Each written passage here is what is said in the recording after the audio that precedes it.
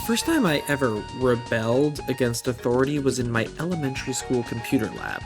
Our task was to play 40 minutes of Type to Learn 3 while our teacher read magazines. This is the theme song. In retrospect, it does go hard. The time wizard in the driver's seat looks like he gets intergalactic DUIs, so I stand by my decision to disobey the orders and immediately exit the application. I was on my own, free to forge my own path on the internet. The wonderful, humbling, scary internet. I often dove into the rabbit holes of Wikipedia, my curiosity rewarded with every single hyperlink I clicked, from the list of sexually active popes to Eggo waffles. More often than not, though, I went to Runescape.com. Runescape, for those who haven't played, is a digital dopamine machine where you watch numbers go up. It also has a massive world that gives a sense of place like no other game I've played. Both of these sites were later banned from the lab for the same reason. I guess on the internet sometimes people will try to trick you. Okay, yes, my own RuneScape journey in the 2000s ended when my account was hacked. It wasn't even from a member of the community, it was my fucking cousin who also stole my Neopets account. And now he's a cop, so yeah, I don't think I'm getting it back.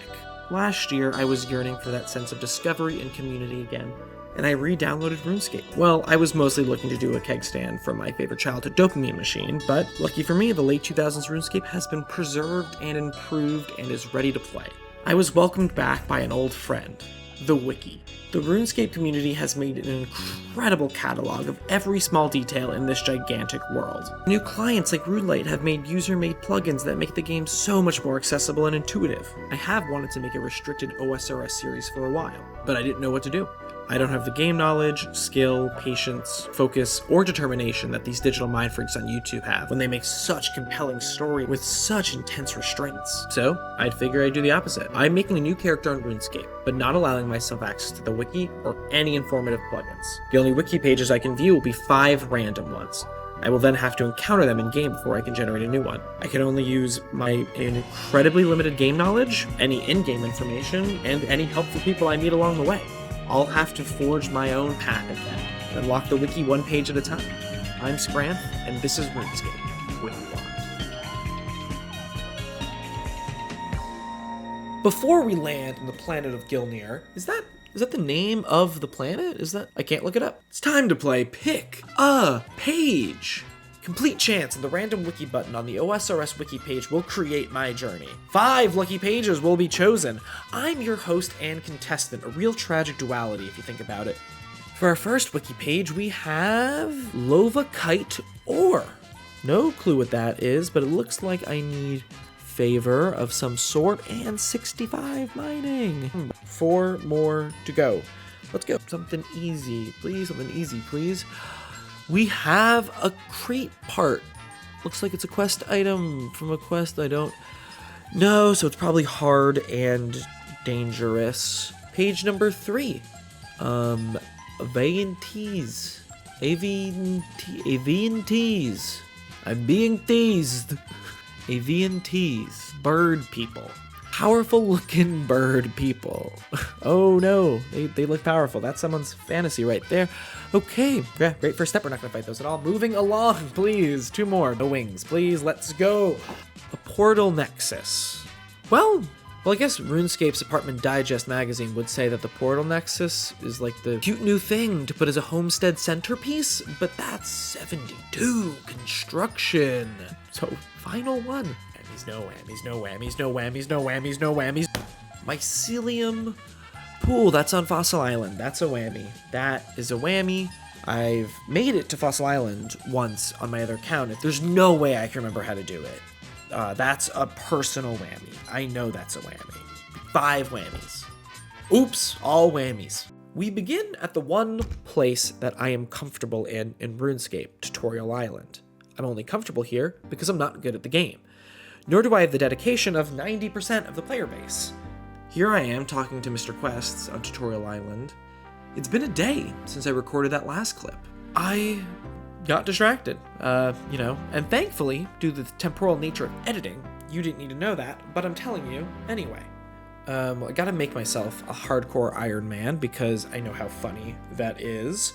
For anyone that is outside of the RuneScape world, you don't know what this is, which is so cool, good for you. A hardcore Iron Man is an account that cannot trade, you can't buy items from the Fantasy Stock Exchange Amazon, And you have 1 hardcore life. So let's see how long I can go without dying. And we've loaded into Lumbridge, welcome to RuneScape. So I think right away we are going to the God Wars dungeon. Normal first spot, I believe. I've never been to the God Wars dungeon. I don't know what it is. I mean, I know it sounds epic. I mean, it also sounds like a shitty History Channel show that would make it like 2 episodes in before hitting massive, unavoidable controversy. Why are we going there? Well, not to fight anything. We're just going bird person watching. Hopefully I can make eye contact with a big scary bird person, and that would count as fulfilling the wiki. There is lore here on the wiki, so we can check out. It says their habitat is the God Wars dungeon. I mean, they seem like people. I guess people have habitat, but these bird guys worshipped Armadillo. They were creators and protectors of the God Sword. This is some real epic 5th grade creative freewrite stuff. There's something about this road in particular that heads north from Lumbridge to Varrock. I think of it more fondly and with a stronger sense of place than any main American road. I mean, just imagine what this would look like in the American version of RuneScape. And we're fully just going into the wilderness first, I guess. To the wilderness, the area of RuneScape that operates under Black Friday rules. Anyone can fight you to take your stuff. Maybe not anyone. I think I'm so low of a level that it's like too sad and the game will not let people do it, which I think is good. It's actually smart that we're doing this first. Still with the complete tutorial island outfit and inventory. It's like getting to a new city for college, still wearing your orientation lanyard, and immediately heading for a fight club. So we're moving through the wonderfully grim landscape safely to get to our birdie cave. All right, so we're gonna see some winged beauties. There's like tours right in front as you go to it. Just see the birds. Come see the long lines. Wrap around. Come see the birds. Nope, nobody's here actually, which is crazy. And not a beak in sight. What the hell? We're locked in some waiting room. Either we need 60 strength to move this boulder. To remind you, we have 1, or 60 agility to move through there. Again, quick reminder, we have 1. Well, that was too good to be true. We're going home. Well, that was an eventful first episode of the series. A lot of great grinds and adventures. Like that one time we went to go bird watching but didn't see anything. I know this is short. I know I've done literally nothing. I know people get 99s on their first video drop, but I've come up with a system where if I don't upload or finish a video, I can't get another membership bond, so it appears I've soft-locked myself after working too long on this episode. Let's just block out what we have to do and what grinds that requires, so we know what's in front of us, then take it from there. I have Lova Kite ore, 65 mining, and 30% Lova Kenji favor. That's already a high number, but I think that's like one of the more doable ones, unfortunately. The crate part. So to this, we have to start the Great Brain Robbery, and that requires tons of quests, which I then looked and like, that quest requires more quests, and that request requires more quests to do that. Checked all of the general stat requirements that we would need, and it's 50 prayer. Never done that before, don't know how to do that. 30 construction. 60 combat, 50 smithing, 45 crafting, 40 ranged, 42 agility, 50 fishing, 42 slayer, 40 farming, 8 herb lore. Add those all up. I'll add them later. Not gonna do the math right now. Moving on to the I've been teased. I've been teased by these bird boys in that I thought I could just go see them, but I can't. We need 60 agility or 60 fucking strength. Portal Nexus, 72 construction. At least it's simple. And the Mycelium Pool. We need to get to Fossil Island. And then to do that, we need to do the quest and the kudos. And I personally hate this one. Nope. Don't want you. Bad. Just bad one. Personal enemy here. The fates have begun to write our journey in the stars. Find out what comes next on the next episode of WikiLocked. On the next episode of WikiLocked, we're going for the bird boys! Let's see some plumage, baby! I've been thinking a lot about the citizens of Varrock this past week. I mean, I'm sure it's tough to make it in the city. Late at night, a struggling couple argues in their rented room at the Blue Moon Inn.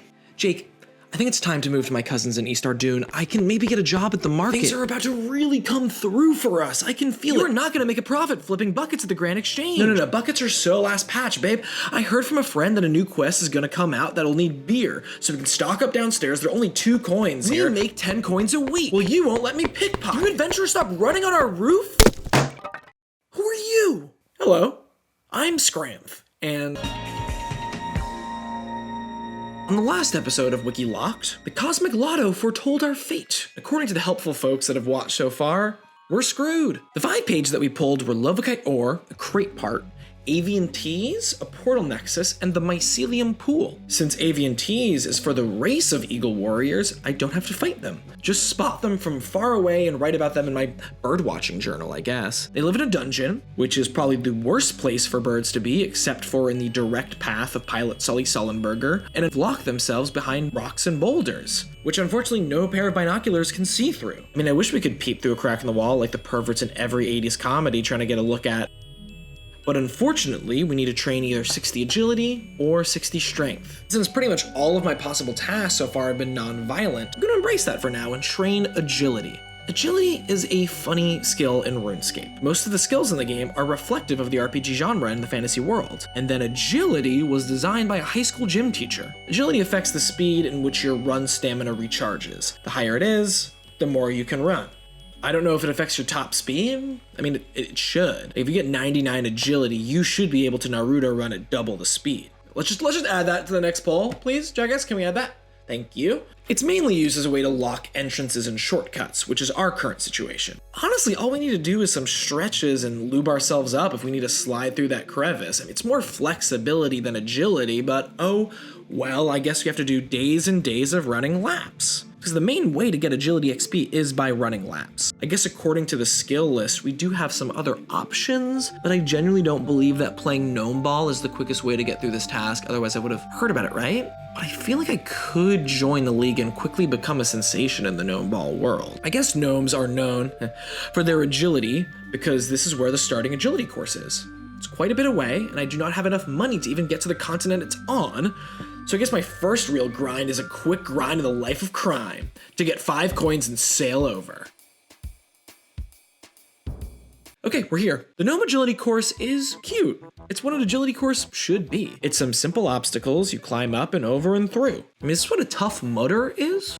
Honestly, kind of. After looking through Tough Mudders, like, come on, these are just agility training courses in real life. My biggest surprise and disappointment, though, I thought the gnomes would be a lot kinder. You know, maybe it's the stereotypes in my head about gnomes being very kind, but I did think that they're mischievous little guys that are great inventors and can taste sunshine. But to my surprise, all the gnome stronghold bullies hang out in the beginner agility course, just hurling insults at new adventurers under the guise of encouragement. If you were a bully, and this is a bully-free zone, so if you actually are, you do have to leave right now. Okay, now the possibility of any bullies are gone. If you were a bully, the Gnome Agility course is the best place to find some targets because most everyone who wants to level up agility has to go there. It's like standing outside the DMV driving test center and heckling every poor kid that can't do a 3-point turn.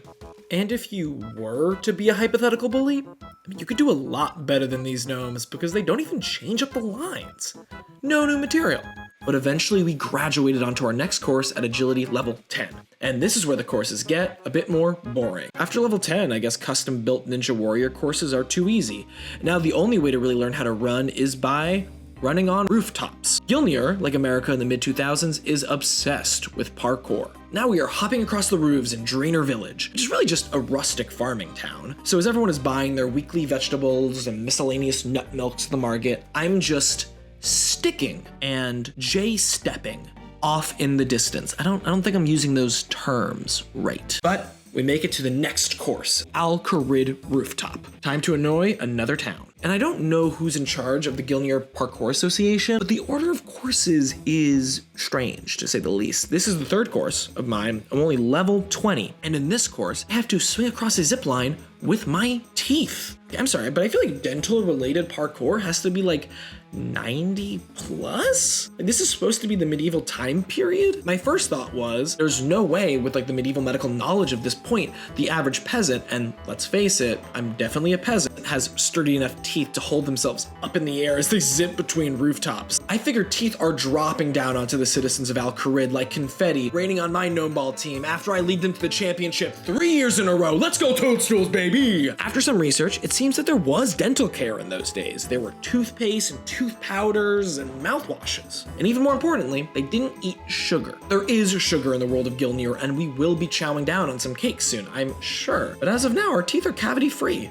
So we're in an okay place to move across rooftops like in a James Bond film written by the 9 out of 10 dentists we keep hearing about. Teeth math isn't just ending there, because we have a little bit more to figure out. Hang there for a few more seconds. No pun intended. Currently our equipment weight, 15 kilograms, according to the divine formula for the ideal male body weight, which you can't see my hands right now, but I'm doing air quotes, with an estimated average height of 177 centimeters is 72.5 kilograms. And then we add our equipment and that gets us to 88.5 kilograms, or about 190 pounds. And believe it or not, that is not even close to the record for weightlifting with your teeth. The absolute legend Gurpreet Singh lifted 161 kilograms. That is 377 pounds with his teeth. So this is actually possible? So the training continues. RuneScape really wants you to enjoy the training part. I mean, debatably, it's all the training part. I just can't help but think this would be better as a montage. You know a good training montage, they're iconic. They encapsulate weeks or months of growth and learning into a snappy sequence. This is where the montage would go. A minute of gaining agility levels until I'm 60, and then boom, we're in a dungeon surrounded by buff birds. But no, I guess real growth has to be an incremental process sustained over time, so you're going through it with me.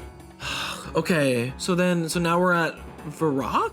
Yes, exactly. And then I got to Varrock. Really nice rooftops you have here. We've heard. There's also like a guy up there. When I trained agility in the past, I clicked where I needed to click and then just watched vids. Now I'm paying attention and notice the man that stands on one of the roofs and just waves at everybody that jumps by. Real improvement from my gnome bullies.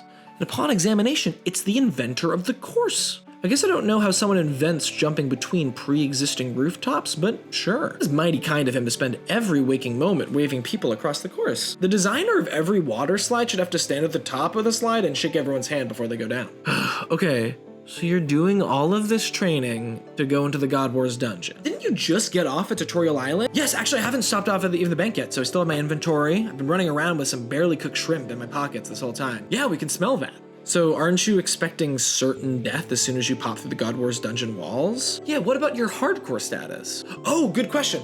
Actually, I just got murdered outside. I've already lost my hardcore status. See, I told you we need to move. Who killed you? I don't know. I had left the game open and returned to find myself having a one-on-one death's office. He's honestly like a real personal, friendly guy. I have to assume, since it's a video game, that I was murdered, though realistically, it could have easily been something falling from the roof and hitting me in the head. After all, there's no scaffolding supporting the buildings in Varrock. So many people are running on these rooftops. There has to be constant bricks falling off and careening towards the people below. It does feel really true to how this would go if I was in the world of RuneScape. I wouldn't fight anybody. I'd start running, and then the faulty magic sign from Aubrey's rune shop would fall on my head and kill me. But hey, I'm glad I died. I mean, I'm currently in a running sprint to enter what I would believe is a pretty intense combat dungeon with a combat level of 3.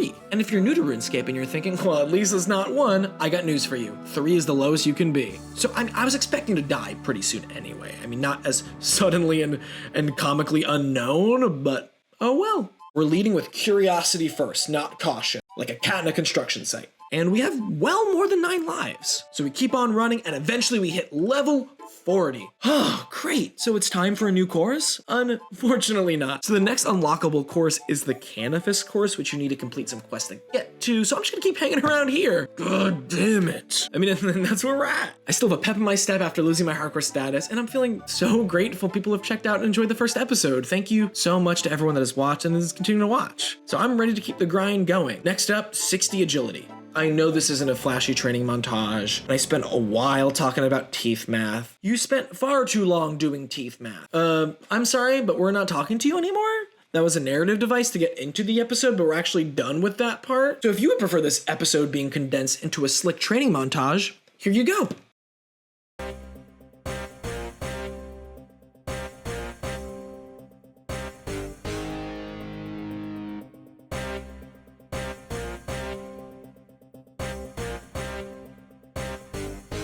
And what's this? A pass to Scramp. He dunks it. The Toadstools win. The Toadstools win. On the next episode of WikiLocked, thank God that strange man is gone. Yeah, no, I see what you've been saying. I think it is time we move. And actually, I went to college with Amy in Falador, who I think has a 1-bedroom available. No way, that would be amazing. No way. That's where I'm headed next too. WikiLocked, episode 3, scene 1, take 3, and action. Hello. Welcome back to WikiLocked, the series in which I randomize RuneScape wiki articles and have to wander on my own to find them in-game. Right behind me in this cave is our first goal, encounter an avian tease. Wow, I know, scary.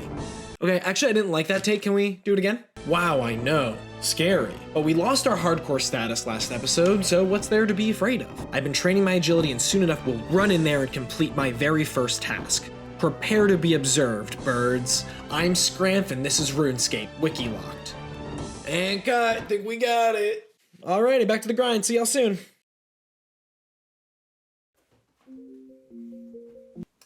Hey, what's going on? No, I'm not up to anything. Yeah.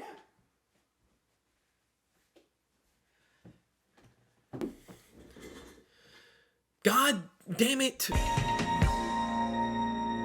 So yes, I did die again while filming. That did happen. Since losing my hardcore status, I've become even more relaxed. Now I can die whenever. My possessions are absolutely worthless. I'm still equipping the Tutorial Island starter pack. And I think during the second death, which we might as well keep a counter going, so let's light that up. Woo. Actually, I'm not sure which death this was, but at one point, about halfway through my Varrock rooftop grind, I realized I lost most of my Marks of Grace. Marks of Grace are rooftop currency that you stumble upon while parkouring. They're like box tops that are dropped in the RuneScape gutters, and the only thing you can trade them for is a magical Adidas tracksuit and a bag of crystals? I don't know what these are used for, so like most mystery bags of crystals, until proven otherwise, I will assume they're meth. I lost like a full sweatpants worth of marks, so I really hope the mugger that killed me is at least now wearing some warm, cozy pants. Hope those Parkour Dave & Buster tickets are getting some use. So as for Marks of Grace, we have to start over, but we have a lot more running to do. I've decided to get a start on my birdwatching now, to prepare for that fated day where we can see the pious plumage in person in the God Wars dungeon. These birds, canon, worship a god. If you're scared of birds now, imagine what they would be like if they had an unwavering faith in a higher power. Birdwatching on the Varrock rooftop is not interesting. There is one common Varrock pigeon, so if you pretend they're different pigeons, why not? Either that or it's just one pigeon that I keep jumping over. And in that case, he probably hates my guts. Scramp. Kevin. In this total rooftop grind, we have seen 357 pigeons, 357 laps, filling up a lot of my birdwatching notebook. Oof. We've already gone Shining mode. We're roughly 24 minutes into the series, and we've already gone Shining mode. In the actual Shining, it takes 79 minutes for them to go Shining mode. We're going mad 330% faster than the guy who's famous for going mad. 357 pigeons is actually not much at all. There's anywhere from 500,000 to 9 million pigeons here in New York City. 357 pigeons is nothing. There's more pigeons than that on the pigeon lady from Home Alone 2's Instagram close friends story.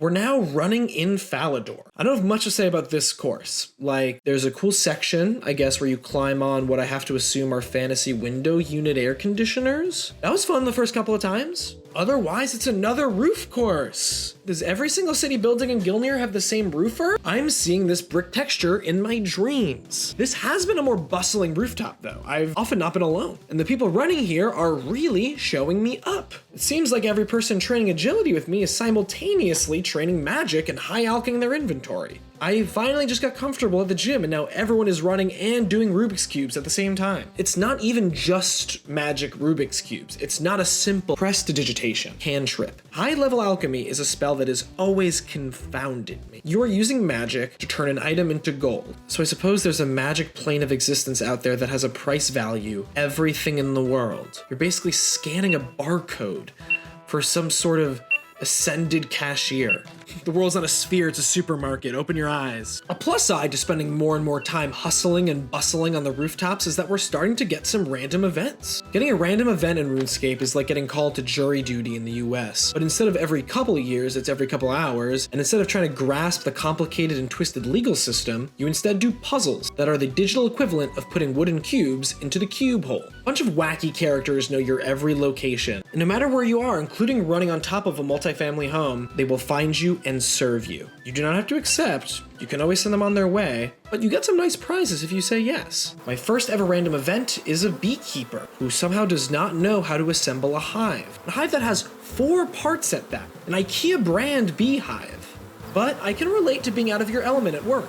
Beekeeping is a job that I would not want to be out of my element at. But good for him. I guess he found a way to put off having to learn or do his duties by teleporting to random strangers and hoping they'll be able to help. Like a kid that just really needs someone to do his math homework. Seems like more work, but hey, you do you. And he did give me some stylish beekeeping shoes, which I feel like footwear this white and minimalist would cost like $10,000 in real life and would fit right in at Fashion Week. We've built back up a stash of marks again, so we might as well buy another piece of clothing. This agility outfitter is located in a very normal shopping location, through a secret compartment in a bar in a secret rogue hideout, complete with a mile-long death trap course. You immediately see the course upon entering. You immediately see a spinning blade upon entering. It's like if Jigsaw was the executive producer of Wipeout in there. Imagine the rent for this baby. There's Grace's Graceful Clothing Boutique. I decided to start off with a cape because that definitely wouldn't help you run faster. I wish the world saw capes in the same way as RuneScape, because in RuneScape, they are necessary for your outfit. Dude, are you ready to hit the town tonight? I don't believe Falador is ready for the boys. No, they are not. Just let me put on some more clothes. Yeah, dude, you're looking good. Yeah, but we have so many more open inventory slots. You're not gonna wear a cape? No, I don't think it's necessary. What are you talking about? Look at this. Huh? Look how big of an improvement that is, huh? Falador isn't ready for Tony in the cave. Well, and gotta have some jewelry. Got my rings and my chain. And don't forget the head slot. Got a style plus 90 fit here, dude. You jealous? No, man. you look like someone that spells counterfeit pocket watches. You look like your name is Cumberland Hastings or some shit. You look like if Father Time gave up in his mid-20s. You look like a character straight out of a Disney Channel original movie where like a young boy and a British lord swap bodies. You look like, and on my end, I feel like the cape is not helping either, because when I start doing laps with it, I fall off the roof so often I very nearly die for the 3rd time. We keep on moving and we keep on being lapped by people scanning and skipping, and the really only eventful thing that happens are the random events. There's nothing else to do but be visited by the wacky cast of characters that seems straight out of a local theater troupe production of a murder mystery. Like someone named Rick Turpentine approached me and wanted to repay me for the crimes he committed. The only thing I can think of is being murdered, so if he wants to take credit for that, I accept. And I get 600 coins, which is definitely more than my life insurance policy at this point. There's no way the name Rick Turpentine isn't the pen name for an author of both political thrillers and equestrian romance books. We're visited by a drunken dwarf who comes bearing gifts of beer and kebab. Which, okay, hell yeah. Stuff like this really wants to make me live in the worlds of Gunelnor. Just like a chance of every couple hours a drunk party pal comes and checks on you and makes sure you're having a snack? Absolutely. I salute the members of the snack corps. Ooh, but is he good to be teleporting in his state? Should you be teleporting while under the influence? Hey, if you've been drinking, don't teleport. Call a spirit tree. Walk to a nearby fairy ring. Use public transportation. The more you know. So we run. And run. And then finally, level 60. I did it. We did it. Let's go to the bank for the very first time, still wearing our tutorial island outfit. Except our calves are now absolutely busting through the pants. We are 60 agility, 1s for everything else except thieving, which I leveled up during some reshoots from the last episode. Oh, and I got an attack level?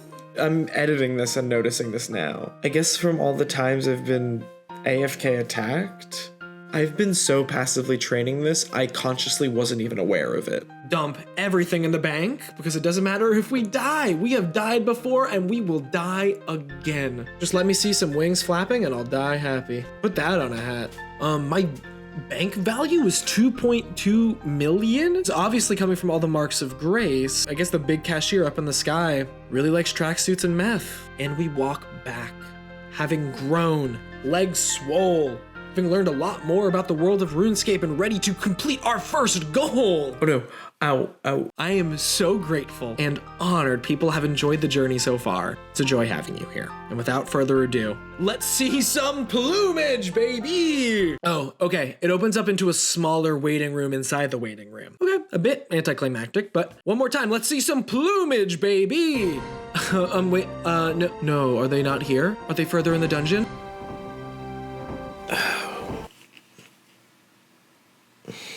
God damn it! On the next episode of WikiLocked, I guess it's time to take off my favorite cap, and time to take off my favorite cap underneath. Toadstools forever, baby. We're going fishing. So you want to learn to fish, newcomer? I have much knowledge to share. Fishing is a state of being. To properly fish, you must become the water itself. Wait. Bobbing gently until just the right... Oh, come on, you shrimp. Oh, come on. Come to Pop. Hey, Daddy needs a new pair of shrimp. Hey. Let the fish come to you. Let your patience mold you into the rock of the bay, becoming part of the ecosystem. Oh, you little bastards. You're mine. It's Scampy time. Okay, well, I do think... Oh, there we go. Oh, here we go. Okay. We're gonna be gone off the shrimp cocktails tonight. We're gonna be 5 deep. We're gonna be 5 shrimp cocktails deep. Okay, do you not have any sense of patience? Fishing is not about catching the fish, but rather the time in between, where it's just you, your thoughts, and the sea. And if you play your cards right and catch enough fish, you can start calling the sea your wife. Oh, cool. So just fish and let your mind go.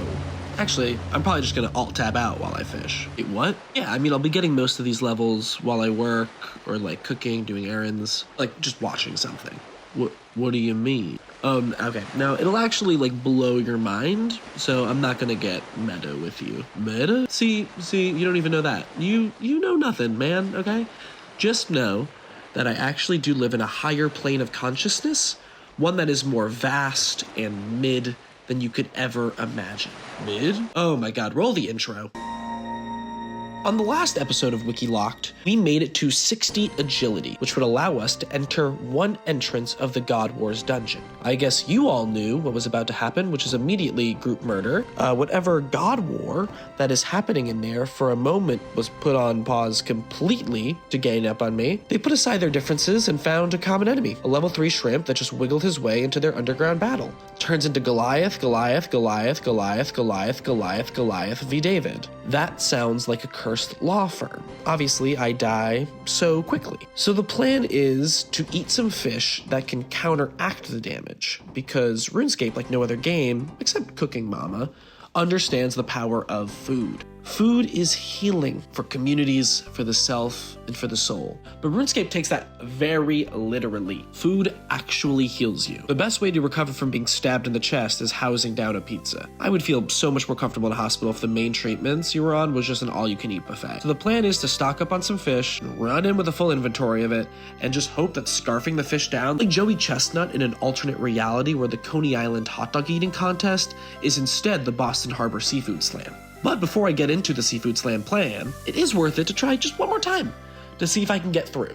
People say the definition of insanity is doing the same thing again and again, expecting different results. To that, I say, Wikipedia defines insanity as behaviors performed by certain abnormal mental or behavioral patterns. So I've been insane for a second, actually. But I will change up my strategy a bit and I think this will help. So let's turn on the thick skin prayer and do this. Okay, well, thick skin doesn't work. I think the only damage that prayer can help you from is the emotional damage from mean people online. So we go fishing. Video game fishing has spread like chum in water. It is everywhere now. RuneScape fishing is a job. It's a grind. These dumb shrimp are just gonna keep on coming while I'm alt-tabbed out and browsing Wikipedia. Did you know that those surreal clickbait ads are called chum boxes? I did not. Once I fill up my inventory, I run to what I assume is the upstairs apartment of the family that runs the general store to use their kitchen. Well, it's just a pot of water over fire. Of course, I could use the Lumbridge range if I complete Cook's Assistant, which is a very intro quest to the game where you bake a birthday cake for the king. But when I was doing the grind, I just didn't feel like it was necessary. Just not feeling celebrating the monarchy at the moment. It doesn't matter what kind of cooking device you use, you're gonna get the same cooked fish. So personally, I'm gonna be boiling the fish, which should not give you the same hit points as a nice seasoned grilled piece of fish, but it does. Once we do a few rounds of the shrimp, we were able to graduate from the tiny fishing net to the big fishing pole. I've taken my entire 826 coin cash stack, which is mostly made up of Rick Turpentine's misguided but appreciated reparations, and I blew it pretty much all on fishing equipment, like a fisherman moth summoned to the base pro shop obelisk. I stock up on some bait, but I also get a fly fishing rod and some feathers, because I will also have to wade into the river to catch some freshwater fish as well in the grind. My plan is to have salmon be my best healing option. We move on to sardines next at level 5. They are a great source of omega-5 fatty acids. I don't know how that correlates to hit points, but just keep that in mind, everyone. Like, I really wish I could just free up some inventory slots by making a big seafood pasta. 4 fish could combine to make 1 pasta dish. Like, maybe gives double the healing effect, not proportional. But maybe you could give 4 times the healing rate if you put some Parmesan on there. Level 10, we go for some herring. Getting a new fish isn't too interesting here. I'm not looking for the forced glee every time your Animal Crossing villager gets a fish and tries out their Type 5, but I mean, something. We go back and forth from the South Lumbridge Bay to the general store kitchen, just throwing our fish one by one into a progressively more rank pot of water. The only 2 types of cook you can get on meat in RuneScape is a perfect medium rare or burnt to a crisp. Like, use a recipe. Shrimps take this long to boil. Use a timer. Just in terms of food waste, I mean, everyone in Gilnear is burning fully about half the fish they catch from the ocean. I get cooking can be hard, but our characters pretty quickly comprehend how to cast magic. No mistakes at all. But a consistent cook time on a herring is somehow unfathomable. Well, we're off to the river to go fly fishing. I know the optimal fly fishing spot is that hill by the barbarian village, but that genuinely feels like where the cool kids go to hang out and smoke cigarettes. And for some reason, I'm instead gravitated to the fish in the Lumbridge River by the goblin community. I spent so much time in this area when I first played RuneScape, doing things I am not proud of, killing a lot of goblins.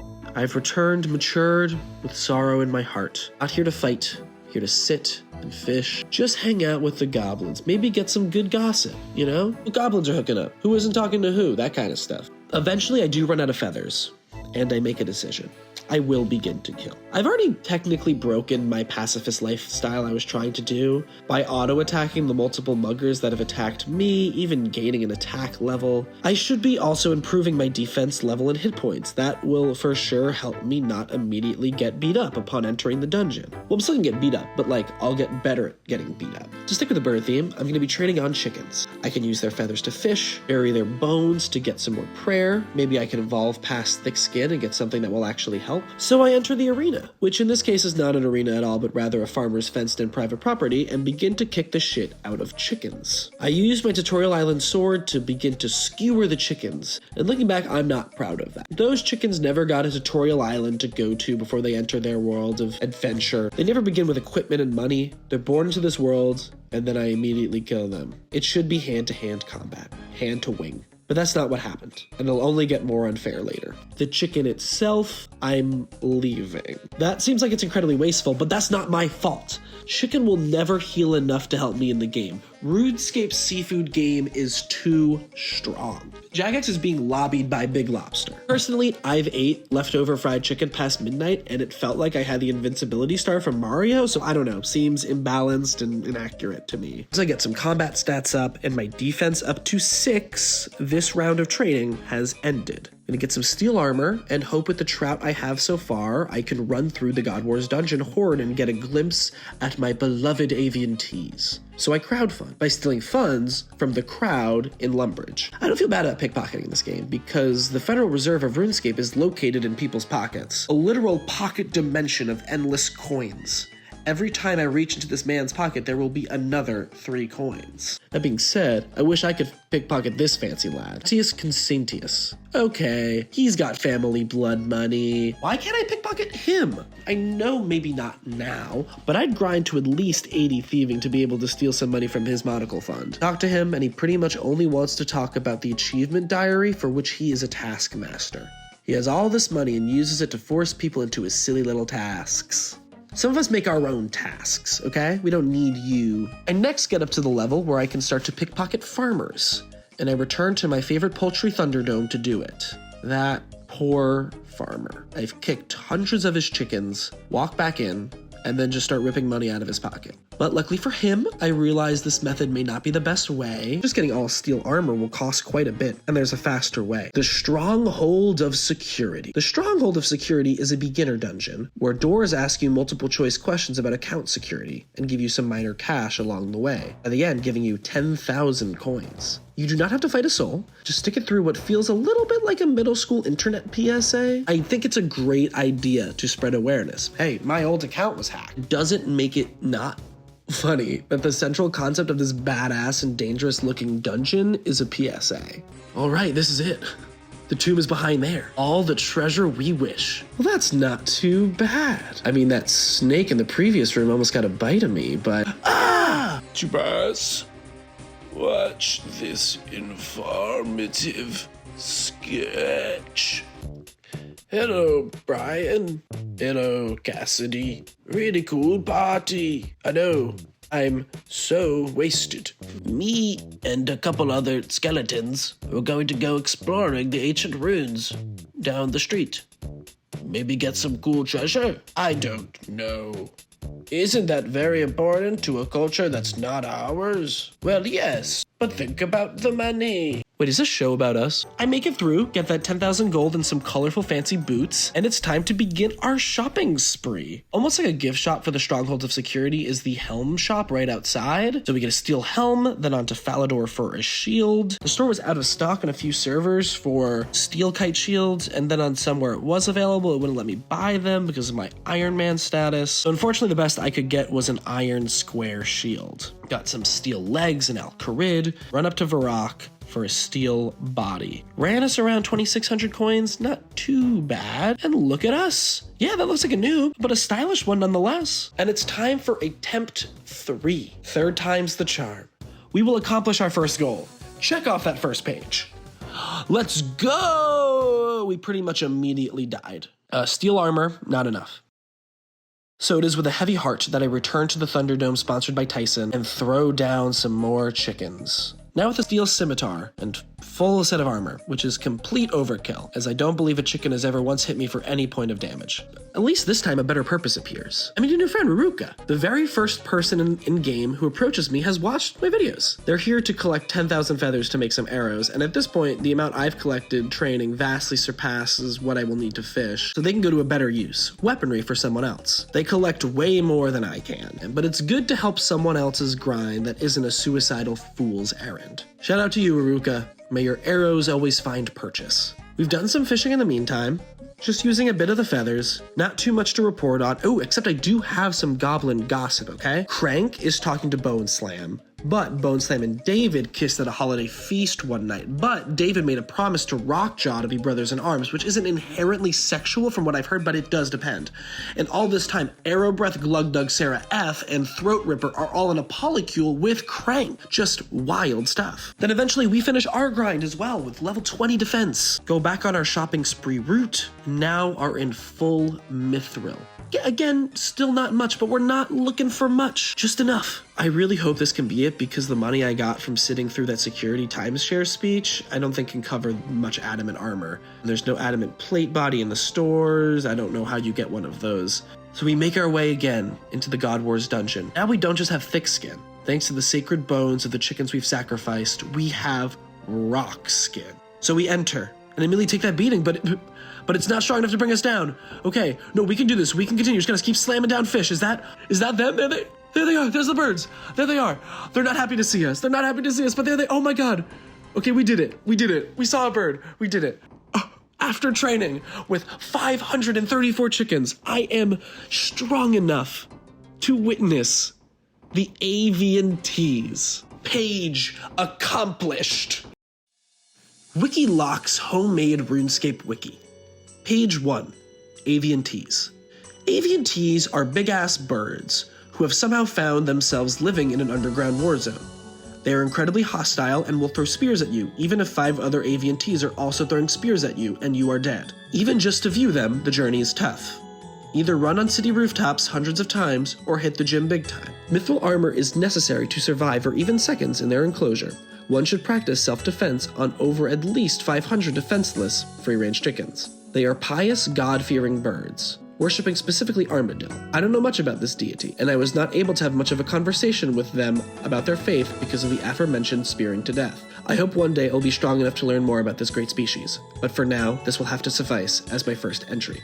So it is time to re-roll. All right, let's see what we got. Temporary skill boost / magic. Okay, so getting a temporary magic boost. Seeing the magic cape first and foremost is a huge jump scare. But no, actually, I think I can just complete this. I just need to get one of these magic boosts. I think I can just go to Valador and get a refreshing pint of Wizard's Mind Bomb. Now, this is a nice change of pace. We can get 2 pages back to back. I'll take my armor off and put on my beekeeper smock in case I spill a bit of my drink. And that's the Wizard Mind Bomb and temporary magic skill boost completed. Page 2 of WikiLock's homemade wiki. Temporary skill boost / magic. Oh, it says it's sponsored content? You want a nice cold beer? A beer so cold it opens your mind to the arcane wonder all around you? Try the Wizard's Mind Bomb. Cold as the Rockies, and lightning is meditating on top of the Rockies. One Wizard Mind Bomb will have your third eye wide open. At the Valador Inn, for the price of 3 coins, you can watch the atoms that make up the universe shift as you gain a greater understanding of magic. Wizard Mind Bomb now also comes in a hard seltzer. I guess we're rolling again. All right, let's see. We got a Harmage. I've never done the Inferno or the Fire Cape thing. Is that also the Inferno, or is that that's the Fire Cape? That's the Fire Cape. What's the name of that? For a second, I thought this would require me to do that, but I think this is just a single monster I'd have to kill. Well, the article claims it's a monster, but they are also apparently the leader of the Tsar people. So, geez, I guess Chances asked me to do a political assassination. Ooh. Combat level is 103, so maybe this will go on the back burner. We return to our other possible tasks. There's Lovakenji Ore that will take 65 mining in favor, Mycelium Pool that requires going to Fossil Island and then operating it, Portal Nexus which needs 70 plus construction, and then the Crate part which has so many quest and skill requirements. Mycelium Pool apparently should be the easiest out there, that's what people have been saying. What makes it complicated is that it requires a lot of trial and error on my part, from like figuring out which quests give me kudos without the wiki, completing said quest, completing the dig site, even answering the history museum questions without the RuneLight plugin sounds a little complicated, whereas 65 mining, hey, that's just some clicking. And I got some editing to do, so ho, hi ho, off to grind we go. On the next episode of WikiLocked, alrighty, time for a pretty simple grind. No new huge yearly game mode should be releasing right now or anything. Oh no. It's right behind me, isn't it? The cliche where I say the thing and then the thing is behind me. Is there a large PNG picture of the new league season behind me? Right on. Well, that sucked. Just a hint to enjoy leagues. Don't lock yourself in the Varrock sewers the whole time. I wouldn't recommend it. If you want to know why, I've made a diary to my insanity, but we're not going to talk about it here. Let's just say we are never ever going back to the Varrock sewers ever again. And that's a promise. I know I've forgotten our goals, so let's check in on what the stars and the random wiki button have plotted out for us. Mining Lovakite ore, which requires 65 mining. And no longer any favor. I'm taking so long to get to goals that the game is actively patching itself to make it easier for me. Building a portal nexus, which needs 72 construction. Acquiring a crate part, which you'd think you could get from any basic packaging store, but instead we will need to boost so many stats and complete so many quests. Using the mycelium pool, which means I need to get 100 museum kudos, complete Bon Voyage, and get to Fossil Island. And finally, assassinating a Tsar Maj. We left the last episode beginning our mining grind to get Lovakite ore. I ended up getting to 20, but then had a come to Saradomin moment. The whole point of the series is to interact with the game without the comforts of the guides and the wiki, and I've been a bit too scared to engage with anything involving a quest or game knowledge. I've been so scared that I was put off by a simple animal fact quiz. So let's go for it.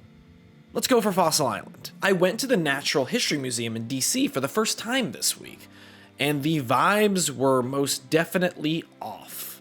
Maybe it was the estimated 5,000 native remains in their clutches that have not been repatriated, or the fact that the dinosaur exhibit was named after David Koch, a billionaire who didn't believe in global warming. It's like having a peace and tolerance exhibit named after Henry Kissinger. All this to say, museums often have pretty glaring flaws and hypocrisies, but I trust that we won't make the same mistakes as we help build up the Varrock Museum to go to Fossil Island. We will need 100 kudos, a favor system of sorts that we gain from just helping around the institution.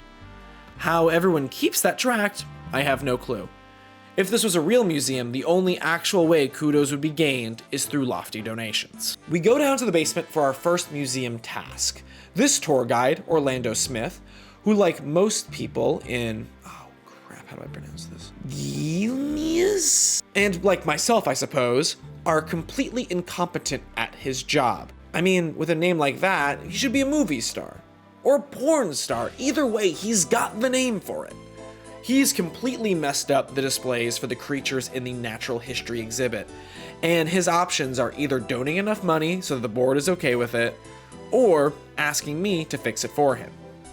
Doing some research on his own? Out of the question. This is the first bit of game I've played where I'm really removing the plug-in crutches, and for that reason, I was incredibly scared. That's incredibly embarrassing because there's no penalties for getting questions wrong, and most of them have two obviously incorrect options without any context needed. Mauritanian leeches don't sing.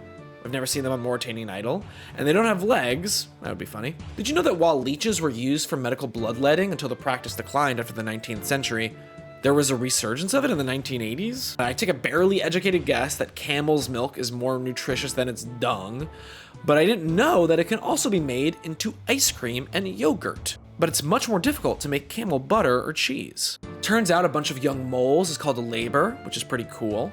They also have extra thumbs, which may help with their tunnel network. Mole mating season has just begun this month, so if you're trying to take down the giant mole, be aware that you may be a cockblock. Penguins are social. I remember enough from March of the Penguins to know that. Though I didn't know that the colonies can be up to several 100,000 penguins in size. Imagine you and 50 of your boys find a great glacier to chill on, and then 200,000 penguins show up and crash. I mean, maybe that's what it's like getting crashed at an OSRS boss. I haven't gotten there yet. Lizard skin is made from hair, which I wasn't sure of, but it sounded pretty familiar, and the other options, as usual, made much less sense. There are a lot of cool facts about lizards, but here's one drinking out of a water fountain. Nice. The oldest tortoise, I guess, is a Mibiwokit, and I'm correct, but the real oldest tortoise in the world is Jonathan. 191 years old, born in 1832, and finally got into a committed relationship with his mate Frederick. So hey, love is out there, even if it takes a second. Dragons are 12 feet tall, of course. Fun fact about dragons is they are sick as hell.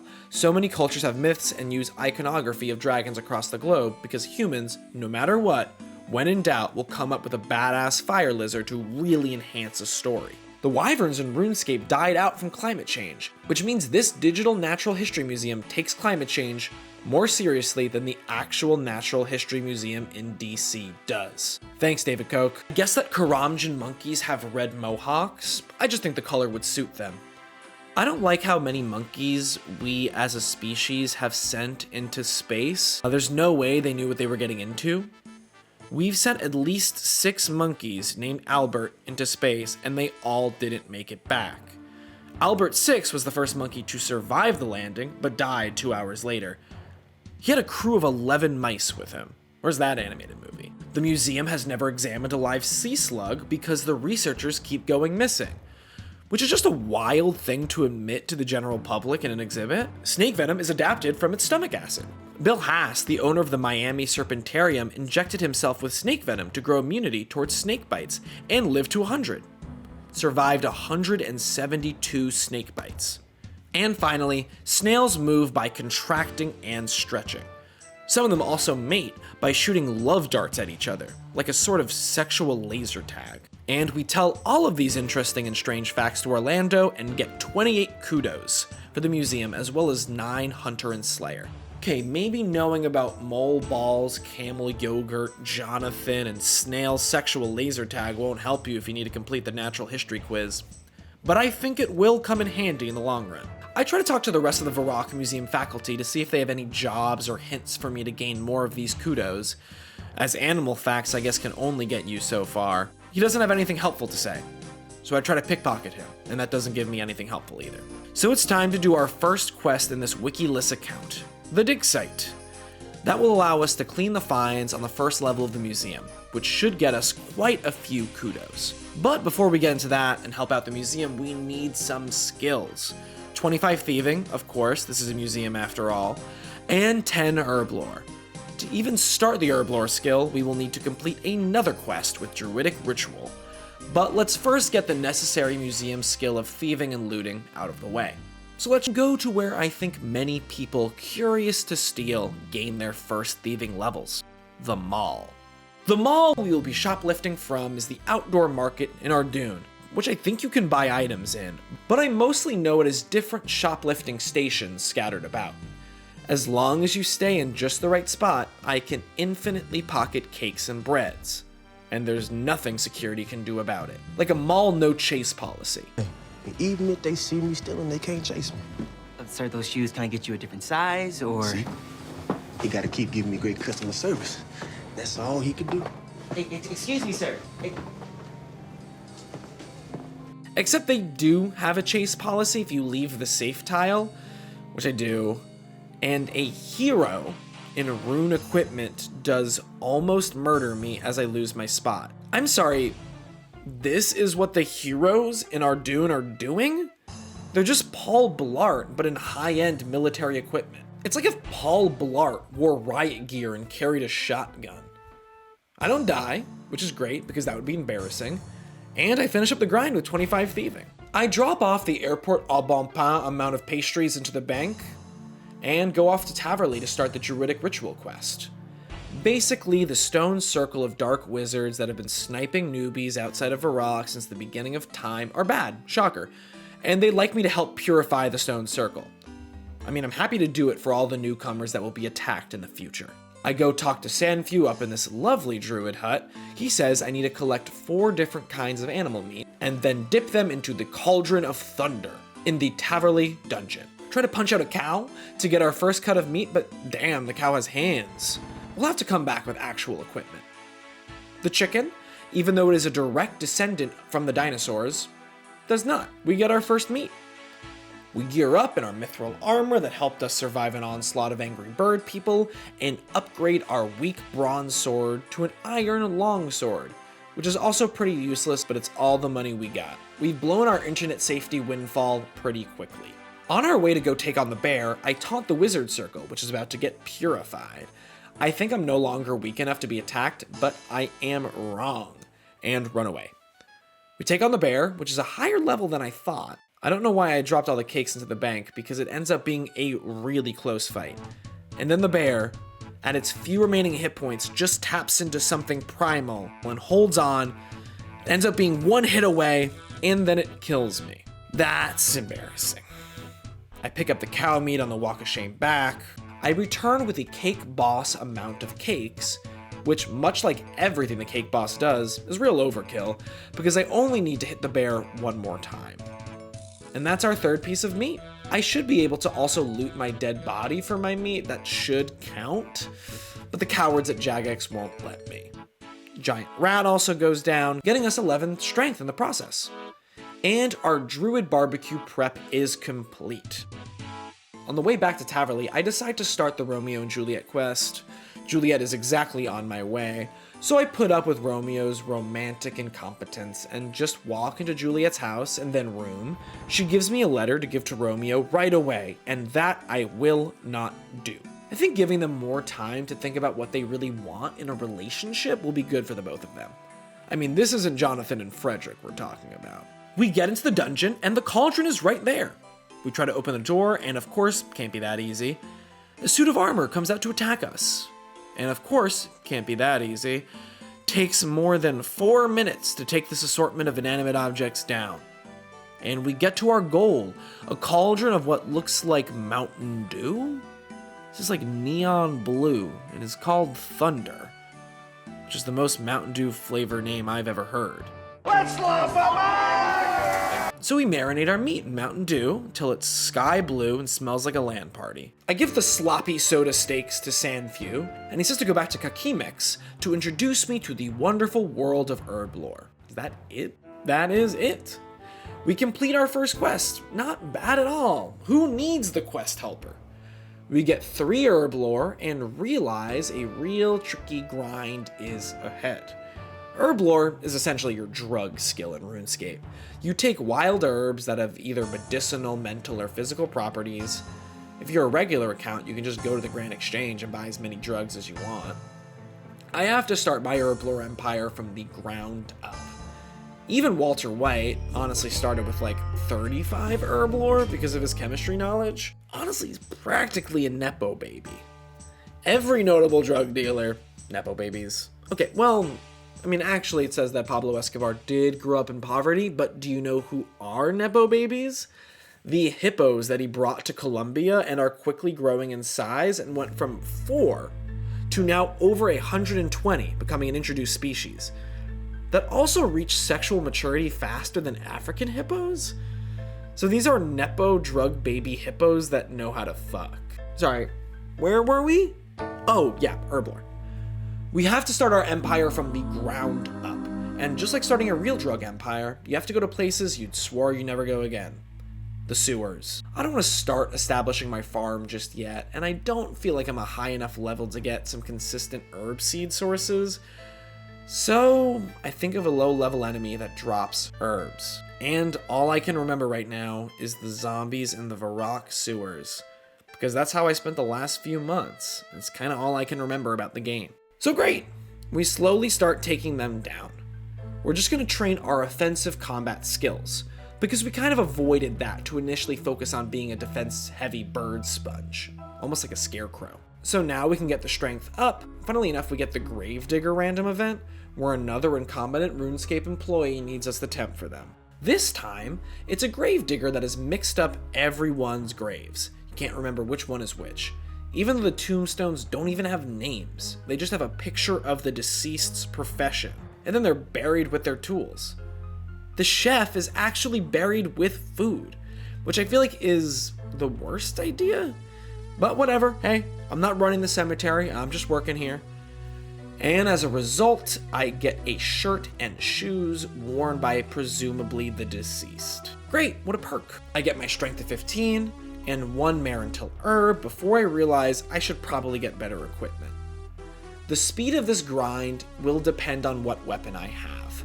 The more people I kill, the more drugs I get. That's simple Scarface logic.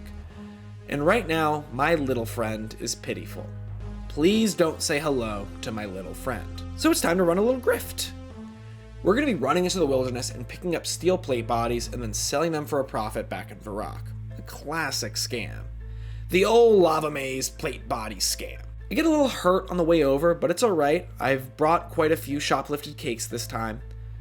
And then I just hop worlds and get those bodies. We run out there with 12 steel plate bodies, including the one we're wearing. And we sell them all for almost 15,000 gold. Now that's feeling pretty good to me. We can buy a black longsword now, which is the best we can use. And then also upgrade to mithril and adamant once we hit 20 and 30 attack. I get back to the sewers to find someone is cannoning my precious rats, like some kind of underground emu war, but we ignore it and get back to the zombies.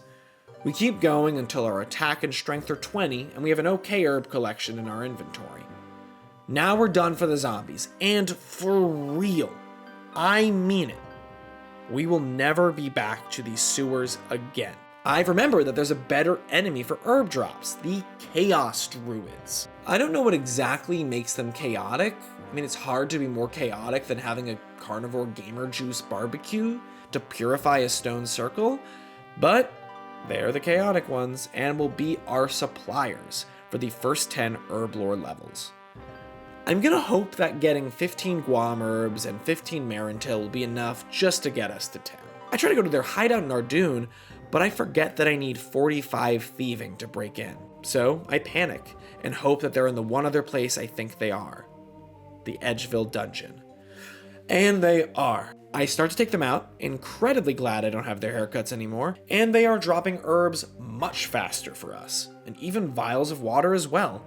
They are dropping drugs and paraphernalia. At the end of our first inventory, we get a looting bag, which will be a great sack just to drop the herbs into, especially to collect the higher level ones that won't be as important right now. And we keep at it, gaining more and more herbs and 30 attack, letting us equip our adamant longsword we've bought with our hustle money. Eventually, we fill up our pockets and sack with fresh herbs. We end up with 16 Marintil and 16 Guam leaves, some already turned in liquid form, so comfortably above what I hope will need to get us to level 10. We go back to the Druid hut for 100 vials of water, a grinder, and 100 eyes of newt, just to set us up for life. Might as well buy in bulk. We make a bunch of attack potions with Guams and newt eyes, which look Gatorade-esque. If the folks at Gatorade could legally advertise their sports drink as an attack potion, I think they would. These get us up to 7, so I'm pretty sure making 16 anti-poisons will get us beyond what we need. But first, we have to collect those materials. Ground up unicorn horns. It's kind of a given in a fantasy world that we would hunt unicorns for their horn and profit, but that was also the plan in medieval days. Unicorn horn powder, or alicorn, was sold specifically to cure diseases and detect poisons, so Jagex, historically accurate again. We are learning a lot about animals today, folks. We grind down 16 unicorn horns, and might as well pick up a cadaver berry for whenever I care about going back to help Romeo and Juliet's toxic situationship. We make those anti-poisons and get so close to 11 herb lore, but that's alright with me, because now we can finally start the dig site quest. We run over the Earth Science test exam to begin our studies and meet a museum lecturer, researcher, and examiner, and asked to take the Earth Sciences test. She immediately tells us to go back to the Varrock Museum to get approval letter stamped by the curator. She says he'll be a good judge of character, which worries me because we have tried to pickpocket him already, but it's worth a shot. And it doesn't take much convincing. He likes that I was proactive enough to ask him. We run back again, and we are ready to take the Earth Science exam.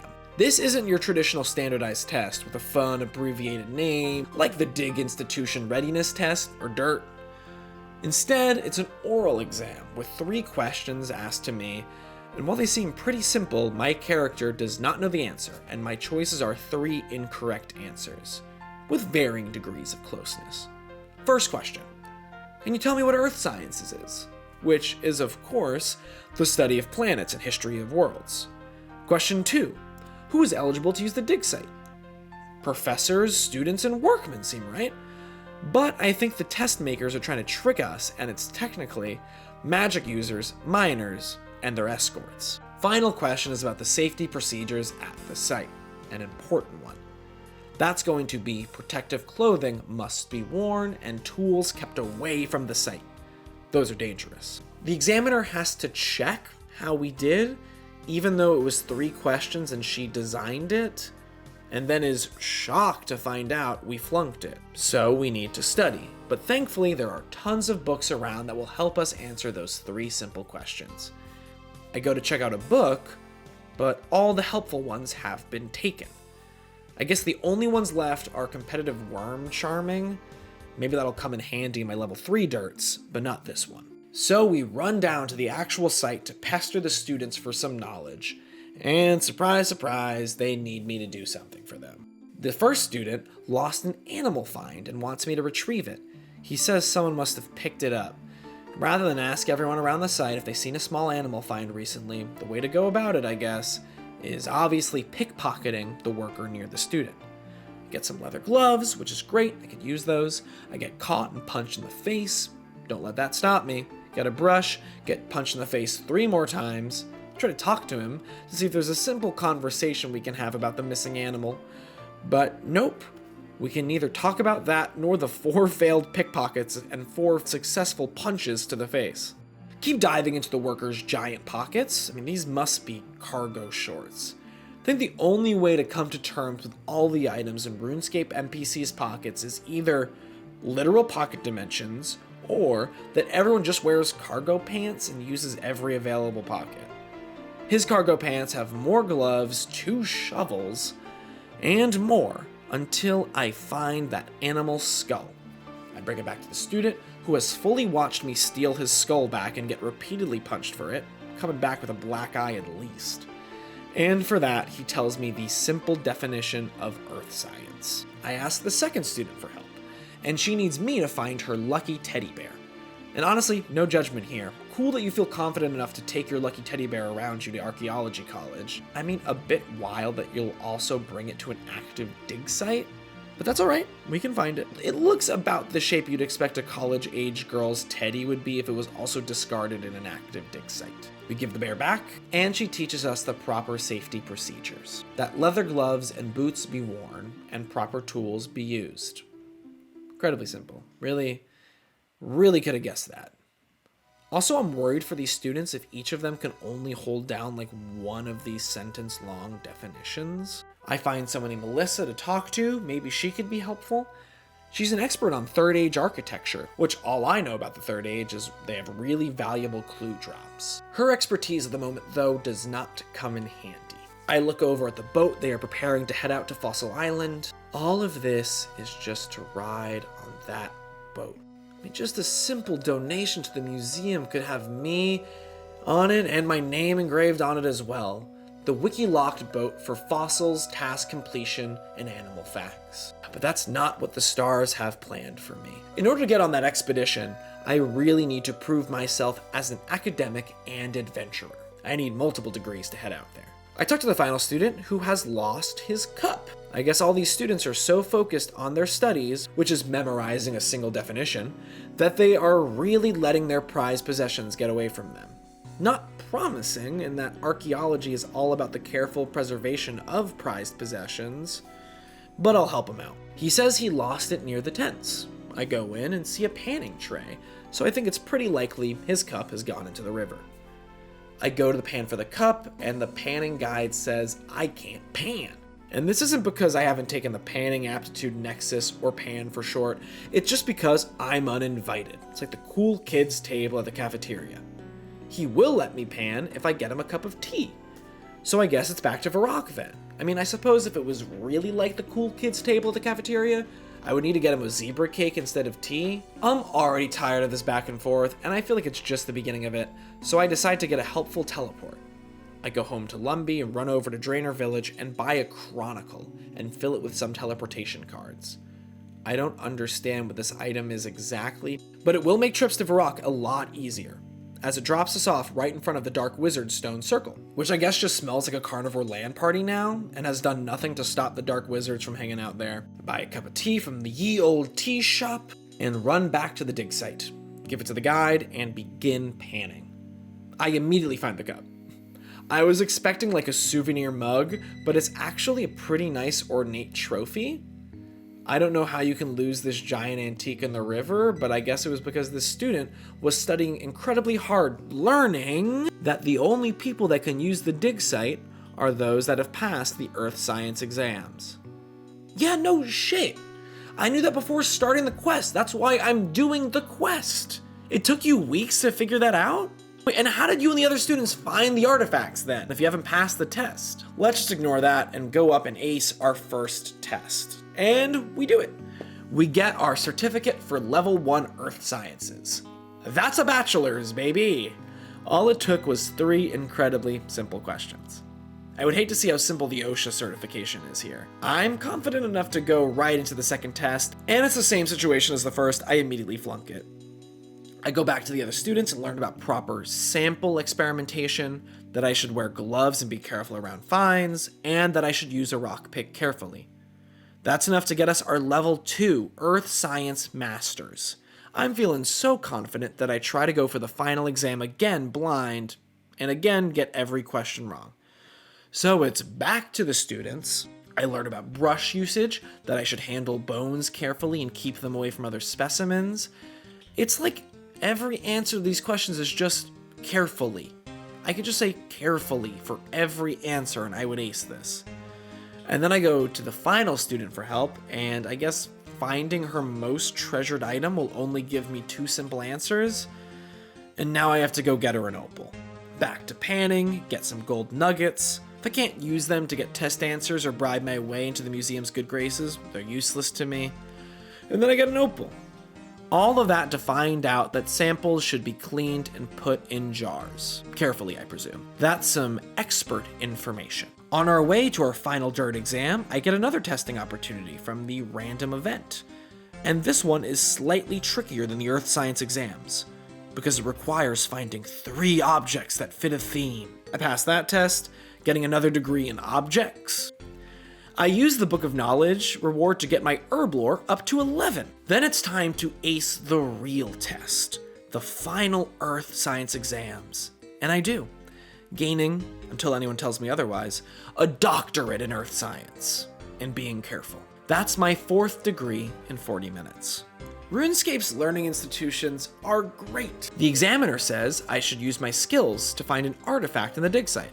So I guess that's the next move. I go to this large open dig site, but I need a rock pick to use it. And while I know how to use a rock pick, spoilers, carefully, I do not know where to get one. I start digging through the specimen tray to see if one's there. I just find some artifacts and bones. And I guess I don't know what else to do with the bones, but bury them for prayer? Which doesn't go against any of the dig site's rules? I mean, that's a wild thing to imagine someone doing at a real dig site.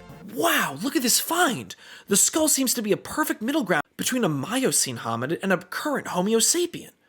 And no, what are you doing? All right, take this skull, O Lord, and give it to baby Jesus. No, this is the missing link we're looking for. You can't bury it. Baby Jesus, here's a skull for you. Wrap it in your embrace. Swaddle it in your little baby blanket, oh Christ, oh Lord. No, you can't do that. That's not baby Jesus. Take some of these big dino bones, bring back these creatures of Eden, and maybe right on top of them in a little baby saddle, oh Jesus, oh Lord. Where did you get those? Were those from the museum? Lord, baby Jesus, take these sinful books as well. The only earth science we need to know is that the earth is flat like a Bible and made of your love. What are you talking about? How did you pass the exam? But it was easy. They never said that you can't bury bones to the Lord, baby Jesus. And they never said the earth is round. Shit, you're right. Hey, don't say the Lord's name in vain. I didn't? I try to dig in one of the level 1 sites, and I do forget one of the very few rules I learned and didn't bring leather boots. Since the workmen don't have any extras of those in their big pants, I teleport back to Varrock to buy some, and then also a cape and apron to dress more for my new job. I walk back fashionably, start digging in the site, and immediately find more leather boots. Great, just more junk in here. Broken glass, rusty swords, teeth, and old tomatoes. Are we sure like this isn't just like a dump? Like the shag carpet in a hoarder's house? I go over to another patch of dirt and try digging there, and it's more of the same junk. So we teleport back to Varrock again to see, with our exams passed, if we can go into the special find area of the museum that for sure has a rock pick. We can't. We need to complete the full quest. So we just watch as they use their rock picks from the window. I run back to the exam center again and just start opening every chest. Nothing. The examiner is no help anymore, just tells me to get digging. So I get back to digging. I go to the patch all the way in the back that I hadn't tested before, and I get some better finds. 3 black helms, and then a strange talisman. The fact that the game points it out to me lets me know I think this is what I was looking for. I bring it over to Terry Belando, who lets me know it is a talisman to some god named Zeros. Whatever, lore. Ah, here we go. He will also let us enter the private dig shafts. Why we care about this, I don't really know. But whatever it takes to end the quest. And then I check the cabinet right next to him and finally find that rock pick. I go to one of the shafts, but I need something to get all the way down to the bottom. I guess they don't provide ropes to their students or workers, so back to Drainer Village to buy some rope. Get back to the dig site and drop down to find a pretty grand chasm that's just casually underneath here, and then some large bricks or rocks that are blocking me off from like a party of skeletons. I don't know how up on the surface they can't hear the sound of like the monster mash playing faintly from underground. Talk to myself to move the quest plot along, and then say that maybe someone can help me move these bricks out of the way. Helpful stuff. So I start talking to the workmen to see if any are fans of explosives, just going up being like, "You like bombs?" No bites. The students just talk about how I'm famous now. Okay, well I'm famous, then maybe you can help me make a bomb here. Alyssa is still no help. Terry Balando won't help me make a bomb, neither will the researcher. So I drop down into the other chasm and find someone new. Someone that's just stuck underneath the dig site, I guess? This Doug Deeping fellow? Doug tells me about someone who worked in the other shaft, working on an explosive mixture. There we go! He left in a hurry because he saw something that scared him to death. The skeleton party that's happening beyond the bricks, obviously. Maybe he was just hurt that he wasn't invited. He had also been writing a book about the bomb juice he's been working on, so that's perfect. We get a key for the chest in the tent and head on our way. Inside the chest is a strange powder. That's definitely something explosive, so I take that. I try to go through the library to find the bomb juice book, but it's just the books that were too boring for the earth science students. Like a self-help book on how to remember where you've put your belongings. I try to pan for the explosive materials and don't find anything. I check the specimen tray again, nothing. I go back to the big shaft and see that there are some Arsenia roots on the ground. I'll take those in case they come in handy. I show Terry my strange powder and find out it's ammonium nitrate, which just sounds explosive. And it is. You know something's dangerous when there's a wiki page of incidents and disasters involving it. I'm a bit lost here at the moment, just hoping anyone will help me build a bomb right now. Okay, also, as I'm recording, just to say the FBI agent that's listening to me through the phone or whatever, this is a bit, it's for a RuneScape video series, it's for a quest. You're probably familiar with the game because I'm sure you're playing it on a second monitor while you listen to people's phone calls. I just keep running back and forth around the dig site. I then figure out how to open one of the barrels near the tent with a trowel. But I need a container to put this mysterious, dangerous substance in. So back again to Varrock, empty out some of our water vials, and then fill it with a mysterious liquid. Terry lets me know this is nitroglycerin, another toxic explosive compound. I told my parents when I was a kid that RuneScape was educational, and I am right. Teaches you weird animal facts, how to match photos, and how to make explosives. I put the ammonium nitrate in with the nitroglycerin, and I hope that's enough to get us to blow up these rocks and crash whatever skeleton monster mash they have going on in there. It isn't. I travel back again to Varrock to get a tinderbox to spark the explosion, possibly? I try to test it out in the Varrock bank. Not a good idea, but it doesn't work anyway. I'm still going nuts that I haven't found that book. So I make sure I check every single bookshelf, and then finally, the one in the back corner has the one on chemicals. It gives me the recipe, and like every online recipe I've read, there's a little short story in the front, but honestly at a page long, it's much shorter than some of the epics I've read just trying to get a chicken franchise recipe. We need ammonium nitrate, check, nitroglycerin, check, ground charcoal, which we have ungrounded from all the times we were digging through the specimen bin, and the last ingredient is unknown, but mentions a certain root growing underground, which we've already grabbed. So back to Varrock again to get a pestle and mortar, and we make the explosive chemical compound right in front of the Varrock Palace guards, who say nothing about it. We get back to the dig site and underground skeleton rave, blow up those bricks, run in, grab whatever item is in the middle of the party, and get out of there. I go back to Terry Balando, who talks about some lore that isn't important because it isn't about the museum or me getting to Fossil Island, and complete the quest. This really feels like our first accomplished quest, and definitely has me dreading future ones because I am clearly not as perceptive or thorough as I will need to be. It boosts our mining up to 34, which will make the Lovakite ore grind easier, and gives us 17 herb lore. After all that, I can finally get some more kudos by going to the fine cleaning area in the museum and cleaning some finds. This is definitely less exciting than our educational explosive journey through the dig site, and we get a bunch of artifacts, including the dig site pendant, showed to a guy who tells us what case to put it in. We do this until all the cases are full, and we have 68 kudos. We've fully made a once-in-a-lifetime archaeological discovery and finished an entire museum exhibit, but that's not going to be enough to get us on our fossil trip. Now it's time for some more quests. They don't tell you what quests you need to complete to get additional kudos from the historian, but I think I remember a few. And they all have to deal with some form of history and like ancient discovery or whatever. So first off, I decided to do Demon Slayer. I've already been trying to take down the Dark Wizards, and this has to do with an ancient sword, so I think this will get us some museum brownie points. We start the quest by going to Eris for a reading. I mean, I'm hoping to hear about my fortune or love life in my future, but you can tell it's going to be a bad reading when it asks if I want to start the demon quest. That's like, hey, can I check my bank account, please? Actually, I'm good. I'm gonna go home. Surprise, surprise, the reading doesn't go well. Eris discovers that the demon Derelith is coming back after 150 years when the hero Wally stopped him. In this vision, I'm holding the ancient sword Silverlight that will save the day, and more importantly, get me some respect at the museum. She shows me a vision of Wally defeating the demon, and he does it by reciting an incantation of like 5 CAPTCHA phrases, which, did you know, was an acronym for Completely Automated Public Turing Test to tell computers and humans apart. I didn't. I hadn't ever said the phrase CAPTCHA out loud until now. Well, it looks like I'll need to memorize that phrase, which is doable.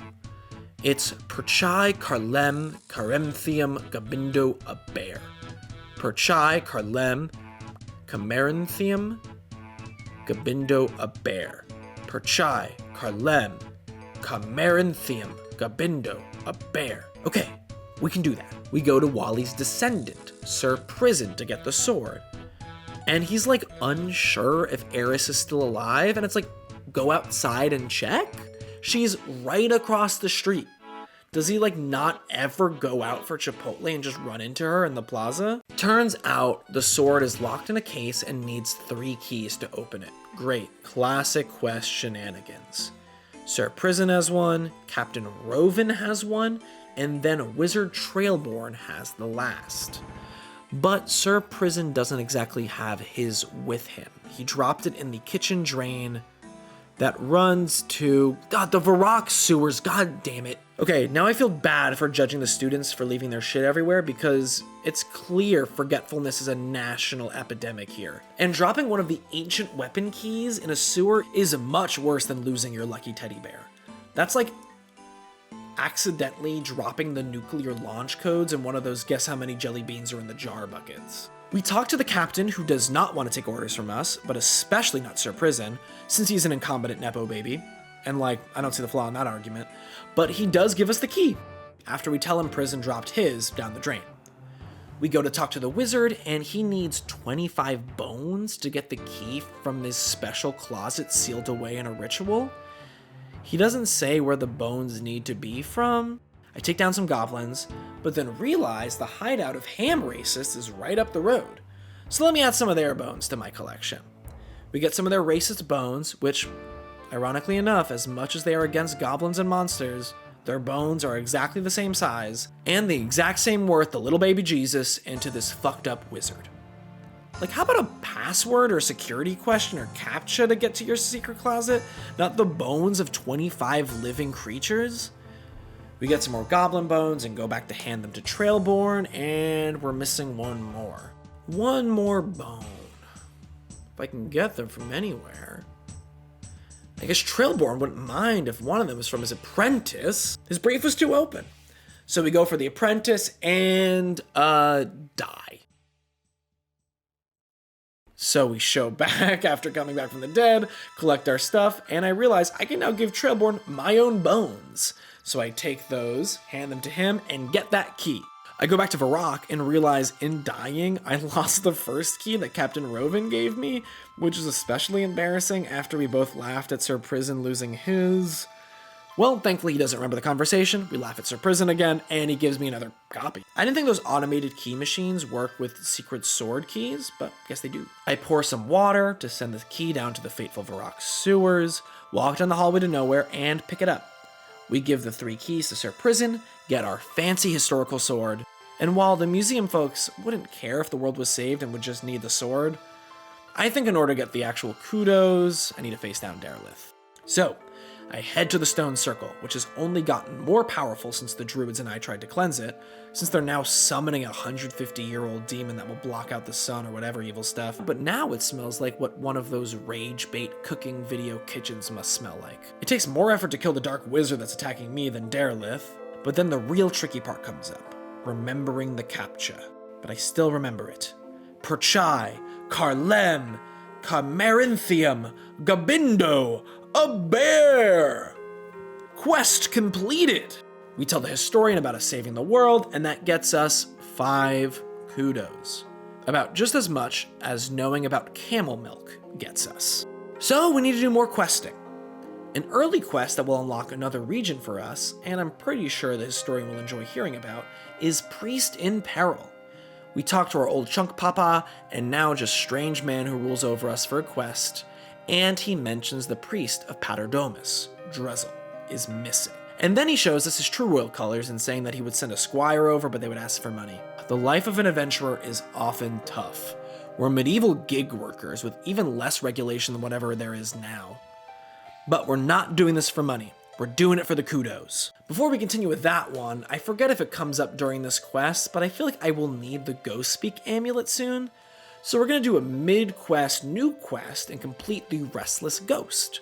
A real simple one here. There's a sad ghost in the graveyard, so we get a special amulet to talk to him from a priest on a year of rest and meditation. Ghost is sad because his skull was taken, not by the museum, believe it or not, but by the wizard. So we go back to their tower, bring it back, happy ghost. That simple. Then the ghost spirit just cannonballs into the river.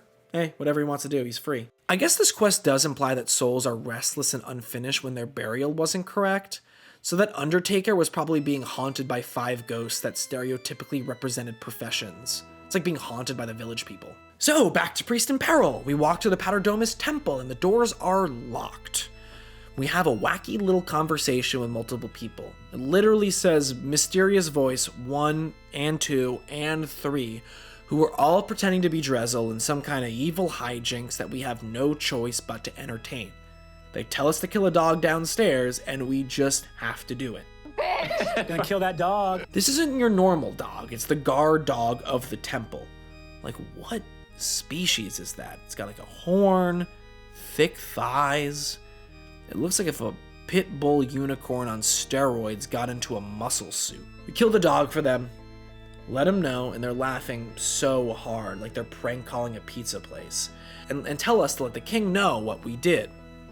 We let the king know what's going on, and he lets us have it.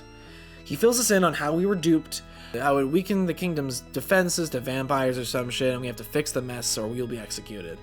I'd like to see him try, but again, we're not doing these quests for the good of the world or money. This is solely so the people at the museum will let us ride the bone boat. So we go back. We find Drezel, who's locked up, and he fills me in on how to pull off this jailbreak. One of the monks downstairs has a key to the cell, but I will also need to take out the vampire that's just chilling in a coffin right here. So after a few Monk of Zamorax, dang, this episode really is anti-monk. Shout out to monks. We get a golden key. So I go to the underground temple to fill a bucket up with holy water to absolutely prank the vampire.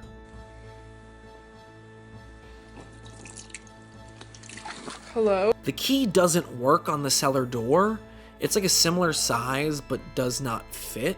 I go down to bust up some more monks, but no dice. I then remember those altars that are around the well, and that may be my, pun intended, key out of here. The altars remind me of a second grade elementary school project you'd see on the hallway walls if there was no separation of church and state. Just like it's little golden objects and then a metaphor about the wonder of Saradomin. Saradomin is the hammer that crushes evil everywhere. Ceredomin is the spark that lights the fire in our hearts. Ceredomin is the bomb, etc. And then here it is. Ceredomin is the key that unlocks the mysteries in life, and the key isn't golden. So we swap that out to get the correct key, prank the vampire, and escape with Drezel. We get down there to meet Drezel, and wait, things still aren't good. I guess the evil magic has infected the river, some sort of vampire pollution, and we need 50 rune essence to soak up the vampire oil spill. So that means another mid-quest new quest. This time we need to complete rune mysteries in order to get to the rune essence mine to mine our vampire sponges. This one is another pretty simple message delivery quest. The Duke of Lumbridge finds an air talisman that he doesn't understand, gives it to us, and we go back again to the Wizard's Tower, which has been real embarrassing since one of them dropped us in front of Trailborn. This time to Archmage Serador. He acts just like a RuneScape YouTuber when he sees the talisman because he's like, this changes everything. And then the game lets me say I'm not interested in the lore because I'm just trying to get on my bone boat. And it's back to the gig worker messenger job. Now I need to go to Aubrey and Varrock. The first place I was killed was also just a tour of my failures as a player. I give him the delivery, this changes everything, yada yada, and then back to Serador. It's like, have the people of RuneScape not heard of pigeons? I have, hard way. Pigeon could do all of this and not get distracted by having to do another quest or grind or completely drop the important job right in the middle for either hours or fully forever. That reminds me. Am I forgetting anything? No.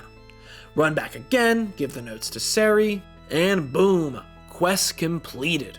We can now mine rune essence.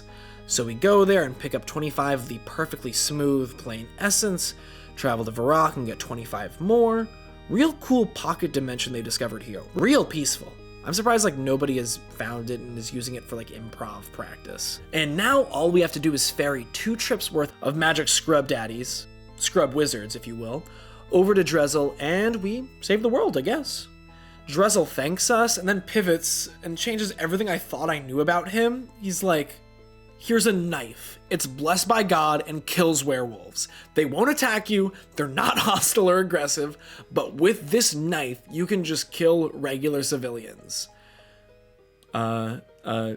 Thanks? I unlock Moritania, so I can finally get the next account goal, entering Moritanian Idol. We go back to brag about our RuneScape world, yet again to Historian Minus. We really must sound like a kid coming home to tell his parents about how he ruled in gym class. And that's 5 kudos for us. And not according to plan, but we get 5 more points for completing rune mysteries. We are at 83 kudos. We've gotten at least 4 degrees, completed like 6 quests, all without the help of a guide or a wiki. And I only got lost like maybe 4 or 5 times, and even more times you didn't see, and I edited around it, but I'm telling you now, we are so close to that bone boat. We'll be hitting the high seas in no time. Thanks for watching. On the next episode of WikiLocked, hi, I'm Scramph, and I'll be singing the RuneScape login theme. Ba ba ba ba ba ba ba ba ba.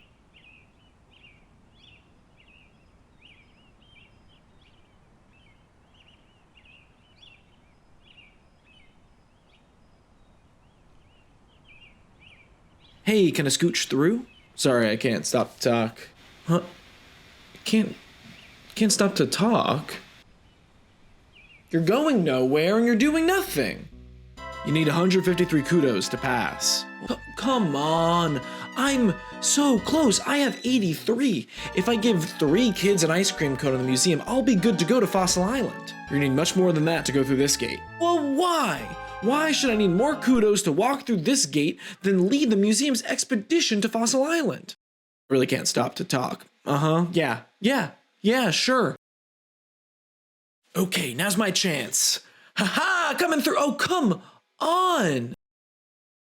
Okay, how about this? This is proof that I am an authorized workman on the site and should use the workman's gate. I'm not interested. Hey, what's going on, Teddy? Good to see you. Nope. Oh, don't mind me. Broke my neck with all these wheelbarrows. Look at me in the eyes. I don't know why, but this mound of dirt will be my hill to die on. You are my rival. I will want nothing more than to cross this gate for no greater reason than I must. Like the coyote to the roadrunner, I hopelessly despise you. Sorry, I can't talk right now. I single-handedly discovered every find that's being shuttled through this gate. God damn it, I don't want to pull the card, but do you know who I am? Previously on WikiLocked, we have moved from our goal of Lovakite ore to instead getting to the mycelium pool on Fossil Island. Just need to commune with this big lad. I need their guidance. To do this, we have to single-handedly restore at least 2 exhibits of the museum. We've told Orlando Smith every animal fact we know, so now the youth of Varrock are learning that if they inject themselves with snake venom, they can live to be 100 years old. We passed our DIRTs, the Dig Institution Readiness Test, which isn't their official title, but if your test does not have an acronym, one will be provided for you. We figured out some other lore that's important, but more importantly, lets us fill up the entirety of this exhibit of dig site artifacts that was pretty much empty until we showed up. That got us about 3/4 of the way there, so now we've been running around and accomplishing quests that have some sort of historical basis. We've taken down a historical captcha demon, we've discovered an air talisman relic that the nerds freaked for. We helped a ghost cannonball into the ocean by giving him his head back. That didn't get us any credit in the museum, but it will come in handy. And we stopped vampires from taking over the whole world. All of that was still not enough for the job. So I decided to take in the Varrock Museum more in detail to see if there's anything I missed. I talked to Curator Haig again, still with my doctorate diploma that I tried to show to the rude guard back there. And Haig knows what I need in this low moment, a fruit blast cocktail. I think I maybe misunderstood him. It looks like he's just trying to chill at the Lumbridge community pool. I guess I got my doctorate in paleontology from Margaritaville State. Go cheeseburgers. Okay, no, I can't even jokingly root for another fake team. Toadstools all day. Some folks in the comments recommended talking to the woman in the little plinth in the corner of the museum, so I do, and I get another reward for my work that I previously thought was going unnoticed. So now I got a cocktail, and this information clerk, that's her name, says her father, Mr. Information Clerk Senior, I guess, knew a lot about skills, and she can impart them to us. And she does. We gain 1,000 mining XP. Whoa. So thank you everyone for letting me know about that enlightening experience. I'm now ready for an inspiriting debate about surface mining versus room and pillar mining. But I will say at the end of the day, I'm a longwall mining boy. It has a better resource recovery rate as well as enhanced miner safety. I'm not going to be endorsing retreat mining. I have an audience and that would be irresponsible. I don't think that's what you all wanted me to do, right? I mean, if so, let me know your favorite mining method and why in the comments below, but otherwise, can't find anything that helpful. I asked the information clerk about kudos, but she doesn't say anything new. Well, I guess that's it. Unless I'm missing something, I don't think I am. So, I didn't get the helpful information I was looking for there, but at least there's one more quest I know delves into the past and will absolutely give me museum credit. Making friends with my arm, making history. Sorry, yeah, making history, obviously. We begin a long walk to the worst museum in the world. We arrive at the museum to see Joral, who looks like a professor of Steely Dan. He's in complete despair, everything is lost. I don't see anything too bad about the current situation outside of the location. It's just a chill little shed. Kevin's here. What's up, Kevin? So I really don't see what the issue is here. Wait, Kevin, what the hell, man? What the hell, Kevin? Kevin, stop it, dude. Kevin, no fight. We're going outside. I don't want to knock you out, man. Let's count to 3 and cool down. I'm going inside. Kevin, what? Noah, you have to teach me that. We're doing that over the dig site gate later, okay? Okay, there we go. Bye, Kevin. Okay, so I really don't see what the issue is here. He tells me that the issue is that this old outpost is going to be taken down for King Lathas's laboratory, which, unless it's the size of Disney World, I mean, I think there's room for more than one thing here. There's so much open space. But yet he feels compelled to take over this rinky-dink underdog, like a movie villain feeling compelled to take over the orphanage or the community center. To try to win me over the storied and essential history of the outpost, I watched the most boring video ever. It looks like an 8-year-old controlling a drone for the 3rd time, just sort of hovers around the outpost. With many occupants over the years, the building has seen much action. It started life as an outpost. Its main purpose, to see invading armies. Before they saw the city of Ardoid. I've done some over-the-top things for the museum. I've killed a demon, I've stopped vampires, I got a job, but helping this Steely Dan war aficionado dude with his 4x4 outpost museum is by far the most taxing. He has 3 leads for information about the outpost, and the first one I go with is a ghost in Port Phasmatis. He died at the outpost, which... okay, yeah, that's a lead, I guess. So we make the long trek to ask someone their most personal question, and we get there, and another gate I can't get through. God damn it. It looks like one of those force fields where you watch your father figure get killed through, if you know what I mean. I can't get through unless I provide ecto tokens. So I go to ask about that. Hey, do you know how this thing works? Shut the fuck up or else I'll kill you. Okay, noted. He's not very helpful, but I test my luck and ask him again, and you know what? He's all talk. So the Ectofunctus is basically a fascist phantom toll booth. You must collect bones to grind up and place as an offering to Necrovarus, the homicidal spirit we just met. And the Ectofunctus, the scary Grammy Award. I need to head back to get some offering supplies, so I pick up bones from the only place I know they're just haphazardly laying around. The dig site. I grab some loose souls the museum uncovered just to feed into an evil parking validation machine.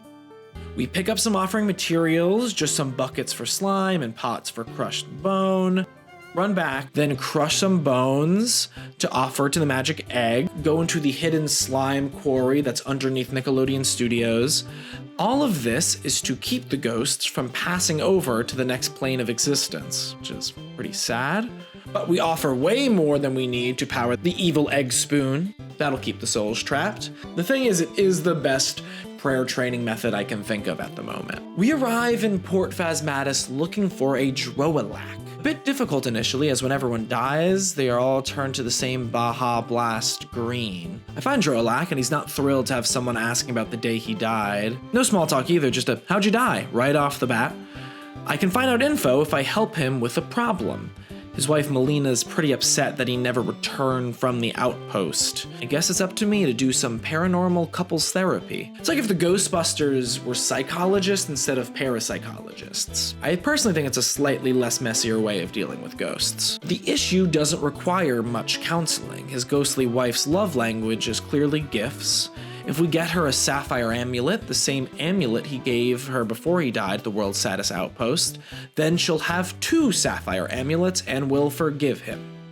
I guess it's worth a shot. Except that I'm still at 1 crafting, so I will need to get to level 24 to make this posthumous present. Thankfully, I can do this all in the confines of Port Phasmatis. So I guess Droalac and Melina both watch as I make hundreds of pieces of glass as I learn how to craft. Go back and forth, buying the glass materials from the trader crew and blowing it all at the furnace.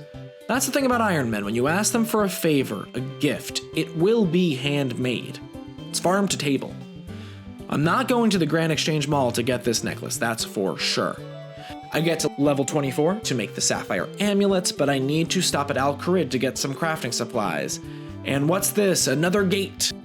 If we were to make a tier list based solely on the gates of Runescape, which we are, this series is nothing but a journey through our most fanciful whims and bits. Okay, so the dig site gate, that is an F. That's the worst gate in the world.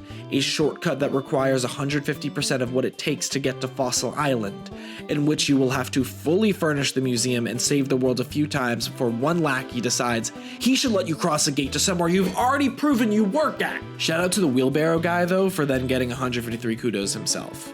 Props. The Port Phasmatis Gate. I'm feeling a light B for this one. It's like cool, don't get me wrong, but it feels like a real modern toll gate, one that would require an app to get through, and it's real counterintuitive and then steals your data. Of course, instead of an app here, you are offering souls to a haunted, outdated record player, traps the ghost to continue living in their own suburban purgatory. It's basically the New Jersey toll booth. Al-Kharid Gate, that's an A. It's simple, just 10 gold. This is how a toll should operate.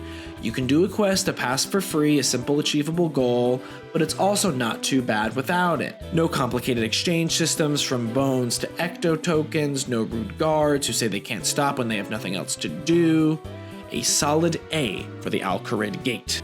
We pass through this top-ranking gate, pick up an amulet mold, use our gold bar that we got as a gift for discovering the lost party room under the dig site, shear a sheep for wool, turn that into string, and make the amulet. On our way back to Fort Phasmatis, we see the rude guard again, and maybe some ecto tokens will let us through the gate this time because you're a ghoul. He doesn't accept them. We then cross our final toll gate into New Jersey. We give the amulet to Melina, and she's ready to move on. Wait, no, you don't want to wait. No, don't you want to talk to your husband? He's fully 50 feet away. Okay.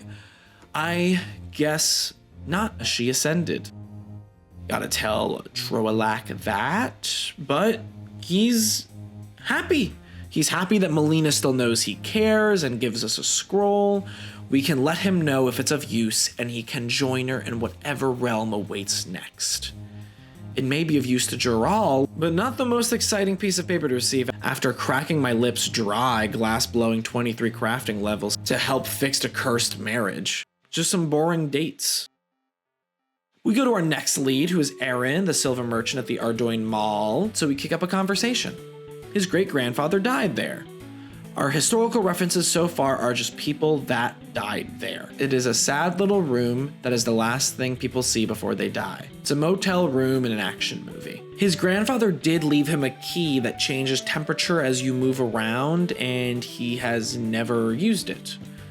I'm sorry, if your grandparent leaves you a temperature-based treasure key and you don't follow it, you're just not accepting that call to adventure? Like, I guess there's a chance it could be some home videos you do not want to see, or like your grandfather's internet bookmarks, but could also be some pretty cool stuff. So we will take that, thank you very much. We wander out of Ardoin and around the area, just testing the heat thermometer key every few seconds. We're like the "Can you hear me now" Verizon guy, but if he had a hot plate to his ear instead of a phone. We wander, the key gets hotter. A river throws me off for a little bit, but then it's scalding and we find the chest right outside of Castle Wars. Inside is not any videotapes or search history, it's a diary. Aaron's grandfather journals about joining the monks of Zamorak that are living in the outpost. They're playing magical tricks on the town, tricks that definitely go too far. Aaron's grandpa is basically joining a YouTube prank hype house in Calabasas. They do mean-spirited pranks, like giving everyone boils from the water supply, making all the kids invisible, setting people on fire, normal YouTube prankster stuff. You know where the story goes from there. The state declares war on them, an army is coming. End of diary. Now we know that this outpost is also a prankster hype house. Great. Helpful info. Our final informant is up in Releka, so we go to talk to Blainen. His brother Drawn knows a ton about war, but before we can speak to him, Blainen sets some ground rules. Blainen is the ultimate brother wingman. He tells us all the things we must know to talk to the almighty Drawn. His eating habits of cute animals, his exact age, favorite weapon. I write all this information down because I know it will be important. I'd love someone to stand up for me like Bladen does his brother. Hey, is that your friend? He's cute. If you want to talk to Darren, you're gonna need to know a few things about him. His favorite movie's The Rock. His favorite wrestler's The Rock. His favorite TV show's Kid Nation. His favorite piece of music is Kid Rock, right? No, Kid A. He loves Radiohead. Are you writing this down? You should be. He eats popcorn for breakfast, Pop-Tarts for tea, and poppers for brunch. He was born on the same day as the Dave Matthews Band Chicago River incident. He can't smell gasoline. Oh, she's gone. We're able to recite Drawn's messed up Hinge profile right back at him thanks to our notes, and he tells us what he knows about the outpost. Two ex-friends had a falling out because of Zamorak and Sarah Doman, met up in battle at that old hype house outpost, and then realized, like the end of a Disney Channel episode, fighting is silly and they should go back to being friends. That's the story.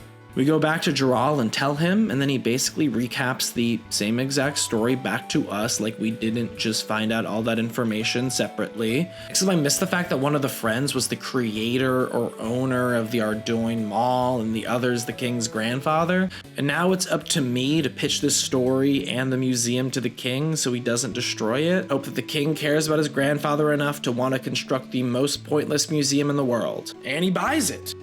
We let Jaral know the museum is getting built and finish the quest. We can now take a look at what we created. It's practically nothing. It's awful. You can barely get 3 seconds into a melancholy, thoughtful montage of art, the test for any good museum.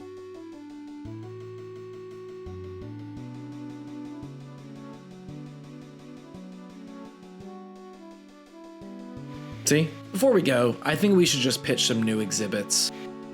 We can have a projection of a Maury-style show about the paranormal marriage issues caused by this outpost. Let's have an exhibit of the actual pranks that were planned here. Just play their YouTube videos. Let's bring the hotkey over so everyone can touch the hotkey. We'll print out Drawn's Hinge profile and just kind of let that speak for itself. Kevin can have a place where he can hang out and just kind of tell you about his crypto portfolio or try to fight you. And we can have a much better, more exciting video of the outpost itself. We report back to the museum and let them know about our quest. They could tell this one was especially tricky because we get a lamp to learn more about mining. Ooh, level 35. And we gain 5 more kudos. We're at 88. So close. I wander around the museum again and go back to that information corner from before. I right-click the lectern this time, and I see what I was missing. There's a guide that tells you exactly how to earn kudos and checks off everything you've done so far. Okay, so this was what you're all trying to get me to find. I get it now. Thanks to this, I realize I'm missing a find from the dig site, so I go and clean some pottery, and we now have 98 kudos. We're there. Now we're really just one kid's ice cream cone away from Fossil Island, and we can do the easiest quest, Shield of Arav. I was always too nervous to do this one. For some reason, like just asking a random person for help felt embarrassing, but yet I felt comfortable enough sharing a whole series about how I know nothing about this game.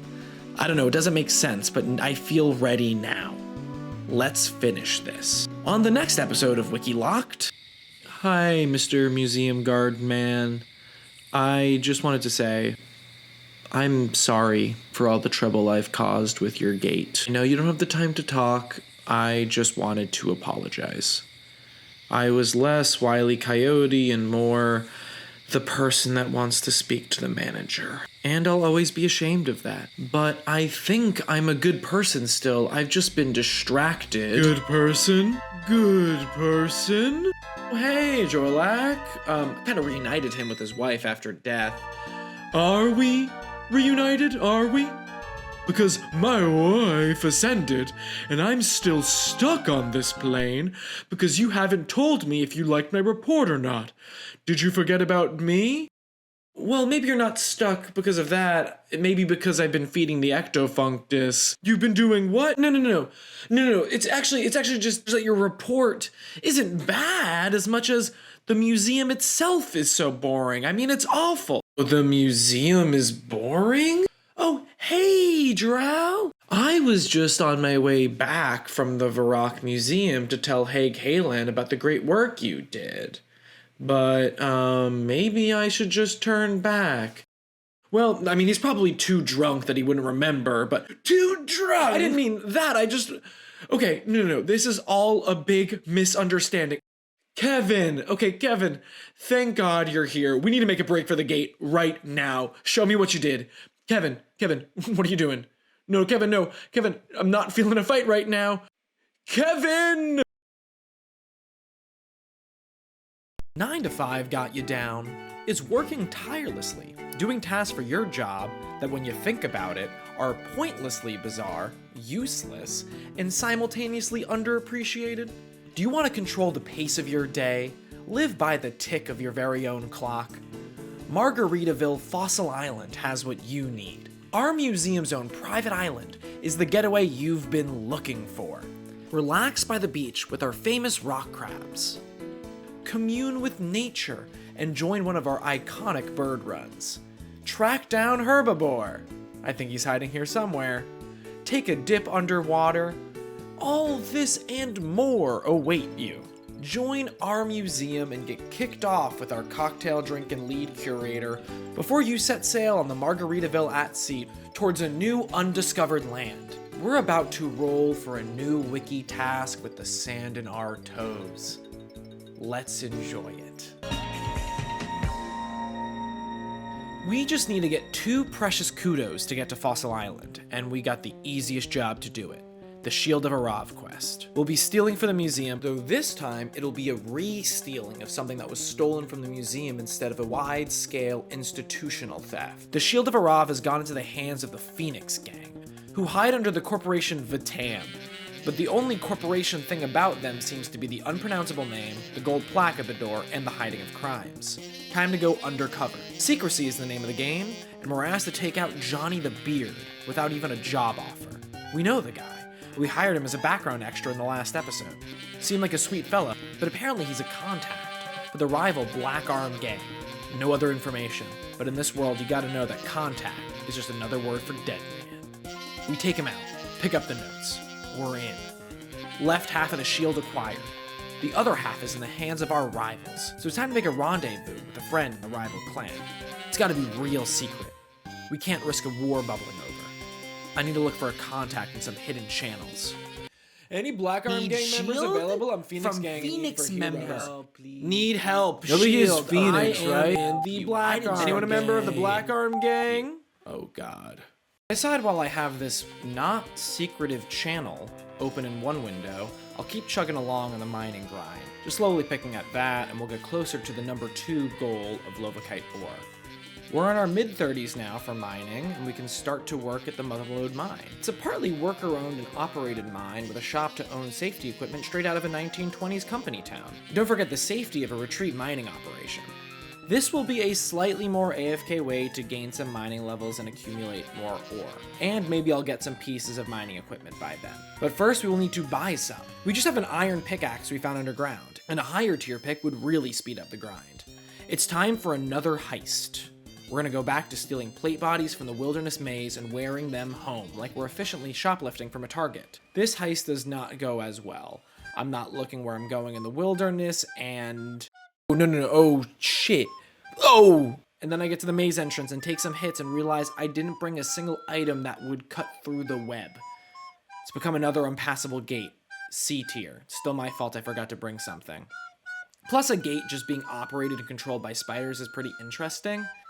You know what? B tier. Attempt 2, we take some hits and get pretty hurt but make it to the pickup point. We start the operation, it's beginning to go smoothly until we switch worlds and... Oh God, there you are. Okay, go. No, faster. No, okay. Okay. No. Okay, we're good.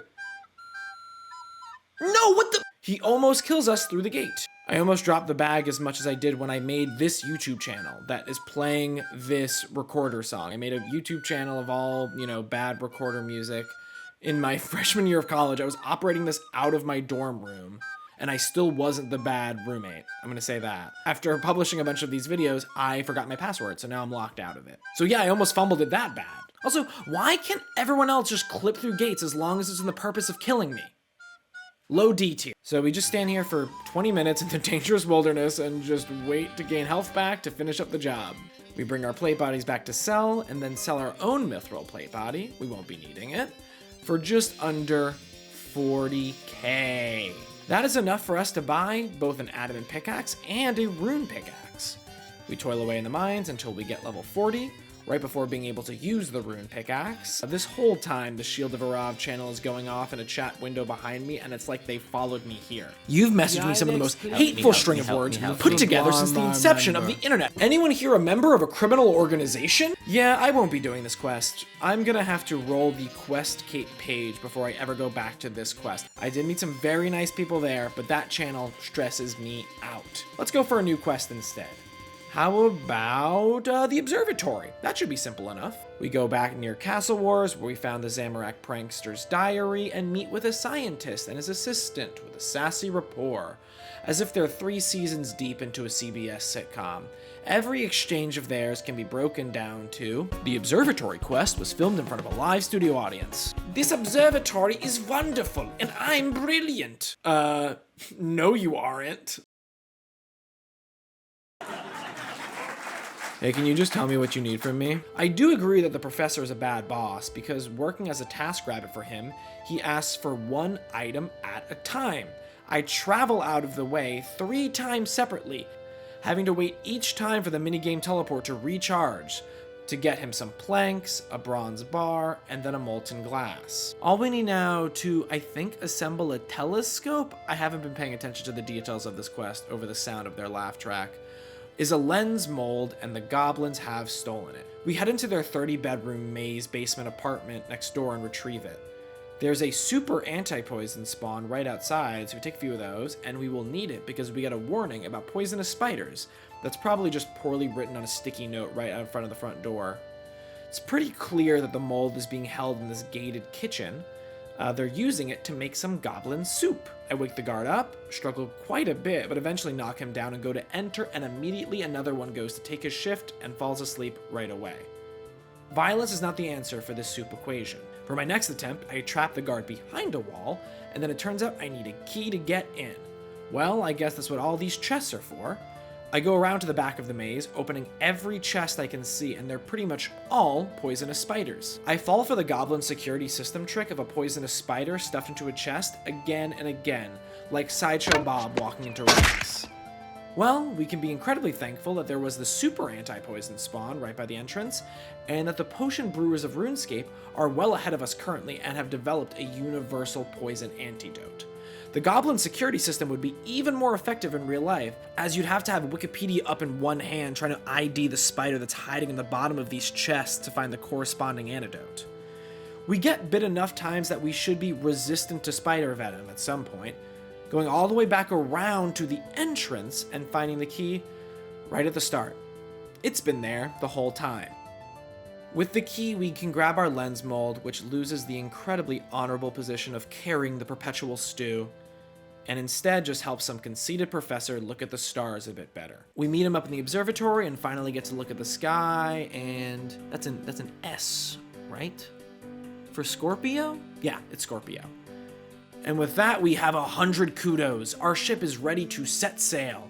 We talk to the living embodiment of stock photo construction workers who are building a cruise ship, need some special redwood, so we go to Hesidius and make a deal through the woodcutting gate. That's an A-tier gate, because at least people will acknowledge you're a person and talk to you even though you can't pass.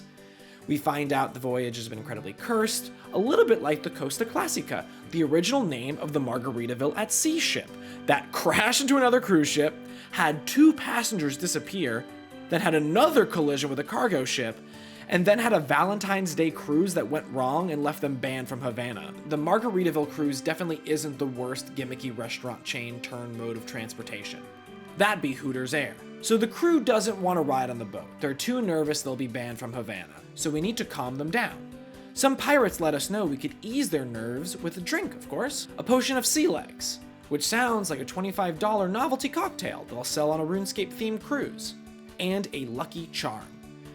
To grab the lucky charm, we go to the old man, who is only odd for RuneScape standards. Otherwise, a man who is being crushed under the weight of a giant moving bag of sentient bones would be a little bit more than odd.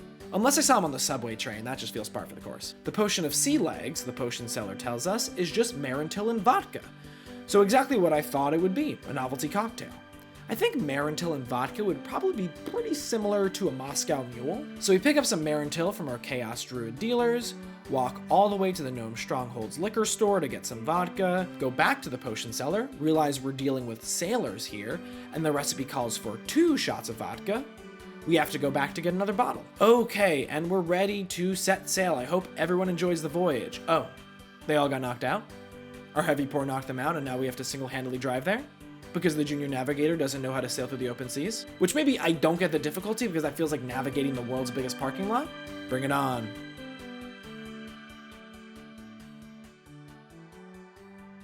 We arrive on Fossil Island with the entire boat drunk the entire voyage, which I'm sure is pretty close to the real Margaritaville at Sea's experience. We arrive, and we are able to meet him. The reason we're here.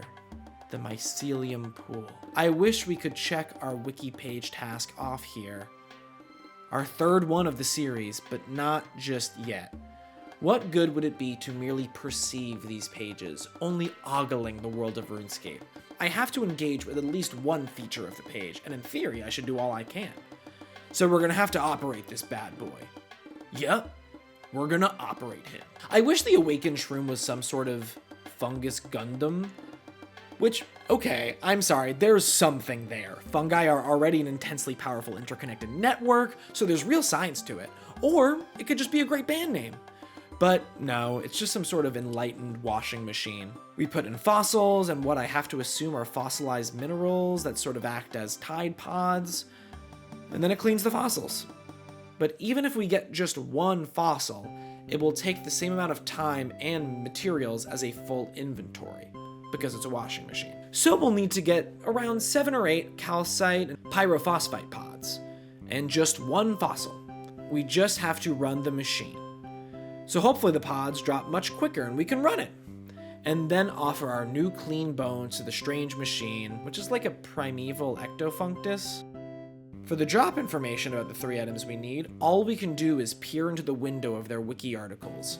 And right before they close the shades on us, all it gives us is that the 3 are dropped by monsters. So that's our best path forward at the moment.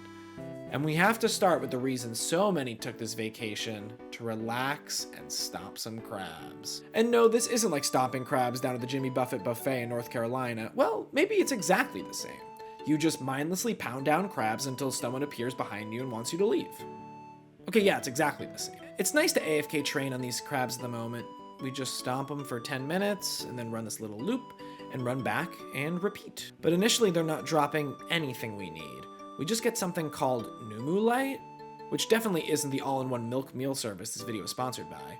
So let's explore a bit more. There's Irene, who is researching the fungal laundromat, and this laundromat is a family business because Irene's mom tried to drink the bathwater. Irene explains some science behind the tub, but doesn't let us know where we can get our precious minerals. We find another easy foe, hoop snakes, which we also stomp for quite some time, and they're not giving us great loot either. We explore more, discover the volcanic mine, which we don't have enough exclusive Margaritaville points to enter, I guess. Here's Birdhouse Valley. This mud guy's gonna kill me. These mushrooms are gonna kill me. I find a little cave dungeon and there are some level 61 ice spiders. I think that's our ticket. They're a bit higher level, so they could have a better loot table. Plus, the fossil bin is right here, which implies more fossils are about. I try to test one and they are tricky.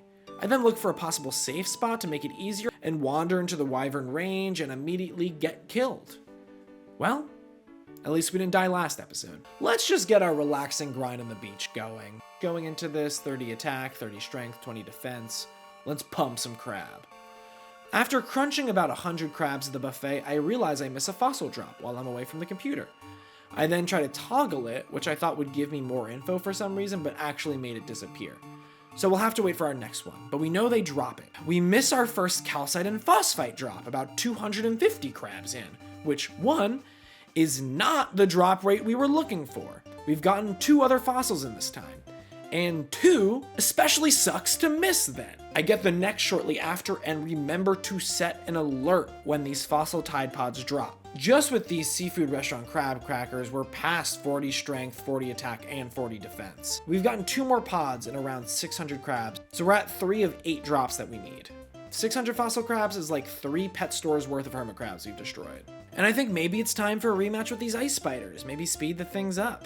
So we go to have a rematch and... Oh, no, we're not in the way. What? Huh? That, what? So we go to have a rematch and eventually I take them down and... no drop this time. So we get another and no drop again and one more and nothing? Do they not drop anything? Like just because they're made of ice, they crack and break? It's not like there are any important fossils or historical discoveries made in the ice or anything. So I make a final desperate attempt to explore around the island. We find the house on the hill and I see some strange machines.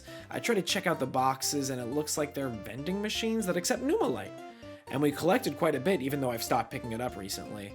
And we put some in, and also nothing. Guess that one is jammed. There are more downstairs, so we try that out, and okay, a collection log spot for a note. That's not what we need, but it's something. And then we try more, and ow! Okay, when you reach into the vending machine, I guess there's a good chance there's the Gom Jabbar. I use all my prehistoric arcade tokens, and I get nothing else. Well, except getting stabbed again. They're really bringing something new to the death by vending machine conversation. I'm not having much luck elsewhere finding other enemies or possible calcite and pyrophosphite drops, but I stumble on a whole zone I haven't interacted with. Underwater. I'm not going in with the proper diving materials, but it's fine for now, as I'm thrust into a strange underwater level sequence. I love underwater level music, not a fan of underwater levels. I get the appeal of completely changing most things you know about a game with a different movement system and mechanics, but I think that deviation throws me off. Or also, in so many underwater games, you have a countdown timer to when you will drown. No matter what game it is, that countdown will stress me out. Even if it goes so slowly. If you saw a timer counting down to your suffocation in the corner of your vision every moment, you can't relax, even if some of the best music you've ever heard is playing. We explore this strange new world. I follow an arrow that I really hope isn't a plugin I still have enabled. I follow it through a maze, get to a clam, and get some sort of currency. Maybe I can buy my materials at this underwater store, and nope, they just carry fossils too. I find someone at camp that will buy fossils, but also not for any currency we will need, but more Numulite. So just another chance at the Gom Jabbar vending machine in the abandoned office park. This isn't some relaxing paradise they sent me to. This isn't what they advertised. An endless crab buffet vacation eventually doesn't become paradise. It becomes hell. This is a season of the White Lotus. We just kill more and more crabs, and now that I have that alarm that lets me know anytime there's a calcite drop, it actually just lets me know anytime anyone on this beach gets a calcite drop. So at least 2 out of the 3 times, it's a false alarm. Some people pop in and take your spot, which is all good with me, but one guy popped in just to stare at me? He's not fully AFK because he's been here for at least 2 crab trips. We get some more levels, just a bit more calcite, but mostly notifications for other people's calcite that they just leave on the ground most of the time, and we can't pick it up. We get some more levels, we keep crushing crabs, levels, crabs. Come on, dude, you can't ignore count and check. At least send him on his way. Oh, whoa, another one. It's Random Event City. We've killed over 1,000 ammonite crabs, and we're still at 5 total calcite and pyrophosphite drops. We need 2 more to get a 14.5% failure rate if we try to run the pool, and a 4.3 if we get 3 more for 8 total. And that could still fail. Would you get on a Hooters Air flight to Myrtle Beach that had a 14.5% chance of crashing? Even 4.3%? Is it worth taking that trip? It would be fun content if I killed 1,000+ crabs just to have to do it all over again, but I'd lose it. So let's be safe and fill up with extra fuel for our Hooters Air flight to our next task. The stomping continues, but my luck begins to change. More often than not, the notifications for calcite drops are my own. We get more levels and we finally get there. 9 calcite and pyrophosphite. We started with base 30 melee combat stats. Combat level like 34, I think, and now we're at 59 attack, 60 strength, and 50 defense.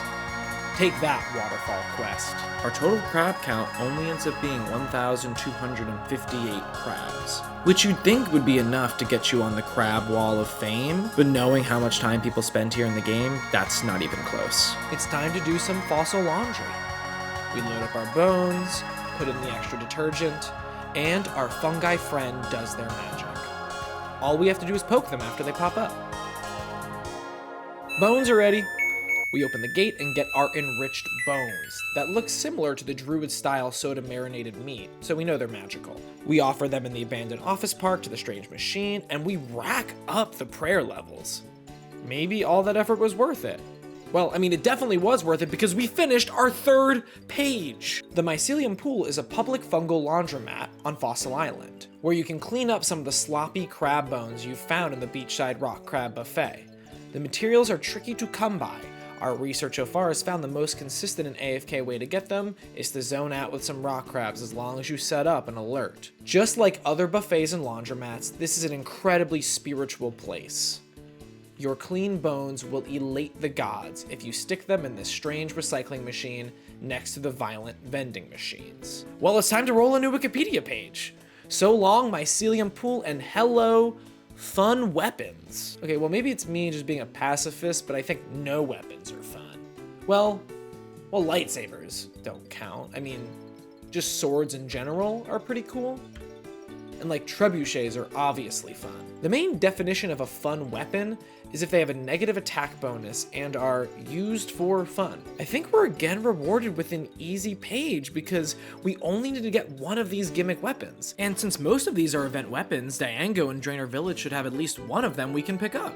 And he does have the Cursed Goblin Hammer. So let's go and see if this Cursed Goblin Hammer can crack open some crab meat back at the Fossil Island buffet. Ooh, not hidden yet. Ooh. Okay, maybe. Maybe. Oh, maybe. Ooh, maybe not. This is fun. This is great. I'm having the time of my life. Ooh, look at Mr. Whip over there. Are you having fun over there? I'm having fun. I feel like nothing is better represented how I feel in this game compared to everyone else than this. But boy, are we having fun. And I'd say that would complete this task as well. Fun weapons are silly weapons that do no damage. This is a radically correct statement from Jagex that the only fun weapons are those that can truly do no harm to one another, that cannot steal lives away at the whim of one rash, violent individual or entity. Also, trebuchets are fun. Let's go! That's 2 pages completed! We've doubled our completed pages to 4. There are currently 31,276 pages on the OSRS wiki. We're at 4! That's 0.01% completed. Maybe we can get another freebie. Keep the ball rolling up the hill, and we get honor points. Great. First kudos, and now honor points, which we can get from Barbarian Assault. Well, let's just finish up our mining grind next time and see what's in store after that. On the next episode of WikiLocked, well, the Shield of Arav chat was pretty overwhelming, but Barbarian Assault is probably pretty friendly. Hey guys, I'm not allowed to look up how to play, but I got my new best in slot hammer. I think I'm ready to throw down. Boo. You. Thanks for watching. This episode is sponsored by Numulite, the only ultra milk meal replacement service. Just one sip of these dense, powerful, nutrient-rich milks should satiate you for a few days. I'm so busy with work and then making videos at night that I don't even know what I do without Numulite. And I barely feel the side effects at all. It even comes in cookies and cream. Use code SCRAM for 50% off your first order of 1,000 bottles. And if the FDA comes, don't tell them anything. You don't have to talk to the FDA. And don't tell them I told you about this. The night I tried to log into Runescape for the first time ended with me vomiting throughout the night in a worried panic. I was convinced my life was over. I decided to make a Runescape account that evening with my neighbor. I was 11, he was exactly 2 years younger than me, we shared the same birthday. We went to log on his family computer and there was something on the site that said you needed to be 13 years or older to play. Then I got real nervous. I didn't know what the internet law was at the time, that it was lawless, or what the consequences were, but I knew I was breaking a rule. A couple minutes later, my friend's dad peeks into the room. All he says is, like, "What are you boys up to?" I thought we were caught. I don't know how he would have known, but I was so nervous, I immediately ran out the house and across the street back to my home and threw up for the rest of the night. I thought I was going to prison. I thought I was losing computer access forever. I later learned there are far less consequences for internet activity than I thought, but that was not the end of my online gaming guilt and shame. I got most of my guilt and shame from playing League of Legends. Yes, I played. So I'm disappointing hundreds of people online for still being alive today. Constant flaming from strangers genuinely made me feel awful. As these stories show, I'm overly sensitive. The idea that someone out there doesn't like me is enough for me to yarf my lunch, for lack of a better phrase. And it looks like we're returning to another toxic 5-person cooperative online gaming experience with Barbarian Assault. We've randomly rolled the honor points page from the wiki. I feel like with all the resources in the world I'll still get yelled at. I'll have to do it with no knowledge on what the best strategies or gear is. Thankfully, the honor points page is one of the easiest BA tasks we could have gotten. I just have to get some points from each of the 4 roles. Simple enough. Maybe I can get in and get out without ruining some internet stranger's day and feeling bad about it. This should go great. I'm probably not gonna throw up. Let's recap our journey so far. We haven't gotten very far, but we have made some initial strides. We started out with the 5 random pages of a crate part, avian teas, the mycelium pool, portal nexus, and lovakite ore. We've taken some of those down.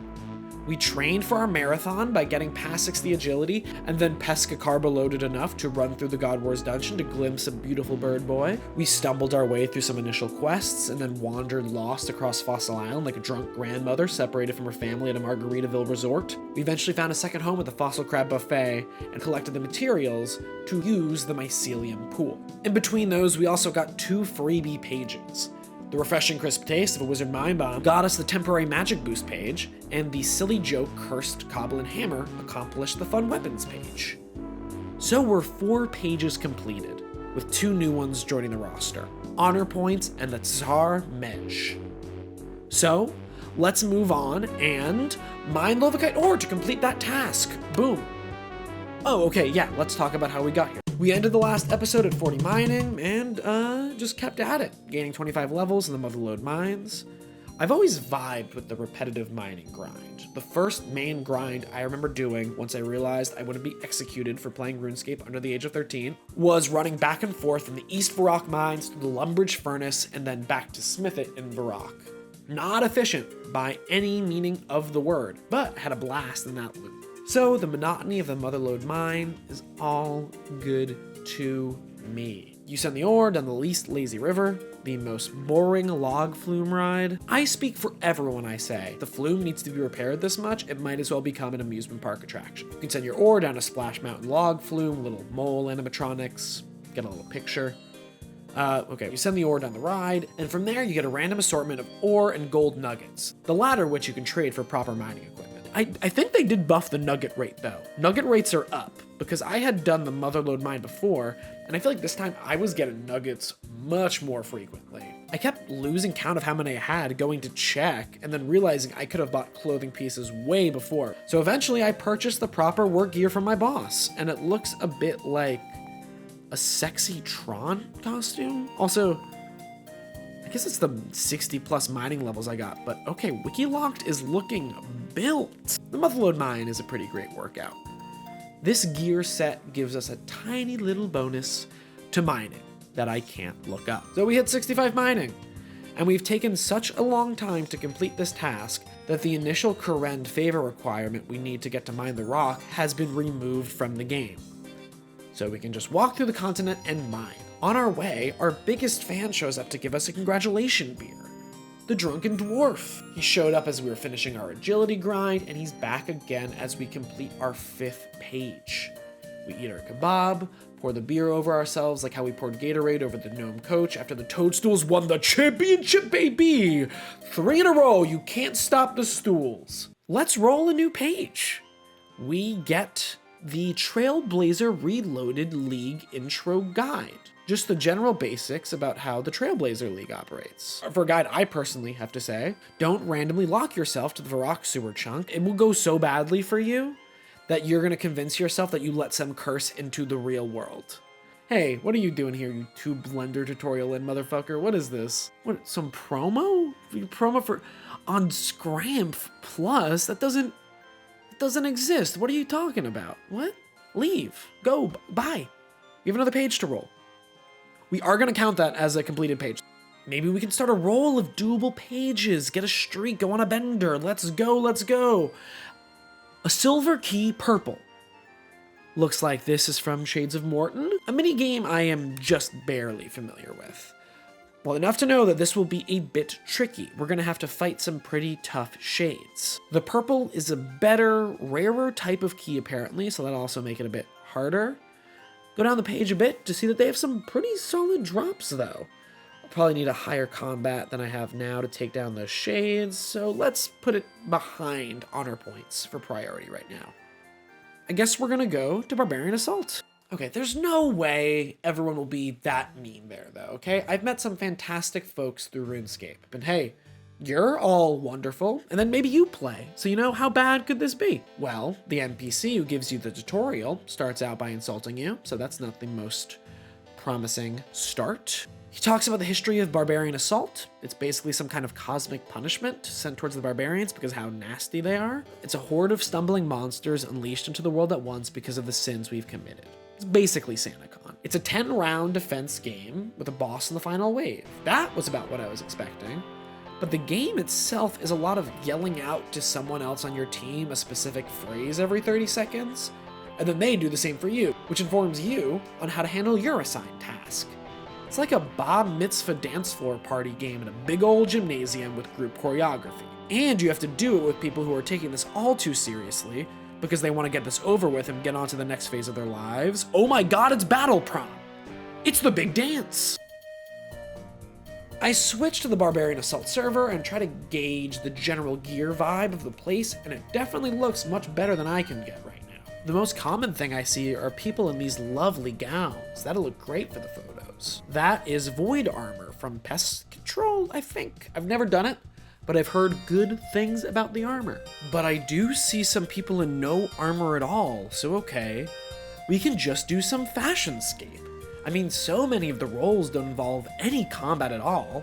I think only Attacker would need like real gear. So we show off our proud miner clothing with the Prospector hat and Sexytron mining pants.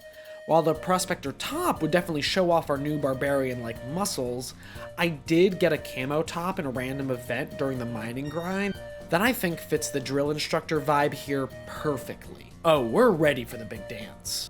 There are 10 waiting rooms, one for each wave, where you can get a group together to play. This feels pretty accurate to how prom groups are formed. Most people aren't in a set relationship when prom comes around, so you get a group of friends and celebrate pre-prom. Take a photo on a stairway railing all together in your gear. This stage is definitely the pre-prom phase. My first pre-prom stage definitely matches my earliest dance memories. In the corner, desperately trying to avoid the whole concept of the night. Hugging the padded gymnasium walls. But then a friend group comes in my time of need. They're hugging in their own corner, a noob corner. This is exactly like my first dance, in the noob corner with the boys. They can't be mean to me, right? It's the noob corner. I choose healer as the first role I want to get done. Just based on the tutorial, it did seem pretty simple. You're basically keeping everybody drunk and happy at the big dance by running away from the dance floor to fill up a flask with some kind of mysterious jungle juice and then bringing it back in. You also get to feed tainted food to your rivals whose cravings change every 30 seconds. Meanwhile, I'm yelling out to the defender what food they should be grabbing from the bland snack bar to drop for their enemies. We get our pre-battle prom group ready. Let's go. I think it goes okay. I keep my teammates pretty healthy, all things considered. I'm calling what I need to pretty quickly once it pops up. We handle that round, I think, pretty swimmingly. And then everybody runs away. I guess your early friends do often drift apart, but that's perfect for me. We get 11 healer points and we can move on to another position. I go in to try Collector next, and I'm a bit more confident. Well, actually not really. I embarrassingly stand in the Wave 2 waiting room for far too long, thinking people will eventually form a group here. See, look, people are literally dancing in here. Barbarian prom. I declare my position proudly, yelling my desired part in the friend group, and immediately get an invite. There we go. Brendan invited me to pre-prom at Taylor F's. I'm gonna lock in as the funny one. The collector just picks up all the loose eggs the monsters drop when they go down. They can be loaded into a cannon for anyone to fire. They can only pick up a certain color that changes every 30 seconds, and then in the meanwhile, they're calling out attack poses for the attacker. That also goes well, I think, but the group runs away after the first round. This is actually the best case scenario. We get 6 honor points for being a collector. Almost nothing, but it's not. It's some honor points, and that's all we need. We can move on. Let's do Defender next.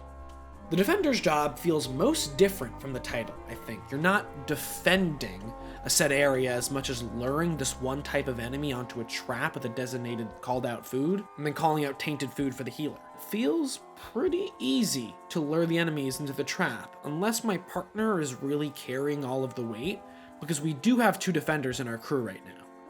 But it goes really well. So well that we go right into the next wave. And then the next. And then the next. Suddenly we're 5 waves in, boys. We're 5 songs deep on the dance floor with the crew. The lures we're dropping right around the trap are working well. I'm getting my calls out quickly to the healer. And now the rounds aren't ending as quickly or smoothly. There starts to be one position that still has enemies left. Okay, so even if someone gets yelled at, it's not me. We keep going through the rounds and I start to get attacked pretty badly from the monsters. I'm not wearing any armor. I'm just wearing my camo t-shirt to show off my muscles and my Tron pants. So I'm taking hits. The healer has to keep me from going down a few times, but it's inevitable. In the later rounds, I get swamped, and my camo t-shirt does not give me the defense I need to survive it. I die, and we lose the round, and we have to restart. This happens a few more times as we clear wave 8 and 9 and get to the final round. We've gone all the way. I haven't been the only person who has died, so there hasn't been any direct flaming of me at all, yet to the best of my knowledge. But this is it. I just need to make it one more round.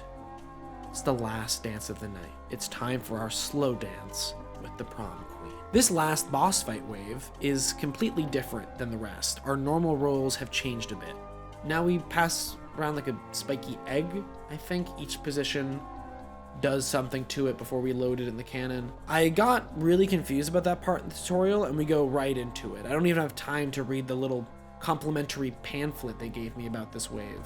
On the bright side, at least I didn't have to figure out how the egg situation works, because there's still a wave this round. Should have known defense would matter. I should have thought about that. I'm ruining prom because I showed up with a camo t-shirt and bright pants and a mining helmet. And then the queen comes out and shoots, I think, an unavoidable attack that just rocks me.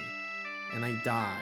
Of course, at this point, I'm starting to get people on the team mad. I wouldn't have worn all flashy clothing if I knew defense mattered. I guess I should have known if defense matters if there was a healer to heal, or if there was a position called defender. I also realized that the person I got the idea that I didn't need to wear armor, that was just wearing normal clothes, was a bot.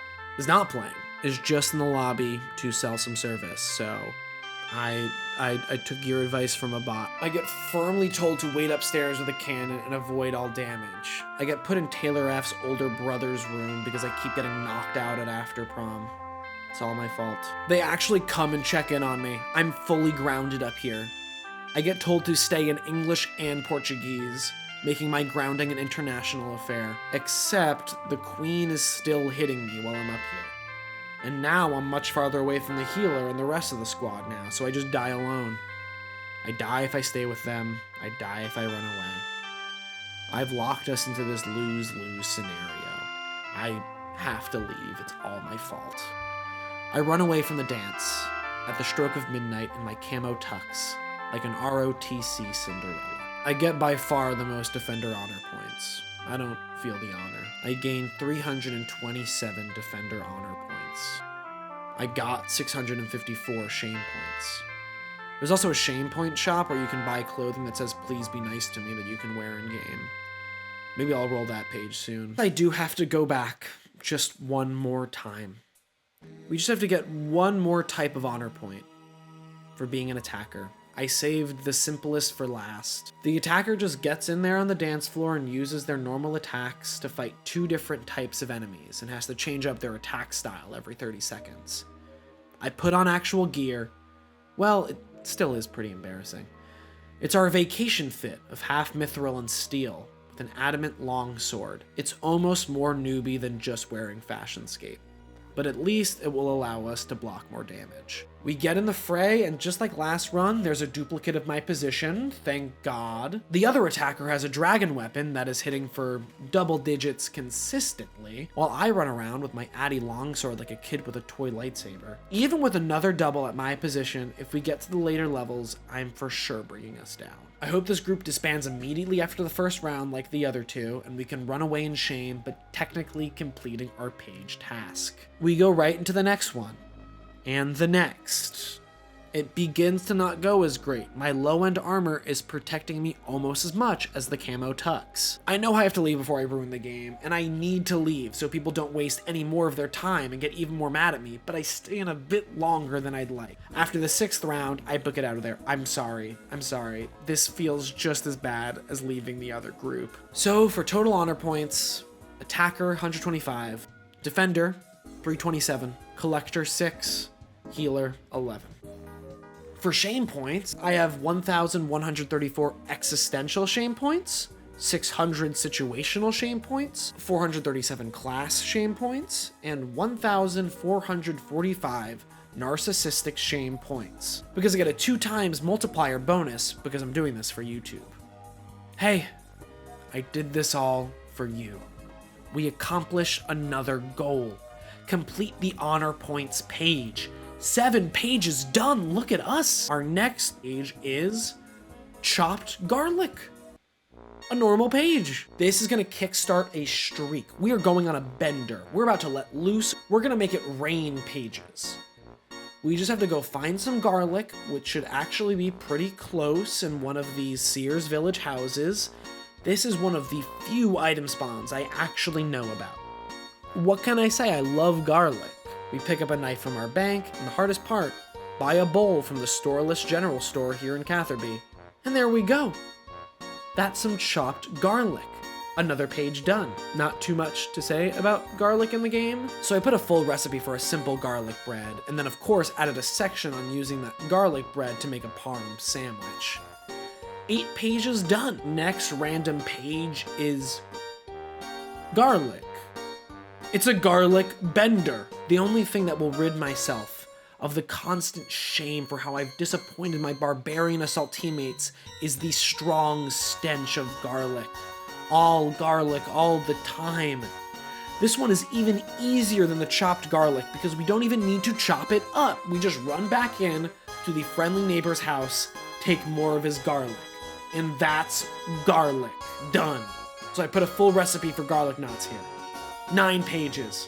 The garlic bender is gonna get us past 10 pages, that's for sure. Forget about our shameful past, embrace our garlicky future. Our next page is, oh, a cook. Okay, Charlie. He uses a ton of garlic. The bender continues, and he's a member of the Phoenix gang. No.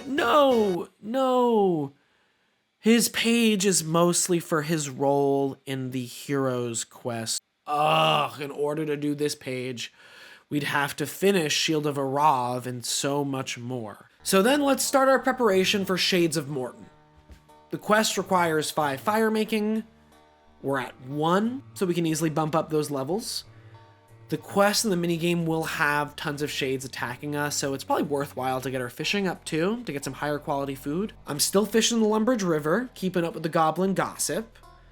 I go to fire the fish in the Lumbridge kitchen and realize I still haven't done cook's assistant. So we knock that out super quick. At first I was kind of upset that this incompetent chef has you do errands for him in order to use the kitchen, but actually, it's a pretty solid deal. When I worked at Wendy's, I can confirm if someone asked us if we had any quests, we had to send them on one, and then if they completed it, they were allowed to use our kitchen for anything they wanted. So done, and now thanks to our new kitchen, we knock out 40 cooking and fishing. We should also get some better armor. So let's go to the Wildy Maze Target to shoplift some more steel plate bodies. Oh, forgot something to cut the web again. So let's go back. I'm resupplying in the Ferrex Enclave, and it really does feel like that tough biker bar in the SpongeBob movie. I'm expecting as soon as I run out of here, I will be attacked, but I'm not. We're much stronger than the last time we did this, so I'm not as scared of the devils. We make 32k from that trip, buy back a mithril plate body, and get an adamant full helm and plate legs. Still looking very newbie, but at least my defense stats are higher. Now that we're 40 fishing and cooking, we can go to Catherby to catch some lobsters. These should really come in handy going forward. They heal quite a bit more.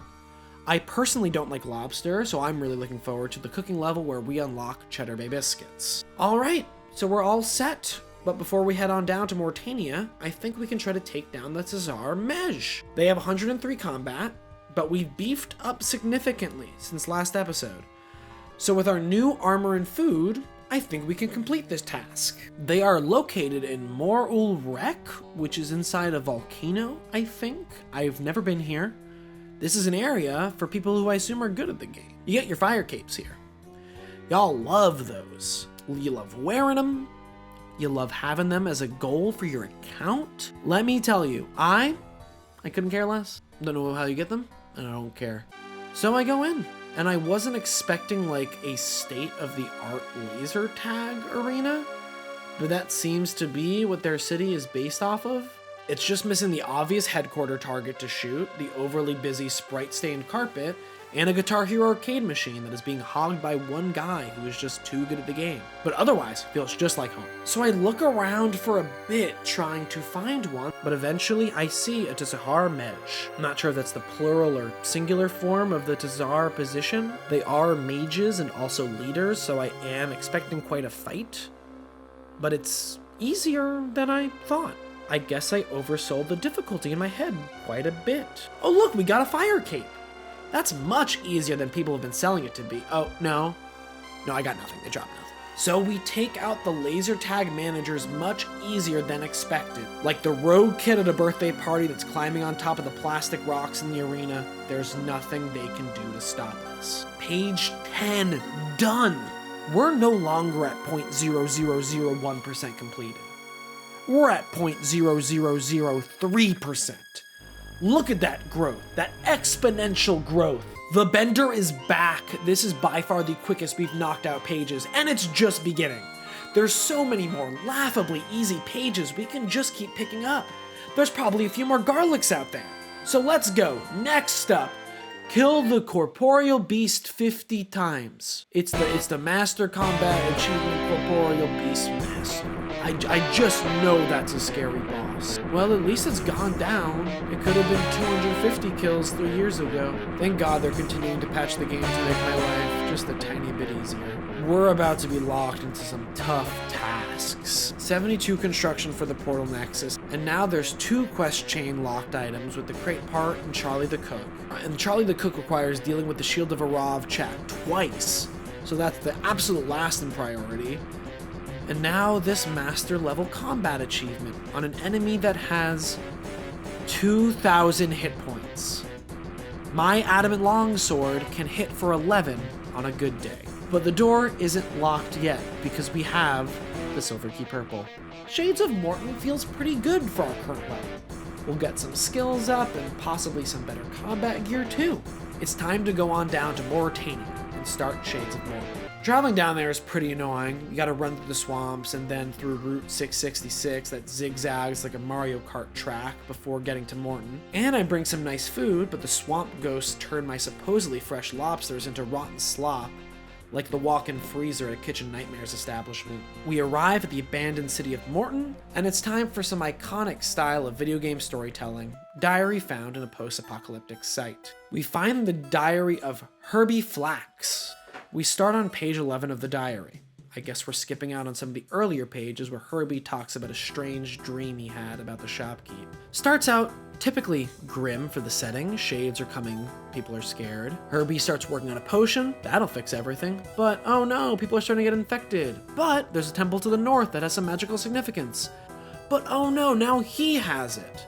I really hope I can diary my downfalls effectively. He's hitting every narrative beat right where it needs to be, no filler pages. So we find out from the diary that we can make this serum with Terramin and Ash, so we head on back up the highway and we use all the extra Terramin we've got from the Chaos Druids, make a bunch of Terramin water, burn some logs for the ashes, and get 13 of these serums. I also load up on some coins because I do remember a store component to this minigame, if you remember Herbie's weird dreams about the shopkeep a couple pages ago, and I'm not heading all the way back here again. So we go back down the highway, give the serum to the shopkeep, and we end the narrative diary-based quest storytelling and go back to the good old shit. We have to kill 5 shades. Done. By killing 5 souls, we unlock the ability to use his shop, like a pretty intense Costco membership. And I did not bring enough coins for these inflated prices. So we're gonna have to walk back to the bank, come back with all of our cash, and buy the building materials. So now we have to build up the temple, which would be a pretty daunting task normally, but we can just hop to the Shades of Morton server and look at that. It's pretty much done. Just another thing to feel guilty about. We're showing up at the very end of a Habitat for Humanity mission, posting some pictures with hammers in our hand, and leaving. We actually do have to work on this temple for quite some time to get the sanctity up all the way to 82%. And then we bless our serum so it will work permanently on the townsfolk, and then bless olive oil in order to put the remains of the shades at rest. We pour the vegetable oil on the logs and set this soul free. Let the pastor know we did it, and that's the quest done. Oh look, it's the silver key purple. That's what we need. Unfortunately, this doesn't count. We're getting baited by the thumbnail like a clickbait YouTube video. We're gonna have to dive into the catacombs to find our silver key. So the basic way the Morton catacombs work is you open them with a tiered key, and then behind those gates are even higher level shades. Then you offer those remains to get even better keys, which will unlock new areas. And then those keys also do unlock chests with prizes. So that value also increases with the tiered key. We start out with bronze, but that gets us to fight some new shades inside the catacombs. Our current gear is so lacking that these bronze chests do give us some useful loot, like an amulet of defense. Currently, we got no jewelry, so this is very much appreciated. But even those next tier shades do wear us down, and it's time to hit the open road again and walk back to Canifis to resupply. And we head on back down again, passing the signs for the Mauritania Cracker Barrel for the umpteenth time and return to the catacombs. And now we get some steel keys for the next tier of shades and crates. I was hoping that tier would be silver, but it's steel, so that means that silver is still ahead of us. We now fight some real shades. Real? Sounds like a dating app. They pack even more of a punch.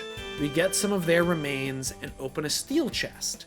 We get a collection log item for the flame tar bag, which right now is some planks, some limestone, and a ring light, so we can get some better lighting for the posts we've been making about our volunteer efforts. We also get some steel weapons, which are not too helpful for us. I go to burn those remains so we can move on to the next tier, but apparently this wood isn't good enough for these souls. They desire a higher quality wood to be burned upon. Regular won't do. So we get our fire making up to 20 to burn oak pyre logs. Basically the requirement to drizzle blessed canola oil over wood is 5 plus the level requirement to burn that wood normally. So 20 for oak pyre logs. I do realize something. We can now teleport to Shades of Morton through the chat. I remembered to join the chat, but not to use their teleport feature. So we're able to travel there much quicker. Here you go, may you rest in. Okay, that's also not good enough for you. Okay, cool. Yeah, oak is so blasé these days. All right, we've now gotten 35 fire making in order to make willow pyre logs. Now this is some quality wood. Now this just drenched with holy peanut oil will definitely get you to your desired afterlife. And off they go. Off to the heavy side layer, and we sacrifice these Ryle remains and get black keys. Cool, not silver, but an improvement. And now we have Asin shades to deal with. Okay, all of these Y-name ghosts, it's like they got their name from a kindergarten class in the valley. You're not gonna believe it, these are even harder to fight. I take down 2 before I have to retreat for supplies. But we are able to unlock some black chests, which are now starting to have some pretty good supplies. We get some black locks, which are collection log item. The black locks allow us to get a wearable casket, just like a normal functional corpse papoose. A baby Bjorn for the dead. We also get a medium clue scroll. Clue scrolls will maybe be one of the toughest things to do on the account. We will have to decode all of the prompts and figure out locations without any guides or plugins, so that will be staying in the bank. I go to try to offer these new Asin remains, and of course, We do not have the required fire-making levels to properly honor these souls. I mean, what do I know about honor? We'll just have a bit more fire-making and woodcutting to do, but we've already gotten pretty deep into the catacombs. Our silver key purple isn't too far away. We've gone on quite a roll this episode. None of that washed off the guilt, I feel yet. I know there are people in Brazil that probably hate me right now, but we've exponentially improved our collected wiki pages. 4 real tough pages stand ahead of me. This current task is our only chance to avoid those massive grinds, quest chains, and master achievement combat task. What lies in that silver chest will dictate our path, and that's got me nervous enough to throw up for sure. On the next episode of WikiLocked, actually, I don't think I went all the way down on the silver key page. I think I'm missing some helpful information, like that I need 80 fire making. We are here to mourn the loss of Tip Huggins, just a fine young man of Iraq that so many of you were lucky enough to know as a friend, partner, or child. He loved to walk around his iconic city until some parkouring adventurer in a full granite set of armor jumped onto the roof above him, knocking down a brick and killing him. Every single preventable death is an affront to the world. Hey, can you cut that out? Huh? Can you stop? Yeah, I'm at level 57 woodcutting. No, what? Not what level are you? Can you stop woodcutting? Oh, I'm so sorry. We're trying to have a funeral here. We're trying to honor a treasure. What kind of wood are you burying him in? What? Said, what kind of wood are you burying him in? Oh, just regular wood? Oh, that's definitely not good enough. He's not moving on. What do you mean? He's not going to ascend to the heaviside layer with wood like that.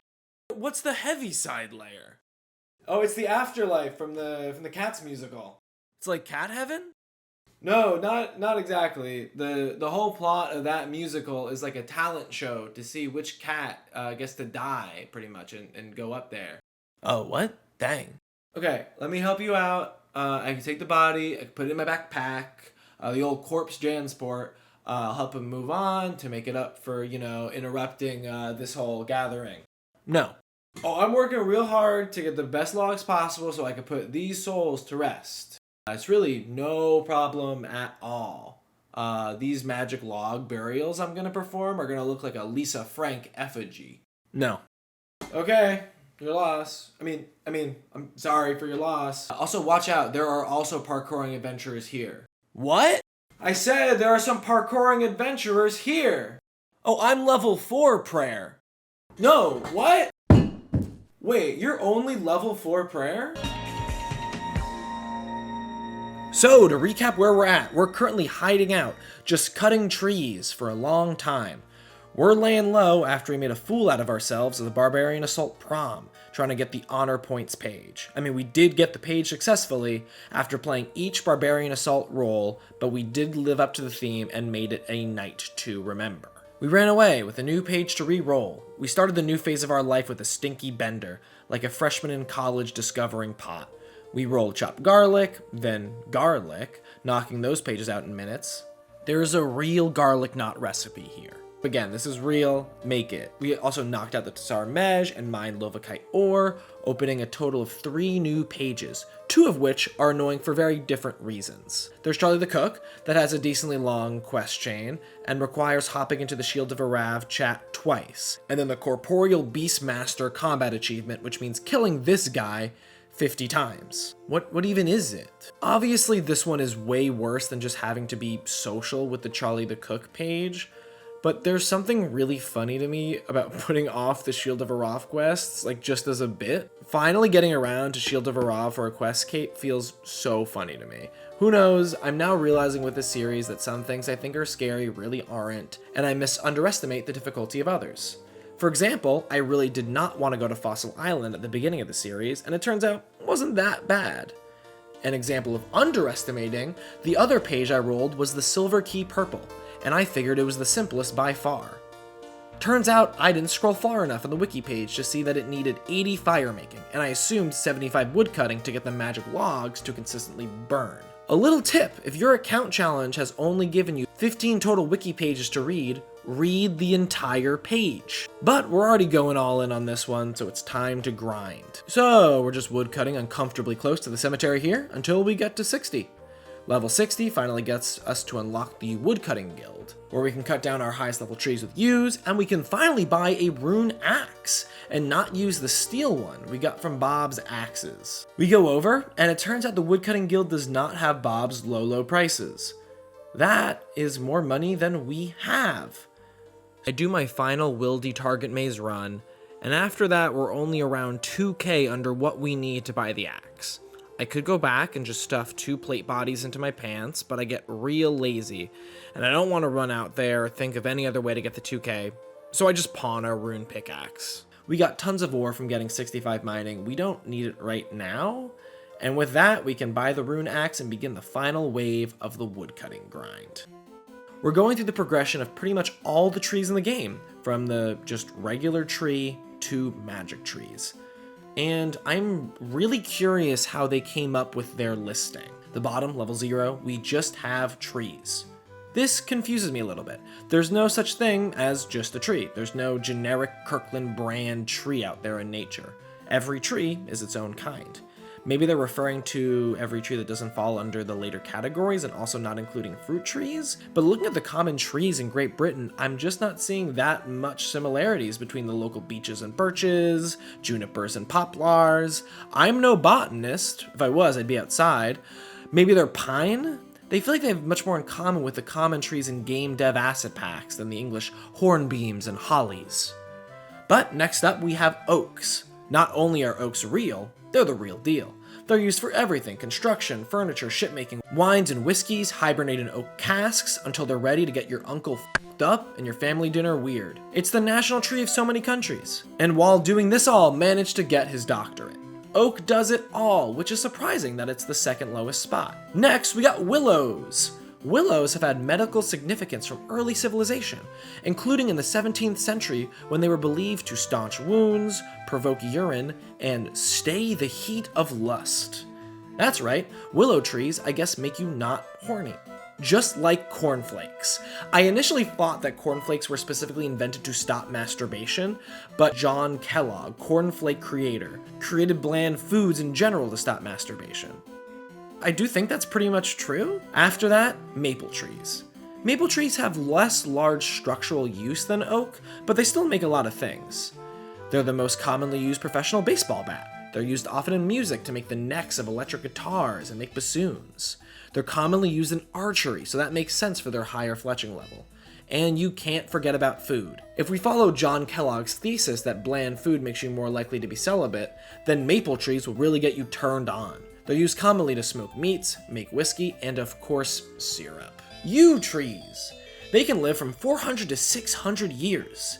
In Runescape, that's closer to 4 to 6 minutes until someone cuts them down to get XP, and their logs will remain unused in the bank for years, but they'll regrow right back in a few seconds. Who cares about conservation in Gugnius? They're mainly bendy. That's their deal, which does make them perfect for longbows. They're also toxic, so I know that yew longbow looks yummy, but don't eat it. Now we have magic trees. These, they're not real, right? Yeah, of course they're not real, I knew that. There is the magic tree house, but it's hard for kids to have adventures in RuneScape where they are whimsically whisked off to some of history's most violent and intense moments because adventurers are immediately going to cut the trees down. And I think that's best for the safety of everybody. So if I were to rearrange these, I think we'd start with dead trees, actually, level 0. They'd be the easiest to cut down, they're dead. Then the iconic oaks can stay where they are. Then, believe it or not, yew trees. They're just old and bendy. After that, maple. Also maybe, I don't know, maybe the fire you use to burn meat could give it like a special advantage. I don't know, I've come up with a lot of cooking and flavoring based ideas for the cooking skill to get bonuses. Maybe it's silly, and I don't want to play on the British stereotype, but Jagex, season your goddamn food. Then we have magic. I just think they're neat, and more people should get to look at them. This would absolutely be my first time ever getting to cut them down, and it's taking so long, I've got on this Botany Barrage. And then we have willows. They should be way bigger and gnarled and maybe sentient? I think the grind to get these should reflect the birth control device they were originally meant to be. And finally, we have the highest level tree. Tree. If they're gonna have just a tree that defines rigorous botanical classification, then it should be the ultimate boss. A tree that spits in the face of classification, that only the truest woodsman can cut down. Tree. Well, while we're delving into that, I got 75 woodcutting, so thanks for being patient with me there. Really not too interesting, mostly just thought about trees. I'd never been into the woodcutting guild before, and it definitely felt like a pretty high level zone.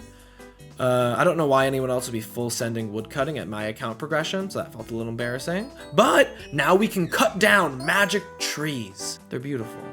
Hypnotizing, glittery creations. And with that done, we can go to fire making. Fire making is an interesting skill in RuneScape.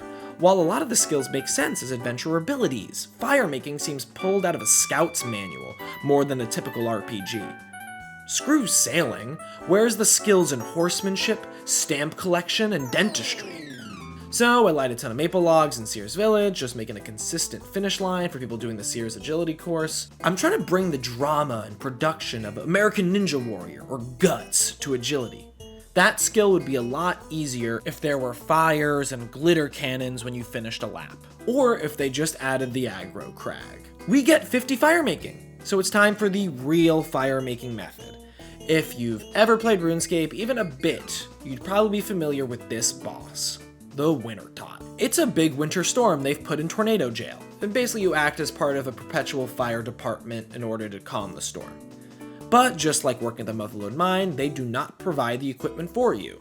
So you need to find some pieces of warm equipment on your own. Blizzard Jail is unsurprisingly cold. Without the required, I believe, 4 warm pieces of clothing, I assume you take either extra or more cold damage.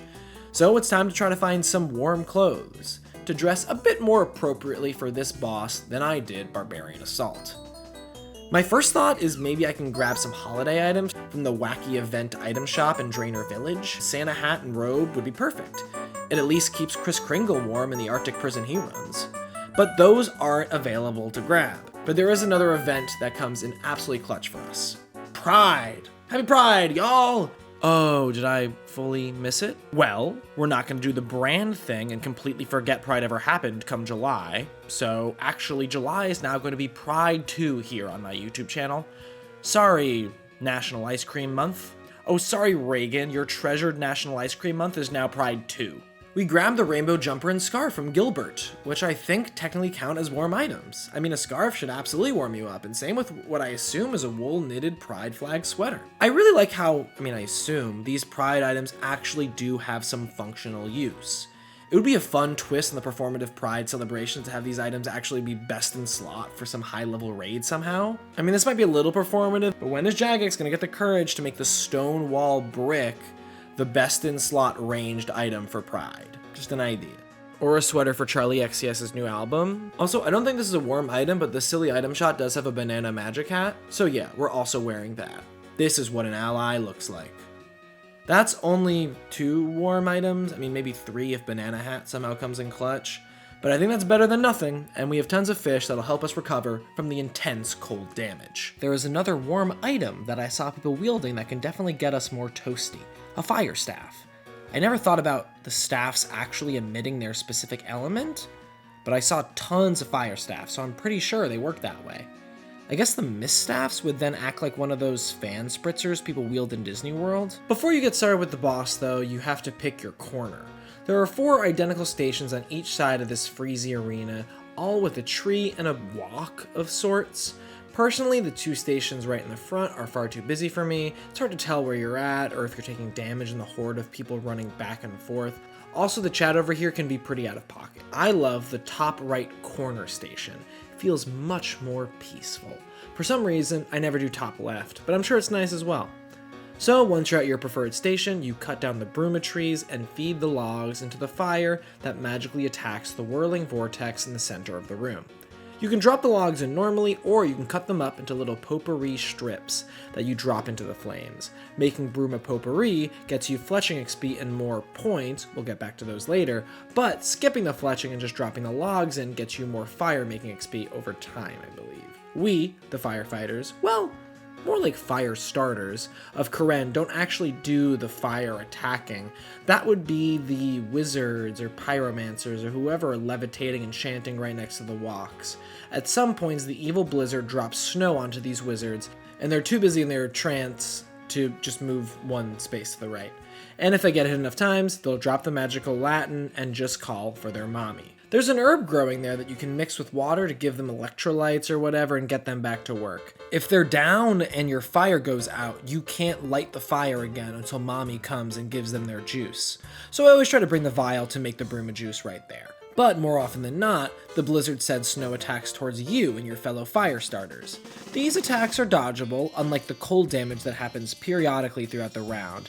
Even if you have full winter tot gear, you'd still take damage like me, who's unprepared for the cold. I think the most powerful attack the Winter Tot has is when it explodes the wok, and it sends large shards of metal everywhere. You can repair the brazier before lighting it again, and that gives you construction experience. That's pretty much it. You keep kindling the fire and hope you don't take that much damage, and if you get over 500 points at the end of the round, the citizens of Karen all pool up to get you a goodie basket. Those poor Karen taxpayers, they have to give tons of their possessions up indefinitely to the fire department.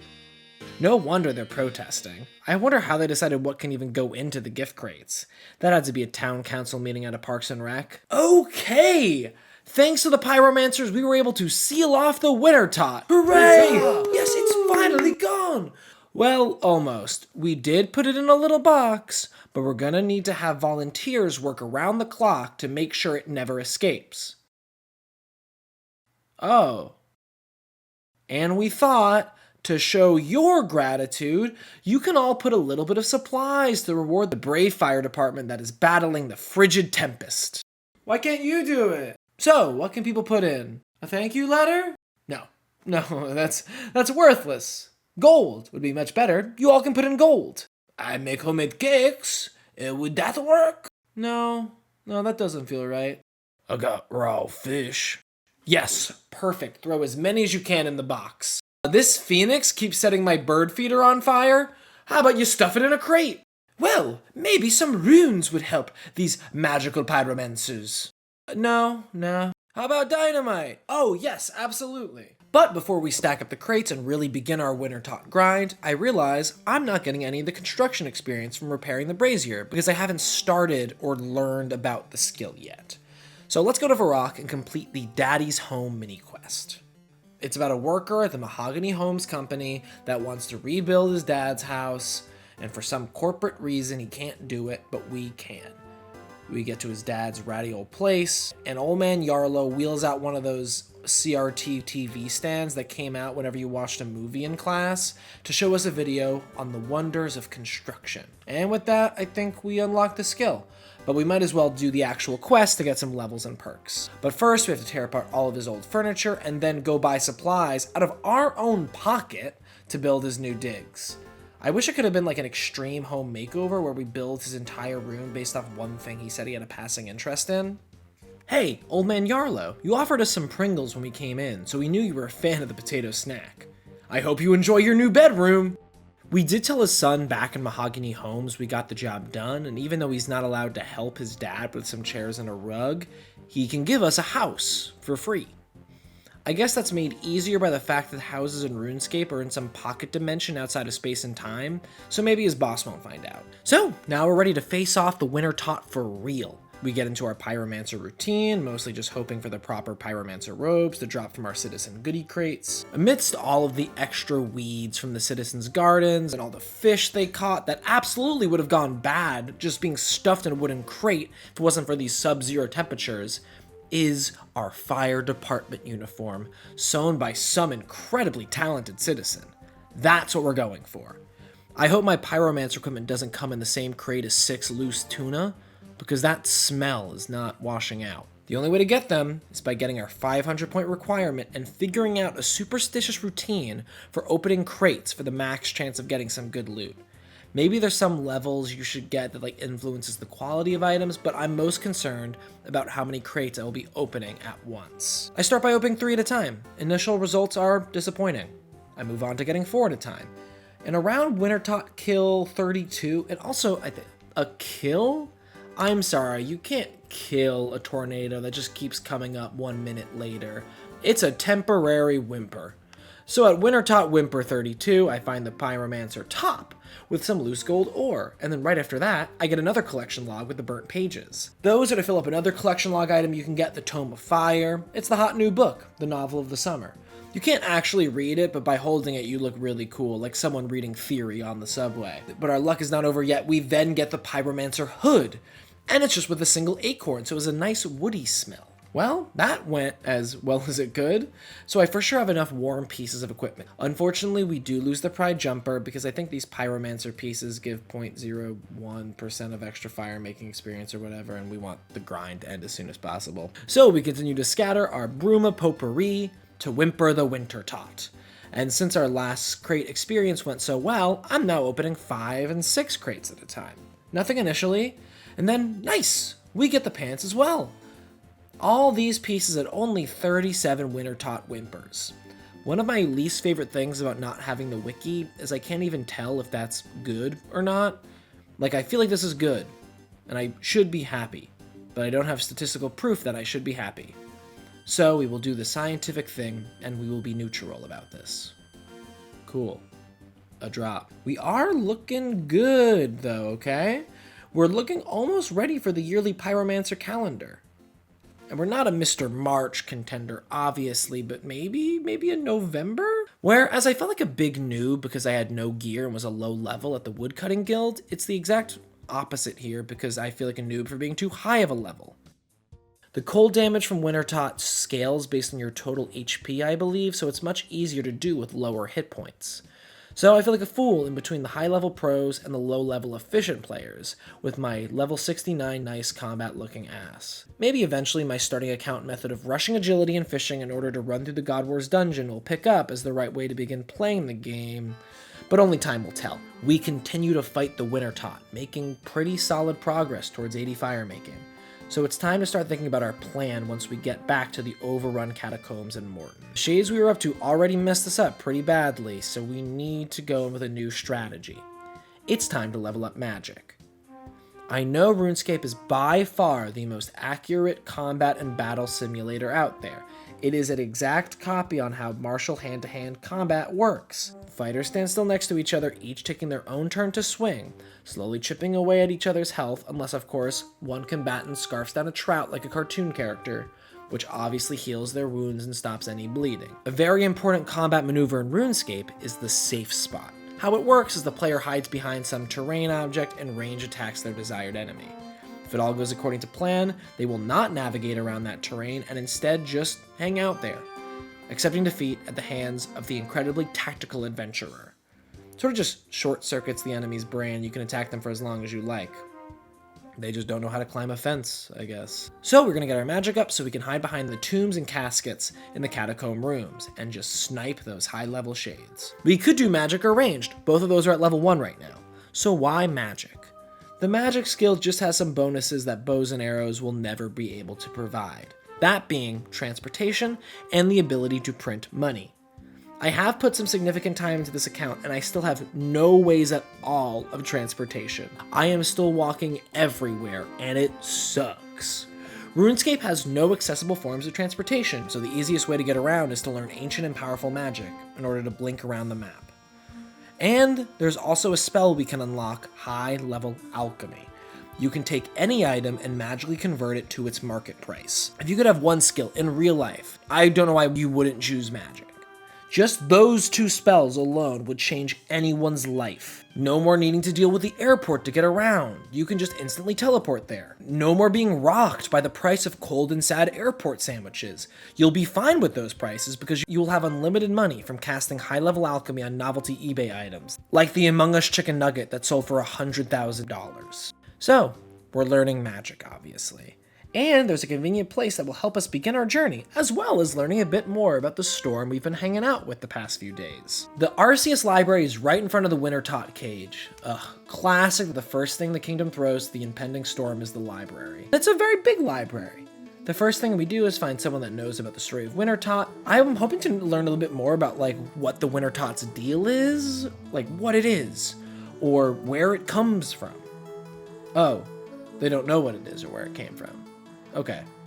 Well, there are people here who need help finding books. Since the librarian here is really doing the profession a disservice and is shushing every single person and every single thing I say, I think, every dialogue path and it's only shushes. So, I guess it's up to us to find people's books for them. And with this library, it's a mess. The default RuneLite plugin just hardwires the Dewey Decimal System into your head, so you can see where every single book will be after you do some calibrating. We don't have that enabled, so we have to just click one book at a time until we find the one we need? I tried that for a minute, but no way, that can't be the way. There has to be some guide. I run around a bit, talk to some unhelpful wizards, but then this very helpful wizard, Biblia, helps us out. We're looking for the book Killing of a King, and she tells us the section. Now we still have to click every single sequential shelf tile, but at least it's only in one section. And eventually we get it. Oh, it's a single poem scroll. We return that and get our Book of Knowledge that opens our mind and gives us magic experience. 15 magic experience? That's it? Okay, no. We're trying other ways to become wizards. Tip number 2. I always see people that are training magic on these birds. It seems to be AFK because they're never hitting them. Birds are intensely magical, I suppose, and make good, wise mentors. We buy some starting runes at the shop I didn't get murdered at. We have some coin from the citizens of Kourend. The salary for a volunteer fire starter is outrageous. We have 70k gold and spend like 15,000 of it on some simple runes. And it's time to commune with our bird teacher and we kill them. Okay, so it's not as simple as it looks. We do get 3 magic though. Thanks, gulls. Attempt 3. Killing these little f***ers to get beads. Imp Catcher is a quest where you just collect the, I think, 4 beads for some Mardi Gras loving wizard. They drop a lot of random stuff, so it takes a moment before we get all of those dropped and run past the swamp to get to our New Orleans Wizard Tower. I get a bit of cheeky quest dialogue because I have the items already before I even start the quest, and I promise this is the last time this will ever happen on the account. The wizard assembles his beads, which is just so much more embarrassing than one large orb. The wizard ponders their orb. What do you do with your beads? You peep at your beads? No, that doesn't feel right. We get ready for the ritual and nothing happens. Well, we do complete the quest that gets us up to 19 magic, but most of those levels were from blasting imps.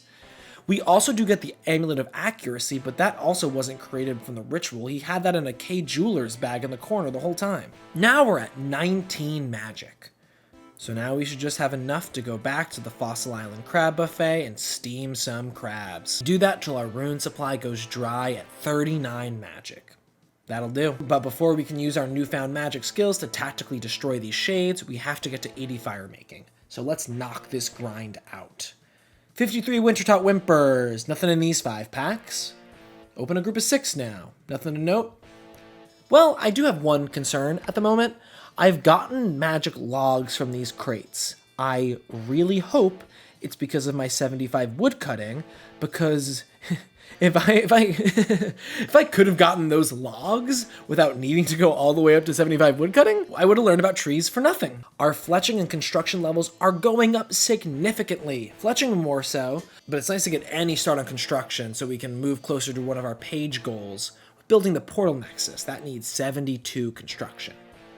That's also going to need quite a bit of bank, but thankfully it looks like the Kourend taxpayers might help me fund my future mansion. Oh, they'd love that. We enter a bit of a dry streak, and then I travel a bit for a friend's wedding. And on my way there, I find myself on a 5-hour delayed connecting flight. I finally boarded, but they say they're looking for a piece of the plane, which is the most vague, concerning thing a pilot could say. A storm was coming later that day, and I was checking every 10 minutes to make sure it wouldn't be a problem, and it wouldn't have been, but we got delayed so long looking for that missing piece that as we're about to be next to fly, the sky goes dark with flashes of lightning. Nice. And then right behind me, a woman begins to try to start some kind of passengers rebellion. She starts yelling that they don't have the right to do this and keep us, and we need fluids every 15 minutes, and how the storm wasn't really the issue, which that part I really didn't get, because the lightning was right there. So now I'm doubly stressed out. So I decide to download the mobile client while I still have service and open some crates I had ready. I need a win.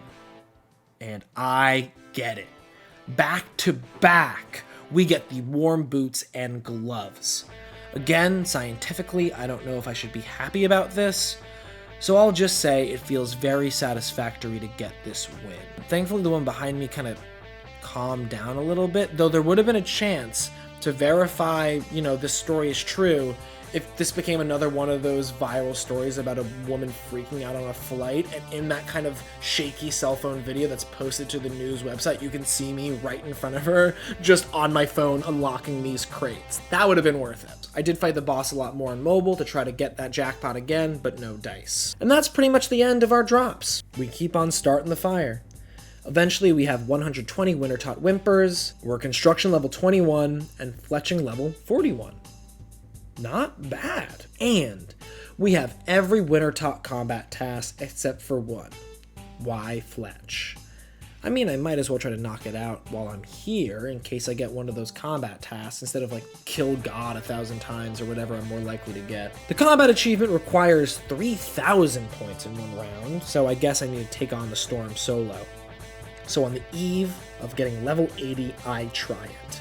And I bring all of the finest fish the Karen citizens packed up for me in their little gift HelloFresh boxes. This isn't sponsored by them, okay? Sorry for the SpawnCon jump scare. The solo fight is not as easy as I thought. In order to maximize points, I try to fletch everything while the braziers are off, so I can store up points while the Wintertot countdown is paused, but maybe because there's no heat, I'm getting consistently wrecked by the cold. Before I'm even halfway, I run out of my super filling swordfish and lobster. But in that process, I get level 80 fire making. So we did it. Mission accomplished. Forget about the other goal I mentioned. That didn't happen. I never cared about that. We're finally ready to light an effigy so iconic and sparkly we get our silver key purple. First, we need to get some proper wizard clothes. And we have money to spend. Fully 169k from those crates. So we completely buy out Remedi's Fine Fashion Store from the Gnome Stronghold and buy wizarding robes in every single possible pastel color.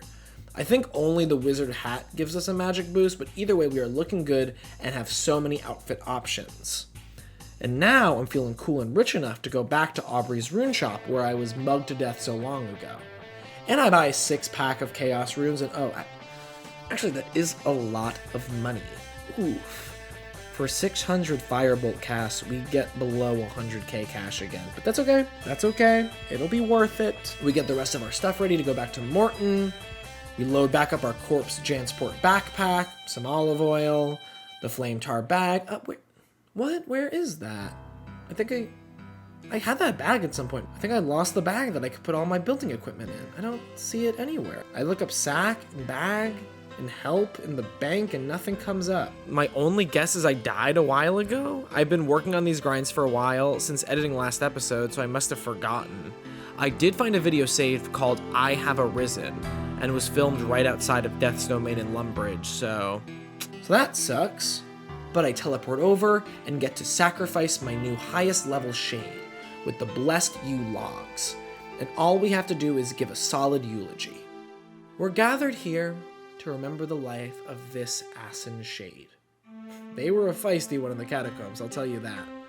But I can tell they had a lust for life, and at one point were compassionate and kind and fuck, I forgot a tinder box. Okay, sorry. Everybody wait 1 second. Let me run over to the shopkeep's price gauged up store and come right back. And oh, damn, you're gone. That sucks. But I have one shade left, so we can free this shade soul and hope we can get a new tiered key. And nope, just some coins. Well, that sucks. But now it's finally time to get to try our galaxy brain safe spotting mechanics in these crypt rooms, and it's not seeming to work. They're just moving around and our character forgets all about the plan and runs right into danger when I try to attack. And they keep attacking me and I have no defense now because of my robes and literally escape with 1 HP from the catacombs. Well, that sucks. On the next episode of WikiLocked, forgive me, Father, for I've failed. It's been 1 episode since I've completed a task, and I've not been able to put these souls to rest like I promised you. Hey, what did you promise me? Oh, is your head okay after the parkour accident? Oh, no, I'm the new pastor. The old one died. Oh, damn. My condolences. You have a striking resemblance. That's how death works here in Gilnear. You just sort of take the body of the person that died before you. Tell me more about your task. No, actually, wait, can we unpack that? Talk to me more about your task. Okay, well, I just needed to get the silver key purple. I've now gotten a skill in the 70s and 80s for it, but now the issue is I just get rocked by the shades. For some reason, they don't want me to burn them on my sparkly logs, and even more surprisingly, when I try to hide behind terrain, they just moved right through it, like they're ghosts or something. Well, prayer can help you with that problem. Yeah, by filling me with the courage to persevere or whatever. No, by giving you a complete force field that will block all physical attacks from harming you. Oh, damn, yeah, that would actually be perfect. Well, you just have to really commit to your religious studies. Only the most holy can use these protection prayers. Well, I guess that's my next goal. Let's get those protection prayers. Wait, actually, I have one more question, Father. Of course. What is it, my child? Is the Pope-mobile using protect from missiles? Hey, you!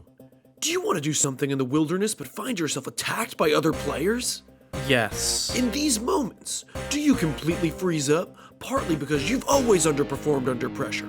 When it matters, you can never deliver. This feels oddly specific, but yeah. But it's not just that. There's a part of you that hates confrontation so bad that the idea of fighting against another person makes you momentarily pause, even though it's someone that is actively chosen to try to take your stuff in a completely harmless online video game? Yeah? How do you know this? Who are you, disembodied voice? If you're my therapist, you legally have to say so. I'm Dan Camacho of Dan Camacho's Dojo for Cowards, and the author of The Coward's Guide to the Wilderness. What's your name, little guy? I'm Scramp. And how's the wilderness been treating you? Wait, no. Oh, okay. Not great. What's the plan? Take down the lava dragons to sacrifice their bones at the Chaos Altar. Huh, original. Let me know how that goes, buddy. Wait, no, let me, okay, well, that's that. I died again. Pretty much immediately? Yeah, pretty much. I did get 2 bones, though, and a rune longsword, so here's a few tips to successfully accomplish your goals as a total chicken. 1, give up. Oh. The first step is acknowledging you will die. Even if you're wearing nothing, they will come after you, just for the thrill of the kill. Accept death, and deny your opponent even the thrill of a chase. 2, dream small. Remember, you will die. So don't bring any extra equipment, don't overstay your welcome to get more loot, accept your fate and plan accordingly. No gambles. Most importantly, there's no shame in not being a good PKer. Be proud that you're not engaging in the cycle of violence. If you want to learn more, buy my full book, and I'll throw in my other book. It happens to everyone, How to Recover from Being Scammed, for the low price of $150 real. Call now.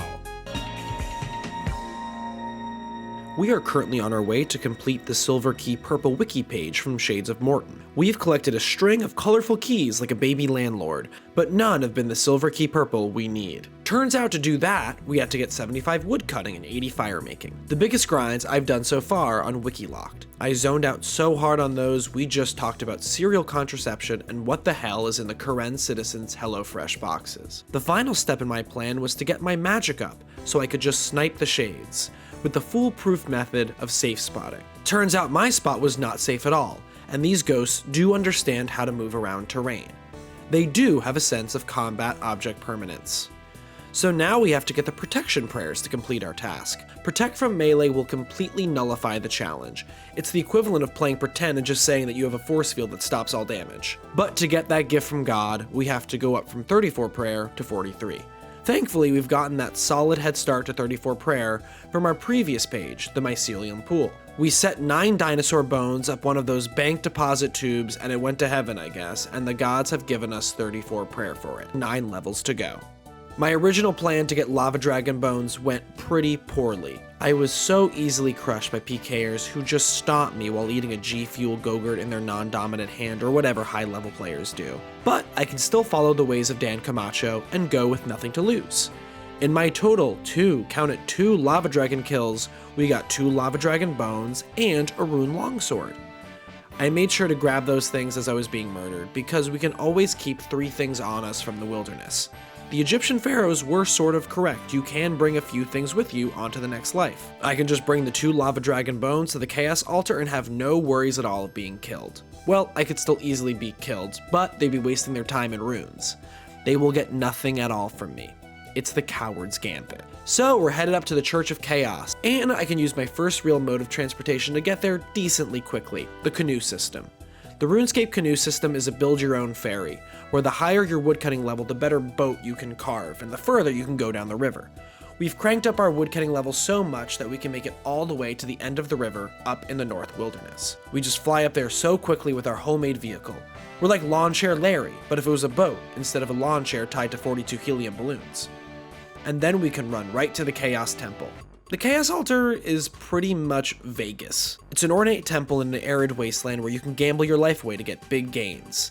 It'll never work out as good as you want to unless you plan the perfect heist. You get a huge bonus for offering bones to the Chaos Altar. It's some multiplier that I don't know, but it's at least like 3 times more. But not only does it give you that multiplier, there's a chance to trigger your offering multiple times. You can go on a hot streak of just offering after offering infinite bones. So we've heard some bad things about the Zamorak Order and the Chaos Temple, but I've never seen a god this generously rejecting sacrifices. So the loving and gracious Zamorak lets us roll the dice to hit the bone jackpot and get tons of prayer XP with a single offering. And we hit it 6 times. Praise the Lord, we're a winner. We already have one of our prayer levels down. So obviously the Lava Dragon plan did not work out. Lava Dragon bones are the most spiritually significant bone I know. There's something so specific about what they add to a spiritual stock. Maybe the lava marrow inside the bones keeps the bone broth warm and that's why they're so valuable. Eventually all of our bones join the soup of the gods, and Lava Dragon bones are just the most flavorful. But don't sleep on a regular old dragon bone. That's an absolutely fine substitution to make. If you don't have Lava Dragon bones, regular dragon bones will do just fine. So we're off to Soul Wars to get some of them. There's a lot of wars going on in RuneScape. Castle wars, presumably about some property dispute. Clan wars, that makes 2 wars. 2 wars? We're in the midst of 2 wars? There's of course the God Wars. I believe that happened a long time ago. The first thing the wiki set me to do was to break into an underground bunker where the war is very much still happening.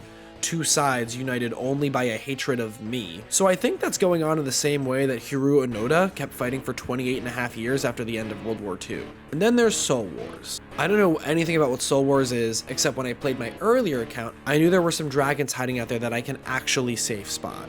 I did talk to whoever is in charge of Soul Wars, this nomad person, who looks like an uncircumcised Harkonnen.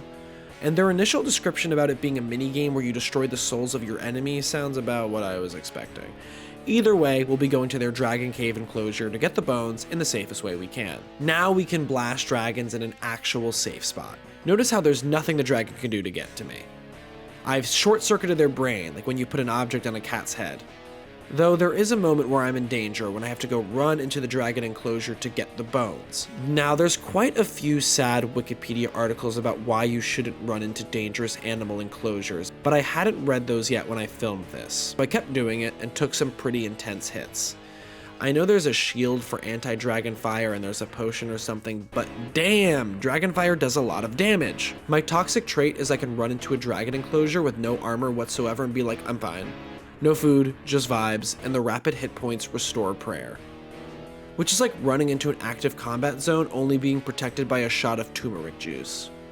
I get down to 11 hit points, but what is the dragon gonna do? Hit me for 11?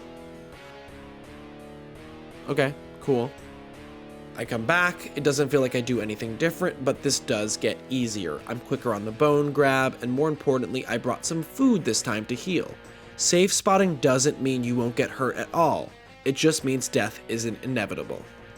And since the dragons are not immediately air frying me, I can slow cook them with fire blast until I need to restock on runes. For a moment, I had it made. My Karen firefighter pension from fighting the winter dot got me to over 100k gold. My cushy government funds are going to be spent the way that much government funds are, to buy missile materials. So here we are, back in the dragon enclosure. As you can tell by the fact that I am alive, I have not died. We've gained another full inventory of bones we're going to drop in the Chaos Altar slot machine. We've also gotten some choice rune drops. Nature and law runes are where it's at. Nature runes will allow us to cast alchemy spells to get some of our funds back. Law runes mainly deal with teleportation. Teleportation is the only way to explain how the characters of Law and Order get around New York City so fast. Teleportation is the only way Mariska Hargitay and Ice-T can get from talking to a guy picking up boxes at the Brooklyn Navy Yard to talking to a guy underneath a car in Harlem. It's propaganda magic. There goes almost all of our money on more chaos runes. Hopefully 295 more firebolts will get us enough dragon bones to win big. After our final trip, we have 52 bones. Could that be enough to get us to 43 prayer? I have a good feeling about it. And like anyone with a good hunch going into Vegas, it always works out. Don't look how poorly organized my bank is, okay? It's tough to sit down and just organize your bank, especially because when you think about it, all of your banking is happening in-game as you talk to the teller. Imagine how frustrating that must be for them to move things around. In order for this plan to work, we just have to be smart. Don't get greedy. We have to follow Dan Camacho's way. We have to be conscientiously cowardly. We have to assume that anyone wants to kill us can and will, so we can't leave them with anything. We can only take 3 bones at a time. That's all we can take with us onto the next life. I do have a bronze axe with me as well, so we can make a canoe. If all someone gets from killing me is a bronze axe, that's fine with me. That's actually better than nothing. So we canoe up to the deep wilderness through a tunnel that someone for some reason built to go visit the moss giants and run over to the Chaos Temple.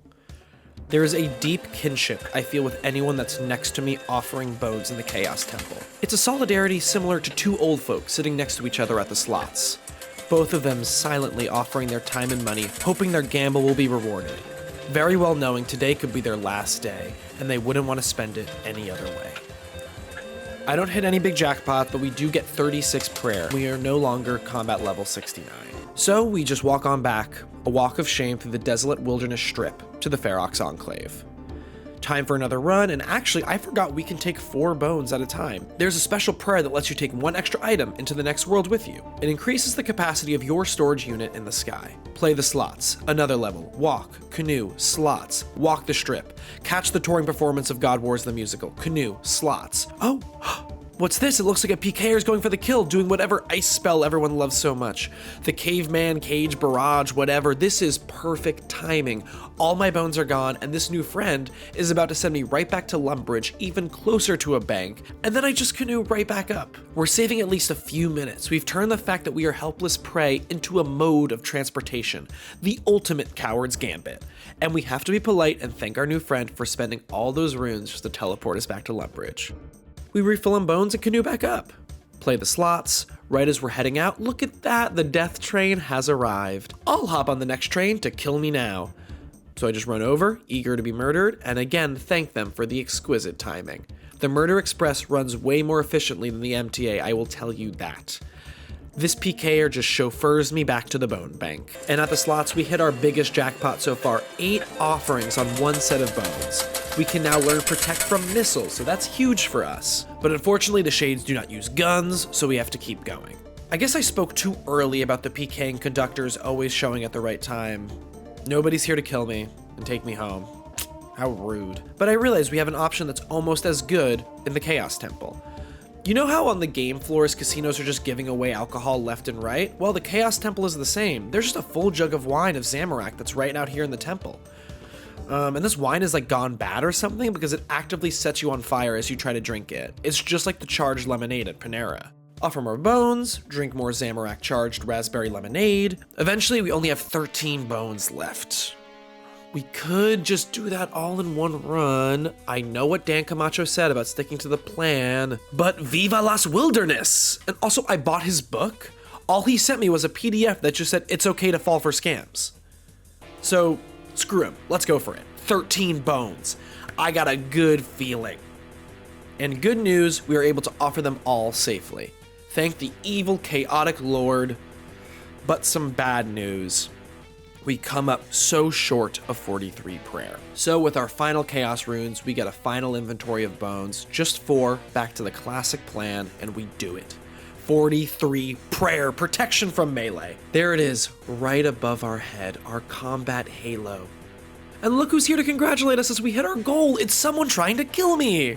Incredible timing again. They even got me an ice sculpture of myself. You really shouldn't have. So we have unlocked protection prayers, and it's time for me to wrangle with something I've never really understood. Prayer flicking. Let me try to explain this for those who know even less than me, and infuriate other people that know way more than me. So I believe RuneScape operates in series of ticks. I think that's the time period in which new inputs are accepted and calculated by the ultimate god of Gilnears, the servers that run the game. So the idea of prayer flicking is to activate and deactivate your prayer around the ticks, so the game doesn't drain your prayer, but yet you still block your enemy's attacks. That's the idea in theory. In practice, it comes out to being essentially a rhythm game to a song you can't hear.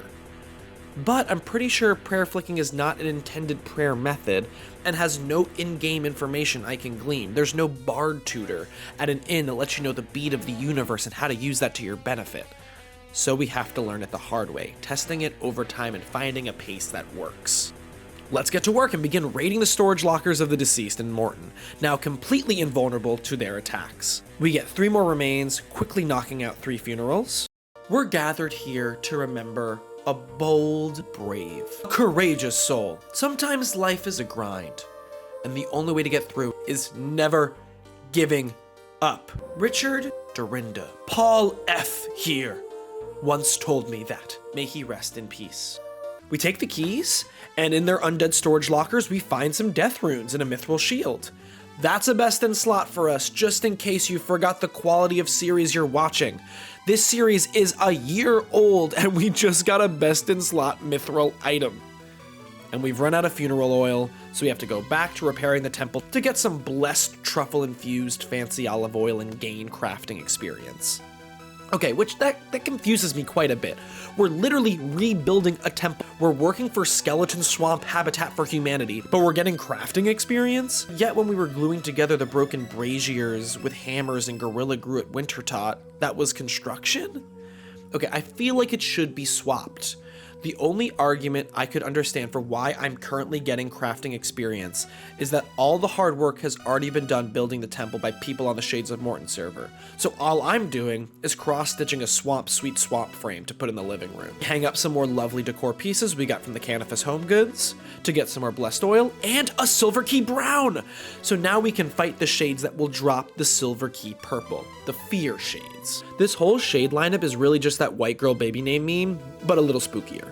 Now we've made it to the final shades, and though they may hit for more, that doesn't matter to us because we have the power of God and anime on our side. And, what? I'm still being outsmarted somehow. Whenever I'm about to kill a shade, they just sub in another one from the bench to take their place, and I have to start from the top again.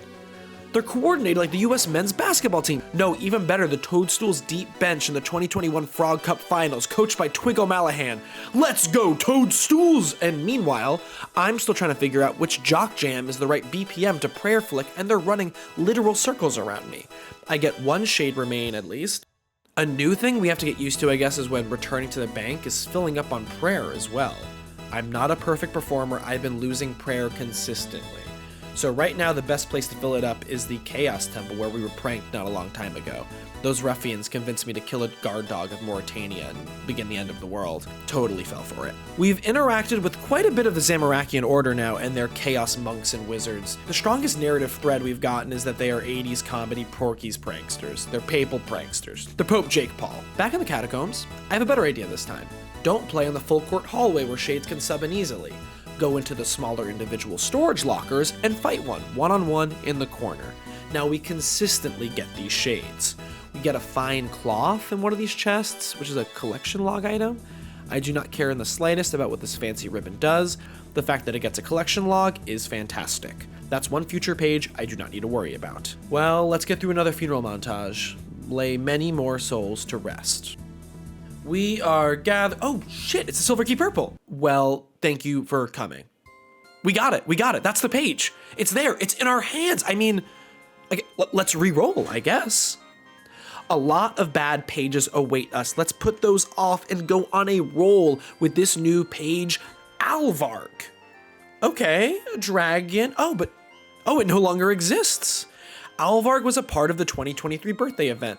Ooh, and they might be Alvarg the dragon's partners because the players comment, which we can't see, and because of their similar names, because of course the most common thing that brings a couple together is their rhyming names, as if they were British twins in a children's book. So I guess Elvarg and Alvarg split up if they're no longer in the game anymore. Sad. Well, what do we do in this situation if a page no longer exists? We take the win, I guess. That's another page, ladies and gentlemen. We have a streak going. And let's keep it going. Let's get a taste of hope. No, I know that's a late quest. That's like a Mauritania. That's like a more intense quest. Taste of Hope is a book found by searching a table on the first floor in who? Within the upper tier of Darkmire, where? Which requires partial completion of a sins of a father. No! That's number 5 in the quest line. It's a master level quest. Well, that wasn't what we were looking for, was it? Well, before we choose our next path, let's at least get some loot from all the shades we killed. We are reimbursed in magic logs, probably gaining more than we actually burned to get the Silver Key Purple. And also some other cool items. An adamant poison spear. Okay, nice, that could come in handy. A battle staff. Okay, I think those are expensive. We got so many skills up to be here. I think the Undead Storage Wars minigame is probably our best moneymaker at the moment. Well, Wintertot is also good. We have multiple options, which is nice for my sanity. Okay, so this is what is ahead of us. What's next? Well, a little bit of everything, maybe. We're at a new stage where we don't need to rush blindly towards one objective. We've built a solid foundation of levels and quests and can more thoughtfully get the account stronger and make our way towards multiple goals. Well, not everything, obviously. Corporeal Beast, bye. No, I don't want to think about you. No, I'm going to pretend that task does not exist. So, we can make our progress towards 4 possible tasks. The skilling goal of 72 construction, which we've made some headway towards, and this can be what we mainly spend our money on. The rest, the crate part, Charlie the Cook, and what seemingly looks like a blood cookbook, The Taste of Hope, are going to be unlocked from quests. There's the argument that Charlie the Cook is already out and about in Brimhaven, currently 6 hours deep into a shift, dealing with another ticket of too many substitutions. I could easily go in there and say hi and complete that task. But according to his wiki page, information provided to me by Fate, he's a member of the Phoenix Gang. And that's pretty much what all of his page is about. I mean, he is a part owner of the Shrimp and Parrot, which is huge. The restaurant business is cutthroat, so having a stake in the business is a huge leg up.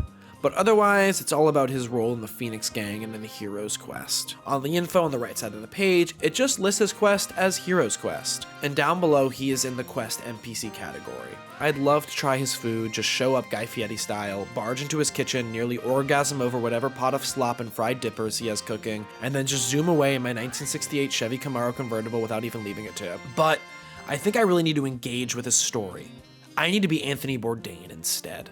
It's clear that most of Charlie's story is his life in the Phoenix Gang, and in order to really understand his food, I need to engage with that. And clearly, Fate is being a little menace and heard what I said about not wanting to do Shield of Arav, and has made it our best move going forward. So we'll have to do the Hero's Quest. Requires Dragon Slayer 1, Merlin's Crystal, Lost City, Shield of Arav, and 55 quest points. That seems pretty doable for where we're at in our account, social anxiety notwithstanding.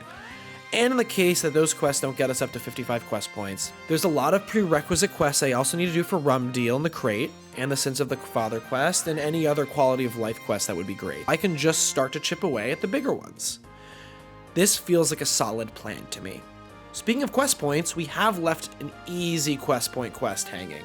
Romeo and Juliet. I truly forget how long ago I started this one. Thankfully in RuneScape, the story does not move on without us. We go back to Juliet, tell her we lost the letter. She's got to write up a whole new love letter, give it to Romeo, the world's dumbest man. He's pacing through the square of a rock like Jason Bourne running through a crowd, to the point where I have to yell at him across the square just to get him to hear. Father Lawrence, after helping us learn about prayer, is also knowledgeable in a serum that makes you appear to be dead.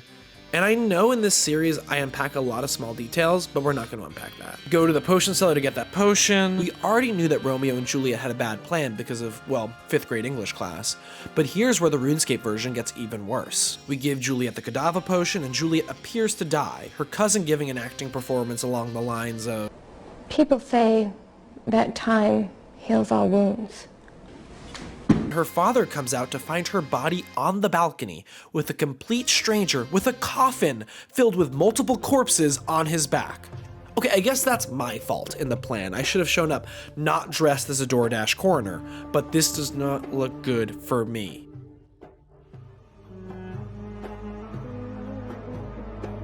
Okay, we're good, I guess. Juliet's cousin vouches for us. Time for the final part of the plan, where Romeo and Juliet's cousin have a meet cute over her deceptively dead body. They're treating her cold corpse on the morgue as if it was a gastropub table on a first date with charcuterie and IPAs. You gotta hand it to Jagex, they wrote an end to this quest that is way more frustrating than the actual tragedy of Romeo and Juliet. That's 5 quest points though, getting us to 28, just over halfway there now. Let's do a quick Where Are They Now, as the credits roll on this story of star-crossed NPCs. Juliet makes it out of the crypt and is doing fine on her own, except for the indigestion that the Cadaver potion apparently gives you, and is mad at me for some reason? I don't know what she's mad at me when the cousin that betrayed her is still hanging out in her bedroom. Juliet's dad also thinks we're quite pleased with herself, and I guess so because we have 5 more quest points. But also, I'm not very content with where we're at right now because we're broke. We spent everything we've got on runes, and we still haven't unlocked high-level alchemy. We need money so we can buy more runes. Or, what if we start crafting our own runes? The secrets of rune crafting are deeply hidden from the waking world of RuneScape, except for us, who can just wander through a few simple quests and gain this ancient power. We've already done one of the quests, just 2 more and we'll be able to pump out a ton of runes to train magic, so we'll get our quest points up as well. And once we unlock Guardians of the Rift, we can get nature and law runes, which Aubrey won't even sell in his shop. They must be on some secret menu with the ever-elusive gun rune. We should get those law runes, especially before we start a big questing grind, because I have no legit transportation methods besides carving a canoe. So if a quest doesn't take place right next to the Lum River, I gotta walk. So let's get some runes. Our next quest to do in the rune crafting quest line is Enter the Abyss. And we're back with our favorite religious wizard order, the Chaos Monks of Zamorak. They have their own way of crafting runes, the Abyss, but they need our help to understand the rune essence mine. I'm a bit puzzled that the Mage of Zamorak doesn't comprehend the rune essence mine, as Aubrey is teleporting people right across the street, yelling out the magic words, door open, but I'm happy to do some reconnaissance. We have to be teleported with this inconspicuous giant orb to the rune essence mine 3 times. First, let's go to the mage's neighbor. Hey, don't mind the giant glowing orb. Can I go to the rune essence mine, please? Okay, we're in. This is Whiskey Lima to Red Badge of Courage, over. I'm scanning the rune essence mine. Wow, the acoustics in here are wonderful. I'm sailing away. Setting a course for the Virgin Sea. Sting number 2. We get teleported by Archmage Serador in the Wizard Tower's basement. We're in. Oh, shit. I'm late for therapy. Logging in. Okay. Hey, how are you doing? Yeah, no, things have been tough, it's like I'm WikiLocked. It's hard to tell where the boundaries you set for yourself actually, become a cage. Yeah, no, we can talk about my parents. So my dad always hated RuneScape. Final operation. Teleporting from Wizard Cromperty. By far the most wizardy name of the bunch. A real wizard name should sound like a bizarro pastry, or something you yell out when you sneeze. Like Cromperty, Mufflin, or Felonious. Here we are, Rune Essence Mine 3. Great. Now that nobody's listening, note to self.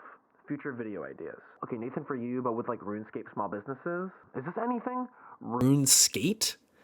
Where would be the best place in Gilnear to skateboard? Okay, dead man mode, but I'm a complete pacifist. No, that's just torture. Who would do that? Is this anything LinkedIn Park? Like the 2000s nu metal group Linkin Park, but combined with the networking-based social media LinkedIn?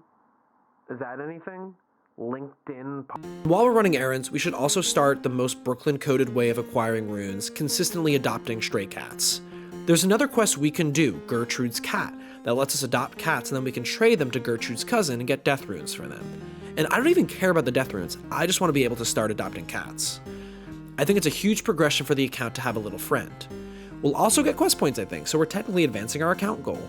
So we start that quest, talk to Gertrude, who's lost our cat of 10 years. Ugh, I'm locked in. I care about this way more than any other quest that's come my way. We need to talk to Gertrude's kids to find where Fluffs is at. They're definitely sassing off to me, and out of curiosity, for the sake of stumbling into quest dialogue I haven't seen before, making an interesting video, I decide to threaten the kids. That doesn't work. I restart the dialogue chain and see that these youngsters have learned well from their classes at Runescape NPC school and ask for gold in exchange for the information. Of course, the other main thing they're taught to advance quest lines is to ask for beer during a quest as an even better go-to. But for some reasons, the writers didn't want to go with buying kids beer for the quest. Strange, because the kids play in the ultimate spot for underage drinking in an abandoned lumber mill. And that's where the cat is at. But we first just finish up our magic spying conversation and... Oh, did you hear me threaten those kids? Yeah, like I'm evil, and I would never. Damn, I'm sorry. Why are you apologizing to me? Apologize to them. I don't think I need to complete the quest. Wow. Adventurers. We finish this quest, get 9 rune crafting, and a book all about the Abyss. So let's see what the Abyss is really about. The Abyss is a dimension between any and all planes of existence. If you think of different planes as rooms in a cosmic house, the Abyss is the insulation in the walls between the rooms. The weird stuffing that holds the universe together, pink insulation come to life and filled with these weird abyssal bugs. A Chaos Initiate accidentally fell into this pocket dimension and personally keeps everything from falling apart. The evil wizard document makes sure to say that because time works differently in the Abyss, he doesn't need a break. That's some severance logic right there. That's pretty chilling to find out that one unpaid intern is in charge of keeping the entire universe from caving in. But blah blah, we find out we can teleport through existence, discover important magic, whatever. Let's get back to getting a cat. I find the cat in the abandoned lumber mill. It very understandably scratches us, and that gives our character the brilliant idea that maybe she's thirsty. I fill up some water for the cat to drink, and I don't exactly remember this quest, but I have a feeling this game is gonna run with the narrative that cats love milk. Oh, I don't know where this came from, but I always thought that was the thing, that cats loved lapping up milk. The Wikipedia page for cat food has a very long passage by William Gordon Stables about how cats love porridge and milk, or white bread covered in milk, and how a square inch of fresh butter is a great treat for their coat, because butter grease combined with cat saliva makes great soap. And then I was like, why does this dude have such a long passage in the Wikipedia article? What makes him an expert? And he was a medical doctor in the Navy, but mainly wrote boys' adventure books. That's like if instead of taking my cats to the vet, I just brought them to R.L. Stein's house. This is all to say, this cute image is a dangerous lie. You're being lied to, folks. I really hope RuneScape does not continue this horrible rumor, otherwise cats' tummies will continue to be bothered, and that's a world I do not want to live in. But we get both anyway, because any chance I can to avoid running back and forth, I will take. I try to give the water to the thirsty cat, but you're not gonna believe it. Nothing interesting happens. It has to be milk. We still get lunged at, but maybe the cat is hungry now? So I bring an omakase tasting platter of raw and cooked fish. I don't know her preferences, so I'm gonna provide a full prefix meal, but the cat likes none of it. I go back to Gertrude and find out the cat's favorite meal is doogie sardines. Raw sardines rubbed with a weed that is growing in the backyard. And that sounds just like an 18th century cat recipe. We bring back the special treat to Fluffs, but she still won't leave. But then we realize it's because there's a kitten mewing, lost in the lumberyard. Real cat behavior to demand a drink and their favorite meal before they let you know their child is missing. We retrieve the kitten from the box dimension where it was just jumping through time and space, so I would just miss it when I open the box I hear the mewing from. The kitten is traveling through the abyss. This kitten is mastering reality jumping from the Scooby-Doo school of door chases. But we grab it and we finish the quest. As a reward, we're given a kitten, and Gertrude herself mentions selling it to her cousin in West Ardoyne. So we adopt a kitten. our first little guy. Let's call him Johnny Idaho. What's up, Johnny Idaho? Johnny is going to join our adventures, and we're going to start our final rune crafting quest, Guardians of the Rift. Johnny and I head down to Al-Kharid to meet the iconic wizard Pierston, inventor of the home teleport spell. I'm a huge fan of her work in making transportation available to the masses. She signs my home teleport book, but lets me know that I do not have the required rune crafting skill to continue the quest. So Johnny and I take a quick trip to the Abyss to knock out that last level, and Johnny? Where'd Johnny Idaho go? He was right behind me. I can't squeeze back through the abyssal sphincters to see if he's back with all the bugs. I was just joking about him jumping through the abyss to get to all those different boxes, and now he's stuck here? Or did I kill him? I didn't know you couldn't take cats with you as you jump between dimensions. I've only known Johnny Idaho for 10 minutes and he's gone and my life is over. I hope he pops back to me when I go to the Earth altar, but I don't see him. Maybe he's waiting for me back in our home dimension once we get back to Varrock, and... no. I have to do the biggest walk of shame with a skull over my head because of the cat I just killed. And go back to Gertrude and let her know I got her precious kitten stuck between dimensions in the fleshy, dangerous insulation that holds the planes together. I got a cat stuck in an interdimensional wall. Cat in the wall, eh? Okay, now you're talking my language. But Gertrude won't let me get a new cat because I'm still caring for one. So that means that Johnny Idaho is still out there. On some cosmic journey. You got this, Johnny Idaho. I get level 10 rune crafting. I mean, what's the point if I can't share it with Johnny Idaho? I go back to Wizard Pierston, who needs us to investigate this amulet. It has the sigil of the Order of Wizards, but it's older than the Order itself, and it has the energies of both the Rune Essence Mines and the Abyss. So we have to go back to the Chaos Wizards. Let's do some more runic espionage. We go back to the Abyss, no Johnny Idaho in sight. Talk to the poor Chaos intern that is forced to hold the universe from falling into itself. It's like if Atlas's job was an unpaid internship. Well, which I guess technically it was.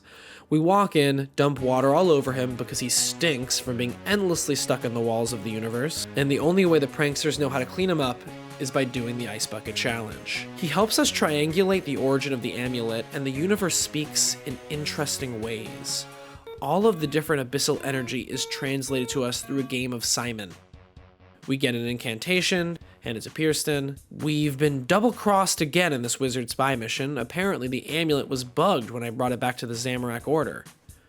God damn it, they heard everything I was saying when I ran back to Al-Kharid. Fuck. Oh, fuck, I'm out of shape. Jagex has to fix this run energy, it's not me. I keep having to go from walking to running. It's like I'm trying to hide from a coach in cross-country practice. Is it normal to taste blood in your mouth when you're running? This genuinely happens to me when I run sometimes. This is Joe talking, the guy that makes these videos. Well, I'm sure they didn't hear anything else. We have to report back to the boss at Wizards Tower HQ, and the parallels between the Order of Wizards and the chaotic Zamorakians continue. We also need interns to help with this runic project. They're currently being taught by the kooky wizard Trailborn. They're focused on finding out what a Thingummy is. I guess Trailborn is completely fine with a stranger coming into his class and doing the work for his students, because when we get the right answer, he does as any good teacher would. Throw a pizza party. Oh no, sorry. Send off explosions in the middle of the classroom. I wish I could party, but somewhere Johnny Idaho is out there trying to get back home. So I'm a buzzkill at the function. So now the interns and I trace the source of this amulet, and we end up underwater at the bottom of the ocean, and everyone's acting way too cool for that. I'd immediately be right back on the other side of the portal, telling Wizard Trailborn the ocean's cursed, and coming back with a loaded Glock. We've gone up against some reasonable foes, but nothing compares to anything that's found in the deep ocean. And we're going into the unexplored part with wizard students who can't understand basic algebra. They're actually starting to get the hang of this, but I'm not. I think maybe there's some big lore we're finding out about this temple and maybe the Order of Wizards, but it's so dark at the bottom of the ocean that I can't see shit. Things are calm for now on the seabed, but then a portal opens up to the abyss, and the wizard Pierston, who got us into this mess, is sucked into the abyss like it was an airplane turbine. She's with Johnny Idaho now. And this is what I knew would happen if we stayed in the deep ocean. Of course, hordes of creepy freaks of nature would descend upon us. They're the abyssal bugs, so that's a bit better than all of the other deep ocean monstrosities. We initially ward them off when one of the interns does an absolutely bonkers AoE spell that does max 44 damage. A giant coral reef man shows up and tells us we have irrevocably opened a rift to the abyss. Hell yeah. If I had 1,000,000 GP for every time we accidentally opened up an unending source of evil from a body of water, we'd have 2,000,000 GP. Which is crazy that has happened twice. The final part of the quest is just a tutorial for the Guardians of the Rift minigame, the reason we're here. These wizard interns that couldn't figure out a 7th grade algebra equation have figured out how to power this ancient seabed technology. We power up this electric fence thing, these little coral soldiers, and get to the meat of the minigame, mining fragments and gaining runes, and giving the byproduct to power up the big man. We ward off the abyssal invaders for now, but it looks like it's gonna keep happening forever. The interns stay back underwater to help ward them off. Well, it really seems both sides are the same here in the Wizard Wars. This questline ends up with more unpaid interns being forced to endlessly keep the abyss from destroying the world, though the Saradomin wizards won't need to have water poured on them to take a shower because they're at the bottom of the ocean. And I think that's the only difference between the situations. But we'll do our part to help them fight off the torrent of abyssal bugs. I mean, not because of the good of the world, obviously, but just because of the XP and loot we'll get. Adventurers are such transactional type. We'll only do stuff if there's good loot. We start our first round in our sexy mining outfit we earned from the Motherlode Mine Company Spirit Halloween. A lot of people here. Wait, no way. Is that Johnny Idaho? He found me. Either Pierston sent him, or he made his way through the portal in the abyss to the bottom of the ocean to find me. I ask him what's new. We have a lot to talk about. I wonder what his journey was really like.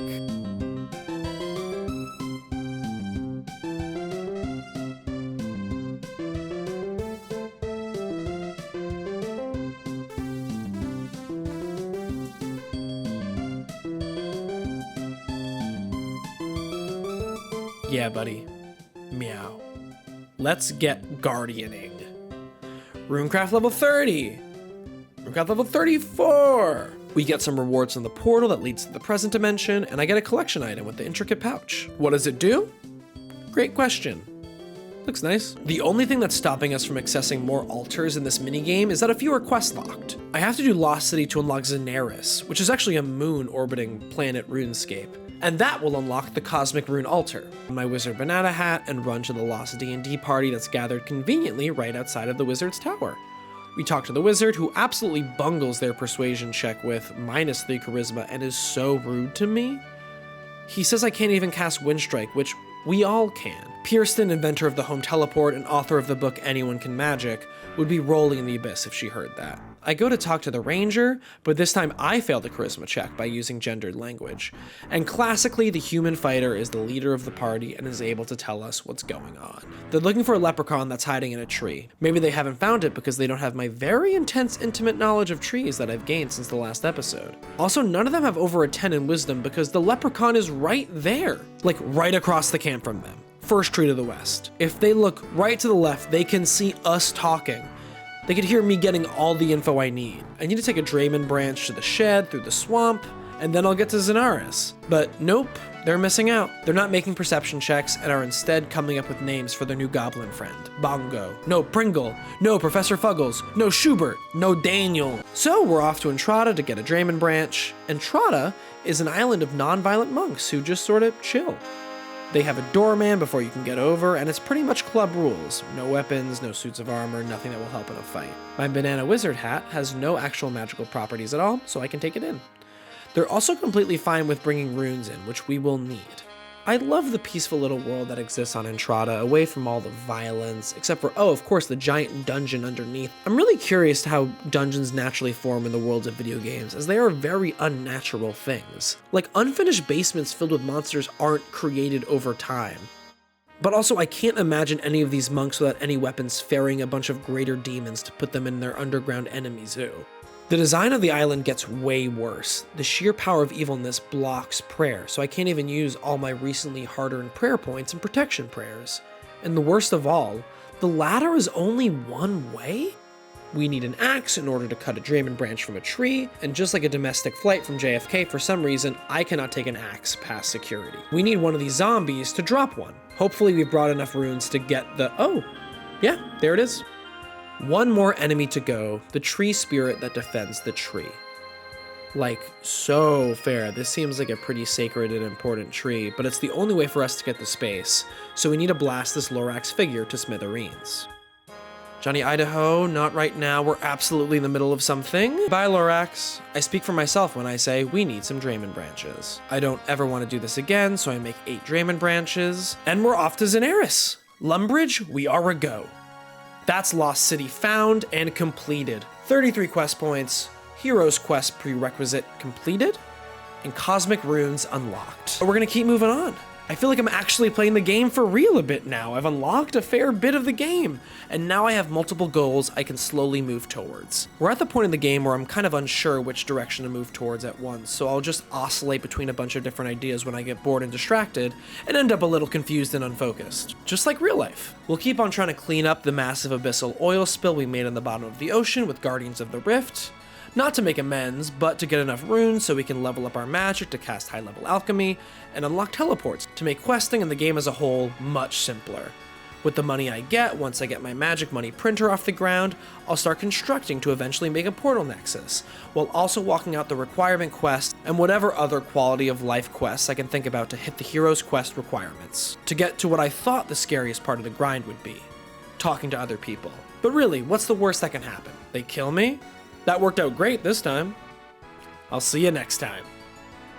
Thank you all so much for watching. I'm so sorry it took this long. I'm still so shocked and moved by everyone's support, and I'm so sorry my speed has not matched the output y'all deserve. I've had some very tough times and nights with work the past few months, but we're out of it, and I'm so excited to dive back in. You're watching the Gilnear Evening News. We are reporting live from Draenor Village as a state of emergency has been called. The Guardians of the Rift have failed to close the Abyssal Scar. Abyssal Guardians are running completely amok. Anarchy reigns in the streets. Wait, I think I see one of the adventurers who guard the Rift now. Sir, Gilnear News. What do you think went wrong to cause such a failure? Iron Men. It's all Iron Men's fault. It's always Iron Men. What did they do specifically? Just exist. Everything that is wrong with the world can be put at their feet. They're just not playing the game right. They have no clue what they're doing. I think I see an Iron Man here. Sir, care to talk about the Guardians of the Rift failing to do their jobs? I have no clue what's going on. I keep forgetting to bring the batteries. The cells that power the barrier that the invaders broke through. Yeah, they're like quadruple A batteries or something, like big, heavy boys.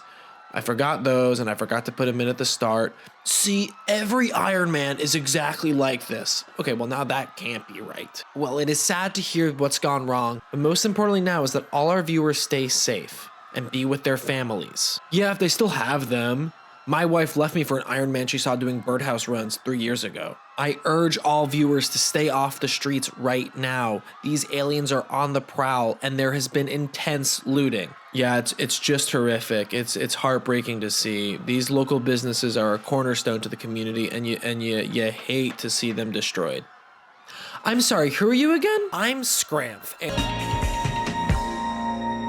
On the last episode of WikiLocked, we braved the Vegas of Runescape, the wilderness, a lawless land where everyone dreams of making it big and coming out on top. We did not come out on top. We were killed often and easily, but with a disciplined plan of bringing 3 bones at a time to the Chaos Altar, till I got bored and decided to bring a bunch more one time, we were able to get our prayer level to 43 and get Protect from melee. We're completely able to Pope-mobile ourselves from any damage. And yes, I keep bringing up Pope-mobile jokes because they no longer want to call that bubbly little Pope car a Pope-mobile. Sorry, Haas, that's a Pope-mobile, baby. Now, no shades or anyone but YouTube commenters can hurt us, and we were able to complete the Silver Key Purple wiki page we rolled. After some long grinds, I was hoping we can get some easy pages after that. Fate and randomness have different ideas, I guess, because we got the Taste of Hope wiki page. Not the quest, the book. I usually hate it when books get turned into quests. The book is always better, but for some reason we have to complete the Taste of Hope quest before we can even get this cookbook. We have to partially complete a master level quest, Sins of the Father, just to get this blood cookbook.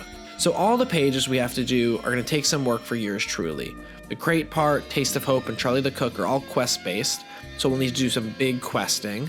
The portal nexus requires 72 construction, which requires tons of money, so for that we need to get some good jobs. And then there's the page to kill Corp 50 times. I think I can handle it right now, but for some reason people are saying this is a hard one, so I guess we'll wait on that one. Speaking of books turned into quests, we completed Romeo and Juliet for some hearty quest points, did a quest so we could adopt cats, adopted a cat, did some quests so we can craft some runes, immediately lost the cat in the abyss, and unlocked Guardians of the Rift to crank out as many runes as possible. Our cat returned to us, and reunited we went to the moon and completed Lost City. So a pretty big episode in my book, but we still got quite a lot to do. Starting with grinding out Guardians of the Rift, to get some runes to teleport for quests, and get our magic up. Let's not let the horrific events of a few minutes ago happen again, and make a good impression for our fellow Ironmen in the minigame. Geez, there needs to be some team bonding activities for Guardians of the Rift. There's a lot of animosity going on. I feel like this ledge is the perfect spot for Trust Falls. I'm just chilling at the Earth Altar and find a lost bag. I don't see any name tags on it or anything. So unless anyone says it's theirs, I'm just gonna pocket this, thank you. See, I told you all that Corp is nothing. There he is right now.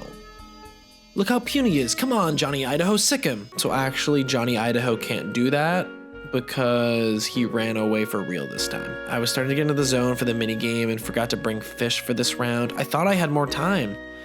He ran away to get food on his own. He always was an independent one. And he'll have a very easy time finding fish at the bottom of the ocean. I'm pretty bad with money. I forgot that I pawned my rune pickaxe to make some short-term gains, so I've just been using an iron axe this whole time, which is pretty embarrassing at 65 mining. So let's upgrade to the adamant one for now. If all goes right, once we have high-level alchemy, we'll be drowning in coin and can go back to rune. So I just have a lot of time to think while I'm going on all these skilling grinds, and as I'm hopping into all these different planes, I'm just curious, which one of these altars would be the best one to live in? So let's talk about it. At the bottom, we have body runes. The body dimension makes me uncomfortable. Everybody says they want to live in the Osmosis Jones world of the human body until they see the reality that it's a fleshy asylum rune. The fire altar is actively on fire, so that's going to come in just above the flesh asylum. This is too many of our current present. If anyone is watching from Los Angeles, I hope you're doing okay. I'm thinking of you, and more than that, I'm trying to help. I've specifically donated to the Anti-Recidivism Coalition. If you put in Firefighter Fund in the notes, it will go to a scholarship fund for the incarcerated youth that are on the front lines fighting the LA fires. Which is crazy, teens should be spending all their time playing Runescape, not being the first line of defense against apocalyptic forest fires. The Chaos Zone stresses me out quite a bit. It's a labyrinth of rickety wooden bridges to nowhere, which has to be annoying to go back and forth on when you're just trying to go to the grocery store. The Earth Altar is just a cave, and while I love hibernating indoors, the main difference between me and bears is that I love being on the computer, and I think it may be difficult to get connection however deep underground this altar is. The air altar seems nice though, but it reminds me of every suburban American sprawling area. It seems idyllic now, but wait until the air HOA comes to tell you about how your lawn is 2 inches too high. The cosmic altar is a similar void to chaos, but is better just for the fact that it reminds me of Space Mountain. The water altar seems lovely and tranquil. I'd be happy with a home that looked out on the water here. I mean, it would be nicer with some sand and beaches by the water, but hey, benders can't be choosers. So at the top, we have the Mind Altar. It's basically another indoor situation like the Earth Altar, but I think here, there'd be Wi-Fi. And I think I'd be home right here in the Mind dimension, because people always say I'm stuck in my own head anyway. We need to get quite a bit of quests done, starting with the prerequisites for Heroes Quest. And one of those is the big free-to-play quest, Dragon Slayer 1. To accept our quest, we need to go to RuneScape's most elite club that I know of so far, the Champions Guild. You need 32 quest points to get through the door. You just need to chat the doorman's ear off with tons of stories before they know you're the real deal. And then, like I said the magic words with the sword. And you're not gonna believe it. What? The freaking demon, came out! No way. With our fun quest stories in tow, we kick open the Champions Guild door and are greeted by the greeter. Wait, does he say hi to you every time? No way, he does. Welcome to Costco. I love you. How do I know you sell rune armor? Well, there's rune armor everywhere. One is on sale. We have to complete an epic quest in order to be able to buy his product, which is a Nathan for You promotion if I've ever seen one. It's like those really intense challenges for giveaways, like the competitions where people have to keep a hand on a pickup truck for the longest amount of time. A competition we RuneScape players would excel at. Then there are the far more sinister ones, like the Hold Your Wii for a Wii campaign that the radio station KDND held, where contestants had to drink as much water as possible without peeing in order to obtain a Nintendo Wii, and ended in the death of a woman due to water intoxication. You know, I think I'm getting over Johnny Idaho. Let's buy another cat. How about we call you Cigarette? Hi, Cigarette. There are two kinds of cat names, I feel like proper names like Johnny Idaho or Sir Wallace, and then there's Cigarette. So this is Cigarette. We make sure we have some fish for him this time. We get a much harder job than others to slay the Dragon of Crandor. That blows. That guy over there just had to successfully take care of a cat. Which also, damn, feels targeted. He also tells me how truly screwed I am. We're up against an undefeated dragon. This dragon has decimated an entire thriving city-state. We have to get to the ruins of Crandor by finding the map, which has been broken into 3 pieces by the surviving wizard, and then get a ship that can go to the island, and then get the anti-dragon equipment. So let's get started then. Hey, Santa's stray little helper here is trying to attack Cigarette. Get away from him! I've never done this before. I can't believe I have to shoo him away. To find the first map piece, we have to listen to a classic Oracle riddle. Oracles and riddles are like peanut butter and jelly. This one seems like a little better news than the Oracle classics like you're gonna kill your dad and sleep with your mom. The map's behind the door below, but entering is rather tough. This is what you need to know. You must use the following stuff. First, a drink used by a mage, then some worm string changed to sheet, then a small crustacean cage, last a bowl that's not seen heat. Well, it seems this Oracle has corporate sponsors because the first item on that list is definitely the coldest beer you'll get outside of the frozen elemental plane, the Wizard Mind Bomb, only at the Falador Inn for 3 coins. Well, we buy that, see the other wizard patrons enjoying the cold eldritch taste. Worm string changed to sheet. I don't immediately know. I feel a little bit silly about that. The only other string I know is wool, but I'm pretty sure that comes from sheep and whatever that thing is. Small crustacean cage is a lobster cage. Bowl that's not seen heat could either be a bowl haircut that hasn't seen any action or an unfired clay bowl, so I will assume the latter. We go to the Goblin Village. After surviving an attack from the ultimate evil dragon, one of the wizards died at the hands of goblins, starter enemies. We're looking for a worm brain specifically. We don't see him here, so we talk to the generals. Damn, it looks like the pigs got worm brain. They're holding him in the Port Sarim Penitentiary. On our way, we pick up a lobster cage at their local Bass Pro Shop Pyramid. Wormbrain's locked up for following the truth that property doesn't belong to anybody. Okay, and he's also arrested for being a part of the home invasion that led to the wizard's death, so I mean, not as harmless. He's offering a price of 10,000 gold for the map piece, which, I mean, we conveniently have on us. So there we go. Done. That's much easier than finding out what wormstring is. Oh, wait, Wormbrain. Let me rip out your brain. Maybe I can turn that into a sheet. Old Ned, the rope guy, is the only man brave enough to take us to Crandor. He's gonna come out of retirement for this one last trip. And if there's anything I know about that trope in media, it means things are gonna go fine. We need to buy a boat. Any used one off Craigslist will do great. We do find a seller who will part for it for cheap, but it's 2,000 coins, which is 1/5 of a prison guard bribe I just paid. Wormbrain, can I have my money back, please? Wormbrain, can you at least let me take a piece of your brain for that much money? Oh dang, now the pigs are after me for fraternizing with the inmates. I get arrested, and to break out, all I have to do is solve a preschool shape puzzle. Why did I pay Wormbrain 10k if it was that easy? So we're looking for another wizard, Melzar. They said it was north of Rimington. Is the makeover mage Melzar? I don't think so. I don't get any answers about the map. But I can buy this really cool amulet for only 100 coins. No, Scramph. You've already sent so much of your money irresponsibly and have to save up to buy the ship. The last thing you should do is... I bought it. We find Melzar's maze, and I don't know, I was expecting some like wacky actual maze, not some rat-infested abandoned building. Let's start looking for clues. I'm examining every item I can. There's a lot of wardrobes filled with dead rats. Every time I open a wardrobe, dead rat. It's like...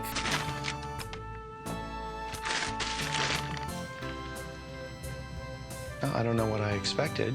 I kill some rats, but don't get anything. This painting is looking at me. Maybe it's a secret door? No? More dead rats. This is like a wellness check themed escape room. I'm supposed to kill the zombie rats. They drop a red key that gets me through the door. Now these wardrobes have these items with numbers carved in. Is that supposed to mean anything? The game literally says they don't. Okay, maybe I should stop checking those. Get up to the next floor and there are new colored doors and new monsters to kill and they drop a key. This is not an escape room or really a puzzle. It's just a horror movie's villain layer if it was like 60% complete. It keeps on going, the monsters keep on coming, then there's some quirky magician, and then a lesser demon at the end. And we don't even have any prayer points to protect from melee with. I try to do a safe spot thing and it doesn't work. Well, let's take it from the start. I want to get off Melzar's maddening maze. Do it all over again. Oh, the mad magician is literally Melzar. I mean, that tracks. Every single thing about this apartment screams someone who is not doing well. Maybe he's had trouble selling? I think I saw this house on RuneScape House Hunters. Anne, a general store assistant, and Dan, a Champions Guild greeter, are looking for a new home, and their budget is somehow 1 million GP. Let's see what they think about the places they've toured. So the mansion in Remington. I love that it was right next to my job. I wasn't thrilled about all the zombie rats. 3 dozen wardrobes stuffed full of dead rats was definitely alarming though. But think of all the storage. I did put closets as one of my musts. And there was a big basement for my man cave. We just had to get the madman and the demon out of there. Maybe let's go with the haunted house on the coast of Lumbridge instead. They had so many closets. Fighting the demon is way easier with Protect from Melee, who would have thunk it. We complete the maze and get another map piece. We make it to the victory room. I wonder what are in these wardrobes. Oh, more piles of dead rats. I don't know what I was expecting. We hear more and more about how this dragon was so devastating and dangerous from the Duke of Lumbridge. Wild to be doing all this for the opportunity to purchase something. But we continue on and get the anti-dragon shield. Okay, it came to me. I think I figured out what the worm string turned sheet is. It's silk, right? I mean, it has to be. I feel like a dingus it took that long. I can't look it up on the OSRS wiki, but I can use the real Wikipedia. Silk is mainly produced by the larvae of insects undergoing complete metamorphosis, but some insects, such as web spinners and raspy crickets, produce silk throughout their lives. Silk production also occurs in Hymenoptera, bees, wasps, and ants, silverfish, caddysflies, mayflies, thrips, leafhoppers, beetles, lacewings, fleas, flies, and midges. Okay, so I don't see worms here, but I mean, it has to be silk. Buy some silk. To make some quick cash so we can buy our boat, we take a magic carpet flight to Palvanich, then catch a connecting carpet to Narda to go to the Agility Pyramid. Outside of the quiz show random event, the Agility Pyramid might be the most game show activity there is in the game.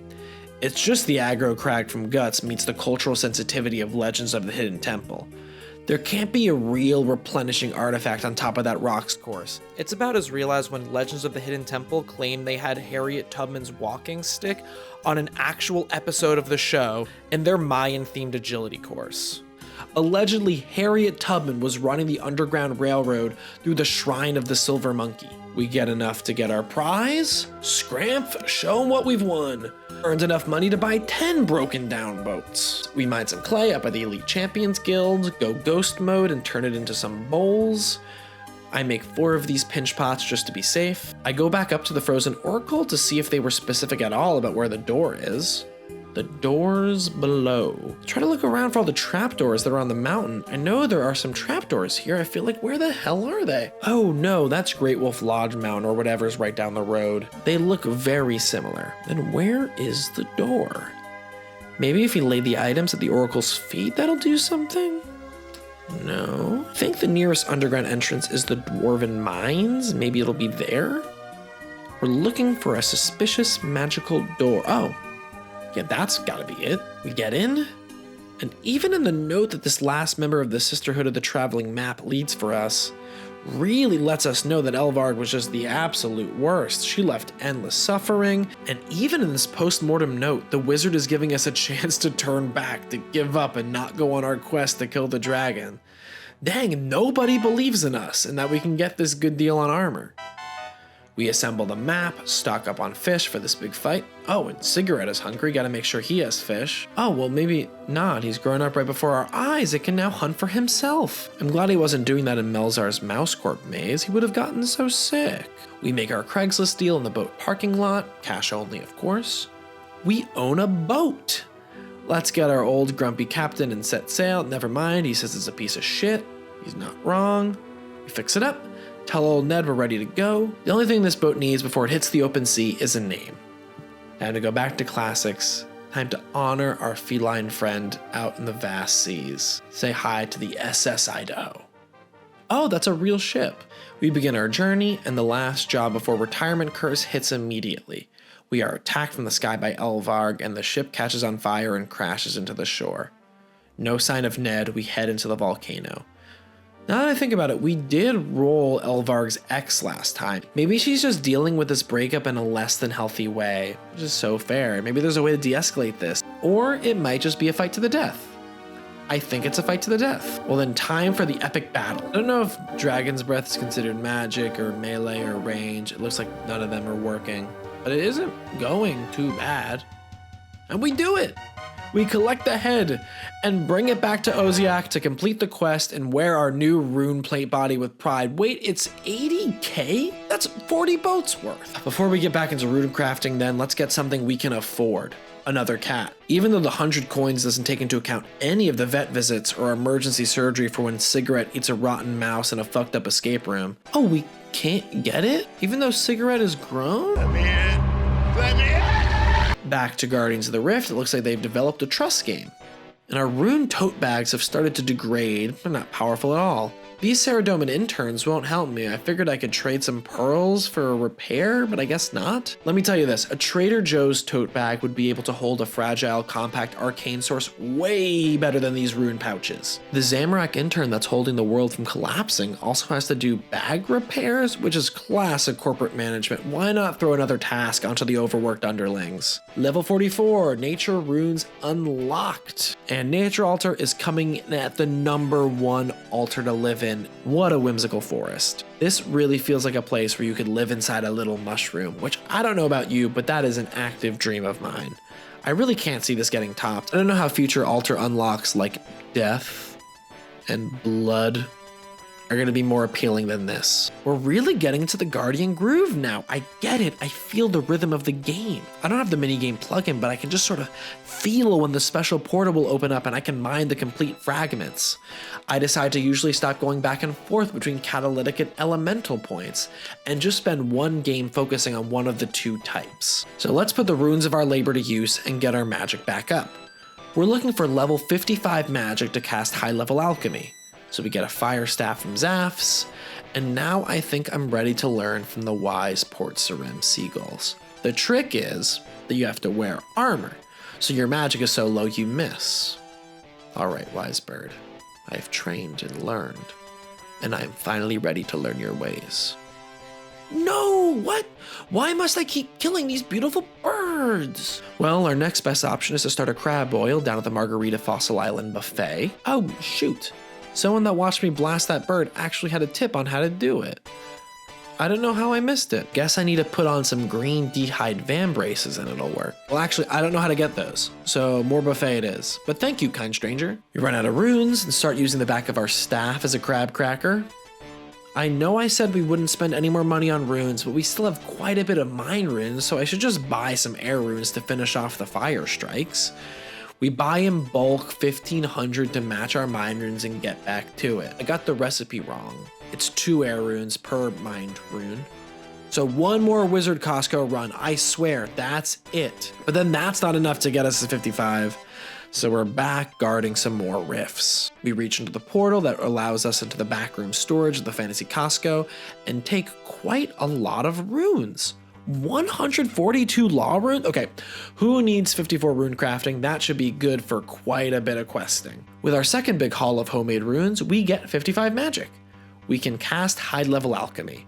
It's time to dump all of our valuable items on the wizard dark web. Just combing through all the junk I've acquired and seeing which one would make me a profit on Wizards Craigslist. Looking for quite a bit of money. Rune armor starts at 80k, so we have to comb through our possessions to look for anything we can sell. Don't worry, this is usually the behavior of someone that's doing just fine financially and mentally. Our final cart we upload to the eBay plane has some adamant bar, some of our mother's jewelry, classic thing to pawn, some loose weapons and staffs we stole from the undead storage lockers in Morton, classic resale items, and we make about 18k from that.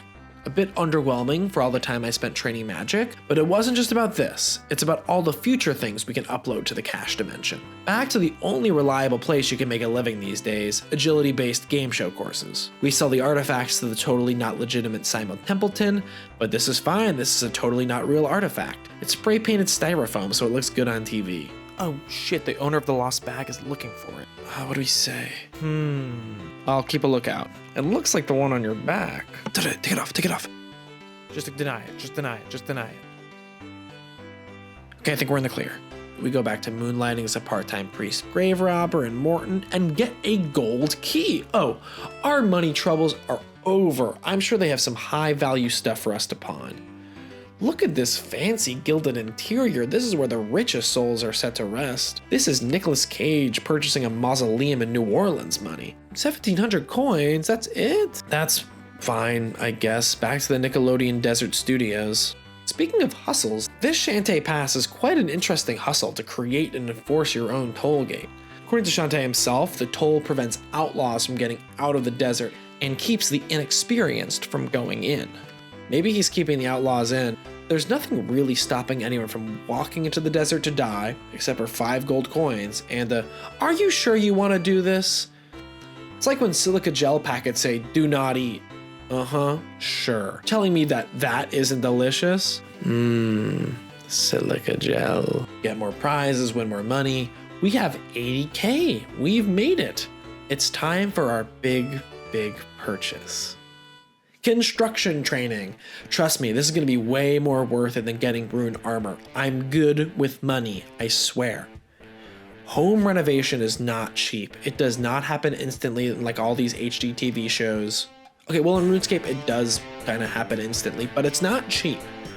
We have to purchase these rooms that magically appear, so we buy a kitchen and then a dining room. In the book Outliers, Malcolm Gladwell claims that the key to expertise is to practice something for 10,000 hours. I have some qualms with the theory. I've been living for longer than 10,000 hours and I feel like I suck at it, but I would love to put him in front of an old Dell computer and RuneLite for 10,000 hours and see if that changes his hypothesis. Skilling in game does reflect this idea though, it's just doing the same thing over and over again. So we're just going to be building wood furniture until we suddenly can understand how to build a portal. Don't knock it, after all that time woodworking, Nick Offerman made a portal to Pawnee. We're running low on funds at 31 construction, back to the side hustles. Morton. Still haven't figured out the prayer flick BPM. I've literally bought a metronome, put it beside my computer, and have started to test BPMs, and I still don't got it. We get tons of corpse keys, make some okay money. Ooh, a room helmet. Our first piece of rune armor, so we can pawn our old Addy one. Ugh, and a book. Boo, nobody buys books. Some scroll falls out so you can make tree bark armor. I don't know what this is, and I don't think it'll make me money. We get another gold key. Maybe this one has our golden ticket.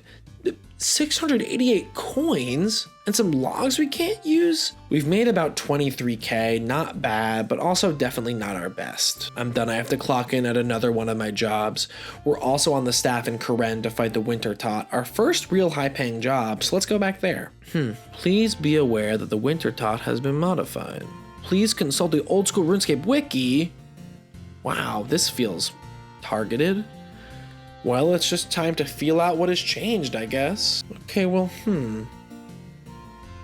This heat thing feels new for sure.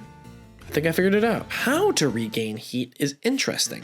If we can't use the RuneScape wiki, we can use the real wiki. So according to James Prescott Joule, the amount of mechanical work generated by friction needed to raise the temperature of 1 pound of water by 1 degree Fahrenheit, the consistent value of 778.24 foot-pound force.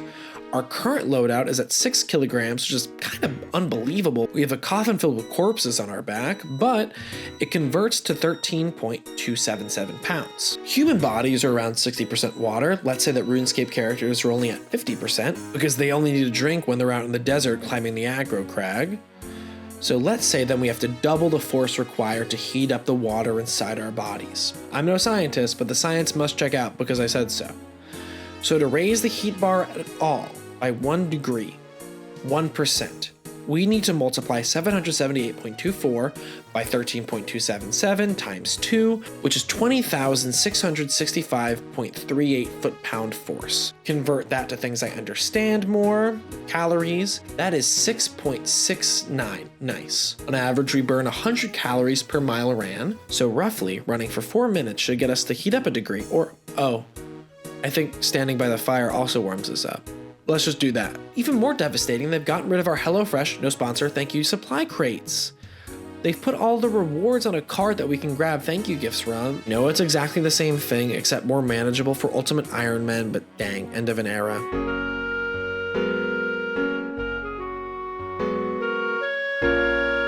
They're still giving out classic HelloFresh ingredients, frozen raw fish, some seeds, and around 3K coins. It's not bad. But I still feel like it's not as good as my Legends of the Hidden Pyramid salary. And we get to 100K from that.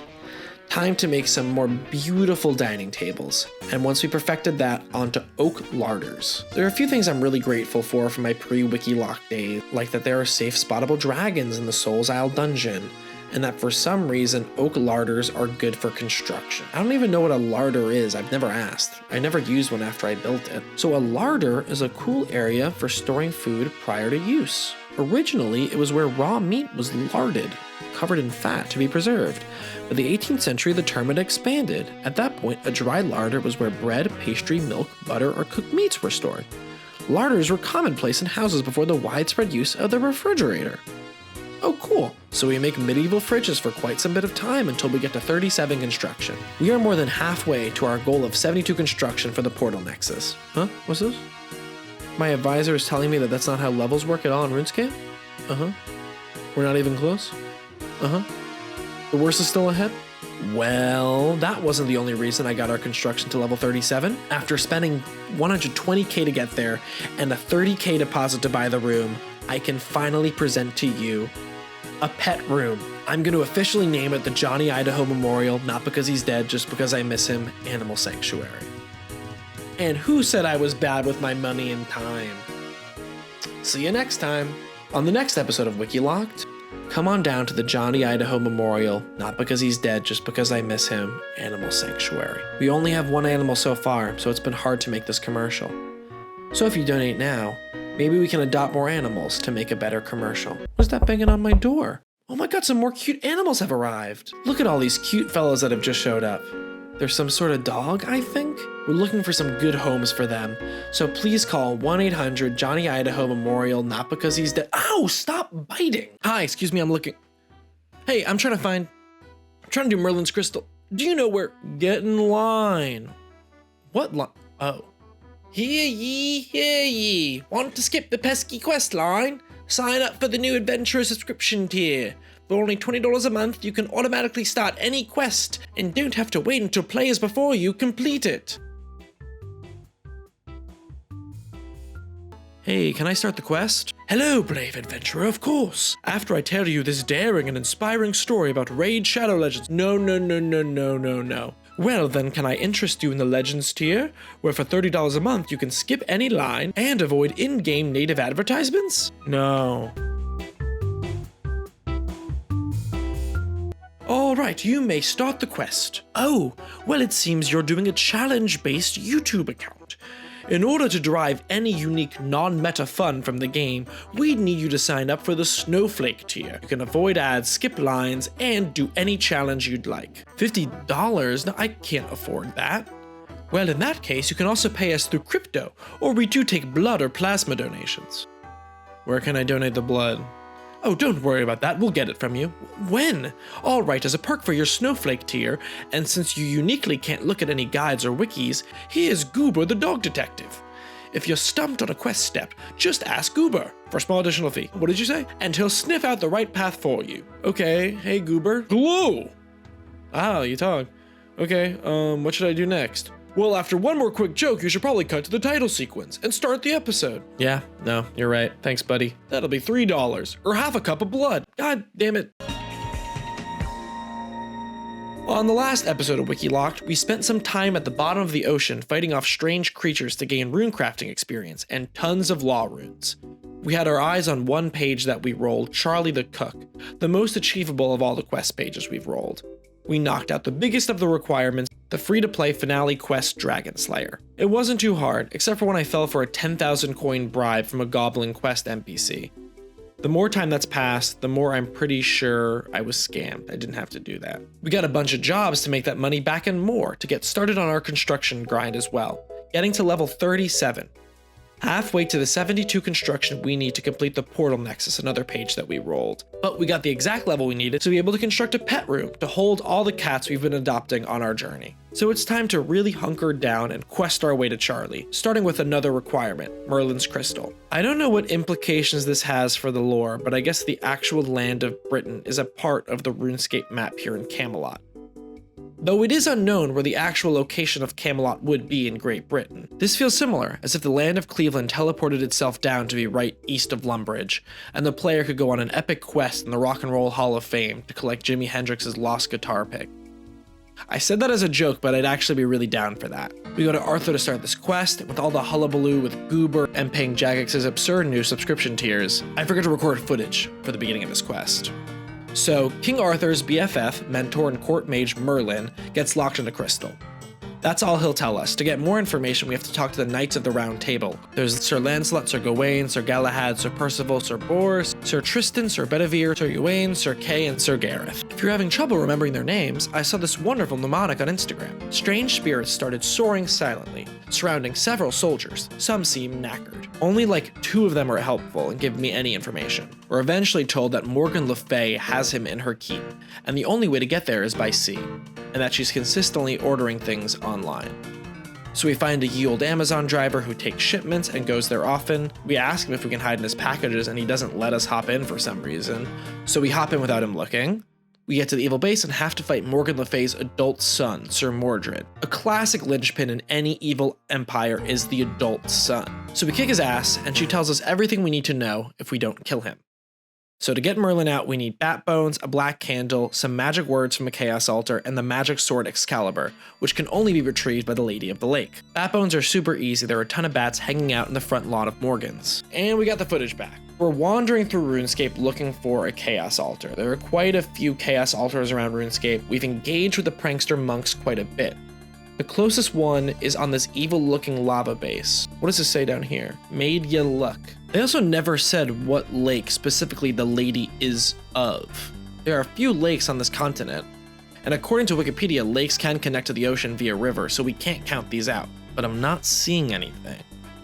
What are we supposed to be looking for? What does the Lady of the Lake look like? Are we just looking for some woman chilling by the water, reading a Sally Rooney book or some other beach read? Don't see any ladies of the lake fishing at the fishing guild.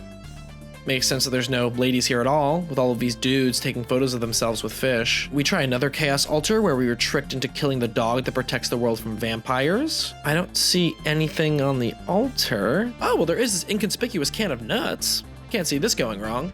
Whoa! Goober, do you wish to know where the altar is? The answer is written in blood. Nope, not listening to him. There is the chaos altar in the wilderness. Okay, nope, that can't be it. Oh yes, the hidden one in plain sight in Varrock. There are the magic words. These evil magic words sound like the fanciest kid from high school. Snarthin Kandrik Tamanto. And we're heading to the most obvious lake there is in Taverley. Are you the Lady of the Lake? No, you're a druid who shit themselves on a vision quest or something. Okay, well that's gotta be her. It just says Lady of the Lake. There's no name, like Jennifer or Tara. She says to go to the Port Sarim jeweler. I guess they must be getting Excalibur's blade encrusted with rubies. We get out in front. Right after Tara mentioned that the test would be to see if we're good of heart, a beggar shows up asking for bread for his family. We should probably go get that. So we steal some. I'm not worried about the morality of this at all. If you see someone hungry outside of the Starbucks, it is morally just to steal one of their mid pastries and give it to them. I become a baked good Robin Hood. Give the beggar the food and it's Tara. It's the most obvious episode of What Would You Do?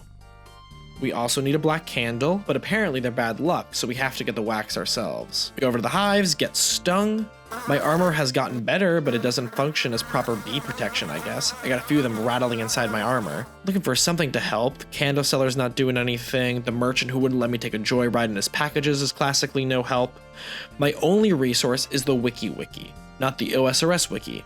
So I look up what actual beekeepers use to calm bees down. They have their bee smoker. They just completely hotbox the bees so they chill out and kick back and watch Bee Movie and think it's way better than it actually is, until they fall asleep halfway through and spill, at this point, melted Ben & Jerry's half-baked pint of ice cream all over their bed. No, that does sound specific, but that's coming directly from the Wikipedia article for weed, not any personal experience or anything. So we need bee weed. Kick open the door, check every home, and be of no actual help, just like the BDEA. I turn on ground markers because I'm getting nothing peering into everyone's homes. Ooh, insect repellent. I think this is a sativa strain. We get the black candle. We are ready to perform the ritual. We just need to find the nearby magic symbol, and it's gotta be at this Satanist gazebo looking thing right outside in Arthur's garden. Merlin, is that your crystal, or are you just happy to see me? Nothing happens. I go back, I try smashing Merlin's crystal with our new powerful sword. Nothing. I try rubbing the bat bones all over it. You're not gonna believe it. Nothing. Back to the magic gazebo. Let's try saying the magic words, that rich kid's name. Sonathan Todrick Tommaso. Nothing? That should have worked. Those were the magic words. We try burying the bones. Nope. And there go our bat bones. We go get more.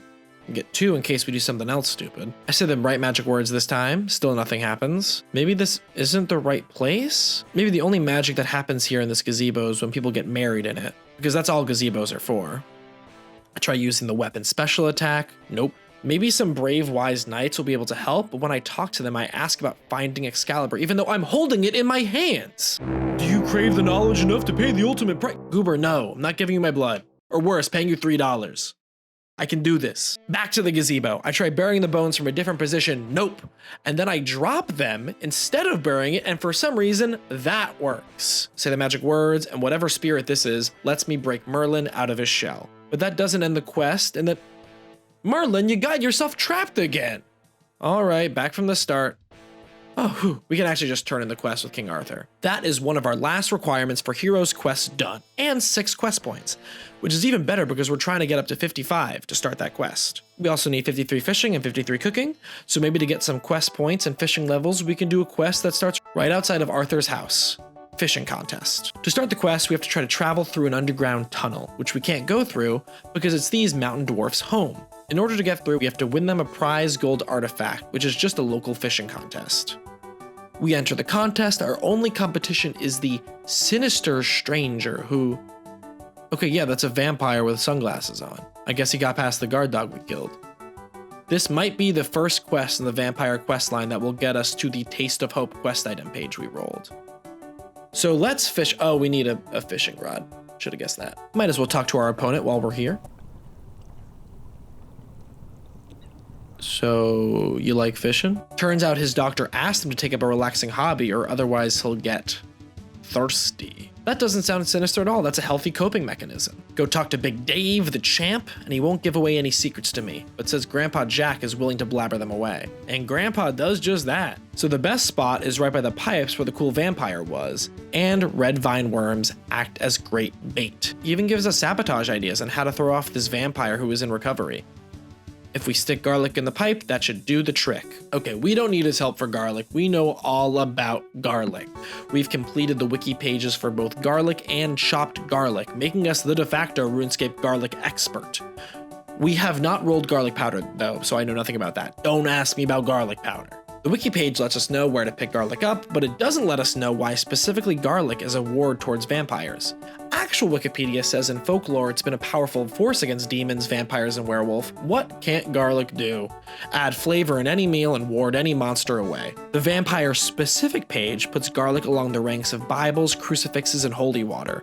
My only guess is that garlic is just so good, it is considered a holy relic. The existence of garlic in nature must prove that God exists because it's just that good. And that fact humbles the unholy vampire. So we get a clove. We harvest some worms, go back to the contest, plant the most holy of bulbous flowering plants in the pipes, and start the competition. CSI Miami Dracula here is not having it. We're able to take his spot and immediately get so many big boys. winning us the competition. I hope our opponent is doing okay after his loss.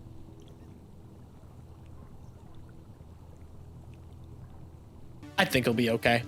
We give this artifact to our new friend, completing the quest and gaining 1 quest point, some fishing XP, and now access to their tunnel home, which conveniently we need to use to get to our next quest.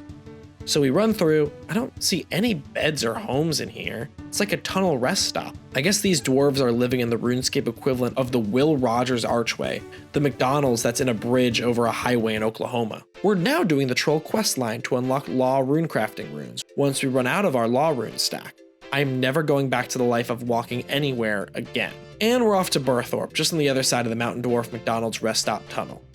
Burthorpe is a unique city. I don't understand the significance of the military hold here. This is all just to protect the abandoned Burthorpe Games room, which I do get why they care about it. It's one of my favorite spaces in RuneScape. It's just an incredible liminal space.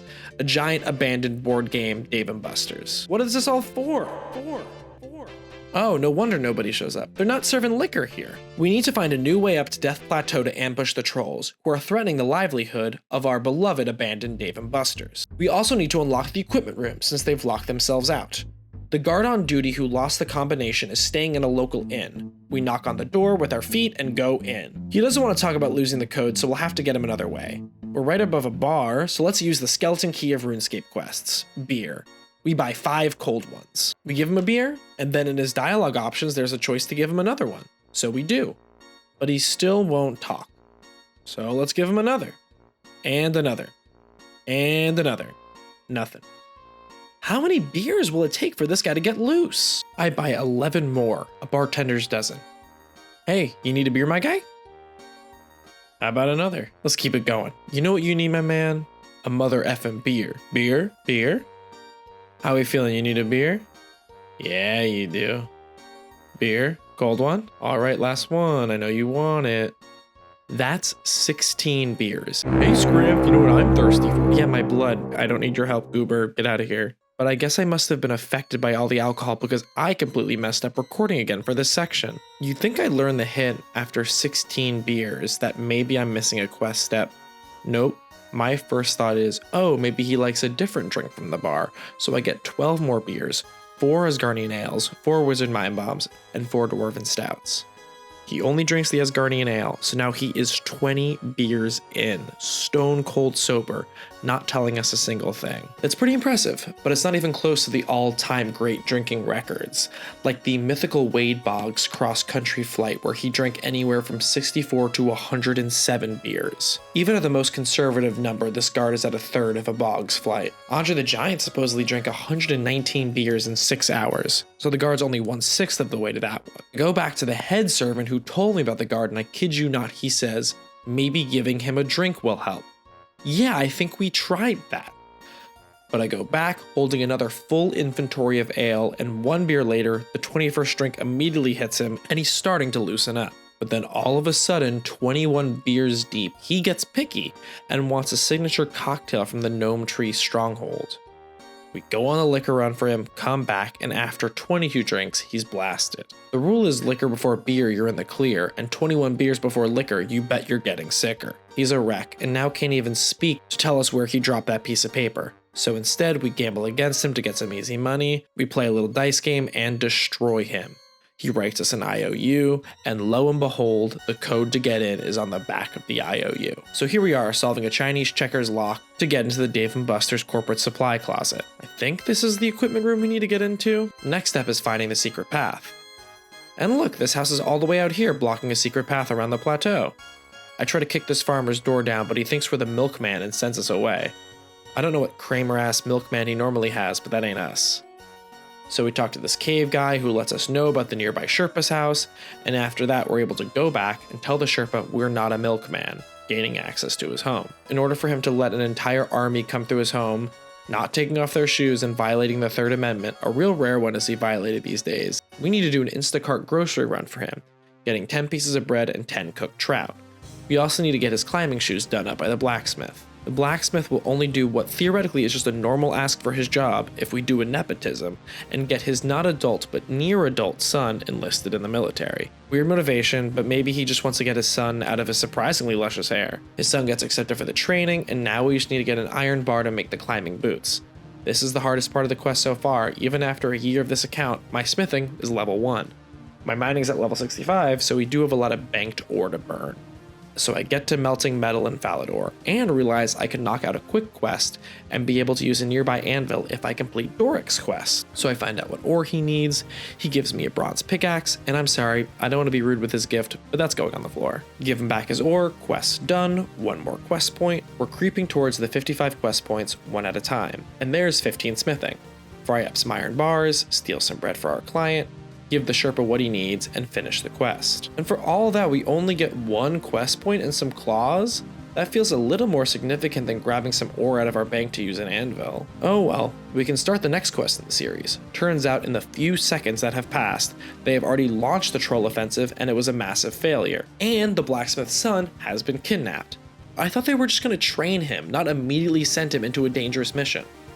Well, I guess his dad got what he wanted. His son can't bother him anymore. We can't begin the rescue mission to get him back because we don't have the proper levels. We need level 30 thieving. We just do a little bit more grocery store shoplifting, this time from the produce section, until we're level 30. We head down the, now that I realize it, not so secret path. It's right across from the troll's hideout. No wonder the assault didn't go well. They can clearly see me over the chasm. But I can't continue down this path because I need my own personal climbing boots. I talked to the blacksmith to try to get some since he helped me out last time, and he's like, "Oh, have you rescued my son yet?" And I'm like, "I wasn't the one to ask to get him enlisted, my guy." And then the blacksmith doesn't even help me get boots. They're not in my bank. I didn't get them as a reward from the quest. I got Edward Scissorhand gloves for some reason. How are you supposed to climb with those? You need fingerless gloves and then the chalk they keep in a fanny pack. How am I supposed to free solo Troll Mountain with Freddy Krueger fingers and no shoes? I don't see anything in the storage room I supposedly opened from before. Oh, okay, I can buy some from Tenzing the Sherpa. We're in. We have to fight a troll named Dad, and thankfully in my last Leagues episode I already worked through some Dad stuff, so this is not a problem for me at all. We make it into the troll base, encounter a locked door. Ooh, maybe the key we need is in that chest over yonder. The troll guarding the chest isn't messing around, he's hitting 23s. But I get him down, and he actually drops the key we need. Nothing is in the chest. We find the blacksmith's boy in troll jail and break him out. Our cover is almost blown by a random event pirate, but we make it out. We let the blacksmith know his son is back, and will be back living at home, only coming down for dinner and playing League of Legends into the wee hours of the night and complete the quest. Unlocking law rune crafting, and getting 1 quest point again. We're only 10 quest points away from starting Hero's Quest, and we still have to finish Shield of Arav. So I just need some quick quests to pump out and inflate those numbers. There's one very easy one that immediately comes to mind. Sheep Shearer. It's exactly what you sound like. You shear sheep, turn that into wool. Now this feels like a quest that will only give me 1 quest point. Yep, it does. Okay, that tracks. I'm just dying for a resource that I'm sure exists on the wiki where I can just look at all the quests and see which one will take the least amount of time and give me the most amount of points. I don't think I can figure out that last part, but I can make a database of all the possible quests and their difficulty level and length. So I manually add those. Here we are in a little Google Doc. We can scroll through every quest, and god damn it, you can also search by length in RuneScape settings. Well, now I have this resource and I'm gonna use it. There are quite a bit of very short novice quests I can knock out. A lot of them are free to play. First up, Ernest the Chicken. We see an upset woman outside of a creepy mansion, and we won't help her until she confirms that her spot of trouble is in fact a quest. How callous and rude of adventurers. She and her fiance, the titular Ernest, soon to be Chicken, got lost. Which dang, we gotta be giving these mini-maps to non-adventurers because how is anybody getting lost in RuneScape? But Ernie went into the creepy mansion for directions and hasn't been out in an hour. An hour is more than enough time to be turned into a chicken by a wacky scientist. And we have to get a pressure gauge, rubber tube, and oil can that have been scattered across the manor by gremlins. So we're back to inspecting another creepy manor, but this is more of the escape room scenario than Malzar's maddening mansion from Dragon Slayer last episode. Both haunted houses have the same exact creepy paintings and wardrobes. It's like they all shop at the same wicked crate and barrel. Creep and Baron. Is that anything? I know nothing is going to be in these wardrobes, but for my sanity, I have to check. Ooh, skeletons. At least it's not more dead rats. Nothing notable in the bathroom, just a picture of Joffrey Baratheon over the tub. Pick up this inconspicuous fish food. The rubber tube is having its 7 minutes in heaven in a small closet with sands over here. But we don't have a key to break the fun up. We grab a classic pantry staple, poison, from the kitchen. Oops, accidentally walk into the sinister stranger's bedroom. Sorry about that, we've already ruined this guy's day enough. We take a spade, shears, and bronze med helm that are lying on the floor here. Who knows if we need them, but I'm gonna pick up every clue in this escape room. That's how I roll in escape rooms. The employees are yelling over the god mic, "Sir, that's not a part of the puzzle, that's a half-eaten almond croissant another customer left." Hey, you can't trick me. I know this is a part of it. And look at that. Sticking a half-eaten croissant into this bookcase opens it up into a secret room. Classic haunted house shenanigans. So now we are at this lever and gate puzzle. Here's a quick guide for exactly what I did if anyone's having trouble with this section. Remember, I did this with no wiki or guide, so pretty impressive. So you're gonna wanna pull lever A, then lever B, then lever C. You're gonna want a random guy standing next to it. Then lever D, then lever B again, then F, then E, then F again, then E again. Back to D, back to C, back to D. Keep playing the hits, D again. Now you're gonna wanna run back to A, then pull that one again, then do it a third time. Let's keep that going. Pull it a fourth time, onto B, C, D, C. Can't forget our favorite, A, back to B. This part's super important. You're gonna wanna kill a spider, and then you guessed it, A, pull lever F. Actually pull it again, E, then F again, lever D. Spin your camera around, D again, C, and E. And just like that, we got the can. I'll write the instructions here just so you have it. Ooh, maybe the body buried here is holding the key to the skeleton room? Nope, just a guy named Guy executed for telling a lie. Instead, the key is in this mound of compost, which technically could be made from decomposed human bodies, just saying. There's a fountain over here that we can search, like a tiny version of the one from the Friends title sequence. And just like the one from Friends, little known fact, there are piranhas in it. We've now been stung by bees and bitten by piranhas, but we see the pressure gauge inside the fountain. We do conveniently have fish food and poison. We kill the fish, take the pressure gauge, grab the rubber tube, and get Ernest back to his original form. Quest done. 4 quest points, only 5 away. Okay, something's really up with my computer. I'm positive I recorded these quests, but I guess I'm still just letting the Asgardian ale talk and press the wrong button or something. So back to the overly expository narration. Looking through our new quest matrix, we find some more easy quick quests to do. Witch's Potion, super quick. A witch offers us ultimate power if we help her with her potion. We get some miscellaneous animal parts for an evil stew, complete the quest. Turns out the ultimate power is the tiniest amount of magic XP and 1 quest point. Then Goblin Diplomacy. Goblins are fighting because their shirts are different colors. So we have them try out some new shirts to see if they like those any better.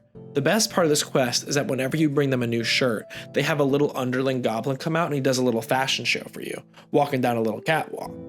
They don't like the orange shirt, they don't like the blue shirt, they want to try brown, which is the typical goblin uniform, and that's a hit. Civil war averted. And that gets us 5 quest points. And believe it or not, we fly past what we needed. We have 56 now, and still need to complete Shield of Arav. We've already gotten half of the shield from pretending to be in the Phoenix gang, but we're honestly just straight up in the gang because we've killed a man.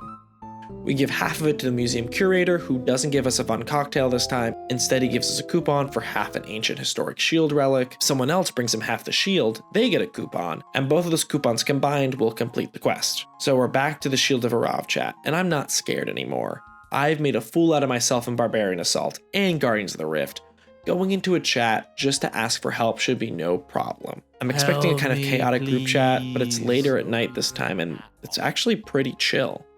So I shoot my shot. Phoenix member here looking for that special someone in the Black Arm gang.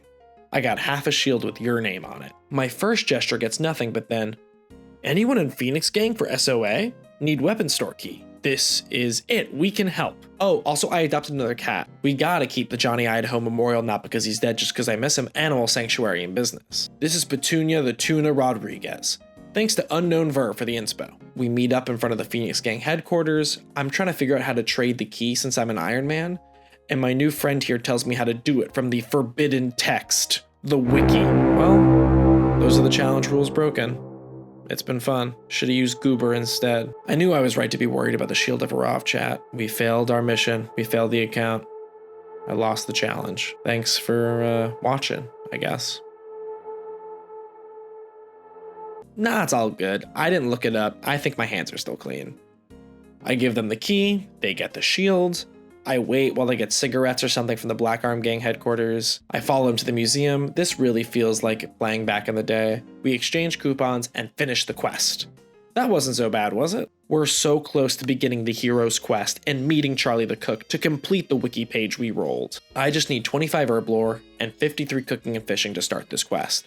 And we can boost up the herb lore with the thank you gifts we get from the museum for completing quests. We tell the historian about Merlin's crystal and Excalibur, break his brain a little bit with the existence of real-life Britain, and then catch him up to date with the Shield of Arav. As a reward, we get some powerful lamp artifacts the museum must have stolen and now give away as goodie bags. And that gets us up to 25 herb lore. No need to train that skill. We're off to Catherby to get those remaining fishing and cooking levels. We gotta make sure we're a competent enough chef to get to meet Charlie the Cook. We get to level 50 fishing so we can start harpooning swordfish. We're feeding Petunia the real fancy sashimi. And the fancy cat food must be doing its trick. She's a full-grown cat already. And we get 53 fishing. I had been cooking all the fish I caught, so we're already 53 in cooking and ready to begin the hero's quest. We head to the hero's house, or whatever, in Burthorpe. Wow, we're really spending a lot of time in my favorite city. It seems the adventurer ranking based on quest points and difficulty goes champion, then hero, then legend. I don't feel that much like a hero. In the past quest this episode, we've freed a guy from a crystal, who immediately got stuck in it again, rigged a fishing contest in order to get a shiny trophy for people who only care about it because it's gold, and in the process sabotaging a vampire who's just trying to develop healthy coping mechanisms.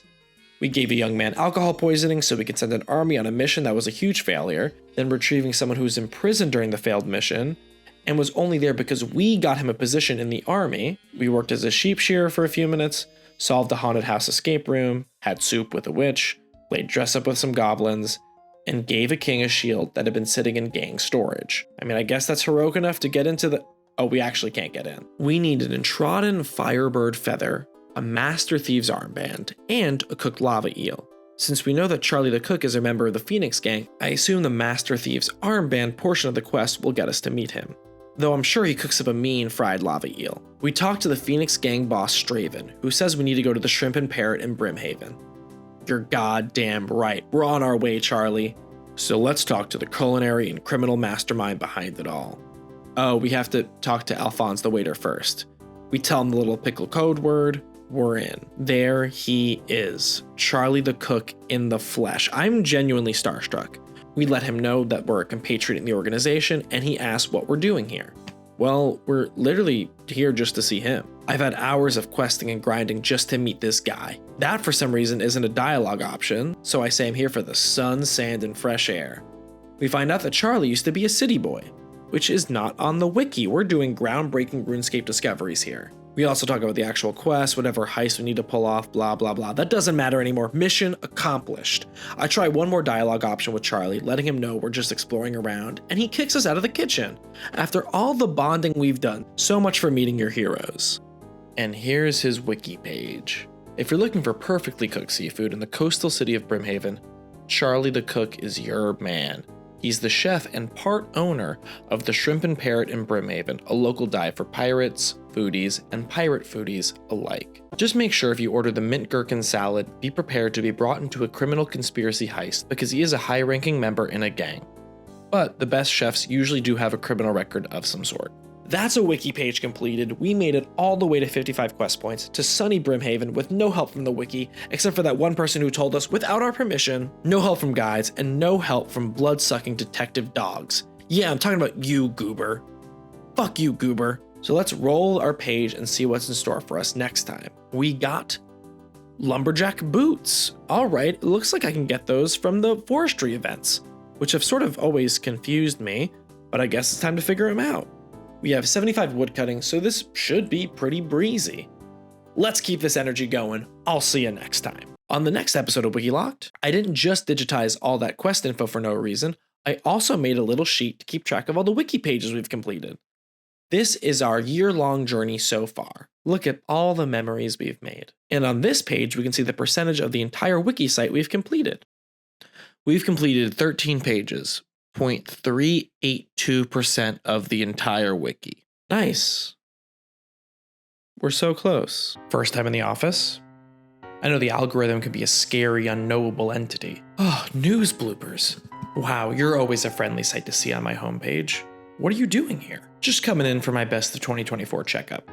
You'll notice some familiar faces and some that maybe you personally don't see on your page, but the algorithm loves. Who's that? Nosferatu voguing? I have no clue. Love what he's doing. WikiLocked, the algorithm will see you now. Hello, WikiLocked. Hey, hi, I'm a RuneScape series. I've been going for a second now, but still trying to find my lane. Do you have— Let me see your face. Well, this is— Your real face. The algorithm likes face. Hello? Good. Can you open your mouth a little wider? Wider. I look at Now do Home Alone hands.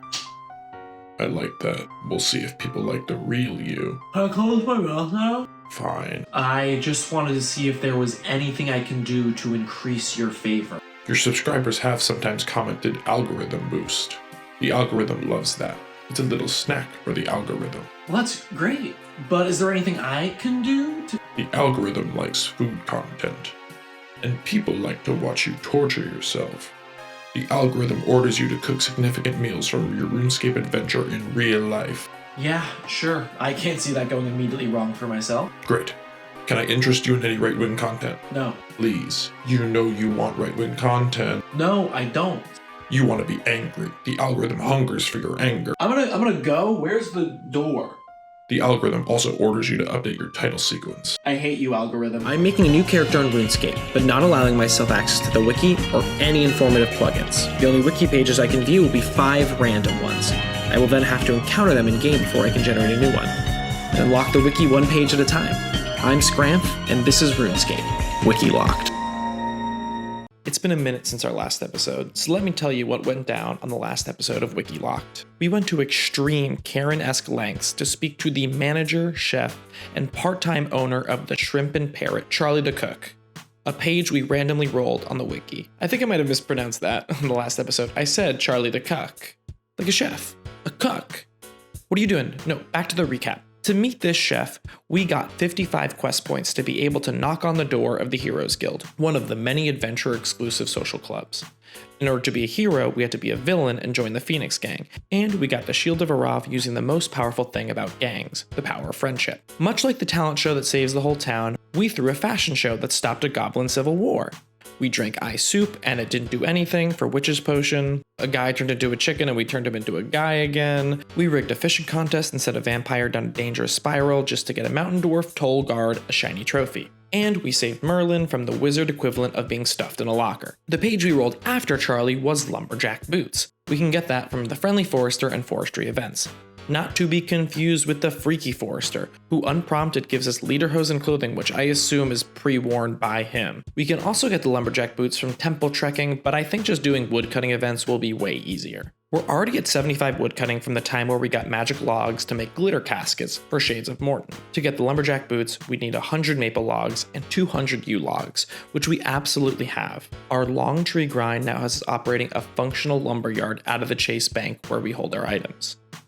We also need 1,000 anima bark, which is tree cash given to us by the forest spirits for playing their silly games. We can cash in our green tickets for arcade prizes like the Lumberjack Boots, green army men made out of moss, or a PS5 that costs 100,000 tickets and nobody will ever get. So we need 1,000 tree bucks. Little known fact, the Lorax is on the Anima 1, the Giving Tree is on the 5, and the Tree Boys from Lord of the Rings are on the 20. Before we head off to the woods, we can drop off Petunia the Tuna Rodriguez to our homemade animal shelter here and adopt a new cat. Say hello to 1877 Cars for Kids. I don't know the optimal location for forestry events, so my first thought is to go to the Woodcutting Guild on the forestry server. I figure all the big woodcutting folks, the Paul Bunyans of RuneScape, will be out there. So we gotta get some impressive fashionscape to show we can hold our own with them. Well, here we are. It looks like a kindergartner dressed themselves for picture day at school, and then they put on a coffin for a backpack. We're showing up to school with our coffin backpack, one strap on like a cool kid, but everyone else is even cooler. They're showing off. They have their dragon axes, their beaver pets, their chop chops, and those little erasers that look like food. We're at the Woodcutting Guild for an hour and no events. I figured there would at least be one event by now, but nothing notable. We did get 76 woodcutting, but that gets us none closer to the woodcutting Tims we need. Time to move to somewhere where the Friendly Forester actually hangs out. Hopefully there'll be more events there. The Friendly Forester, I believe, is around Drainer Village and Sears Village. Meanwhile, the Freaky Forester hangs out in my DMs, asking if he can turn my mustache into a shag rug for his guest room. And look at this, my mini nemesis Corp is here again to taunt me in miniature form. If we get the lumberjack boots we need, we could just step on him 50 times to complete the wiki page we rolled. You can step on me if you want. Freaky Forester, please, not right now. It definitely was the move to leave the Woodcutting Guild. Immediately at Sears, there's a forestry event, or composting. We just assemble some sloppy mud pies to bring this struggling sapling to life. And just like the motto of the Giving Tree, if we help others out, they will give us money in return. We get 178 bark bucks for 211 total. This series is nothing but a deranged information source from someone with no frame of reference for the game, acting as the end-all guide for those who are equally deranged enough to follow. So I'll try to make a reference off my experience for a tree money-making guide for forestry. A glass door for the forest. A wood door, if you will. So we scooped up shit for 1 minute and 3 seconds, gaining 178 bark bucks. That's $2 and 69 tree cents per second. I don't have a baseline for the average salary, but that seems fair. For those who are asking, the tree cents are little acorn tops that have the Keebler elf on them. A great sign that we're at an optimal, efficient location for an activity is if people are being mean to each other. Next forestry event, kindergarten shape mats are on the ground. Without any plugins, I have no idea what is happening. I think the lore reason we're doing this is to heal some dryad. We're giving the woodland substitute teacher a break, tiring ourselves out while she recovers from a hangover or something. Eventually, I stop thinking about the game and do whatever I did when I was confused about the social norms in elementary school, and just copy whatever the other kids are doing. That's much easier. Playing Woodland Freeze Tag for 2 minutes and 10 seconds gets us 194 bark bucks for $1.50 per second. Definitely less than the compost, but let the record show I wasn't caving to peer pressure for most of that event and was just running around willy-nilly. Back to compost scooping. This time we get 188 for the job in 2 minutes and 10 seconds, getting us 1.45 BPS, bucks per second of course. Maybe the layout of poop pile and leaves were less friendly this time around, because that's our lowest pay rate yet, and levels the composting average out at 2.09 BPS. The beekeeper shows up. He can't miss out on an opportunity to have people do his job for him. This time though, he wants a whole bee city constructed rather than assembling the one toy tower that he usually asks for. We can make it out of logs of our choice, so I figured the better wood, the better pay. I get logs to stop building multifamily public bee housing, getting $5 per log. Let's try with even fancier magic logs. We're going to be building crazy architecture for these bees. We're going to be building the bee vessel out of magic logs. And just like the actual vessel in New York City, nobody likes this thing. We get the same amount as our more rustic UB hives, 5 anima per house. So we end up like a person in one of those money grabbing machines, with less than we thought, but still enough to be happy with. $310 after 2 minutes and 17 seconds of work for 2.26 BPS. Our most profitable gig yet. We're at $900 tree dollars. Only one more job till we're done. Our final job is liberating foxes from poachers. Not sure what the difference is between them and players leveling up the hunter skill. If hunting foxes was an effective grind for hunter XP, I think this scene would look pretty different. Though once you're in all furs yelling, "Get that mangy fox," you have become the villain in a Disney movie. Somehow the foxes slip us cash as we're breaking their traps. We get 285 for 1 minute 40 of work for 2.85 BPS, an amazing salary. We can get the boots. They're making us log our work experience on Wood Door before we can get the boots. It's just one communal tree that everyone carves their work experience into. Dryad shape mat game, 2 stars. Pros: easy to copy others. Cons: no training, didn't know what I was doing, low salary. Compost scooping, 3 stars. Pros: simple, good for beginners, reasonable salary. Cons: pay rate can vary, I didn't see anybody wash their hands after. Bee architect, 4 stars. Pros: great pay, creatively fulfilling. Cons: customers weren't appreciative of above and beyond handiwork and materials. Fox liberator, 5 stars. Pro: incredible pay to help take down the trapping industry. A non-profit would never pay this well. Cons: not sure if coworkers are in it for the right reasons. Hi, we are ready to buy your lumberjack shoes. Incredible. Just take off those shoes and wiggle your toes in the mud with the banknotes in between your— Oh, you're the freaky forester.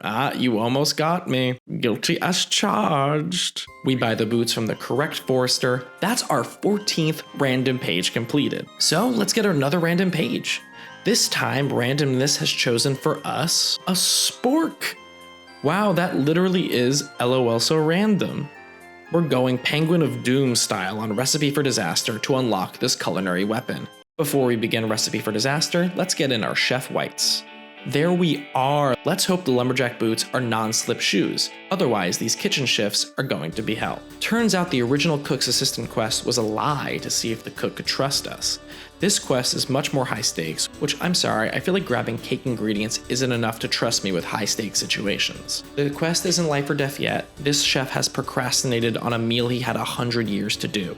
The lumbered chef's ancestor supposedly cooked the greatest meal of all time 100 years ago. It was so good, it made the chef's position a culinary birthright monarchy. They are having the 100th anniversary meetup with important heads of state, and the chef needs us to get some more things to recreate the meal.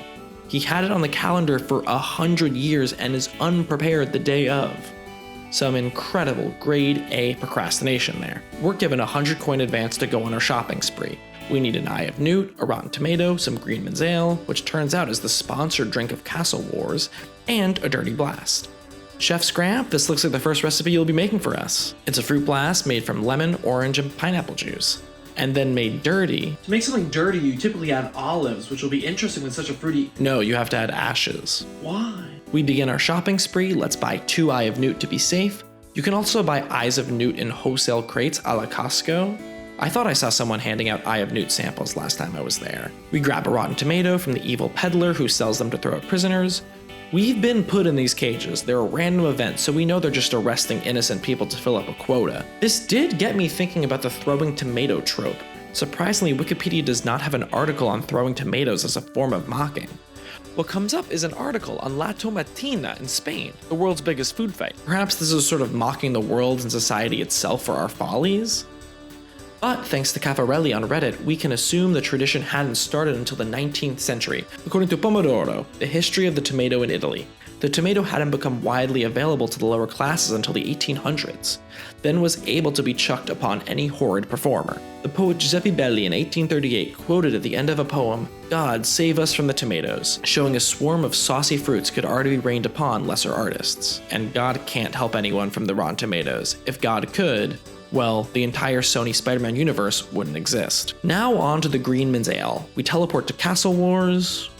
I don't see any bars or big advertisements for Greenman's Ale. Oh, was it Clan Wars? Actually, I always get those confused. That's back in the Ferox Enclave. So we boat over there. So there are bars in the Ferox Enclave, which is promising. We go to the Salty Splatoon over here, and they just have a regular beer. So let's check out the actual game to see if they have their sponsored beer on tap there. Where is everyone? Hello? Anyone have a beer? No beer or beer ads to be found. I'm in some beerless void. Where the hell am I? I'm looking at Lumbridge through a void in the universe like Matthew McConaughey in Interstellar. And like his character in that movie, after all he went through, I could use a beer. So I think it actually was Castle Wars. I just didn't look there hard enough. Well, I didn't even look around at all. Look at that, there's a convenient portal from Clan Wars to Castle Wars. I'm sure for people just like me who get befuddled looking for Greenman's Ale. Tread a tray with a fancy Castle Wars proprietor here and just see an extensive selection of gear, which looks NFL inspired. Got the Giants, the Cowboys, and Packers. Oh, no, it's definitely for all the different gods. But I mean, based on the way that fans act, I do think American football games could be considered holy wars. Let's jump in the game to see if the sponsored beer is in there. Oh, we can't wear a chef's hat.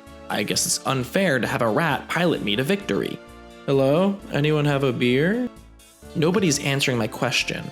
Maybe it'll be better to ask it on the Castle Wars server.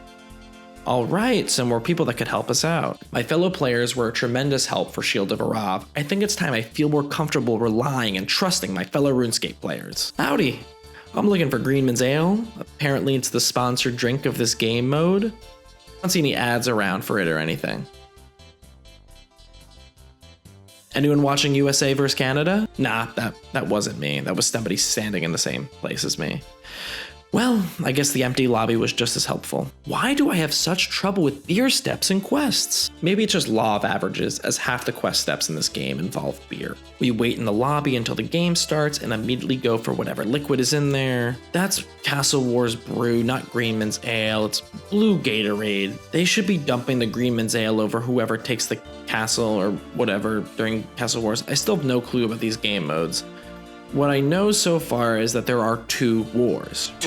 Wars! Castle Wars gets its name because it takes place in a castle, but the sides are divided up by Zamorak and Saradomin, technically making it also the God Wars. The 2 teams, or clans, fight a game of capture the flag in castles. Then there are Clan Wars. That takes place in the Ferox Enclave, which is an old rundown castle. I remember that this one is clanned because you can play with your friends, and I don't have any. So there's the Castle God Wars, you fight with your clan, and the Clan Castle Wars, you fight with your friends. I hope that clarified things for people who were confused like me. To try to educate myself further and find the brew we need, I need to go through the Castle Wars manual. I'm not seeing any mention of the Greenman's Ale or even a full-page ad for it and where we can buy it. So I head for the next closest town, maybe where Castle Wars players go for a drink post-game. And yep, there's the beer. Should have thought of that first. On to the Tree Gnome Stronghold to make our Fruit Blast. The only time we go there is to get some drinks and to get fucked up. It's RuneScape Miami. We buy all the ingredients we need from Funch's Grocery. Don't see a juicer here, so we just cut the fruit up so we can get to know each other in the cocktail shaker. But then it doesn't let me make it. Buy the full fruits again, just drop them in the shaker and shake so hard it juices them and makes our Fruit Blast drink. Good God, what the fuck is that? The king has some nightmare cute creature, cursed being brought to life from a kid's drawing. We grab some ashes from the bank and make that Fruit Blast dirty. Alrighty, Chef Scramp, you're up. First up, we're gonna be making the Fruit Blast before we get it all disgusting, filthy, and dirty. For the recipe, you'll need an orange, 2 lemons, 1 for juicing, 1 for garnishing, a pineapple, a martini glass. To make it dirty, I have ashes from an ashtray, a great place to get ashes. If you're making this at home, I recommend just not doing it. If you don't have a cocktail shaker and you're looking for a cheap replacement, I highly recommend your roommate's workout blender bottle he uses to make smoothies. According to the game, you're supposed to drop the fruits into the cocktail shaker and it will juice it up for you. As you're seeing here, that's going to be quite difficult. So we're just going to juice the fruits first and then put them into the cocktail shaker. I also don't have a juicer, so we're going to juice these the old-fashioned way.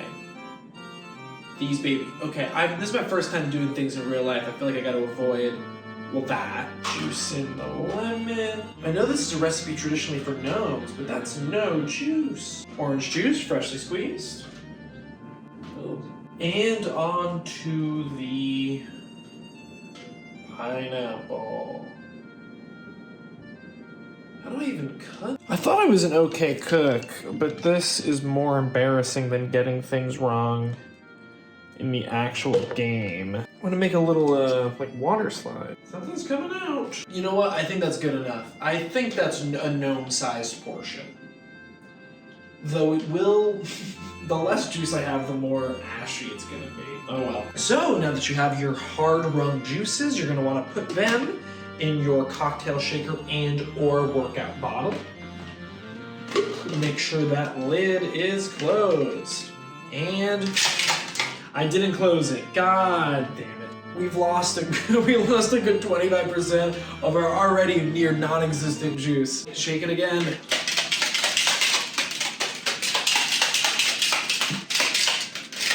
And now we pour into our martini glass. Okay. We're gonna slice our lemon and put that on as a garnish. But looking at the original picture, I'm seeing that there are some kind of fruit cubes in there.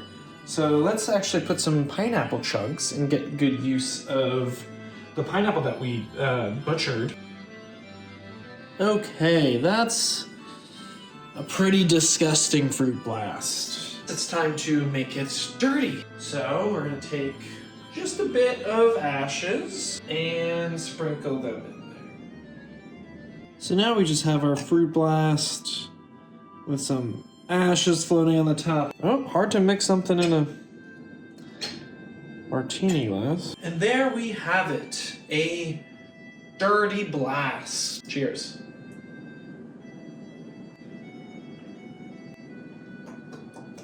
I'm not getting that much of the ashes. Maybe I want to skimmed on them. I don't even taste the carcinogens. That's just some juice. That's just some fruit juice. I'll take another. It's good. It's not going that bad. Delicious. Do your worst, algorithm. We hand over the surprisingly refreshing Dirty Blast and the rest of the ingredients, and that's Recipe for Disaster done. Well, the first part. It's time to watch the Fantasy Situation Room drink our smoky tropical cocktail. I hope they enjoy it and nothing bad happens to them. A real who's who of Gilnors is here in the Lumber Situation Room. There's Osman, the Alcarid spy master. He seems pretty good at a secret job, as I haven't heard of him. There's the Mountain Dwarf rest stop toll booth operator, who I'm sure has his eye on who's moving around the continent, unless he's distracted by a gold statue he fixed the contest to win, of course. Pirate Pete from Brain Death Island, I'm pretty sure that's where they had Fire Festival. The Joint Chiefs of the Goblin Village are there, fighting as usual. I mean, what's a secret oligarchical cabinet without a little interpersonal conflict, am I right? There's White Shrek, Felanius the Lumbridge Guide, I'm sure he feels the same animosity towards the OSRS wiki as I do. There's Evil Dave, who like the Goblin Generals is also in the Trump administration. Suramik Varaze, Italian I guess, the White Knight, who also joins the Freaky Forester pretty often in women's DMs. And Awoge, King of Apatol, whose presence there hints at a world of absolute tolerance between man and animal, and oh no, the Duke kicked him. Before we get to see everyone try our food, some evil chef comes in and straight up kills everybody. But then comes in the fortune teller Eris. She's been using the fortune telling business as a front to cover up the fact that she's the most powerful magician I've seen so far in the game. Using the most powerful magic of all, chronomancy, Eris stops time. It's up to us, trust the delivery boy, to save everyone by feeding them their favorite foods. Eris fills us in that 100 years ago, Gordon Ramsay over here tried to kill everyone before they ate the same meal we just prepared. I bet out of insult of such a horrible meal being served. The assistant, not the chef, saved the day, and he was the one who got the generations-long position. I feel like this would be important knowledge for the family to know, because our Nepo grandbaby messed it all up by recreating the same exact literally cursed meal, bringing the evil chef back. In order to get our trusty random spork, we have to free 3 of the dinner guests. The rest of them, well, they can wait, they're stuck in a time loop. We've definitely screwed over NPCs worse than them. Hello? WikiLocked? All you have to do is say you liked my report and I can go meet my wife in the afterlife. Did you forget about me? Hear anything? Sorry, the pipes in my apartment are crazy. I think freeing the Mountain Dwarf, Goblin Chiefs, and Pirate Pete is the way to go. We don't exactly know what food will free the Goblins or Mountain Dwarf yet, but Pirate Pete's favorite food is a fish cake. We try to get more information from the Legacy Hire over here, but due to the time quangle we found ourselves in, we have already saved the day. So I guess the task is already completed due to time travel? And with that logic, I think there's a universe in which we have already completed the entire series, so thank you for watching. No, the chest downstairs exists separately from the time quangle. Our spork and Barrow's gloves are not in there, even though we have earned them. The Lumbridge chef says we'll need some kelp and giant crab meat for the fish cakes, along with cod and breadcrumbs. For the more rare seafood ingredients, Murphy near the coast of Remington knows more. I'm not seeing Murphy off the coast of Remington. A prime example of Murphy's Law. I check out the quest details and that gives me far more info. Murphy is hanging out in Port Khazard. That's so far away from Remington. There's a continent in between them. We find Murphy in Port Khazard, so I guess I misread it. He sails out to the coast of Remington and finds kelp and crab there. So we need to go diving under the sea to get those ingredients. And we need a fishbowl to use as a scuba helmet. In order to make a fishbowl, we need 42 crafting. We're at level 37, so we're not too far away, but let's just do the goblins first. We go to the Goblin Village, which is now peaceful after we ended the Civil War with a fashion show. Goblin generals won't tell us what their favorite food is, they're too busy arguing about who was there, but thankfully the Goblin chef Mudknuckles will help us out. But first we need to get him an ingredient to make something he's been cooking up. He needs some charcoal, interesting flavor profile. He says a store in Karamja will have it. Jimanua's jungle store is stocked. This is a better selection than any other general store I've seen. Get some extra charcoal and some bread, which we can cut into surprisingly chunky breadcrumbs while we're here. Pass the charcoal to Mud Knuckles. He's combining it with sulfur. Hey, Chef Scramp, ready for your next dish? All right, sure. For our next dish, we're combining charcoal with sulfur and our special ingredient, ammonium. No. You're not making that. Straight to demonetization. Okay, let's see the final result then. According to Chef Oppenheimer, that was a success, and he's ready to fill us in on the goblin's favorite meal. He says the chiefs want oranges, but not in orange color. They want maggots used for fishing, but spicy instead of their usual bland flavor, and bread that isn't crunchy. You got that, Chef? Please, can we make a bomb instead? So we grab some spice from the extra-dimensional supermarket that is opened up in the chest, and toss some fishing bait in that. We're just gonna pretend we are a French baker here to steal some bread. Excusez-moi. Excusez-moi. Le pain, s'il te plaît. Le pain. Le pain. Le pain, please give me the bread. No cakes, please. The bread. Please, the bread.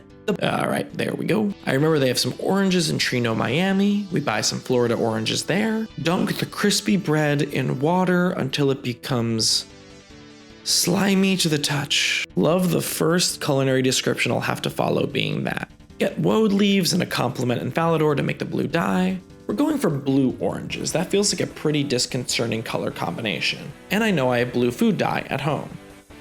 Though I guess this is the least absurd of their asks. They just want a marmalade version of Heinz multicolored ketchup brand from the 2000s.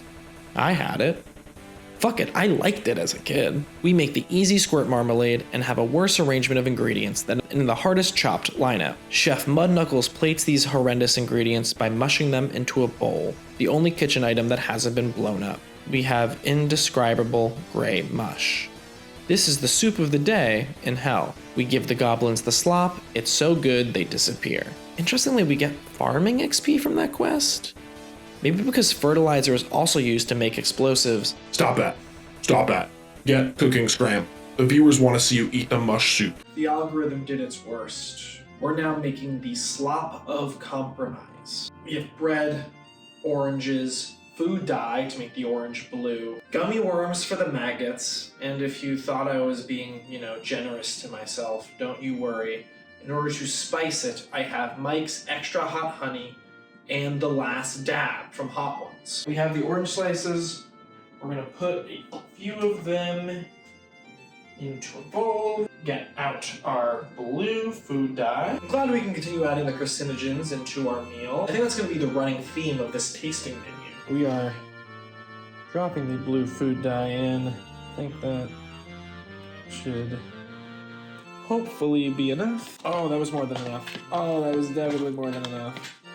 Oh god, it's like a Smurf crime scene in here. That ingredient is done. But wait, it gets worse. We now have to soak this bread in water until it is, quote, slimy. My favorite texture for bread. All right, time to dunk this bad boy like it was a vice principal at a school fair. If you can hear that, it's really taking the water.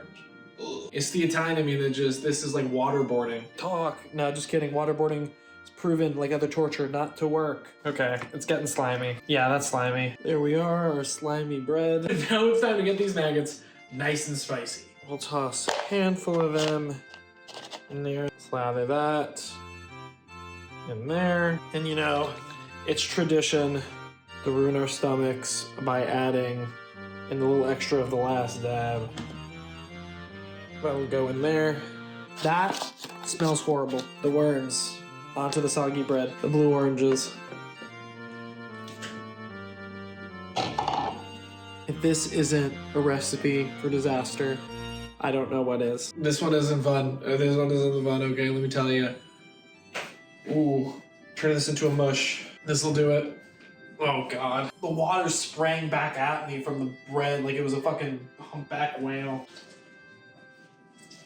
Why did you do this to me, Scrap? Why did you didn't have to do this. Oh my god. Oh, my roommate's gonna go. Present to you the slop of compromise. This smells horrid. It looks disgusting. Hey, I appreciate you watching this through with me. Manja.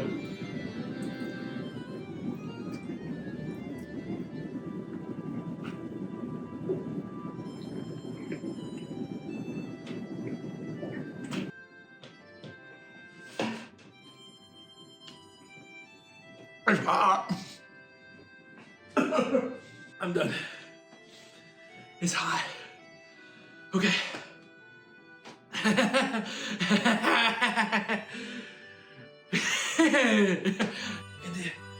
Continue on, let's get the episode over with. Alright, the mountain dwarf is next. We are looking for the dwarf tollbooth's attendant's dad to find out his favorite dish. It's a mini Mamma Mia. Our possible fathers are a crossbow merchant. He seems too focused on his work to sire a child. A drunk engineer. He must be too busy working on Boeing planes. An old dwarf. You are the father. We need his rock recipe. He won't give it up for all the golden nectar in the rising sun. You might think that's a turn of phrase, but I'm smarter than that. I think every quest has to do with beer, and I'm usually right. A keen eye might also notice that rising sun is being capitalized like a Chili's to go.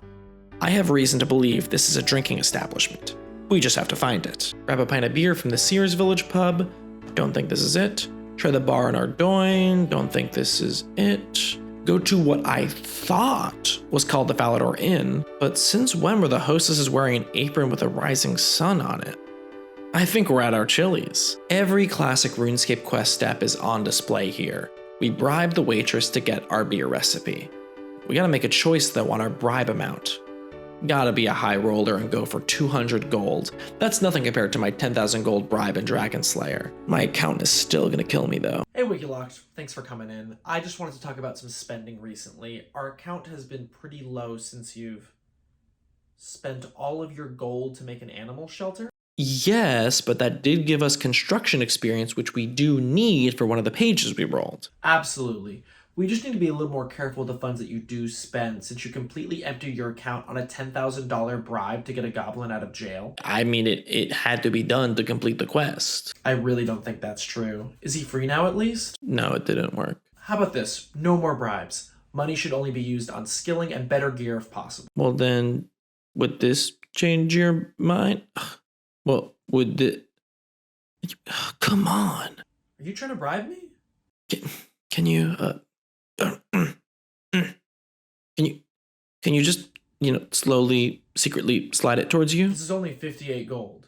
Yeah, I spent the rest on bribes. So, turns out the golden nectar is just dropping a single gold coin into Asgardian ale, and it becomes Asgoldian ale. So let's give the metal drink to Dad. Dwarf Dad loves the penny beer. Seems he really wants more. I guess I didn't bring enough. I make 3 more coin beers and give them to him, and he's getting more tipsy, but he has the same Berthorpe Guard tolerance. Why am I so bad with Asgardian Ale beer quest steps? We grab a 10-pack and drop a dime into them. After giving him 4 back-to-back beers, he's plastered. As I finally complete another beer quest step after over-serving another NPC, I'm very curious. What would be the blood alcohol content, or BAC, of these characters? The main 2 I'm curious about is the Berthorpe Guard Herald from last episode, and Rohak the Dwarf Dad. We'll start with Rohak, as I'm sure his tolerance has gotten lower since he's aged a bit. A Rohak in his prime before kids I'm sure could have shown up Herald the Guard. I gave Rohak 8 beers in 8 minutes. And that's not including the text description that says several beers later, implying he drank some beers without money in them. Wiktionary says several usually means more than 2, so let's go with the lowest estimate and add 3 more beers to that total, 11 beers in 8 minutes. I don't know how we can weigh the dwarf in RuneScape, so let's borrow D&D stats instead. The average weight of a dwarf in 5th edition D&D is 150 pounds. Plug this into a BAC calculator, and all of these beers are pints, so 16 ounces. For the alcohol content of the beers, we'll use Miller Lite, since that's what I compared it to last episode, and spoilers, it's what I will be drinking when I try to make this rock cake. So, Dwarf Dad's BAC is 0.35%, over 4 times the legal limit. It will take around 24 hours for him to sober up. The effects are stupor, central nervous system depression, loss of understanding, lapses in and out of consciousness, and low possibility of death. That sounds about right. How about Harold? He had 21 beers and 1 cocktail in roughly 15 minutes, since I had to also run to the Gnome Tree Stronghold to get him a fruit blast without ashes. He doesn't know what he's missing. Let's say he weighed 175 pounds. Oh, damn, his BAC is at 0.6%, 7.5 times the US driving limit. All the app says is high possibility of death. I hope he's doing alright. Well, thankfully we completed this quest step without giving enough alcohol to kill someone this time. He'll do anything for us. He'll slide down a slope of Tischlesh without a helmet. I don't know what that means, but the fact that he'll get serious brain damage for us is a sign of true love. He'll give us the recipe for 100 coins not suspended in Pilsner. Don't tell my accountant. So for the cake, we'll need milk, flour, egg, and a bowl of water. Now that I actually have to make the cake, I'm realizing that those are not enough cake ingredients. But we'll see, I guess. I completely forget about the extra dimensional supermarket in the chest, and I get the ingredients cook's assistant style. And we scoop a bowl of water from the fountain, just to keep the penny taste that those dwarves love. Give Dad the ingredients, he says there's a special ingredient, and he goes to put it in, and what the fuck is he doing? Do we need to censor this? The cake is fresh out of wherever it came from, and whatever fun cooker he used, it's piping hot. We can't pick it up. We need oven mitts. So we gotta make the cake all over again with oven mitts. While those should just be available in the kitchen, I have the residual annoyance in the past of being annoyed by quest steps when objects were too hot that we needed ice gloves. It's a rare memory from the old wiki days that's going to save my hide. We can grab them from the Ice Queen that's underneath Great Wolf Lodge Mountain, though I don't remember the Ice Mountain puzzle. It's another ladder puzzle like Melzar's Maddening Maze, but the Christmas snow version. First I don't bring a pickaxe, and then I wander lost through the hallways like when I was a kid, wandering through the halls of the Great Wolf Lodge Indoor Water Park, huffed up on the chlorine that was thick in the air and I didn't know where my room was.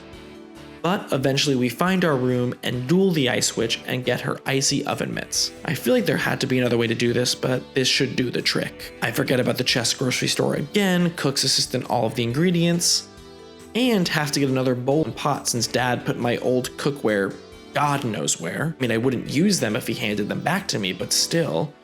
We deliver the items again and he's at it again! What is this supposed to be? Where are the rocks coming from? This is gross, but I genuinely think the only possibility of what those rocks could be are incredibly large and unhealthy kidney stones. Actually, looking up kidney stones, drinking beer lowers the chances of getting them, so that makes making the rock cake in real life a lot easier and less painful. We grab the rock cake with our legendary oven mitts and hand it in to complete this quest.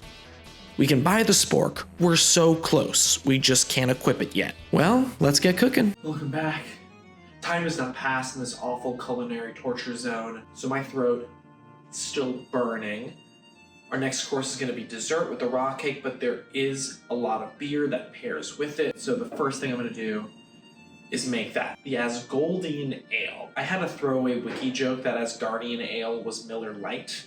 So I'm going to go with that. That's canon to me. First, you are going to take a medieval times stein. It's super important to get this. If you don't have it, there are no substitutions. You will have to drive, fly, or go by horseback to your nearest medieval times and get this.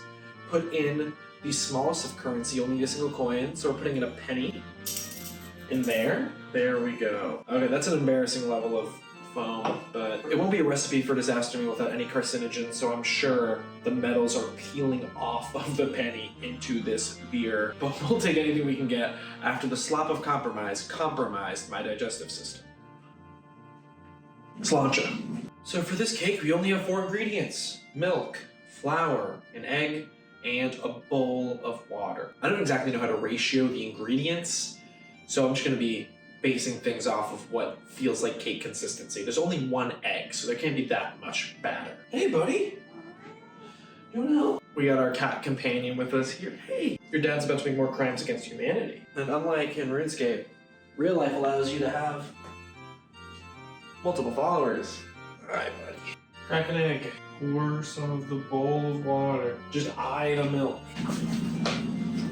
We are whisking these ingredients till they look like a cake batter. I absolutely could have looked up a recipe, a real cake recipe, you know, saw if it took multiple eggs, divided by whatever, to get the actual proper ratios. To stay true to the series theme of moving confidently through the world with no actual knowledge and no reason to look anything up, I feel like it's for the best if I also bullshit my way through these recipes and suffer the consequences.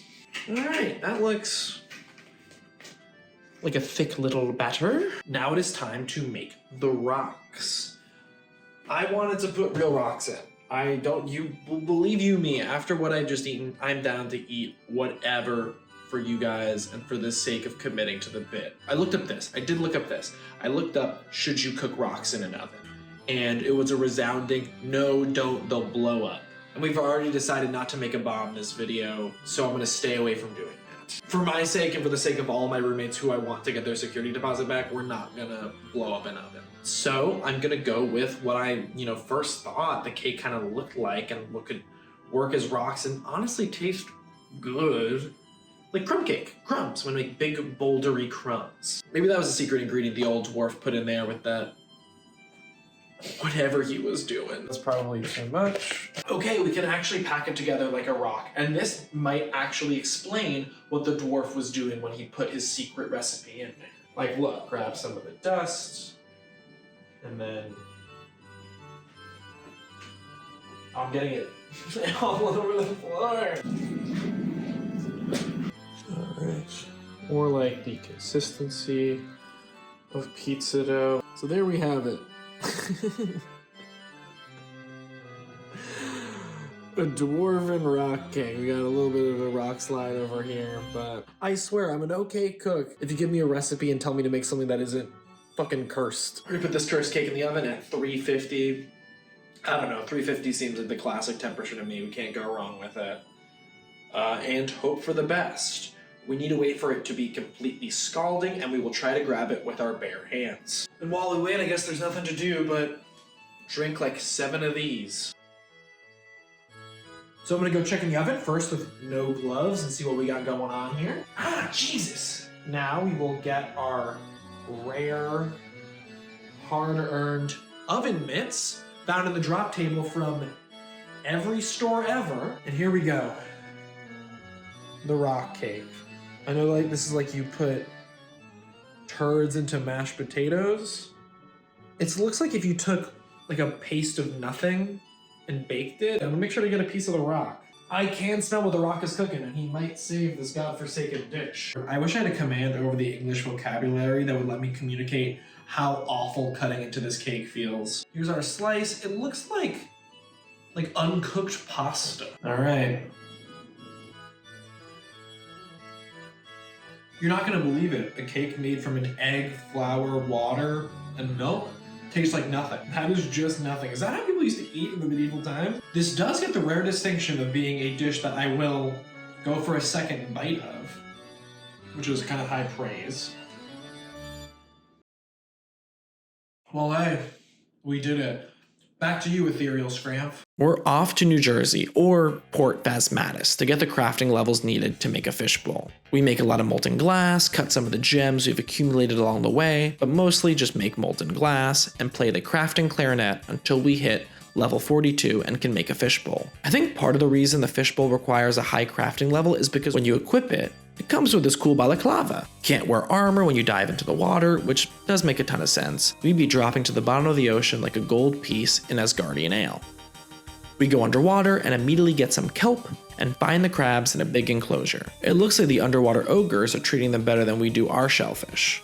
Nung the mermaid Shrek needs 5 skippy skins. We weigh our pockets down with rocks that I'm pretty sure didn't come from the orifices of a dwarf. I'm just paranoid now. To get through their cave, and then kick some fish to get their skin. Then Nung wants to do some underwater basket weaving, so we need a needle and bronze wire.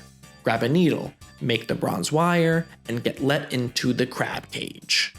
We bring a sword this time, which does wonders underwater, get some crab meat, and a collection log for a fresh crab claw. Nowhere is safe from these random events. The mysterious old man even shows up to bother us underwater with his own helmet on and everything. We do get 640 coins though. All right, we're ready to make the fish cakes, but we can't use cooked cod. It has to be the raw fish. I guess that mashes better. I forget where I originally caught that. It's not from bait fishing. We take out the big net in Cather B. Got tons of different stuff here. There it is, raw cod. We pack the fish patty together and fry it. This seems like the most appetizing dish yet. Let's give it a try. All right, it's time for our final meal. Part 1 of the Recipe for Disaster tasting menu has had a disaster of a pacing. It's gone from drinks to an appetizer of a soup, then to dessert and after dinner drinks.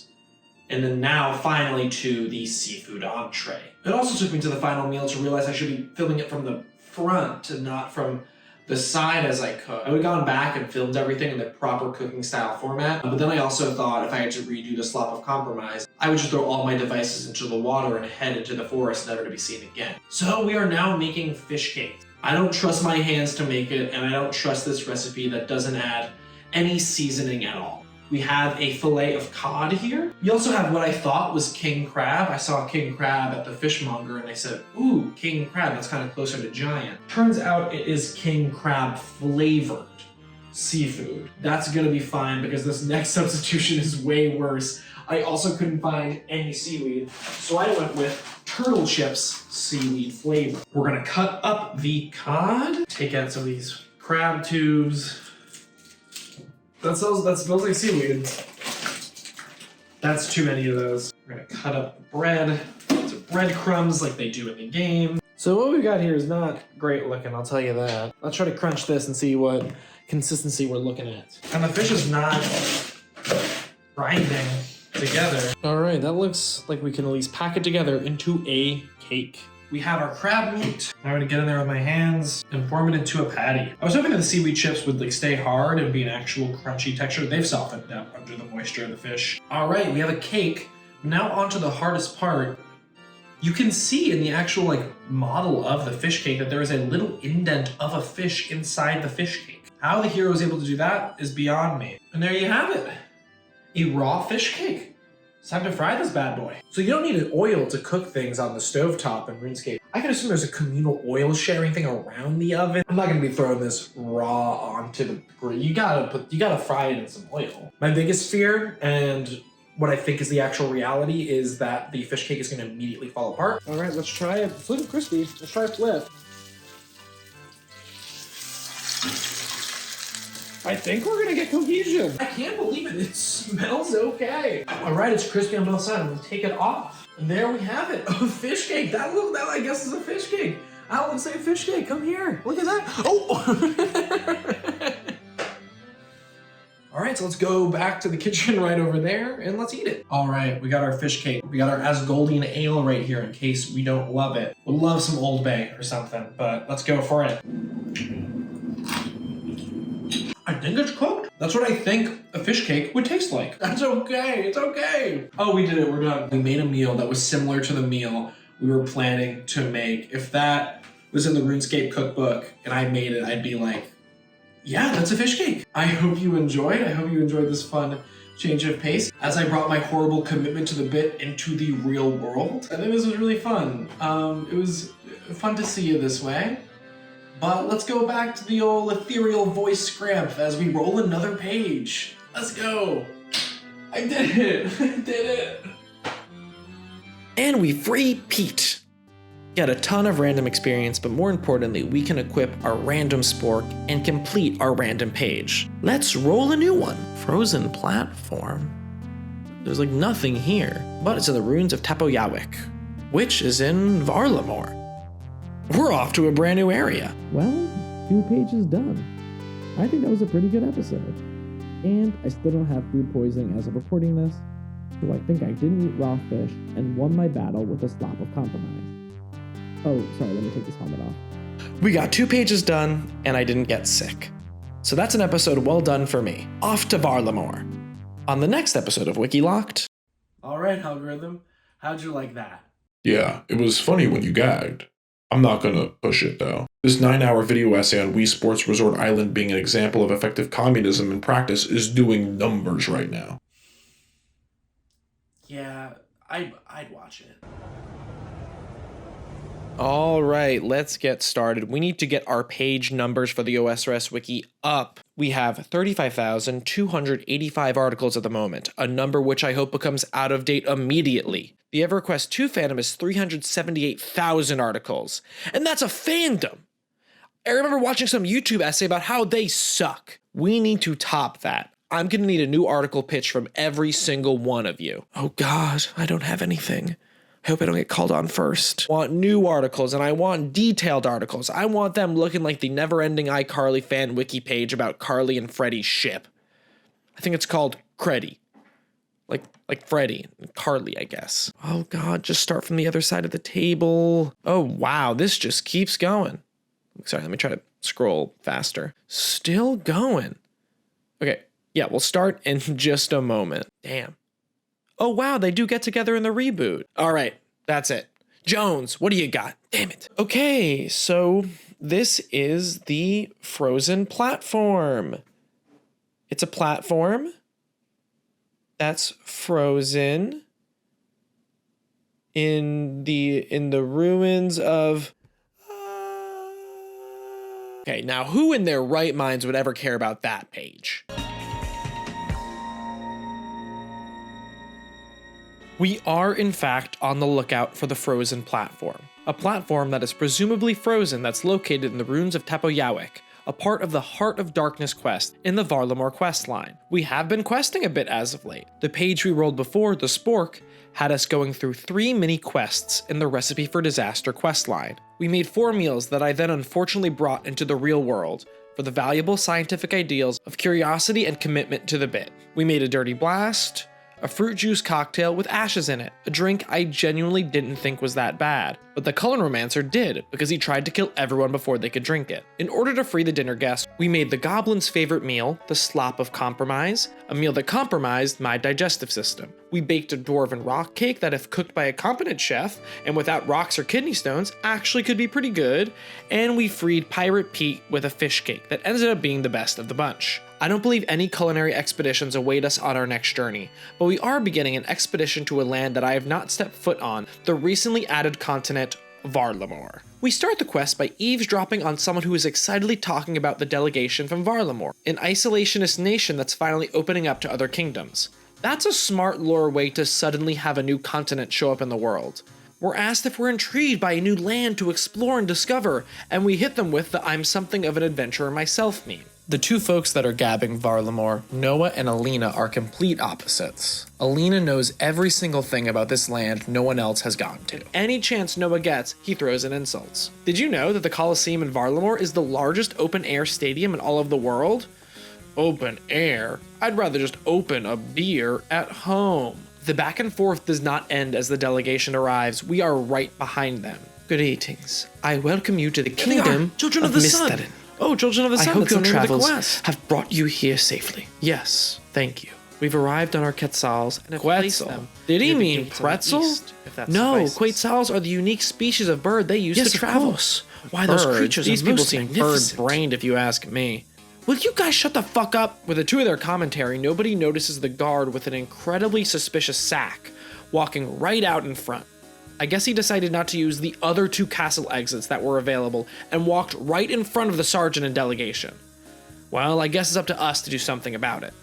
I can't believe it's taken this long. It's time for a classic quest structure. It's a trailing mission. At first I don't realize that it's a trailing quest and that I should be sneaky. I just walk right up to him and I'm like, hey, what's in the bag? And get caught. Then I get caught again. Then on the 3rd time, I somehow get too far away from him, even though he's right in my sights. It's not a good trailing mission without multiple confusing and frustrating failures. 4th time's the charm. We sneak across, hugging the walls like Kronk, humming to ourselves at the appropriate stealth mission volume. We eavesdrop on the meeting with the rogue guard as he connects with some bandits.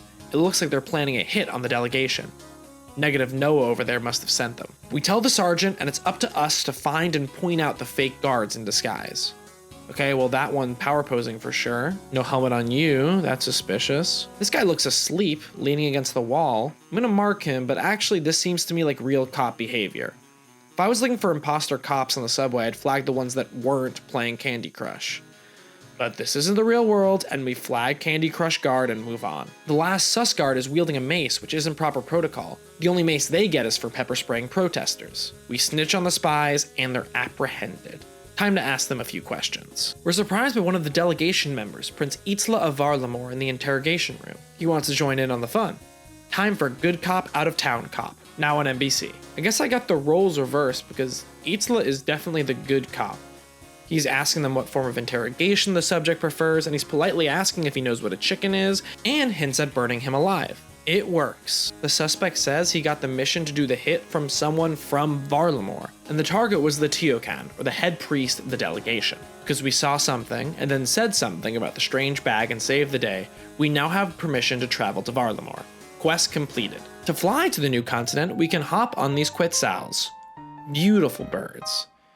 These make avian teas look like pigeons. Looks like the stray dog wants to come with us to Varlamore.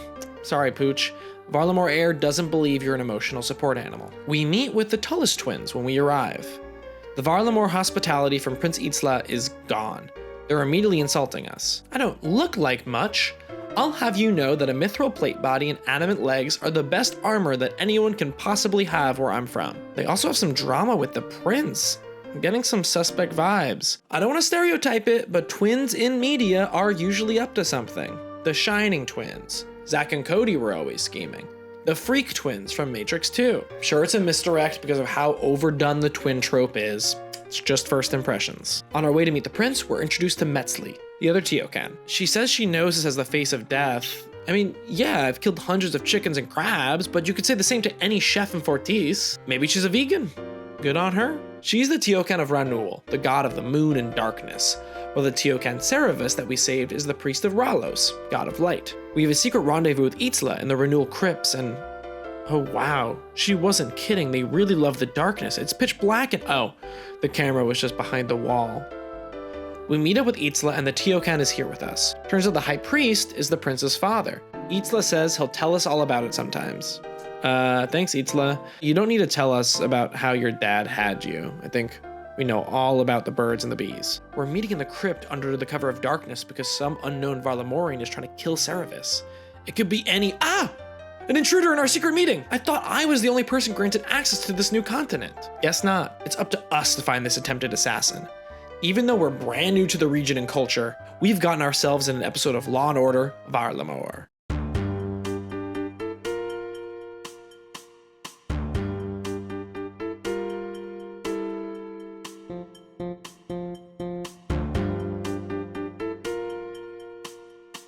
They're pretty set on believing the hired hitman's testimony that it was someone from Varlamore, though my hunch is still saying that it was that jerk Noah who hated them right from the start. Anyone that was a part of the delegation could be a suspect. Itzla, Cerevis, the Tullis twins, and the accompanying knights. Prince Itzla doesn't think it's him. That's also what the killer would say, knowing his dad is in this position of spiritual and cultural power. Is he trying to take him out to ascend? The old Oedipus push? Itzla, I think you're the— Oh, but he does mention his dad could be a suspect as well. Now that's a twist. Tiokan Cerevis plans his own hit in order to frame soldiers of Iraq on the brink of new diplomatic relations, in order to keep Varlamore as an isolationist nation for good. Cerevis, I think you're the— Cerevis does say he would have done a better job if it was him. Good point. They're trusting of the twins at the moment. So it seems like we're going to be investigating the knights to find the killer. Okay, what's this level 2-ass Lumbridge commoner doing in the thriving isolationist kingdom? It took me foiling a political assassination to get access, and this dude is just here on a shopping spree? Hi, I'm a foreigner who's somehow been deputized by the state. Can I ask you a few questions about the assassination plan on the Tiokan? Oh, yeah, of course, I'm happy to talk. I'm just lifting crates. The most classic Law & Order witness job. We're looking for a crate of weapons on the dock. I think this is a job for WikiLocked, RuneScape's greatest detective. I can infer which crate has weapons based on the weight and sound. Oh, here's the exact description of it. Oh, well then I found it. Suspicious crate of weapons. You've traveled over international waters, clearly made for violence. You could have been there during the assassination. Tell me, what were you doing just a few minutes ago this afternoon at the time of the delegation? Suspicious crate, I think you're the... Oh, a dog. I mean, we gotta pet the Varlamore stray dog. Wow, they really have advanced civilization far more than Varrock. Their stray dog is way cleaner. Next suspect. Hi, care to answer a few questions? 3001? 3002? Oh, yeah. I just need a sparring trainer first. Oh, a Coliseum training partner. I can absolutely do that. Let me give the Coliseum a good whirl first so I can better understand what he's training for. I've got some solid stats and gear. I think it's worth a try. Okay, Coliseum, give me your worst. Oh, gee, actually don't. I have to choose one of these modifiers that makes it harder? Okay, I guess I'll do the HP one. Get ready to go. All right, Fortis Coliseum, how are you doing? This one goes out to all the sick children out there. I'm doing this for you. Oh God, what? No, this is so hard immediately. No, we gotta tell her out of here. Sorry, kids. Okay, I made it 16 seconds. That's something. I'm just gonna get ready for the practice spar. I hope it's not as bad as the actual Coliseum. It's just practice. We're gonna take our completed wiki page of fun weapons, the Nerf Goblin Hammer that wouldn't hurt a soul, and since he asked for multiple different damage types, we also have the Love Crossbow, and then a Fire Staff to actually fight back. And let's also bring our kitten 1877 Cars for Kids with us and some food for him. Oh, damn, this guy is also not messing around. He's got a Dark Souls health bar over his head. For a practice? Okay, maybe let's not use the joke weapons. He's using protection prayers at the spar? I shouldn't have brought the cat. I should have brought actual food for me, I guess. All right, let's try that again. Hello, we're here live at the Coliseum for a riveting sparring match between WikiLocked and a knight who is accused of murder. Let's hope he goes easy on him. Murderers do make great athletes. Let's see the FanDuel spread for the match because I guess FanDuel sponsors every sporting event now. That's right, Chip. The ability to throw your life and hard-earned money away is easier than ever. Oof, and we have the Knight of Varlamore with a 500-to-1 odds to win it. That makes sense. Scramp bought joke weapons and a pet kitten to the fight last time. You don't bring a rubber chicken to a knife fight. The fight is on his way. He has quite a few lobsters in his backpack, which are, of course, legal to use. Oh, we got a prayer flick. It looks like WikiLocked is trying to use magic with all that armor, Dan. That's a no-go, Chip. To talk more about why that's a bad idea, we have Arcane Wizard Feloni's Dungle on the sidelines. It doesn't work! Thanks, Dungle. Looks like Wiki is taking off his clothes to increase his magic power. Well, that's what I told the missus last night. Not again, Dan. Folks, it looks like WikiLocked is engaging in a Benny Hill-esque fight around the pole, trying to avoid the knight. You're not in a good spot when they start playing the wacky music, Dan. We're getting down to the end of it. Wiki is eating the last of his lobsters. The knight is running low on health. And wow, that's a clutch max hit from Wiki right there. I think the upset is his. And he goes down. That's a Wiki win. And while I'm a happy camper, I had a three-way parlay with Wiki winning, all of his lobster being eaten, and you making a joke about your wife.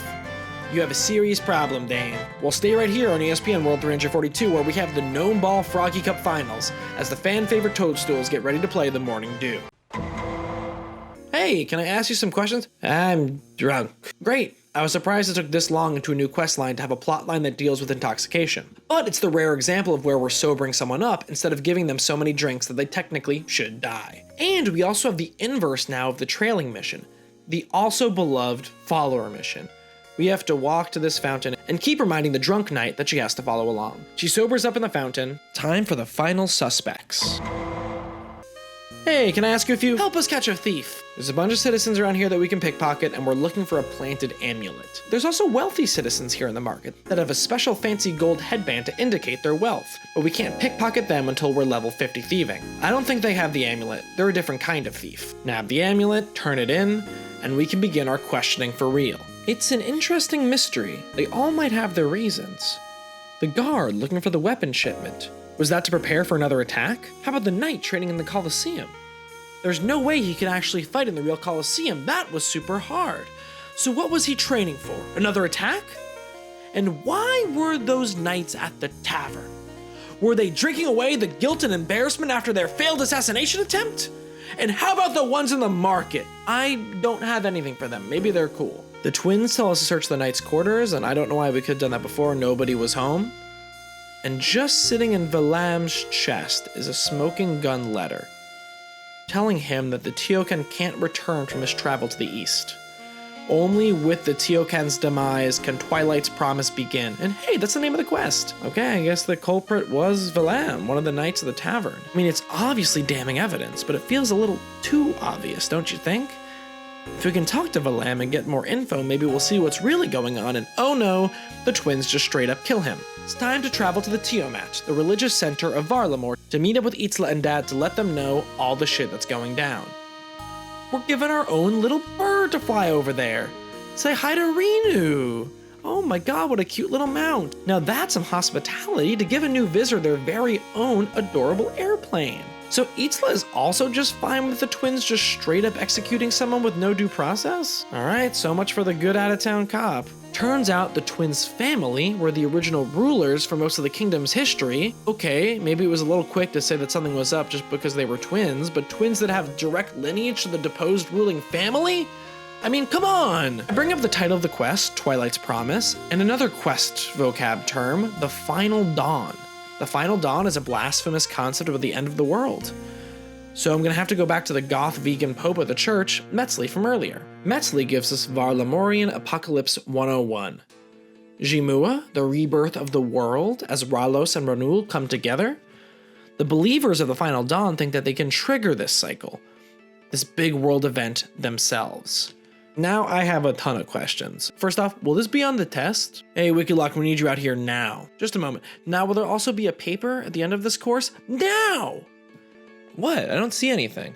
Oh, I'm behind a pole again. It's another assassination attempt. This time, they sent a full team. I still have my Nerf Goblin hammer in my inventory, so I take it out for a spin during this big fight, and surprise, it still doesn't do anything. We fight off the attackers to go back to find... What happened?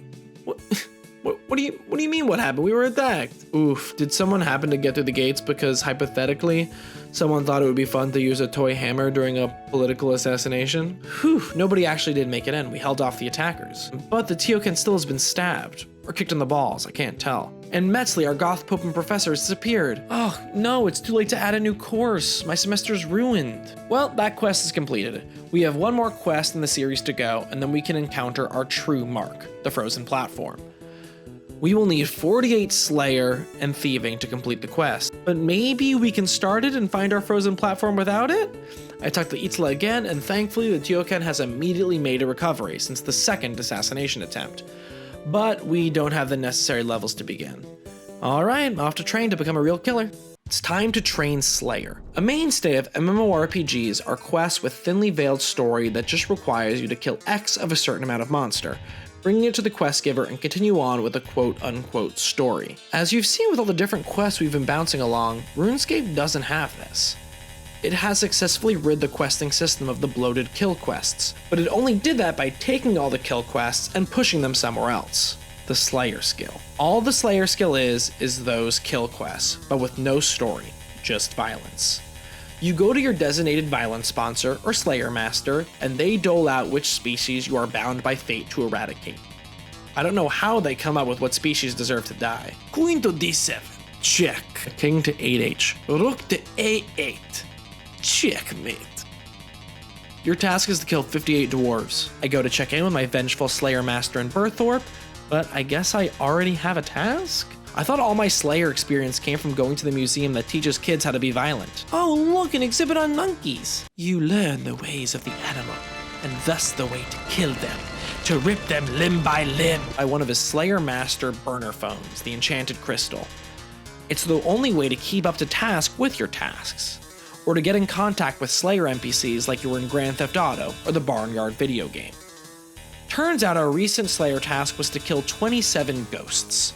It's not often that Slayer Masters tell you where you actually find your prey, so I'm worried that I'm not going to know where the enemy's at. But we have killed ghosts already. They were hanging out in Melzar's mansion. So we ghost till we bust, completing the task. We're at 15 Slayer, 33 levels to go. We don't have to return to our vengeful game player in Berthorpe. Slayer Masters are not dictated by your Slayer level, but rather your combat level. And we're currently at level 71, so we can talk to the fairy god murderer Chialdar, which I will always read as Cheddar. Next up, we have to hunt fire giants. Well, I don't know where those are. remember there being a fiery chasm in the ground in Kourend. I think that's a good place to hunt fire giants. It's near the Shazian military encampment, so I walk all the way over there, I get my magic equipment, I'm ready to snipe some giants. I have a very cordial check-in with a possessed cultist who's guarding the chasm, and says I can only kill the monsters down here on a Slayer task. Well, I have the tickets on my phone crystal here, and I do in fact have a Slayer mission to kill these giants, so I'm gonna go hop right in, and these are demons. They're both big red guys, but we're gonna have to find a new fire giant location. The only dungeon I've really been to on this account is the Soul Wars dungeon where I harvest my dragon bones, if you don't count running into the God Wars dungeon for the sole purpose of bird watching to the death. Maybe there's a world where that dungeon has a sizable fire giant population? And look at that, there you are. The wild fire giants. Watch as they mill about with their cartoonish temper, big ass swords, and well, big ass. God damn, look at that lava cake jiggle. I go into the double cheeked up giant enclosure and try to line up a good place to safe spot the fire lads, but the game is just consistently bringing me into hand-to-hand combat, which I am not prepared for. With the same Benny Hill-esque avoision from my Coliseum spar, I eventually get one fire giant down, getting 16 Slayer and I think my first ever combat task. Okay, this isn't gonna work, I'm gonna have to suit up.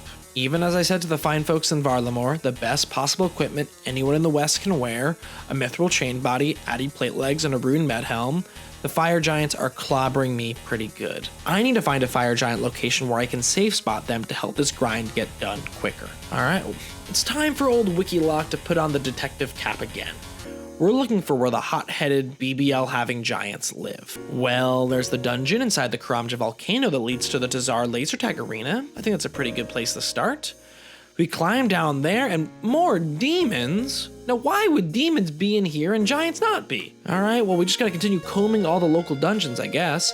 It looks like there's one up the road in Karamja to check out. Oh God, and they have an 875 gold cover to get in. I barely have enough to do it.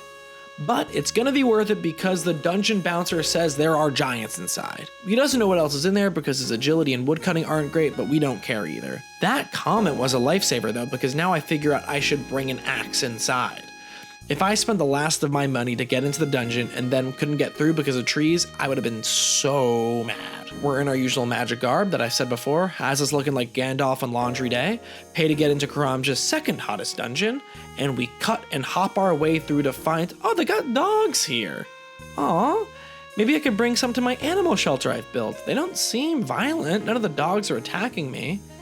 Okay, there is bloodstains leading to a skeleton who's been stabbed, but oh, these little guys can operate tools. I continue into the fire giant section, and great, there's a little cubby here where I can hide and blast fire giants. Perfect. A few fire giants later, and oh, one drops a rune scimitar.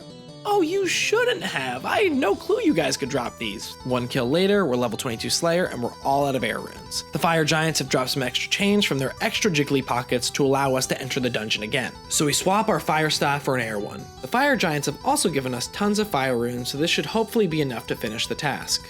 Chop and hop through, start blasting again, the fire runes weren't even close. We run out with 33 kills left to go. Time to compete on everyone's favorite agility show, the agility pyramid to make 100k, and let's see what prizes we can get.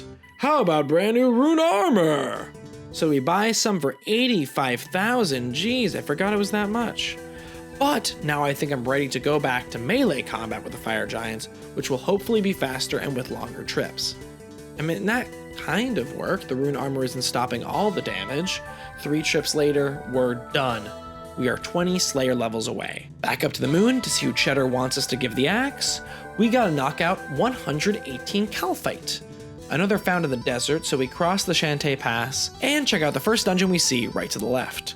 We're greeted by another skeleton, this one which either has his clothes pristinely on him immune from the sands of time, or someone dressed him up. He has a diary next to him, and it follows the classic RPG environmental diary storytelling, where Buggy the Bug Hunter has discovered these Calphite critters and is raising them as his own in his cave. And in classic RPG diary storytelling fashion, his quest for knowledge leads him to his own doom. As the bugs grow larger, one of them bites him and poisons him to death. Well, I guess we've stumbled upon our Calphite cave though. Time to study our prey. The Calphite are a green bug found in the desert and presumably Australia. They come in 3 sizes: worker, soldier, and Guardian. According to Buggy's diary, it's unknown when they developed a class structure that puts the worker on the bottom. It's yet to be seen if there will be a Caliphite revolution. To get this Slayer task done as quickly as possible, we're going to become Union Busters and crush the workers. I wasn't well dressed enough for Fire Giants, but I'm knocking down these Caliphite workers easily. Level 31 Slayer, 8 kills away from completing the mission. I mean, we might as well try to see how going for the higher class Caliphites go. So I go in with Protect from Melee on, and I'm poisoned? Okay, I remember reading about poison in the diary, but shouldn't protection prayers protect from poison? Isn't that what God is supposed to do? Medical miracles like these? Grab some anti-venom from the bank and load up on food to try to get another kill before the poison can enter my bloodstream. And, nope, poison again, but I think I can get this bug down. Aha, there we go. We get 100 coins. Okay, I'll take it. I stock up on a Perth hospital's worth of anti-venom and eventually get enough of these guys down to complete the Slayer task. I was getting more Slayer XP for the larger bugs, but it definitely was not worth the hassle. Alright, Cheddar, who's next? 81 Fire Giants. We're all out of runes if we want a safe spot again. But there's another skill that even more effectively snipes, so to speak. Ranged. Currently, my ranged is at level 1. It's the only skill remaining that's at level 1. So why would I take all the time to train ranged up to the 50s to compete with magic? Well, 1, I'm dumb, and 2, I want to. I got more long grinds ahead of me, and sometimes the most efficient plan is just the one you want to do, because you're more likely to actually play the game and do the damn thing. The other reason I was telling myself I wanted to do ranged is that it's easier to not run out of your ammo. You can run and scrounge around on the ground to pick up loose arrows, like one of those guys who's really into using the metal detector on the beach. Runes, when you use them, they just fade into sand, like someone who's being really dramatic at the beach. So I load up on all the range supplies I'll need for tens of levels, at a very fair price if I say so myself. I get all the bows I'll ever need and some starting ranging armor for less than 3k.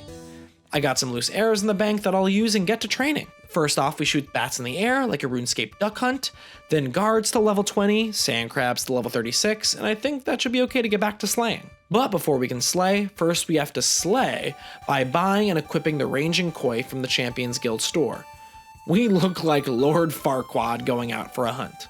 Back to the opposite of Lord Farquaad, giants. So safe spotting ranged is definitely more time consuming because I don't want to lose a single arrow. I'm consistently running out into total danger and being hurt just for a single steel arrow. I'm hit so bad that I had to take another trip to get more food. While I'm out, I buy the better ranging gear for when I hit 40 ranged. Okay, it's so much cheaper than rune items. You'd think gear harvested from a dragon hide would be worth a pretty penny, but I think it's a steal. 40 ranged, we can put on our shooting overalls. We run out of arrows, only 15 giants left, 42 ranged, 35 slayer, and 0 patience. We compete on the agility pyramid and get 80k more for arrows. Before I get back to giant slaying, knocking these giants off their stalks like jacking off if you will, I realized something that could help my archery is the amulet of accuracy that I lost when I thought it would be a good idea to bring it to the wildy. So I just asked the Mardi Gras wizard for another out of desperation, and he will give us another if we bring him some beads and a king cake baby. So we go to collect the beads. There's the red, white, oh red,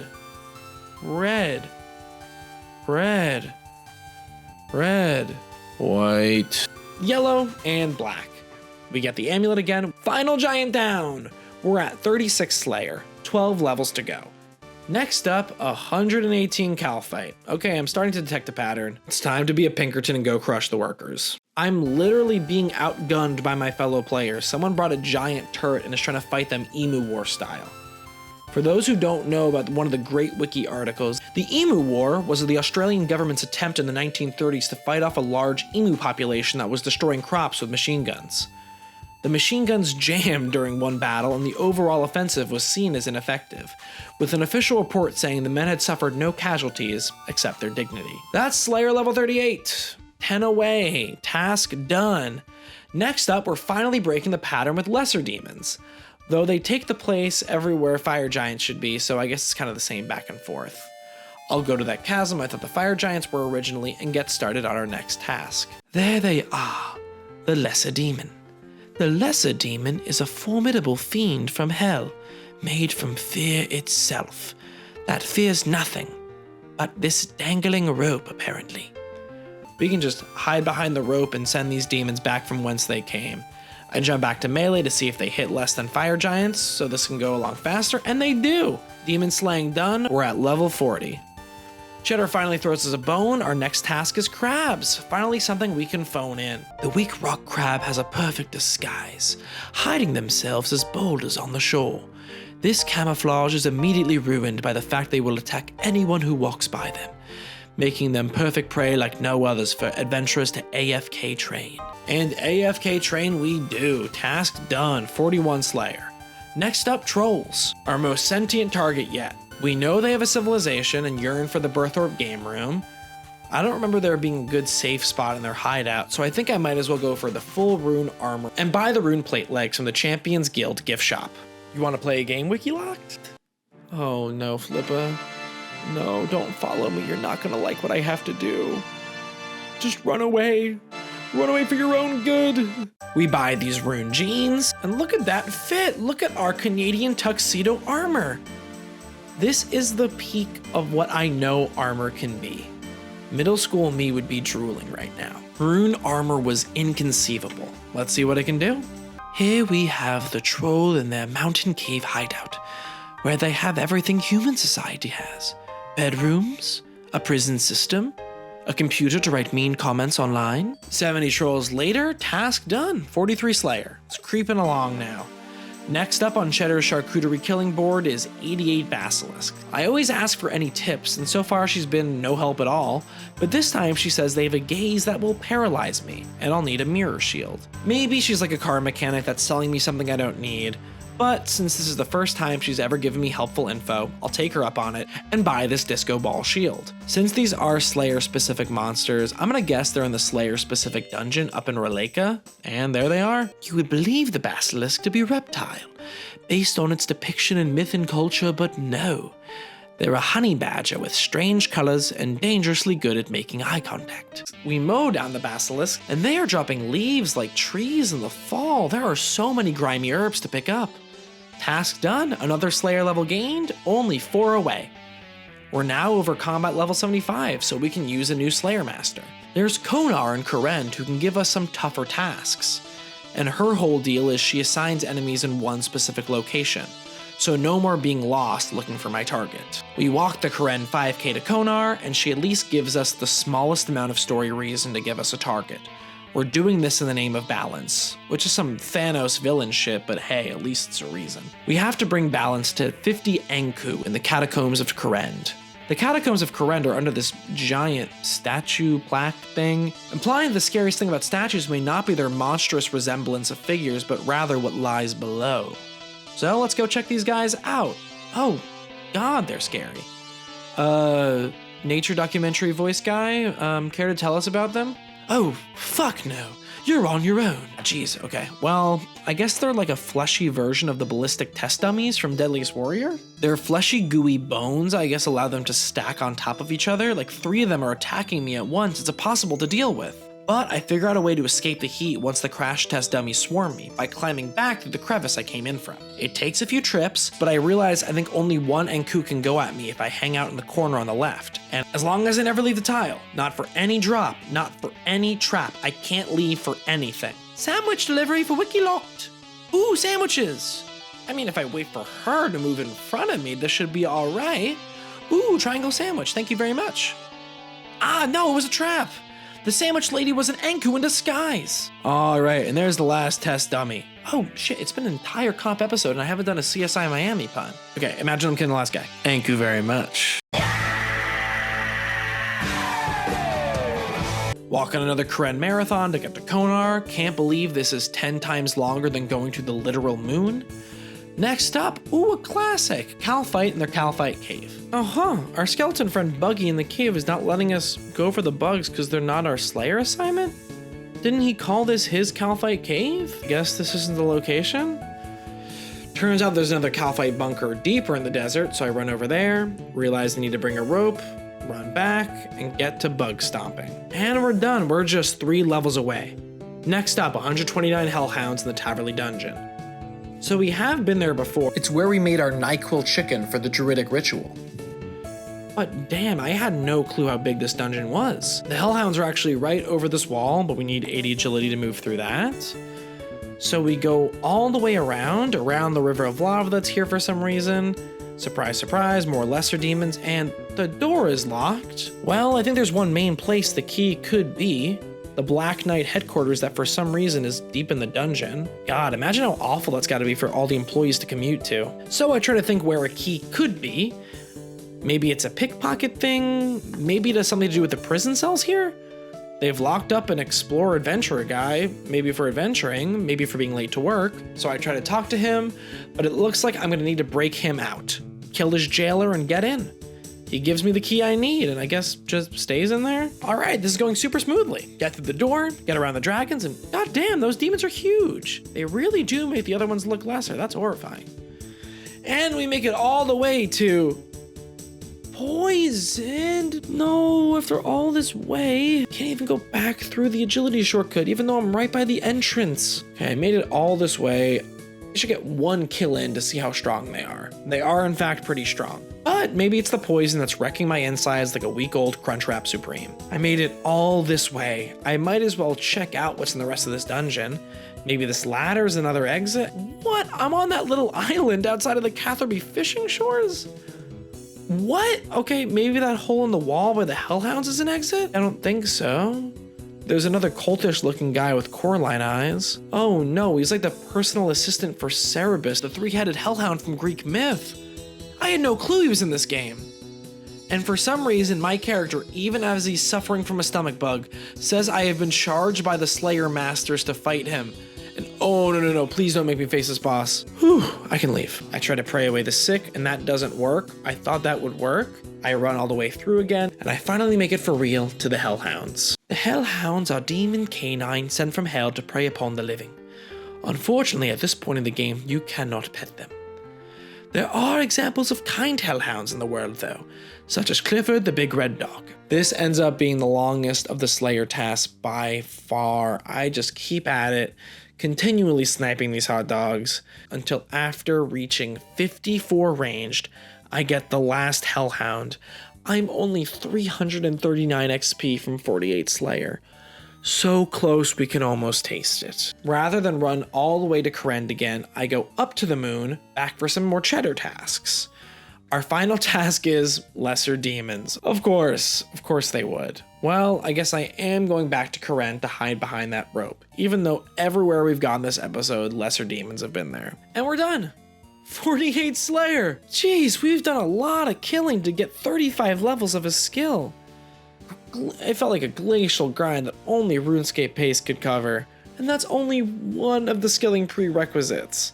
We also need 48 thieving. This one is going to be a lot different. Instead of running all over the map killing various enemies, I'm just going to park myself in front of this produce stand and click it thousands of times. The fruit stalls won't allow you to fail when you thieve them, and if you line up the 2 guard dogs that again the game won't let you pet, on either side of the fruit stall, you can just keep pocketing pears and watch that thieving climb. So here we are.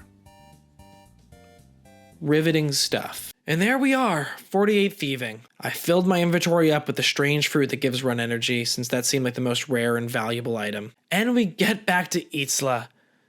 Death in our eyes, for I have seen endless death. Death is a friend of mine now, an old friend. A friend so old we can sit in the same room and say nothing at all. He knows I speak in the way of the kill. We hold hands drenched in blood and watch the sun set in the eyes of every creature we kill. Oh, and I also stole this bushel of strawberries for you. Itzla's new plan is to go undercover into the apocalyptic cult group.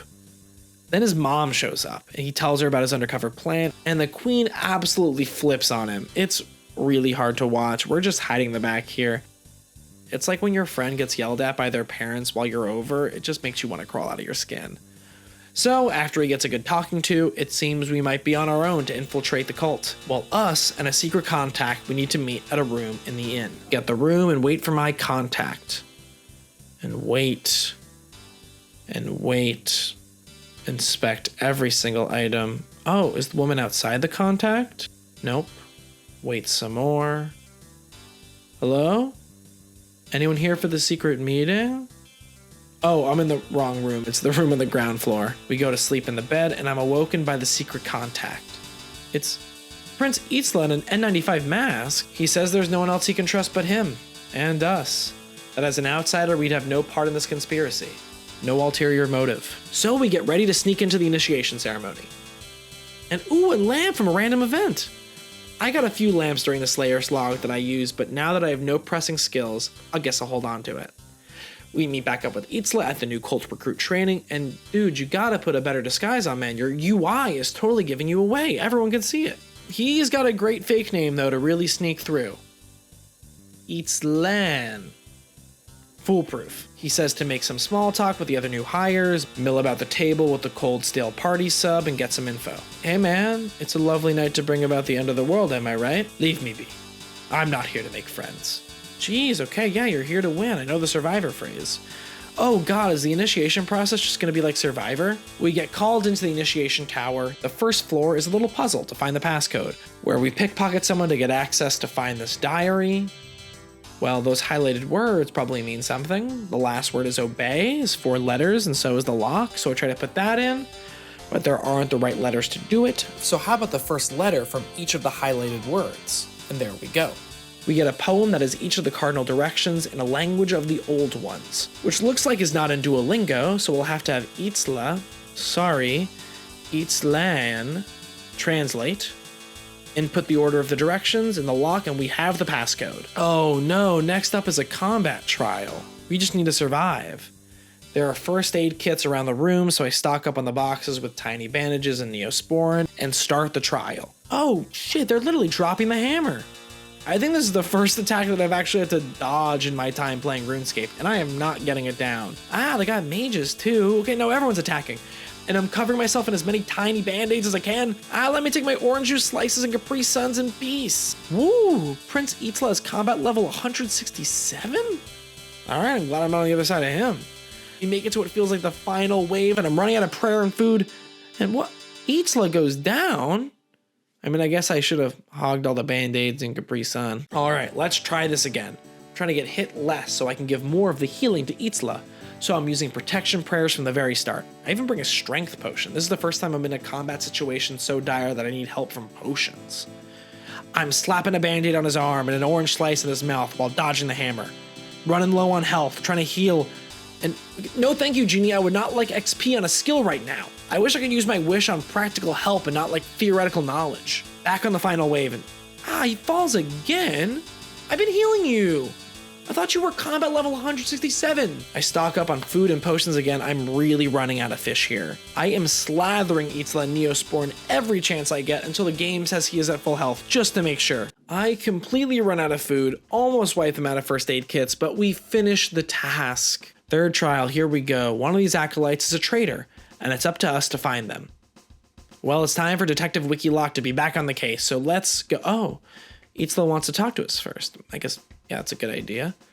So the plan is to find the one who doesn't know the true beliefs of the Twilight Emissary. I mean, I'm not sure that I know either. I asked them all about their mission in the Final Dawn, and they're all waxing about how Ranul and Ralos are going to team up and start a new world.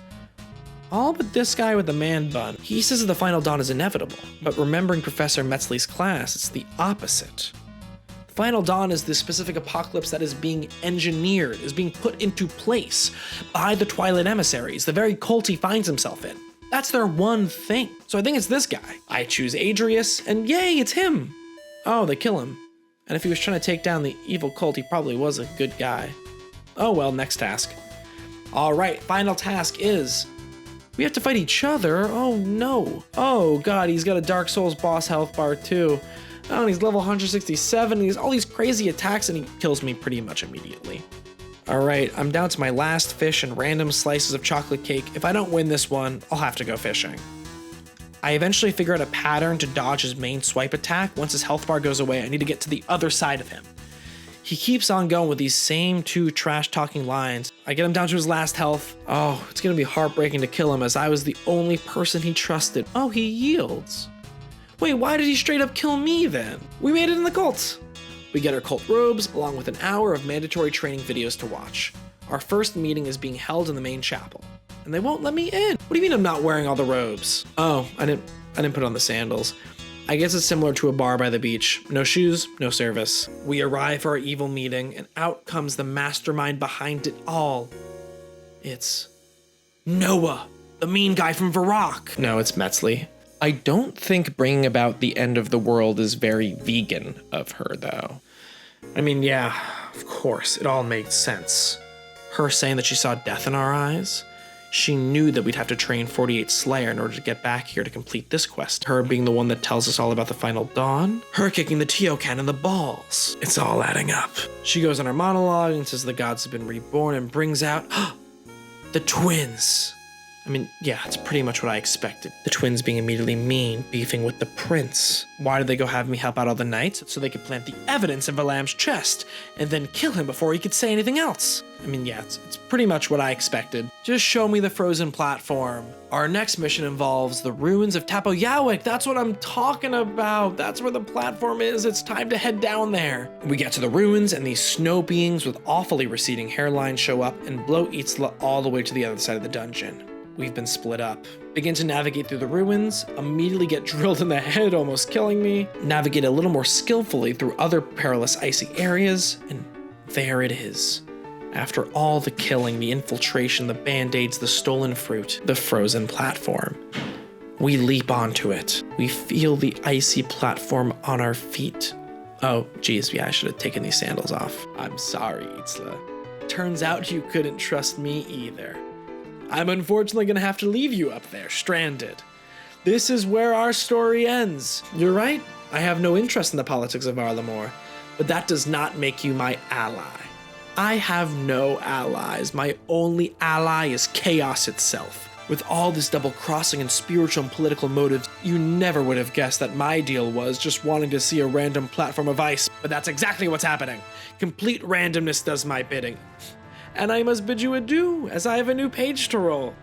Farewell, sweet prince. Okay, sorry for that evil monologue. I just really was in the genre and I felt kind of fitting, you know? Well, that's our 15th page completed. Let's see what we might tackle next. The Scythe Sharpener. It has been removed. That's a 2014 Halloween event. We take those count, and we roll a new page. Let's keep it going. We have a penance hat. No, it's a barbarian assault one. No. On the next episode of WikiLocked. All right, guys, I didn't do great in my last time at barbarian assault, but I've grown. I've gotten better at the game, and I'm here to give it my all. I will not run away from you. That is a promise. You are my team, and we're in it to win it. And you're all lesser demons. What the fuck? Music has been an integral part of RuneScape's culture for eons. But for the longest time, nobody knew how to physically express it. There just wasn't dancing around here. Some places, the idea of moving your body around wildly meant that you were being possessed by the chaos of Zamorak. And they were right. Whatever anyone tells you about West Ardoin, it's a lie. It was burned down and quarantined because someone was tapping their foot at a pub. And then one day, Flappy131 does something nuts. She just starts standing on one foot and kind of rhythmically cheering. It changed everything. We just called it dance, because that's what it was. Dance. Everyone was doing the dance. All right, there's also the jig. That's also a dance. The jig isn't a dance, it's a jig. It's different, it's got its place, but it's not a dance. And that was pretty much it. That's all we needed. You go to a wedding, everyone is doing dance. Someone is celebrating a gnome ball goal, dance. We have one incredible dance move and we don't need anything else. We also do have a jig. And then WikiLocked decided to come in and make things bad. Oof.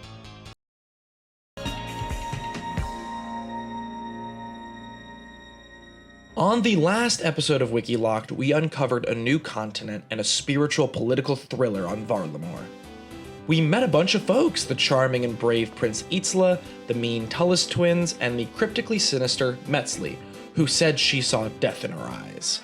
I guess she knew that in order to continue the questline, we'd have to get 48 Slayer, so we learned a lot about the many creatures of RuneScape by killing them all. And surprise, surprise, Metzli and the twins are evil, and they're trying to bring about an apocalypse, something that is to be worried about. But the biggest plot twist is the only reason I cared about any of this was because I just wanted to see a frozen block of ice, the frozen platform, a page I randomly rolled on the OSRS wiki, and was located in the dungeon encountered during the questline. So I left Prince Itzla in his apocalyptic cult sandals in a frozen dungeon to figure things out on his own. And karma hit me pretty much immediately because I then rolled the Penance Hat, a reward from Barbarian Assault that requires 275 points in each roll and a queen kill. The last time I tried Barbarian Assault, it did not go well. It is the battle prom of RuneScape, where you team up with a group of 4 other, in theory, friends, and hit the dance floor where you have to call out moves to each other, like a syncopated combat cha-cha slide. Like prom, friendships are tested. Like prom, sometimes people get in over their head and pass out and ruin the night. That's what happened to me last time. I kept on passing out. My fellow Barbarian Assaulters were not a fan of me. I was told to sit and wait upstairs, like the kid who was throwing the prom after party, forcing his younger brother to stay in his room. And now we return.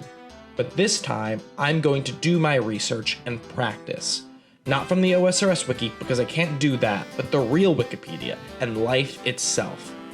Just as cooking the recipe for disaster foods gave me the perspective and stomach issues to complete my goal, maybe if I learn actual dance choreography, I can improve in the Barbarian Assault choreography. At the very least, it will get me okay with embarrassing myself, which will help me power through the eventual and inevitable case that I throw a Barbarian Assault round. And it will all culminate in a dream ballet I will choreograph about our WikiLocked journey so far. I rented a dance studio in Manhattan to be able to reach my full dance potential. Real life Scramf, take it away. Hello! I'm literally in the studio. Dance studio to learn how to dance. They got the bar here. The famous bar? What to do with it? I don't know. The only thing that's powering me is a pina colada flavored Celsius, the Playa Vibe. This is not a sponsorship. If anything, it's an admission of guilt and my vice. My goal is to have an incredible dream ballet that summarizes this entire season of WikiLocked, and doing so with as many Wiki ballet terms as possible, and done correctly. I'm nervous, my head feels weird, my heart is racing. I'm pretty sure that's all from the pina colada flavored Celsius. Don't drink anything pina colada flavored before 12. That's just a hard and fast rule. Assemble, a jump that takes off from 1 foot and lands on 2 feet. When initiated with 2 feet from the ground, the leg performs a battement glisse. I've got to learn French too in order to do this. The dancer launches into a jump with the 2nd foot, then meeting the 1st foot before landing. So 1 foot lands on 2 feet.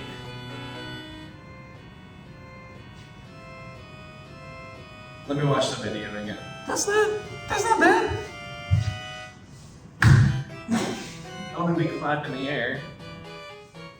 What do you do with your arms? They gracefully go very bird-like. Loving that. 2 feet in the air. I think I got that one done. I think that one was easy. I think we're at the point in our account where we can try to make progress on all the random pages we have to roll. The crate part, the portal nexus, the novelization of the Taste of Hope, the Corp Master one that I don't think I can make progress on, but let's see, and the Penance Hat. The Penance Hat is my goal by the end of this episode, and I've assembled some members from my Discord, the Lumbridge Community Pool, to go to prom with me. But let's start by checking out the crate part, which you acquire during the Great Brain Robbery quest. There are a lot of requirements for that one, but I start by unnesting the Matryoshka doll of required quests until we get to Big Chompy bird hunting. We now have the range to do that one. So it's time to meet up with White Shrek in his swamp. No need for any fluff story to begin the quest. Rance here is getting right into it. He wants stabbers to kill chompies. Based on process of elimination, stabbers are arrows, stabber chuckers are bows, and chompies are shit out of luck. To make an authentic stabber, we need achy tree sticks and dog bones? No way. I can't believe the RuneScape game is explicitly telling me to do this, but I guess we have to try to see if you can kill the dog in Varrock. There he is. Look at him, he just needs a home. I'm sorry, no, I can't do it. I can't do it. Even though it's what the game is asking me to do, there's gotta be another way. Also, there doesn't seem to be an attack option. Anyway, my good animal karma immediately kicks in as 1877 Cars for Kids, my normally named kitten, evolves into a normally named cat. We drop him off at our normally named animal shelter, the Johnny Idaho Memorial Animal Shelter, not because he died, just because I miss him. All right, so we go into this cave over here. Maybe there's some dogs in here. Oh, there's just some dudes. They're White Shrek's teen sons. I guess that explains his desperation for us to help with hunting the Chompy. He's a single father with mouths to feed. Oh, they're the dogs. Wolves. I get it. I get their bones, chip them into arrowheads, and go to Rance to assemble it. Hey man, you don't have to say we're not good at this. We're following your instructions. I guess we're missing the fluffsies from the flappers. Man, you never said we needed feathers. We get those and bring 14 of them to Caucasian Shrek. Next up to hunt the Chompy, we have to set some fatsy toads for them. You blow them up with swamp gas, and apparently his sons play with these blowers and frogs all day. Okay, well then I guess they could help the dad hunt, but instead it's up to me. I guess they're hitting the swamp gas so often that dad locked the blower away. That is in a locked chest, which is a chest with a giant rock over it. That's one way to do a child lock. And we get the bellows. While cutting trees to make more of the arrows, stabbers, I get the Mime Show random event.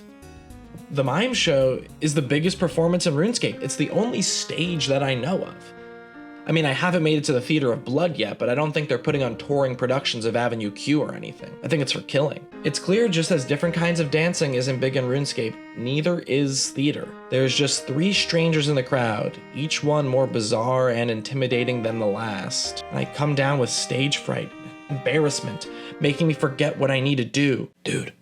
Dude, just fucking copy me. I eventually lock back in. If I can't handle this, I'll never be able to put on my abstract ballet interpretation of my stupid snowflake YouTube series. We get the mime mask and become Dajoka. Collect some more wolf bones and achy sticks.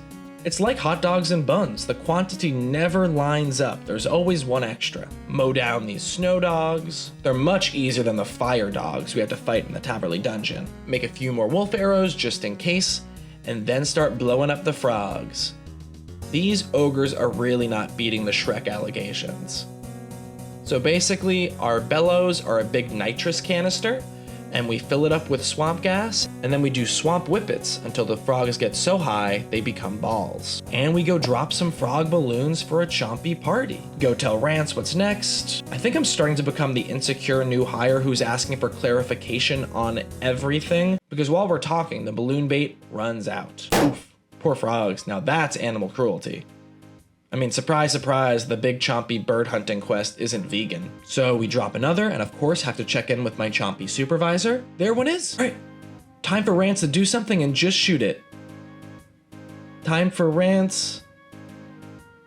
Come on, buddy, do something. Come on, white boy, do something. Okay, he's just not gonna do it, is he? We have to convince him to let us shoot a bow. Drop another toad balloon, put a little party hat on it, put some streamers, some presents in the corner. Oh, a guy who we didn't invite came to the party really early. Gotta make some awkward small talk. Hey, man. Hey, how are things doing with you? Not really that great, you know how it is. Yeah, well, good talking. And surprise! We throw the ultimate surprise party and shoot the arriving chompy.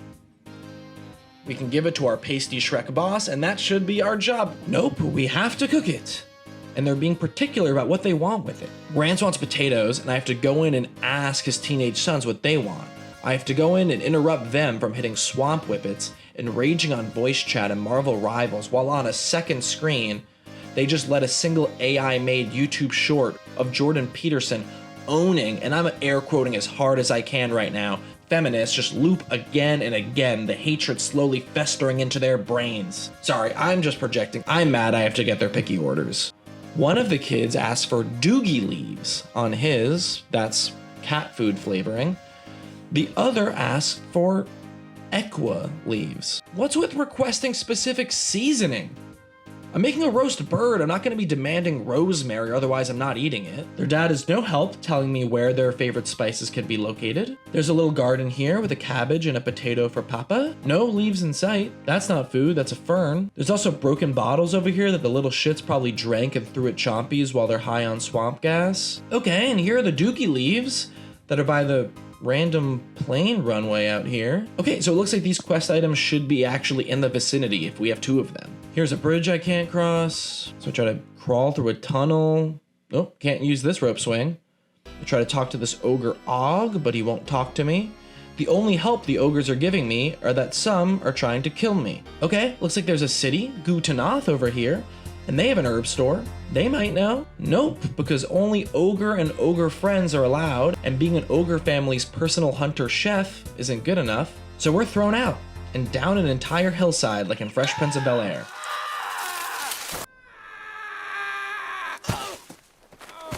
Try to crawl through another cave, and ooh, I get to that island with the bridge I was trying earlier. Maybe the chest is their spice drawer. It's locked. I don't think this is what the quest had in mind.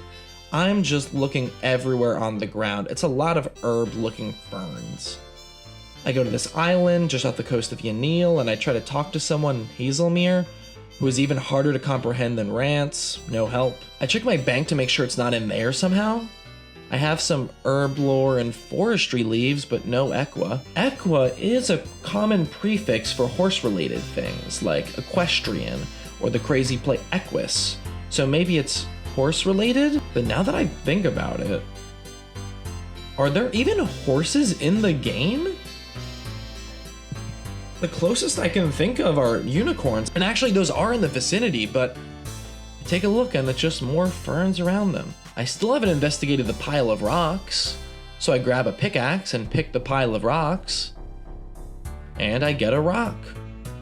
I don't know what I was expecting. The final thing I'll try, I know there are doogie leaves by the cat lady's house, so first I adopt a new cat, Poppers, then I check her weed garden, but like Neil Patrick Harris's first starring role, I only see Doogie back here. I also go through the herb lore skill page to see if there's even a Winnie of an equa mention, and nada.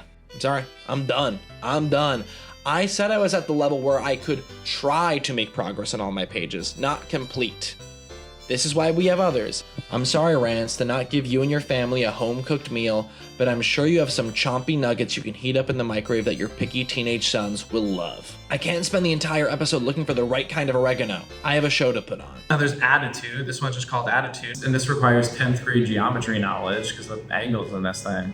A position in which a dancer stands on one leg, while the other leg is raised and turned out with knee bent. I didn't think my body was going to bend in ways that necessitated mathematical instruments, but lo and behold, Attitude. You gotta bend the leg.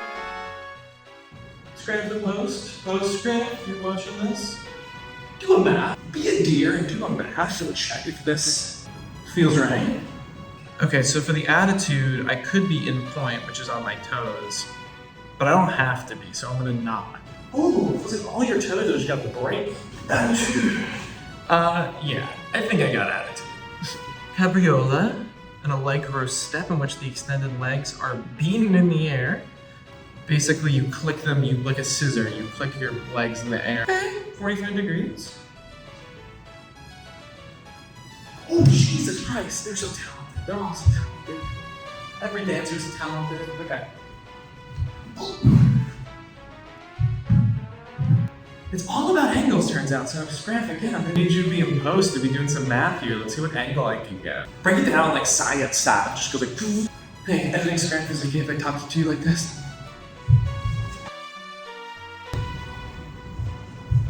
Please. Hey, give me another second. I'm not ready. Give me one more time. I'm not ready.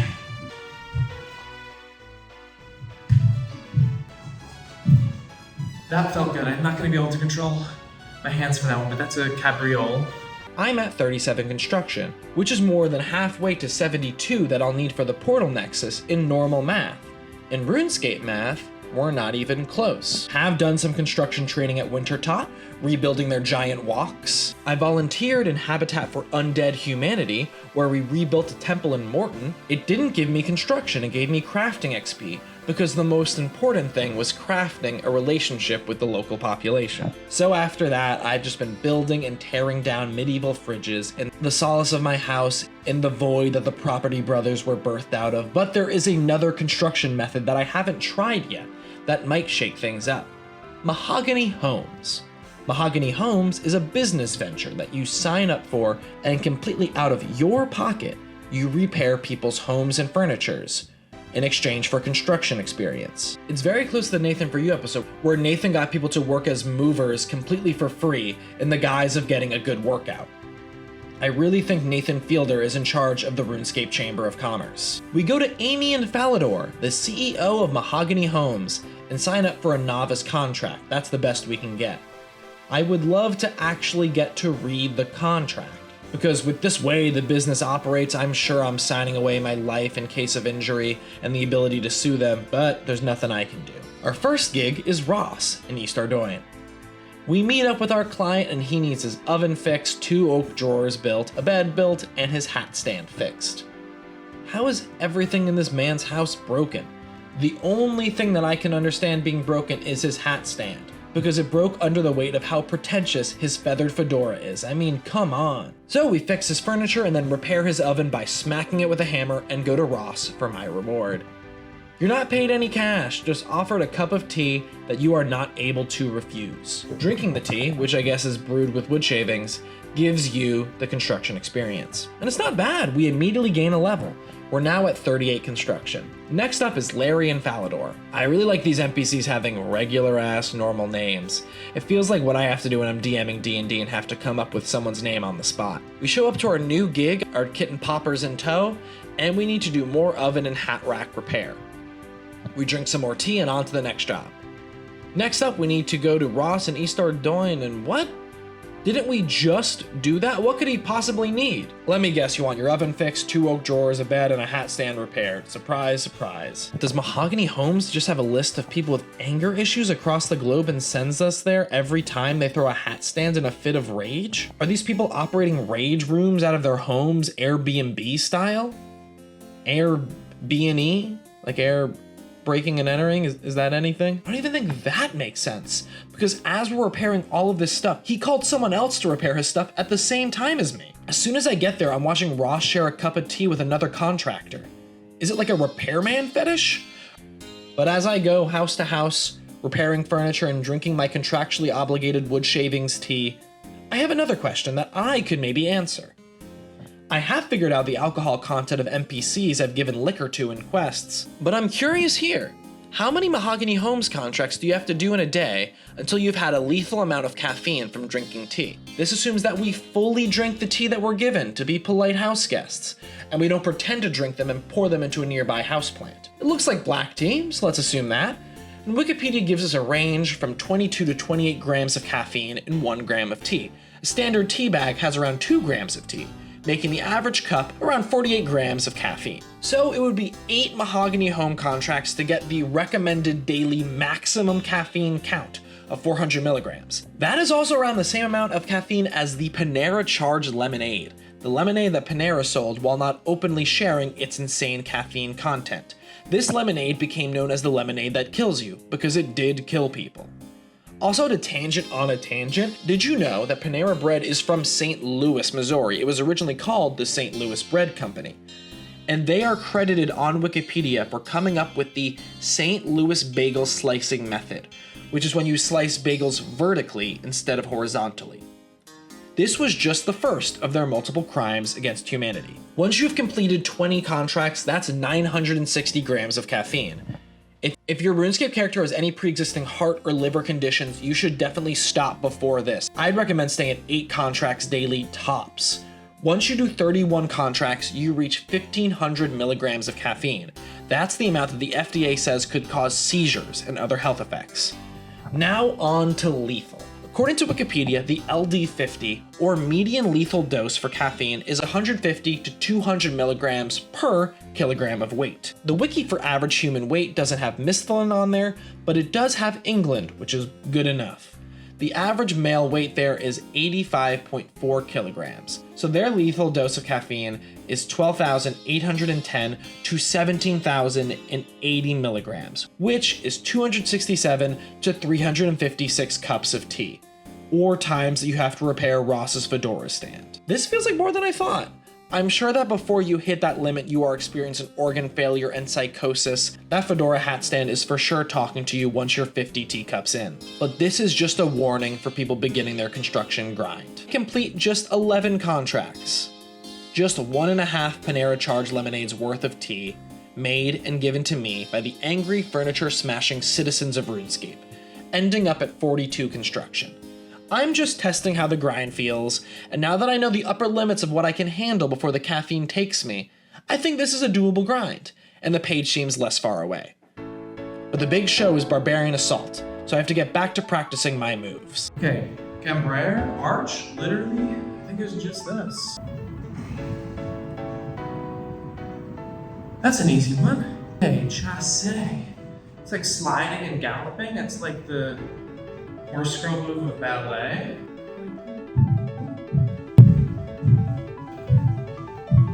Fuck it, that's another. Fondue, now we're talking. That's what I want to do. I want to swan dive in some fondue right now.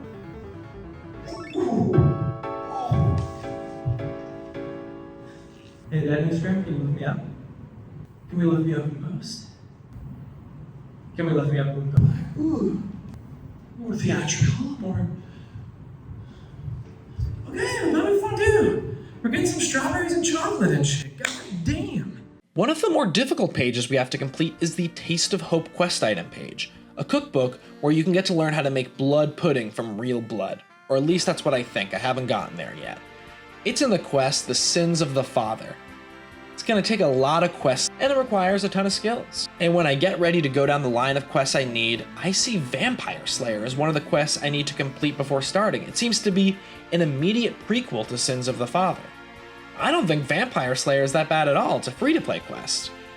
I've done the prequel to Vampire Slayer, Fishing Contest, where I ruined a cool vampire's coping mechanism to avoid violent thoughts by cheating in a fishing contest. And I actually have some legally acquired OSRS wiki help I can use with this quest. I've rolled a majority of the garlic-related wiki pages somehow, including just garlic. And I know from the garlic wiki page that the Vampire Slayer quest requires a whole garlic, which, I mean, isn't very surprising. I also would have guessed that without needing the page, but it is good to confirm. I also bring chopped garlic, the other page I randomly rolled, just in case it's easier to chuck individual cloves of garlic at our vampire enemy. I take some of my best gear as well, and the Wolf's Bane dagger, which I'm almost positive based on its name that it's for werewolves, but you never know if we're going to be interrupting a monster mash. We get the quest from Morgan, who's understandably scared of the vampire who's coming into town and slurping people up like Capri Suns, my words not his. We know his room is in the basement because we awkwardly interrupted his beauty sleep accidentally during the Ernest the Chicken quest, but Morgan, I guess, also has the floor plans to Drainer Manor and knows his room. He tells us to meet Dr. Harlow, who, surprise surprise, is drunk. He's got a bloody apron, so I'd hate to be the last person he gave an appendectomy to. And surprise, surprise, he will only tell us information if we give him a beer.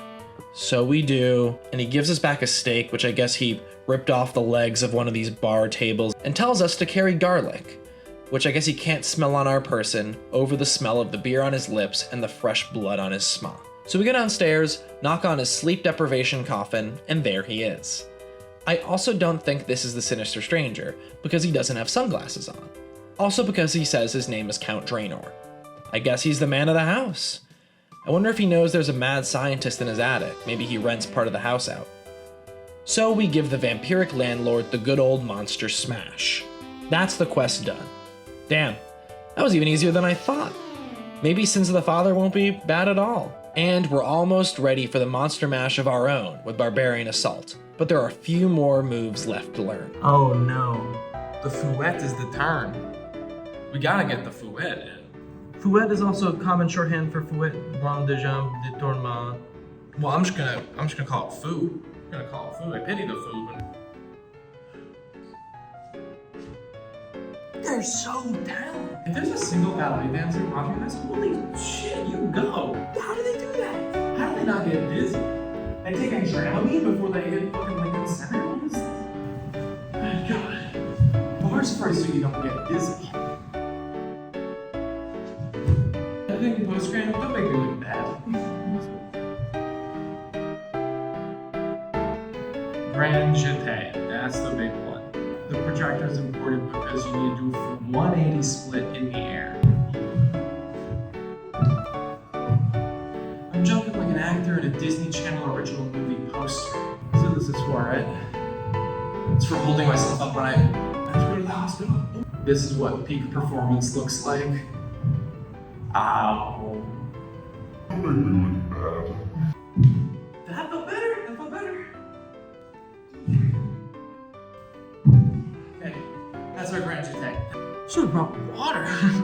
Kids, when you exercise, here's the thing, bring water, don't just drink most of a Playa Vibe Celsius. Fun fact, fun exercise fact.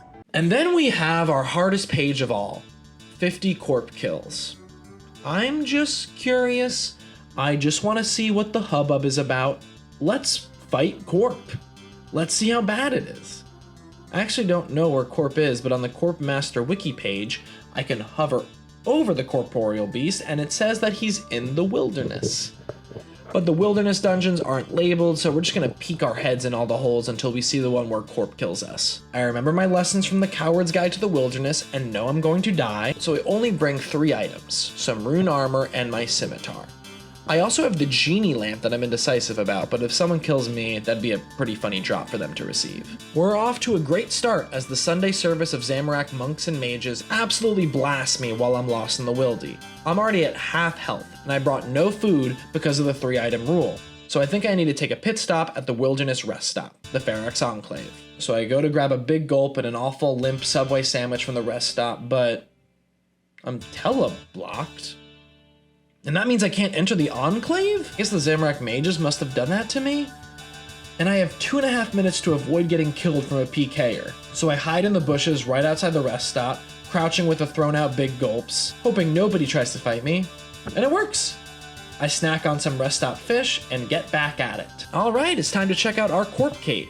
We got a cave entrance right here, but like a Florida Waffle House, too many people are fighting in front of it and we can't get in. So I go to try another cave and this one needs 100,000 coins. Are you kidding me? Is that the kind of cover fee Corp is asking for? Also, it says I don't have it in my bank. Is the Corp Club really gonna take money straight out of my bank? I don't remember giving Corp in the Wilderness my direct deposit information. I try to jump through a crack in the ground, and that's also trying to swipe my credit card, I guess, and I'm not rich enough. Is this it? Oh, no, that's the God Wars dungeon. Oh god, those memories are coming back. We'll save it for the dream ballet. So I try to run into the fight cave again, but I'm swarmed by bouncers, and they won't let me in. I try another cave. It looks like a dungeon. I see some ice giants and some of the test dummy Anku, but there's no corp to be found. This leads me out to more dungeon entrances out here, and I don't think this is corp, but we gotta try. And this also has a cover fee, this time 50,000 coins. I don't have that kind of change. I'll try one more entrance, and oh god, are these spiders poisonous? Well, yep, they are called poison spiders, so I do expect so. Let's turn around. I think we're gonna call it. Corp wins this time. Some of our page progress was better than others, I will admit. But it's time to learn the final move so we can prepare for the most important one, the penance hat. The old pirouette, another turn, but just on one foot the whole time. I don't know about you, that felt like a turn. Maybe it's the dizziness, or maybe I'm getting better. Okay, tourle in air, it's when you jump and do a spin. One thing I learned, dance is math and RuneScape is math, and it's all math. It's all timing, it's all a rhythm game. The world's a rhythm game. Lock in. I do feel like that'll help me in my Barbarian Assault journey. It's just about commitment. Just about, even though if you make a fool out of yourself out there in front of everybody, 1 time, 2 times, 30 times, just keep on doing it. Because it's not over. It's time to pick our prom outfit. We're going with the Canadian rune tuxedo for prom with all of our rune equipment we've gained and a rune sim. We put on our black key coffin because we have to honor the high school goth phase, and finish it up with the pride scarf. Because at least with my high school experience, the administration is going to classically align themselves as anti-pride, but with this is kind of verbose nothing language. But here on WikiLocked, we celebrate pride proudly. And because it's hard to get a video out on time, we also celebrate July as Pride 2. And because Jagex dropped the ball so hard on this one, and I also dropped the ball in getting this out in time for Pride 2, I'm happy to announce that on this channel, August is now Pride 3, completing the Pride trilogy. One of the biggest delights of getting back into RuneScape is how kind and supportive the community has been, and I want to send that back specifically to the LGBTQ+ community, who deserve safety and compassion in this digital space as they do in all spaces outside of it. Join up with some fellow pool members, we pre-game by the fire before prom, even though the bonfire is usually the post-prom move. Just having some surprisingly relevant conversation. It feels like Celsius is going to hit the same lawsuit as the fucking charged lemonades. Exactly. Exactly. Yeah. I'm planning on going attacker first, and I'm wondering if it's worth it to bring my ranged equipment before I realize I can't ask my fellow prom goers any informative questions. So, is ranged gear good? Should I take ranged gear? I mean, I can't. Yeah, I was about to answer, but who knows? Who knows? Not me. So, I take a bow just in case, but it's time to form the squad. It's not a proper barbarian assault experience without having at least one random in the mix. So we're gonna have to scour the cafeteria to find one person to join the friend group. We find one person that we're vibing with. Oh, we need to poach Pozuk. Look at this guy. And try to do everything we can to get them to join the party. But in the process, typical pre-prom drama starts, and somehow Ninja gets poached from us and gets in the wrong limo to prom. Oh, how do I leave? Pozuk also got taken. Oh yeah. Oh, you both. It's just like real prom. I got kidnapped. It's not my fault.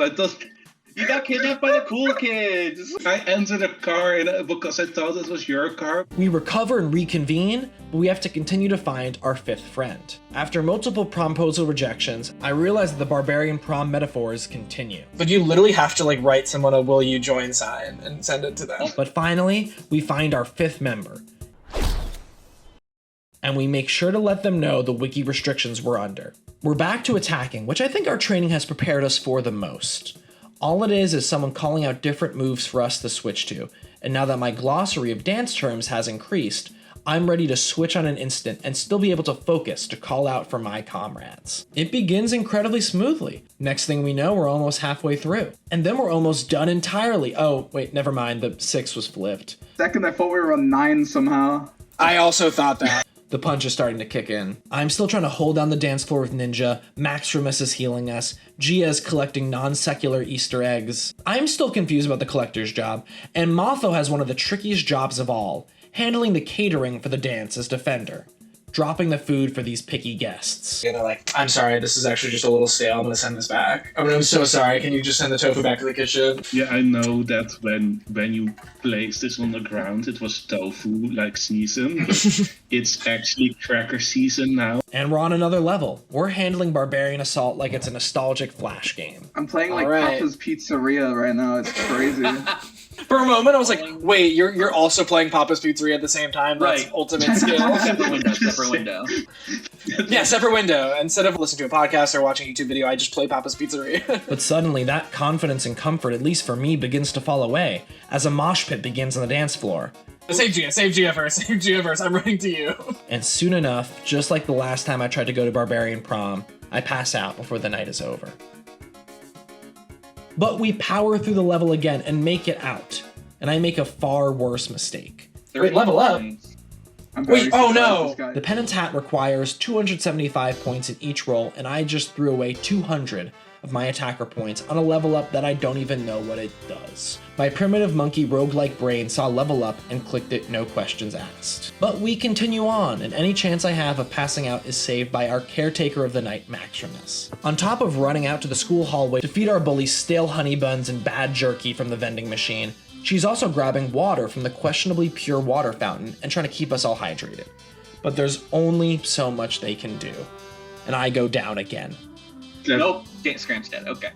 And so does our chances of winning prom queen as our newest member of the friend group runs out the door, looking for a new crew whose parents probably let them use the wiki or something. I don't think it'll make that much of a difference, but I put on my climbing dancing shoes and my fanciest steel gloves and head back down. I should put more of a disguise on though, as I try to avoid the chaperones and sneak back in after being kicked out for drinking and passing out. This is like, we got kicked out for drinking, and then we put on a fake mustache to come in. I'm also going to take healer as well this time, because it's harder for me to get knocked out if I can heal myself. So it's time to ask out another of our peers. This time it's a little more stressful. We of course try to avoid the most radicalized of our alpha peers. Andrew Tate. I don't want Andrew Tate to come with us. I do not want Andrew Tate on. I do not want.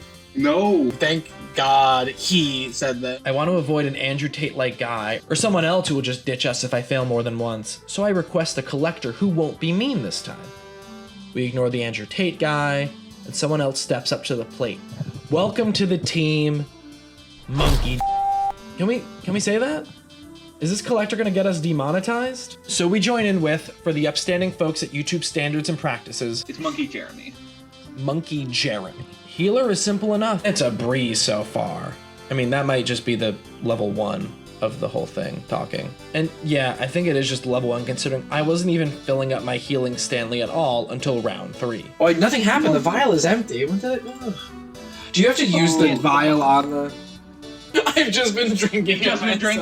Yeah. Oh, it has a little 4 next to it. Huge. While Motho caters, Ninja keeps holding it down as the attacker, with only the weapons I have in my inventory, and this round, a surprise MVP of my limited armory comes into the picture. Oh fuck, I don't have controls.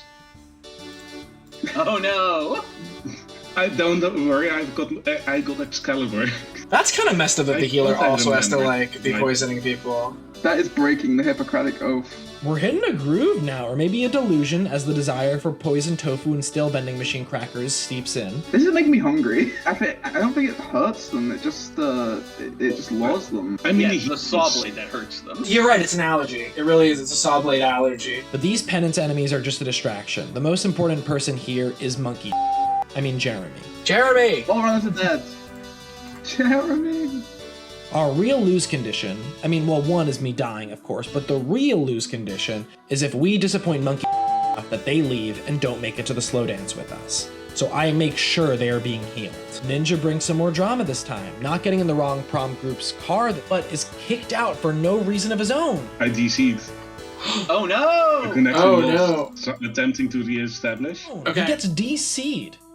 Free Ninja, school walkout tomorrow, 12 p.m. Spread the word. Thankfully, Monkey Jeremy does not leave. We can regroup and continue on with our prom night, the queen in sight. Wave 7 done. I can level up again, but this time I break my roguelike upgrade brain and do not click it. Wave 8 done. It's almost time for the final exam. Do you guys all have your queen health book ready? Absolutely not. Because I do. I guess I'll be reading for everyone. We'll just popcorn it. We'll just popcorn the book. Okay, if people don't get the popcorn reference, it's a joke I have to explain. Because if we're talking school anxiety, popcorn reading is up there. It doesn't have a wiki, but it should. So I'm constructing what that would look like.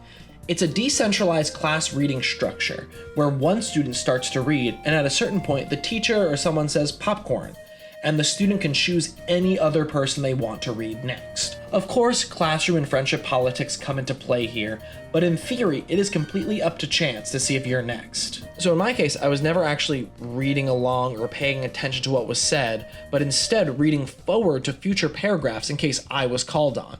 I always wanted to make sure there weren't any big words I can mess up in front of the class, or in 5th grade specifically when we were reading Much Ado About Nothing, the word ass. I say this because the round 10 queen fight is actually a bit like popcorn.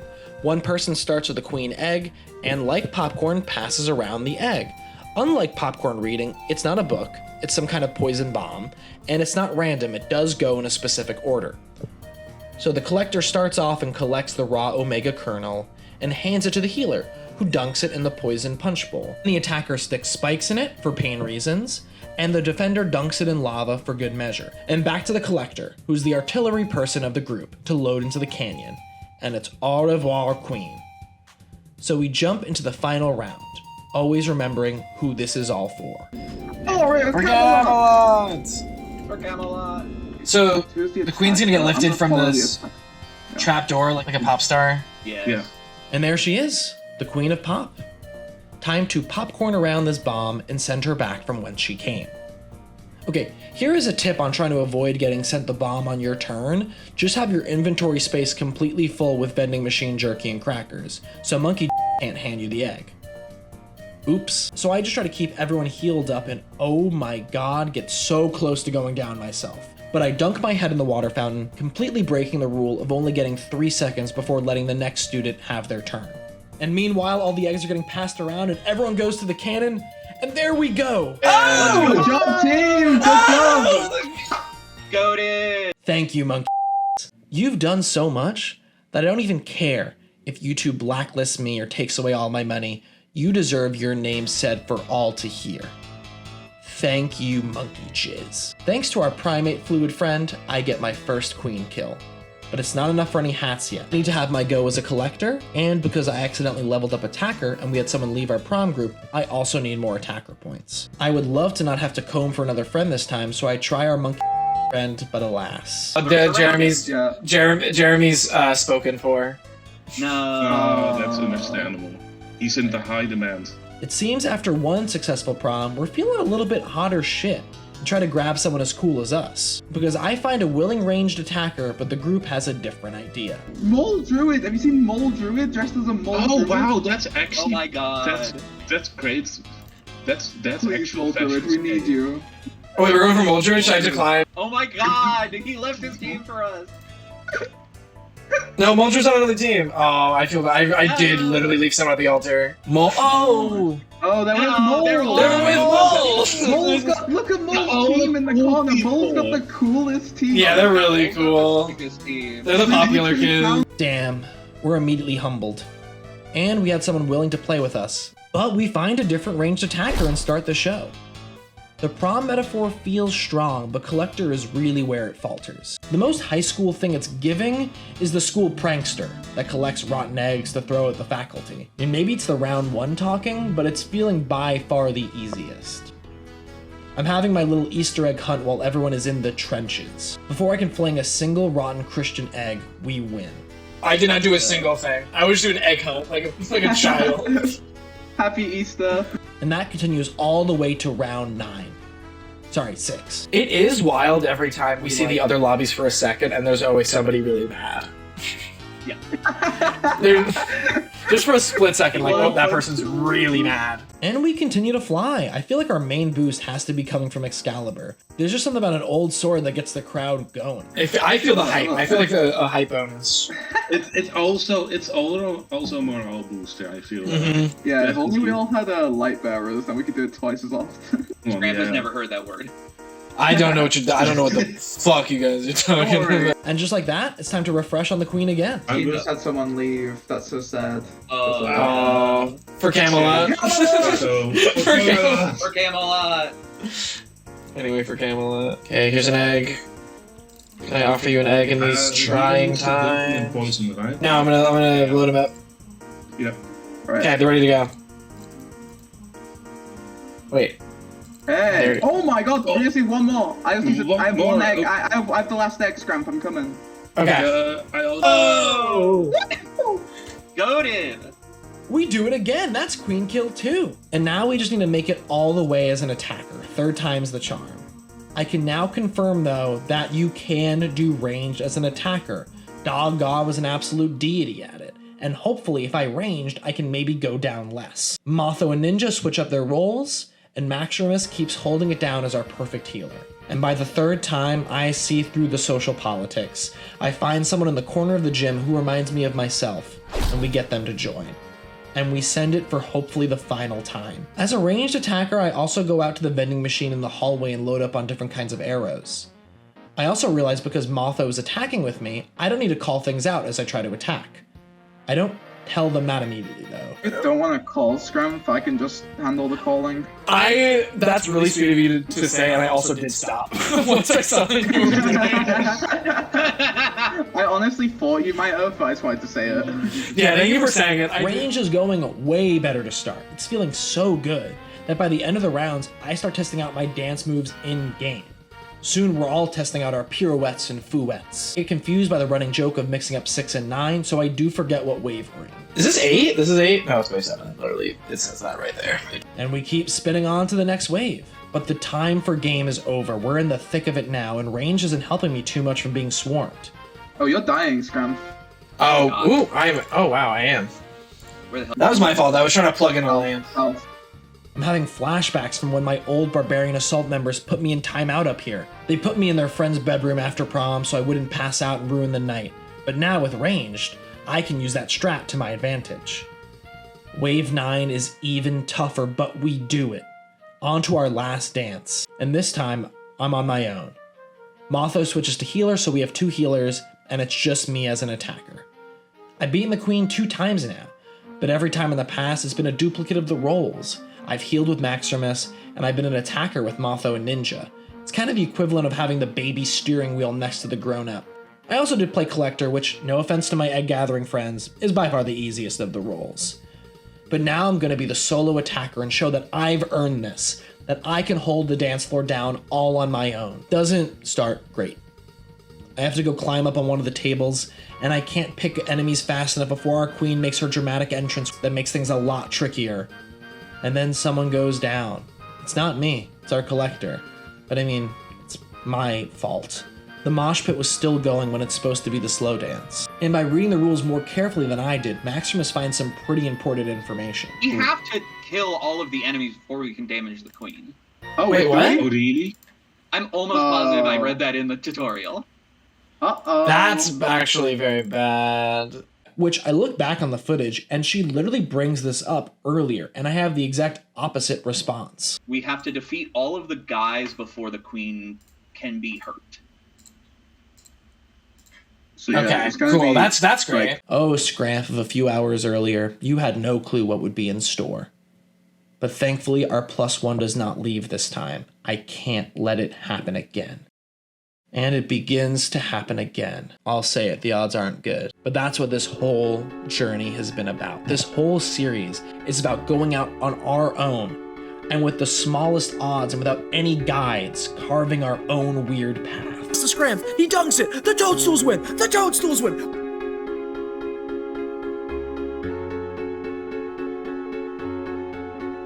But it wasn't just me.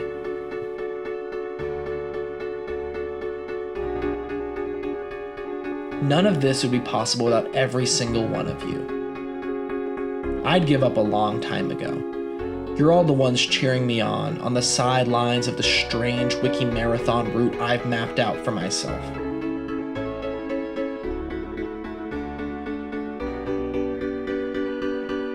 We've made it here together.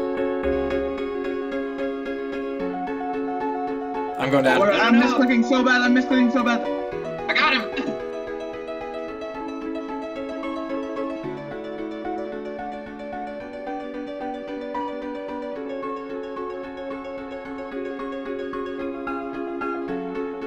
Look at all that we've accomplished.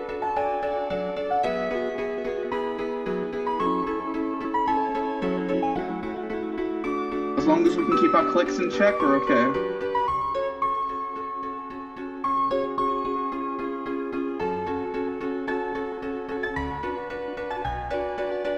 Remember where we do it. Come on!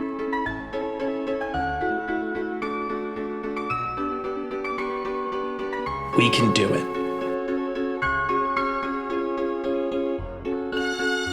Down. Alright, let's go team. We are doing it.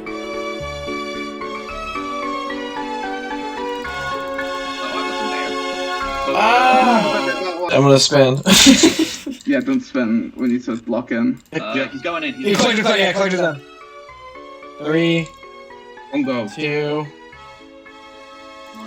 1, go. Oh, I missed it, but... Yes! Good team! Goated! Oh! We did it. That's the penance hat. And that's WikiLocked Season 1. Thank you so much for watching. On the next episode of WikiLocked, okay, let's see what page is next for us. To Motley Triumph. Oh my god, is this the boss from Heart of Darkness? Alright, I guess we're heading back for Itzla, who we left behind. And next season, we're going to begin bossing for real.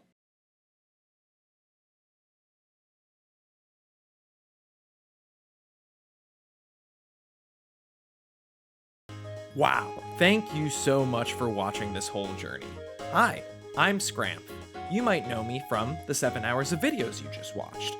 If you've made it this far, either you're asleep, and if so, wakey wakey, rise and shine, or you enjoyed this wacky series. And if you did enjoy it, boy do I have the place for you. The Lumbridge Community Pool, my Patreon. It's $1 a month, it's the lowest possible amount I could make it. You get ad-free videos on Patreon, and you can join the Discord that's filled with wonderful friendly folks that I will now begin to shout out. So without further ado, thank you, Bug Hug. Thanks, Tajere. Thank you, R4. Thanks, Frenda. Thank you, Maybug. Thank you, Big Squeegee. Thanks, Chunk Evil. Thank you, Codvocado. Thank you, CW Warrior. Big Bad Ape. Foss. Orange Glad. Icosa. Pumpkin. Blue Animal. Red WZ. Kojak Horseman. Disco Daddy. Bookworm. Corumple. Chud. Hepta. Temmie. Gavaden. Hilda Bilda. Sokudan. Tarantino Q. Motho. Monty. Mario. Mari Mars. Other Fire Angel. Tiki Mug. Octopada. Bustaman. Doomcat. Galaxy Dork. Maximus. Ninja 00283. Matt. Connor. Birche. Lil Zos. Chuck Quizmo. Jillybean. Murgatroyd 99. Knowledge. Goop de Roop. Dinky Smacker. Eva. Mibbles. Hoop Chip. Sky Dreamer. Veep. Nako. And Jimmy Dory. See you real soon.